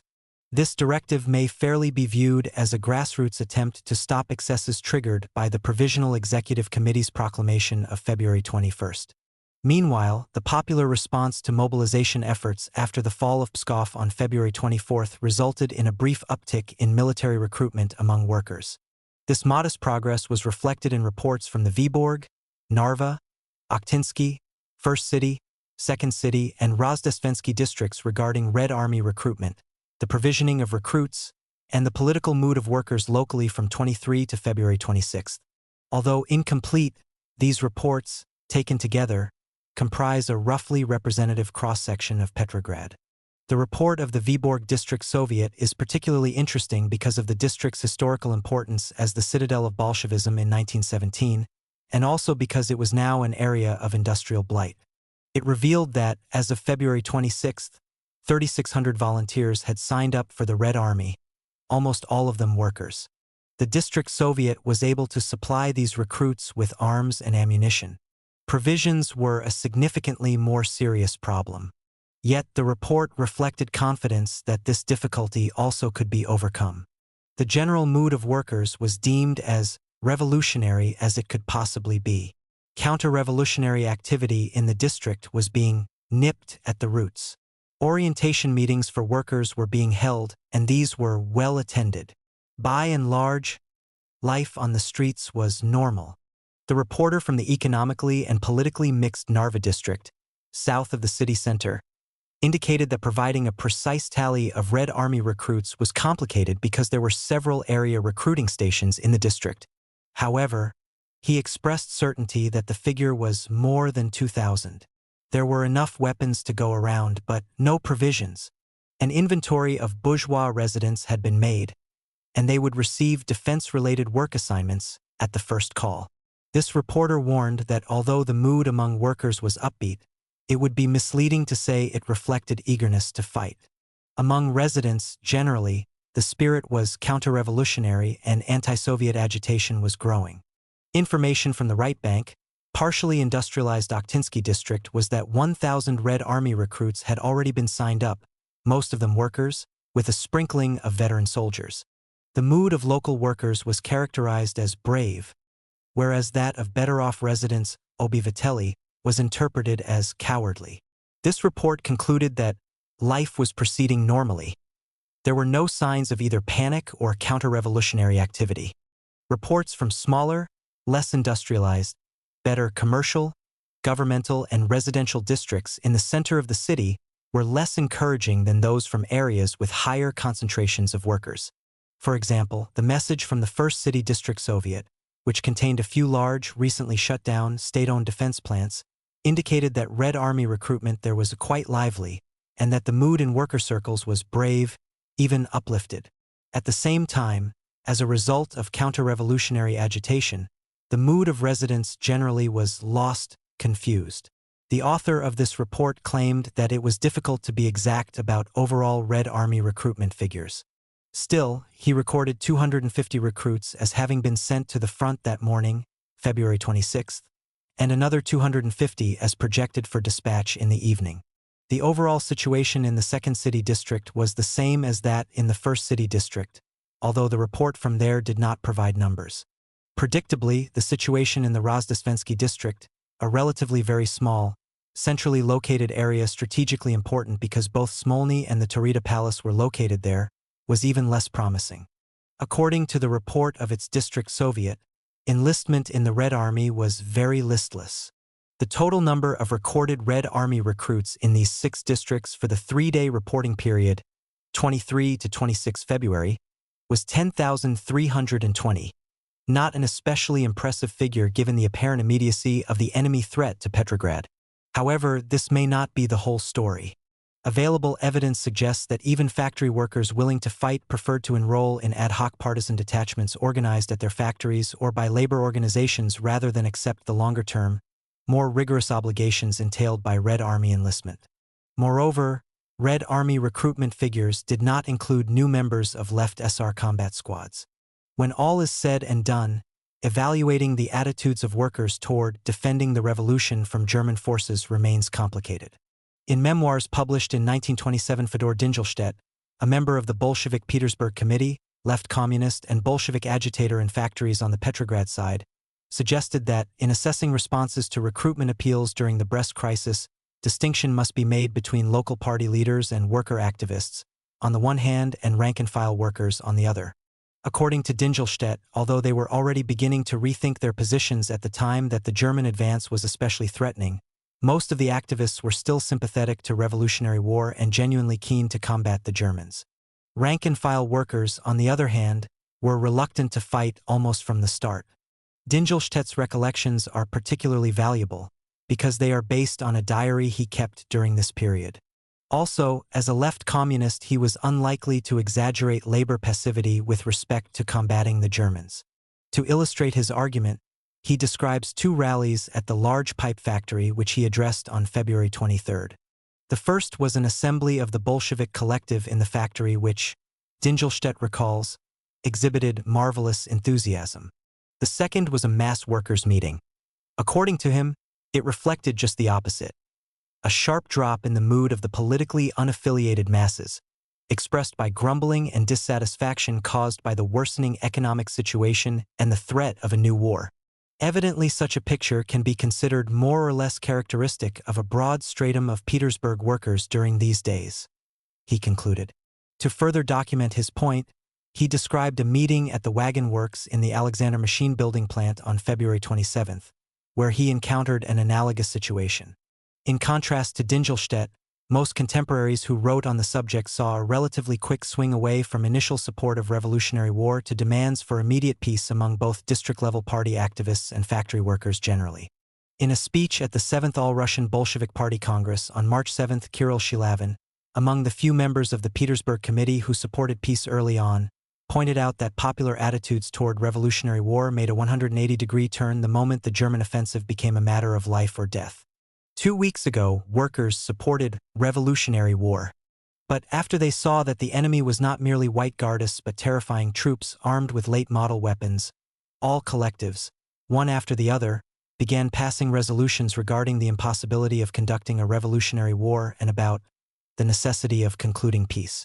The time has passed when Petersburg workers, responding to factory sirens, came to the defense of revolutionary Petersburg. Under the pressure of their mass constituencies, precisely the kind of shift described by Shilavin seems to have occurred in trade unions and district Soviets. As noted earlier, at an emergency meeting on February 22, the Petrograd Trade Union Council had passed a resolution introduced by Ryazanov pledging full support for revolutionary war. At a meeting on February 28, after the Sovnarkom's acceptance of Germany's second, more devastating peace terms, the Council again adopted a left communist resolution presented by Ryazanov, but that was his last success. On March 9, at a conference convened by the Council to sound out the views of member unions, Ryazanov's position was defeated. A majority of the 500 trade union representatives present voted in favor of ratification. An analogous swing away from support of revolutionary war can be observed among Petrograd district Soviets. If most of them tended toward left communism at the beginning of the German advance, as appears to have been the case, this was no longer true in March. The mood in the Vyborg district, where Red Army recruitment had initially been relatively successful, and where the local Soviet had characterized the mood among factory workers toward the end of February as being as revolutionary as it could possibly be, reflected this change. In early March, with an unstoppable German attack on Petrograd seemingly a foregone conclusion, the Vyborg District Soviet focused attention on practical measures for evacuation, destruction of immovable property, house-by-house defense, if that became necessary, and plans for dealing with the bourgeoisie in the developing circumstances. Such issues seemed to be on everyone's mind at a meeting of the Vyborg District Soviet's Executive Committee on March 4th, a day after the peace signing at Brest-Litovsk, but at a point when the German advance still showed no sign of abating and efforts to strengthen Petrograd's defenses by the Committee for the Revolutionary Defense of Petrograd were continuing. Alexander Kuklin, a former member of the Petersburg Committee who chaired the meeting, urged that, in view of German brutalities toward factory workers at Pskov and Narva, all means of transport should be made ready and all workers organized into Red Guards. Clearly, he was thinking about defense in case workers could not get away in time. But accomplishing this systematically, without stirring panic, was a concern, as another speaker put it, since waiting for directives from the center is pointless inasmuch as the center leans on us. Serious consideration was given to isolating all opponents of Soviet power, from shopkeepers to professors, in one location where they could be controlled. In the end, it was decided to introduce resolutions in the full Soviet providing for such steps as mobilization of all workers aged 18 to 50 without regard to political affiliation, blowing up everything that might be of value to the Germans, and executing all counter-revolutionaries if they made any kind of move. A plenary meeting of the Soviet added evacuation of worker families to this list. During this time of flux in popular sentiment about combat, a majority of the Petersburg Committee, true to its radical, independent tradition, steadfastly supported revolutionary war. On February 25th, the day after the new Germany peace terms were accepted, it convened a meeting with representatives of district party committees. Adopted at this meeting was a resolution condemning the government's action, insisting that it would not deter the German advance, and expressing certainty that there was no alternative to self-defense with arms in hand. The Fourth Petrograd Bolshevik City Conference had been suspended on February 20th, after demanding that the acceptance of Germany's peace terms be rescinded. The conference reassembled on March 1st to reassess its position on war and peace and to select Petrograd's representatives to the 7th All-Russian Bolshevik Party Congress, scheduled to convene in a week. At the time of this gathering, both the fear of an advance on Petrograd and the Sovnarkom's frantic efforts to defend it had, if anything, momentarily intensified. The circumstances of this renewed scare at the beginning of March border on the comic. It seems that, on March 1st, the new Secretary of Russia's peace delegation at Brest, Lev Karakhan, dispatched 2 telegrams to the Sovnarkom in Petrograd. The first, written in code, described diplomatic issues relating to signing the peace. The second, sent in clear text, requested that a train be sent to pick up the delegation. It reflected the delegation's desire to escape the hostile environment behind the German lines as soon as the peace was signed. Unfortunately, it was the second telegram that reached Lenin first, and he jumped to the conclusion, which was announced in Pravda on March 2nd, that the negotiations had broken down. In the announcement, Lenin issued an alert to all Soviets, to everyone, to prepare for an imminent German assault on Petrograd. Pravda's editors went a step further with a front-page headline that read, "Our peace delegation is returning to Petrograd. The question of war has been decided. Va! The old capitalist world is assaulting us with all its might." It is probably no coincidence that precisely at this time Lenin signed a decree centralizing command of all Soviet military forces in a new body, the Supreme Military Council. This intensified occupation scare erupted the morning after the discussion of war and peace at the continuation of the Fourth Petrograd Bolshevik City Conference, March 1st, and therefore could not have influenced the conference deliberations. Moreover, because conference delegates had all been elected in mid-February, it is also unlikely that delegates' views would have reflected recent changes in worker attitudes regarding peace. Making the major speeches at the conference were prominent national leaders Radek and Bukharin for the left communists, Sverdlov and Zinoviev for the Leninists. In stating the case for revolutionary war, Radek's main point was that the idea of a breathing space was nonsense, as the realities of the situation were such that Russia would be forced to make concession after concession or start a new war in 2 or 3 weeks. There is no third way, he insisted. Sverdlov's argument, on the other hand, was just the opposite. His main point was that fighting now was not a practical possibility, that when detachments for dispatch to the front were needed, we couldn't count on a single person. After we conclude peace, we will organize a Red Army, he said. To all the people we are announcing that we are signing this infamous peace, solely, for a brief respite. Sverdlov was adamant that the left communist repudiation of peace contained the seeds of a party split. and he appealed to the conferees to reject this course. Sverdlov's suggestion that left communists were setting the stage for a split antagonized Bukharin. He made the perfectly valid point that Lenin had initiated a split by threatening to resign when a majority of the Central Committee favored revolutionary war. Zinoviev, speaking last, based his argument in favor of ratification on his interpretation of labor sentiment as expressed in the Petrograd Soviet. After listening to the revolutionary phrases of left communists, its representatives had remained firm that signing the peace was a necessity. Although not completely discounting left communist claims that revolutionary enthusiasm could be detected among workers, he argued that the dispatch of workers and all Bolsheviks to the front would result in the physical destruction of the party and of the flower of the proletariat. By this time, left communists in Petrograd were preparing to publish their own newspaper, Communist. Zinoviev closed with an appeal to desist from this step. However, the arguments of Sverdlov and Zinoviev made no impact on most conferees. Endorsing the position of the left communists, they selected a delegation to the Seventh Party Congress and a new Petersburg Committee, in which left communists had majorities.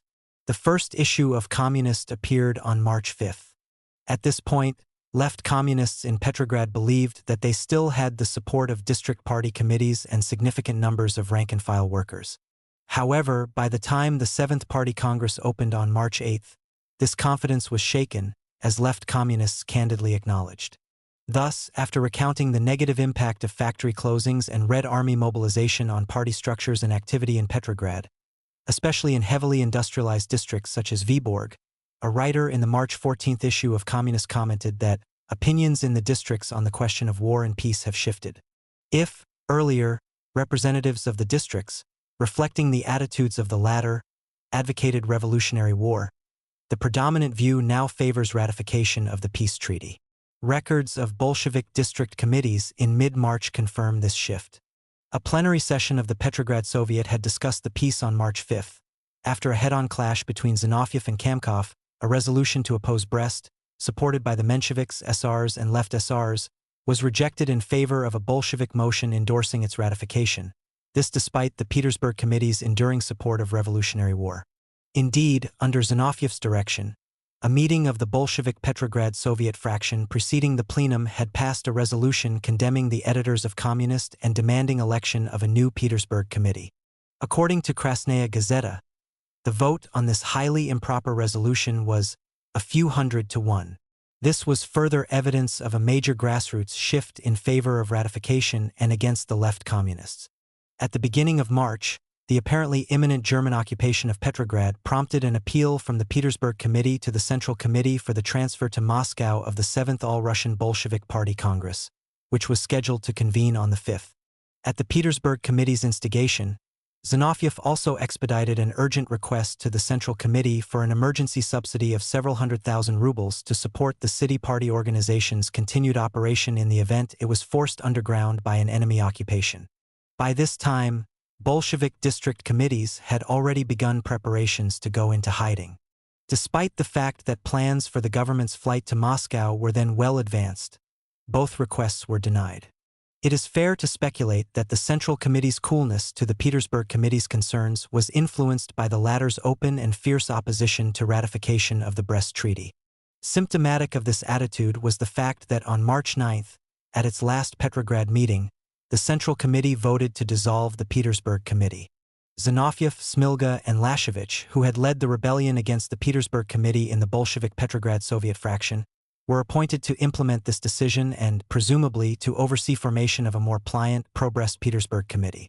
What may have been the most noteworthy aspect of the 7th All-Russian Bolshevik Party Congress, whose primary purpose was to adopt a position on ratification of the Brest Treaty in advance of the 4th All-Russian Congress of Soviets, was that it was held at all. Because of difficulties in traveling to Petrograd, the Germans were, after all, literally at the gates and rail transport was chaotic. The Bolshevik Central Committee had agreed in advance that this party congress would be considered legitimate if attendance exceeded half the number of delegates to the 6th All-Russian Bolshevik Party Congress held in early August 1917.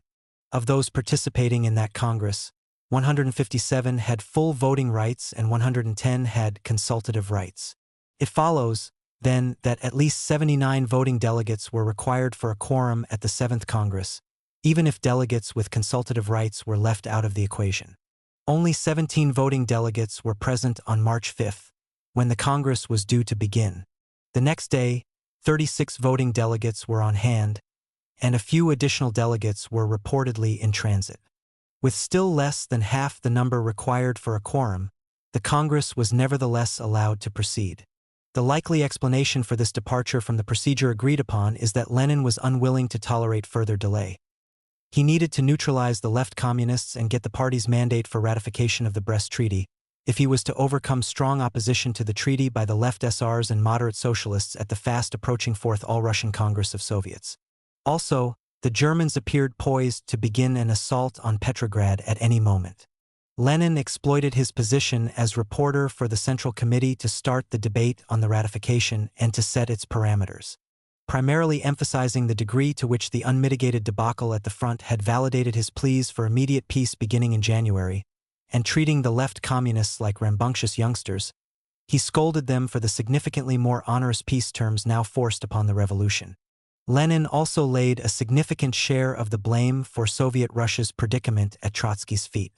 Although Trotsky's initial efforts to utilize the negotiations at Brest to further revolutions abroad had been magnificent, his failure to accept Germany's initial terms when presented as an ultimatum and, instead, to declare his strategy of no war, no peace, had been an indefensible mistake and, Lenin suggested, a violation of a firm understanding between them. Yet even though all Lenin's predictions regarding Russia's military weakness had come true and Russia had been vanquished by puny enemy forces in 11 days, all was not yet lost. To be sure, it seemed that Petrograd was doomed. Lenin was certain of that and, we now know, acted on this assumption.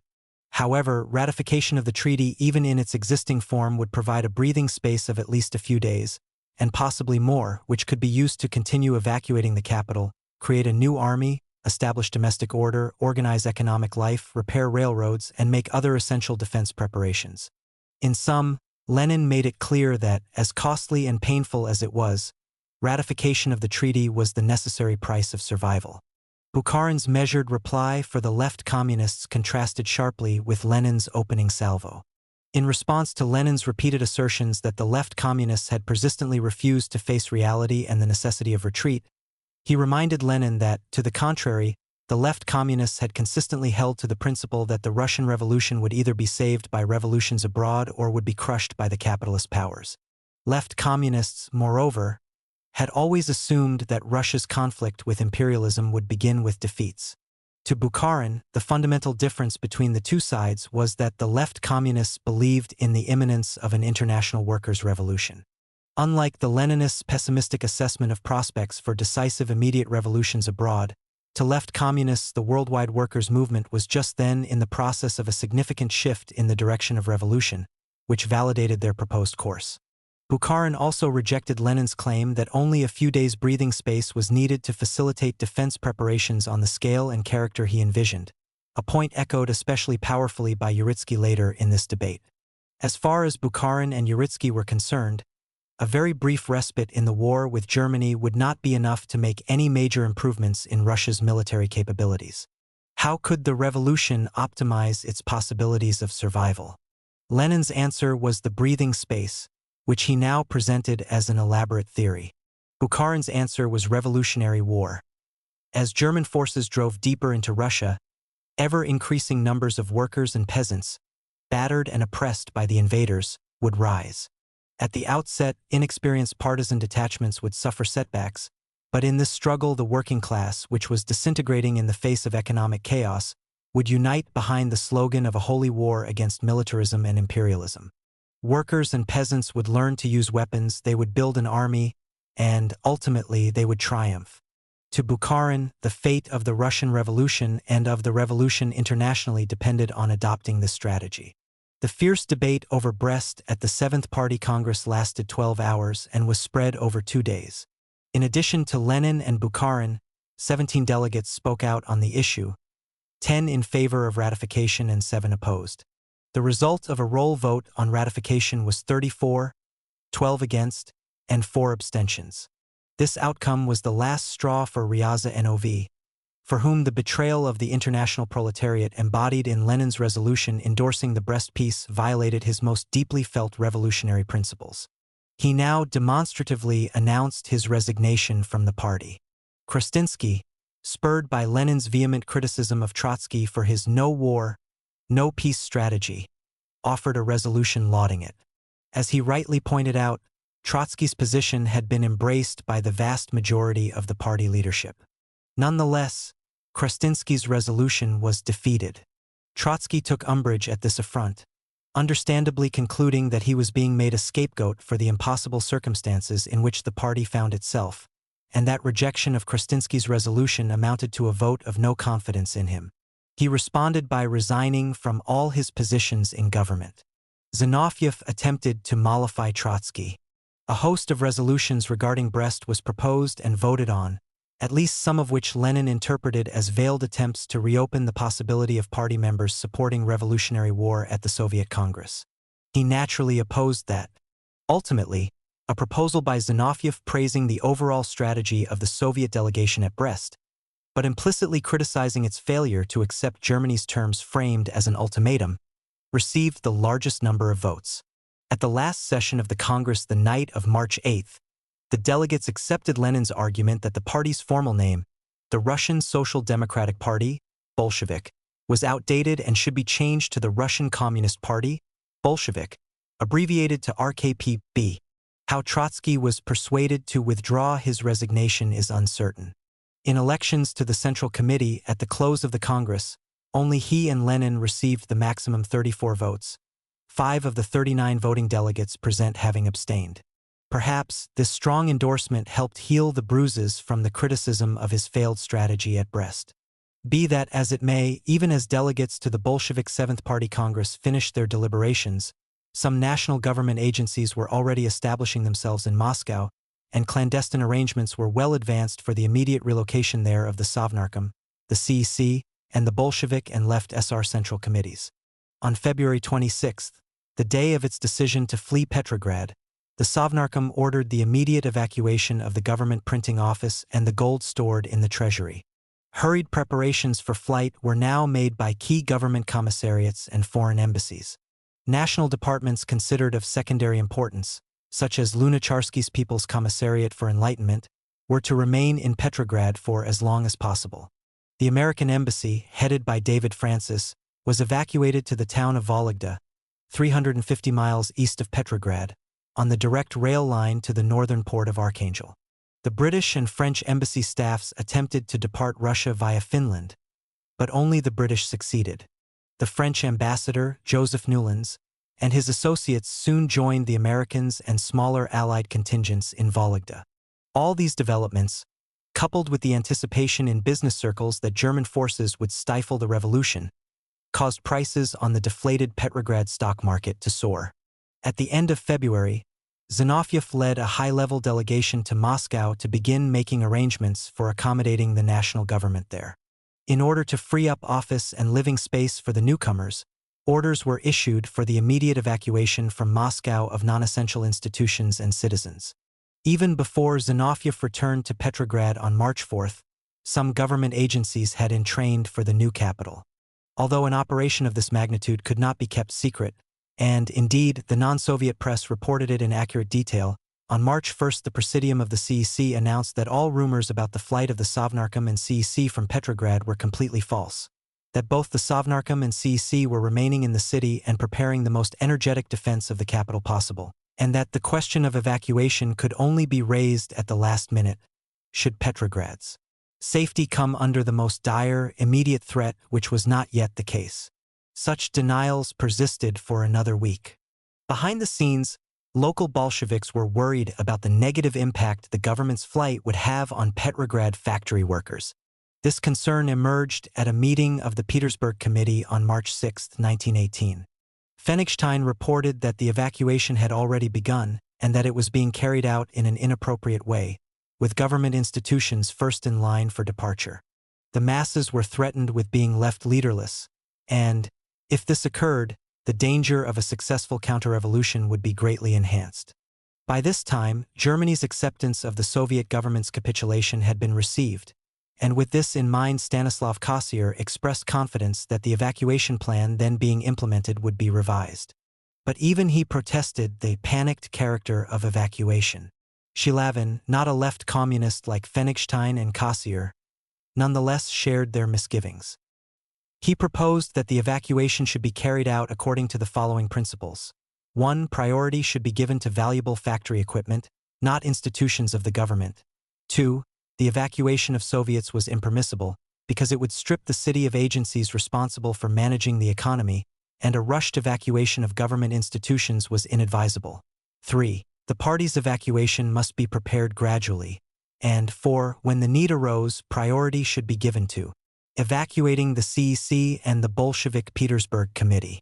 These principles were accepted with the provision that the population would be prepared for any evacuation in advance, and that an evacuation would not be carried out in a panicked, sudden way. They were forwarded to the Central Committee but had no discernible effect on the character of the evacuation, even though, by now, the threat of an immediate German assault on Petrograd had receded. On March 7, even Krasnaya Gazeta, which had insisted a day earlier that no government officials had or were planning to go anywhere, suddenly acknowledged that the transfer of government agencies was underway. This step was justified on the grounds that it would be impossible to rebuild political and economic institutions and to govern the Russian state with the enemy so close. The announcement was sweetened by the disclosure that Petrograd would be declared a free city, and that this status promised limitless economic benefits. According to Novi Vedomosti, even some industrialists now looked forward to Petrograd's becoming a second New York. By the next day, Friday, March 8, Krasnaya Gazeta reported that the People's Commissariat for Justice was moving to Moscow on that day and would reopen in Moscow on the following Monday. It is worth noting that the Vichayka tried to take advantage of Steinberg's preoccupation with the transfer to execute some political prisoners. Apprised of this intention a couple of hours before his departure for Moscow, Steinberg scribbled an order to his deputy, Alexander Schreider, to halt the shootings. The Sovnarkom's original decision to evacuate the government had specified that the move to Moscow should include minimal numbers of officials and their families from the central administration, and, implicitly, only critically important files and equipment.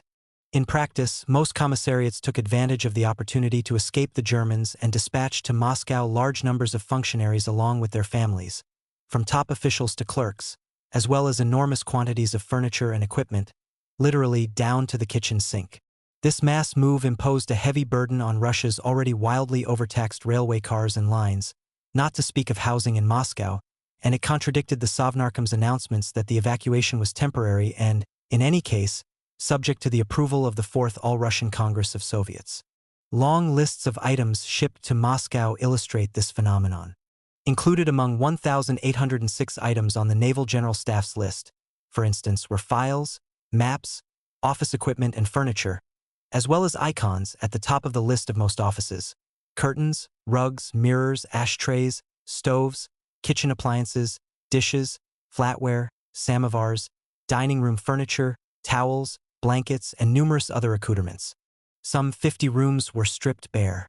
To ship his own large library and other personal property, Bolshevik diverted 2 freight cars designated for transferring party literature to Moscow.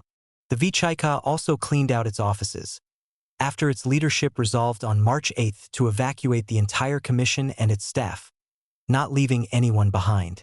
Shipping all its Petrograd case files to Moscow, the Vichayka left hundreds of its prisoners stranded at Gorokhovaya II and in the Crosses, Kresty, prison, with no documentation of the reasons for their arrest. Beyond greatly complicating and extending the national government's evacuation well into the late spring, all this added to the already horrendous problems facing Soviet authorities remaining in Petrograd.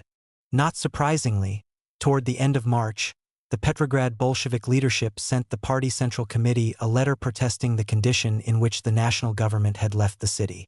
It was especially indignant about the behavior of the Vichayka, which took away the documentation, and the investigators but left the prisoners. The top government institutions, the Sovnarkom and the CEC, and the Bolshevik and left SR Central Committees fled Petrograd under cover of darkness the night of October 11th March. Meticulous arrangements for the trip were made by Vladimir Bolsheviks.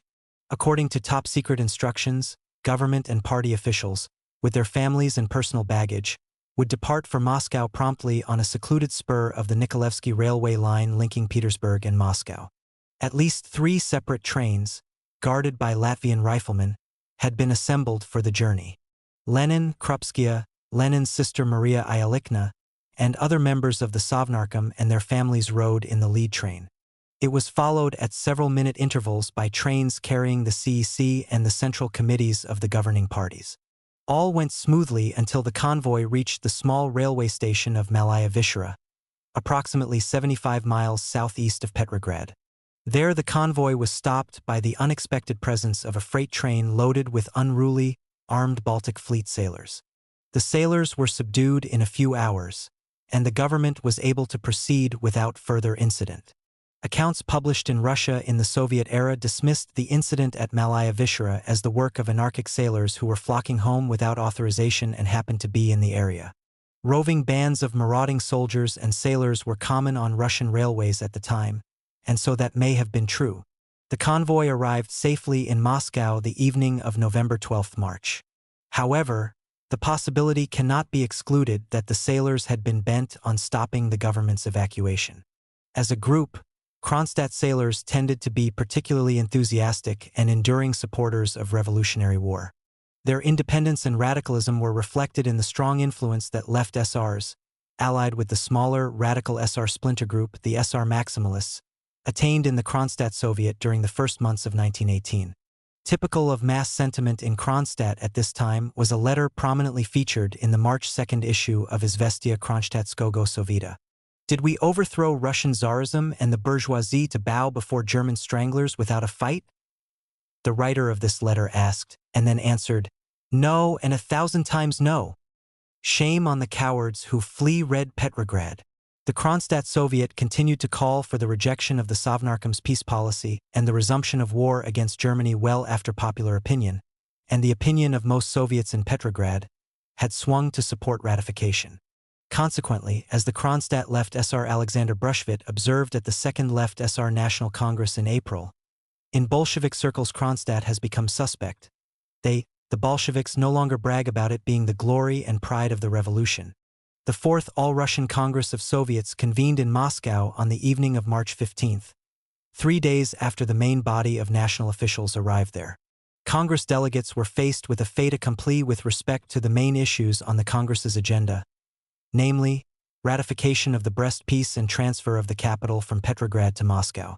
According to the official tally of the Credentials Committee, 814 of the 1,172 voting delegates who participated were Bolsheviks, most of whom came to the Congress pledged to support ratification. 238 were left SRs, and 114 belonged to smaller parties or were unaffiliated. Representation from individual Soviets was capricious, owing primarily to the lack of firmly enforced regulations for election of delegates, poor communications, and transport difficulties. Yet, at least concerning the proportion between Leninist, left communist, and left SR representatives, it does not appear that the composition of the Congress had been corrupted. A pre-Congress public pledge by Steinberg to screen all delegations for dead souls notwithstanding, the credentials of only 14 Bolshevik voting delegates were challenged. Not during the Congress nor after did the left SRs or left communists question the Congress's legitimacy. Published tabulations of questionnaires about attitudes toward war and peace that the Sovnarkom and CEC had solicited from Soviets around the country revealed much stronger support for revolutionary war than was evident among Congress delegates. However, these data were largely invalidated as indicators of sentiment in mid-March, as a high percentage of them predated the preliminary peace agreement between Soviet Russia and Germany signed on March 3, and also predated subsequent pre-Congress regional and local assemblies at which delegates to the Fourth Congress of Soviets were elected. Probably of greatest influence on the vote of Bolshevik fractions at these pre-Congress gatherings was the strong endorsement of ratification at the Seventh All-Russian Bolshevik Party Congress, as well as news of the continuing debacle at the front. The overwhelming support for ratification among Bolshevik delegates to the National Soviet Congress emerged at initial fraction meetings on the 13th and the 14th of March. At these meetings, after Lenin presented the case for ratification and provincial party organizations delivered their reports, it was decided that Lenin would present the party's position on the question at the Congress. The left communists, having been defeated again, later met separately to decide on their strategy. It was agreed at this gathering that the left communists' opposition to the Brest Peace and their future tactics would be outlined in a formal declaration to the Congress. In the interest of maintaining party discipline, however, left communists would not participate in the Congress debate over ratification, and they would abstain from voting on the issue. Kamkoff and Steinberg made fervent appeals for continued opposition to ratification, and, after a lengthy debate, the fraction adopted this position. Arguments among left SRs at this time centered less on whether to oppose ratification than on the decision of the Left SR Central Committee to require its representatives in the Sovnarkom to resign their posts if the Brest Treaty was approved, so that the party would be free to lead continued uprisings against German imperialism. In view of all this, the proceedings of the Fourth All-Russian Congress of Soviets were, predictably, perfunctory. Most of the first session on March 15th was taken up by a long, elliptical presentation by Lenin in favor of ratification. The battle against opponents of ratification having already been won, Lenin avoided unnecessarily offending the left communists in the hope of restoring a measure of party unity as quickly as possible. A central theme of his remarks was that the onslaught of imperialism and finance capital on the Russian Revolution had begun with Germany's mid-February offensive, and that, helpless to combat it, the further development of the Russian Revolution depended on a successful uprising of the European proletariat. With the left communists remaining silent, the main speeches for the opponents of ratification were made by Kamkoff and Steinberg. Kamkoff ridiculed the very idea that the Congress was being asked to ratify peace, pointing to areas of the former Russian Empire, such as Ukraine, where German advances were being met with spirited resistance. To him, Soviet Russia was still at war with Germany.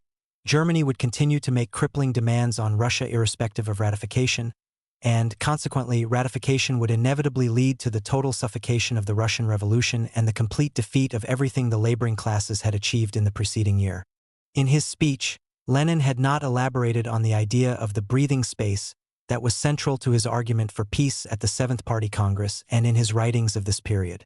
This did not deter Kamkoff, however. He made it plain that, to him, the notion that a peace on the terms the Germans offered could be of any strategic value whatsoever was ludicrous.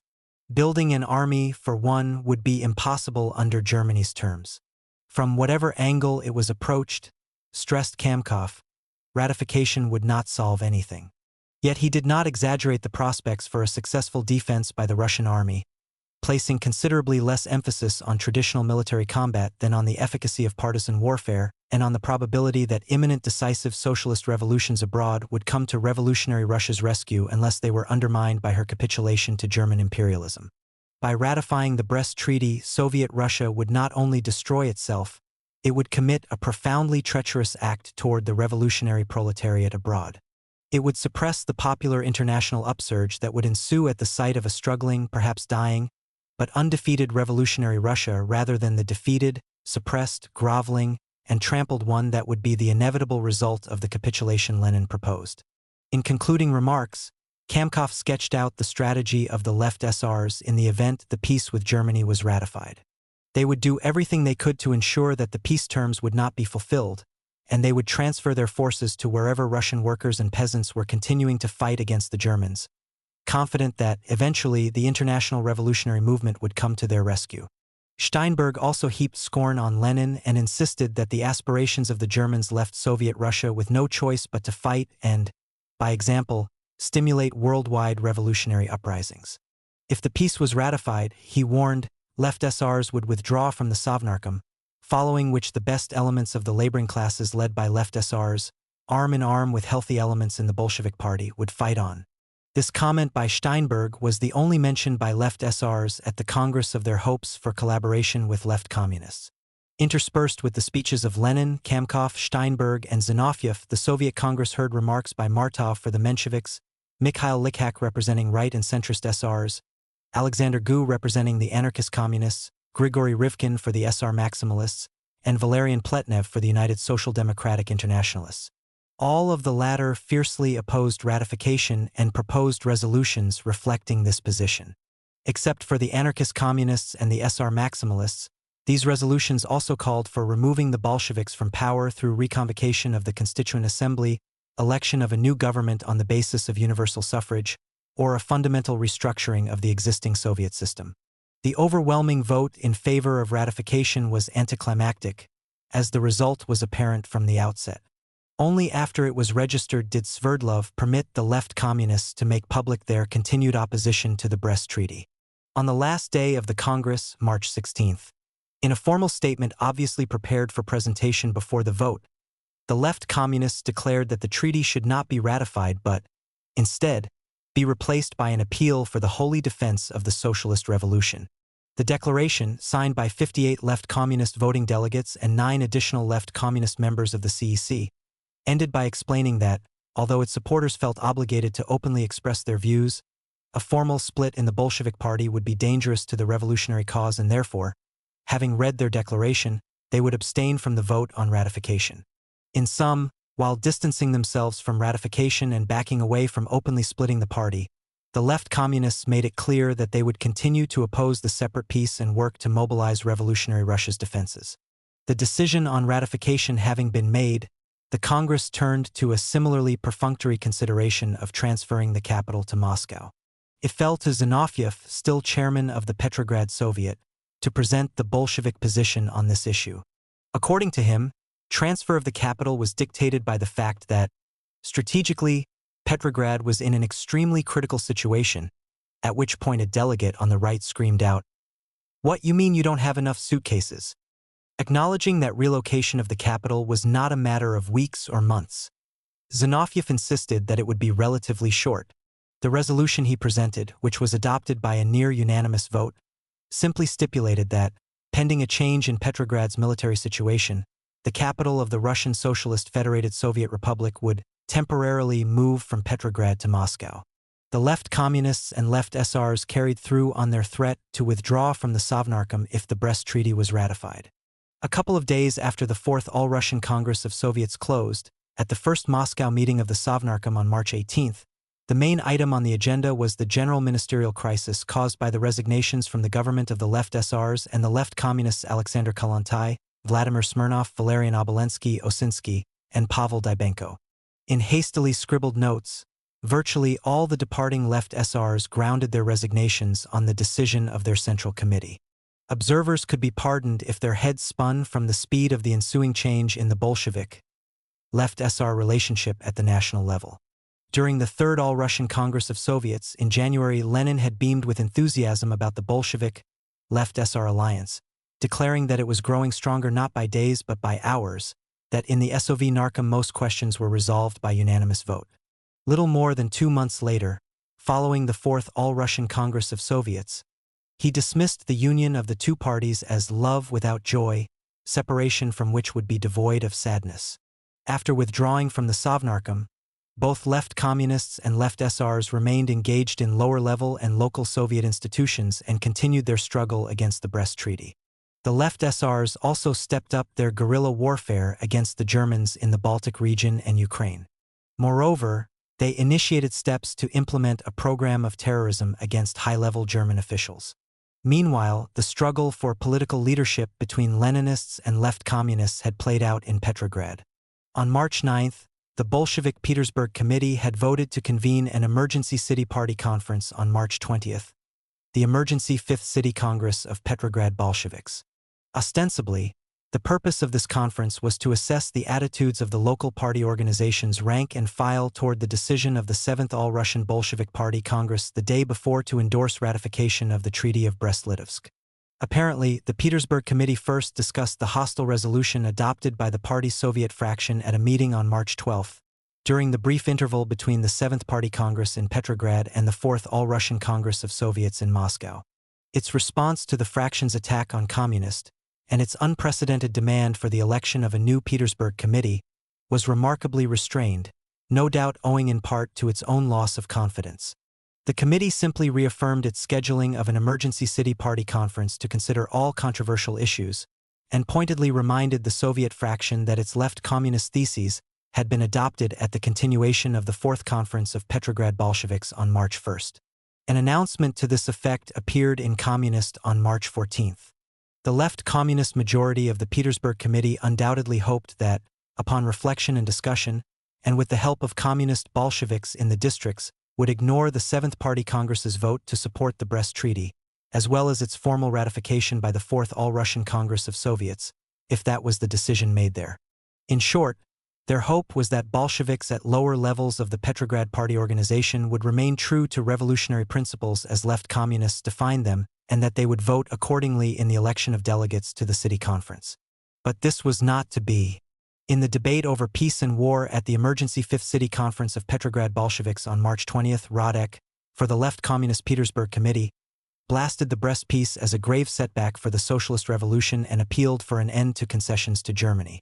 Zinoviev, speaking for supporters of ratification, heaped criticism on the left communists, insisted that communists be shut down, and demanded that the left communists work harmoniously in common party organizations. The result of this clash was a complete reversal of voting on March 1st. A resolution opposing Brest proposed by Radek received 7 votes, whereas Zinoviev's resolution in favor of ratification garnered 57. In the days immediately following the resumption of Germany's military operations on February 18th, Soviet authorities in Petrograd had begun a frantic effort to shore up the city's defenses. They were impeded, however, by the profound demoralization of garrison troops and the instability of factory workers, disenchanted by the economic results of the October Revolution, ravaged by transfers out of the city, and disoriented by the unexpectedness of the German assault. Neither the best efforts of Petrograd District Soviets, where many of the Bolsheviks' most experienced local-level leaders were increasingly concentrated, nor appeals by the Bolsheviks and the left SR's most prominent national figures yielded significant numbers of Red Army recruits. Moreover, further complicating the crisis of Soviet power in Petrograd at this time was the expansion of subversive activity by domestic counter-revolutionary groups, despite intensified efforts by security agencies to suppress them. The occupation of Pskov by German forces on February 24th stimulated a modest improvement in military recruitment, especially when additions to ad hoc partisan detachments and left SR combat squads were combined with those for the Red Army. But as the gravity of the Russian debacle at the front became widely known, and workers concluded that trying to combat the Germans meant certain death, the modest surge in recruitment evaporated. During this time, the left communist leadership of the Bolshevik Party organization in Petrograd remained fiercely opposed to the Brest Peace and steadfastly supportive of revolutionary war, as shown by its position upon resumption of the Fourth City Conference of Petrograd Bolsheviks on March 1st, and the publication of the first issue of Communist on March 5th. Yet, very quickly, Petrograd left communists were forced to recognize the weakness of popular support for their views. Also, the Petersburg Committee's independent stance triggered the rebellion against it by the Leninist party fraction in the Petrograd Soviet and the Central Committee's decision to replace the committee. The end of an independent left communist movement in Petrograd was marked by the emergency Fifth City Conference of Petrograd Bolsheviks on March 20th, at which the left communists led by Radek were routed by Leninists led by Zinoviev.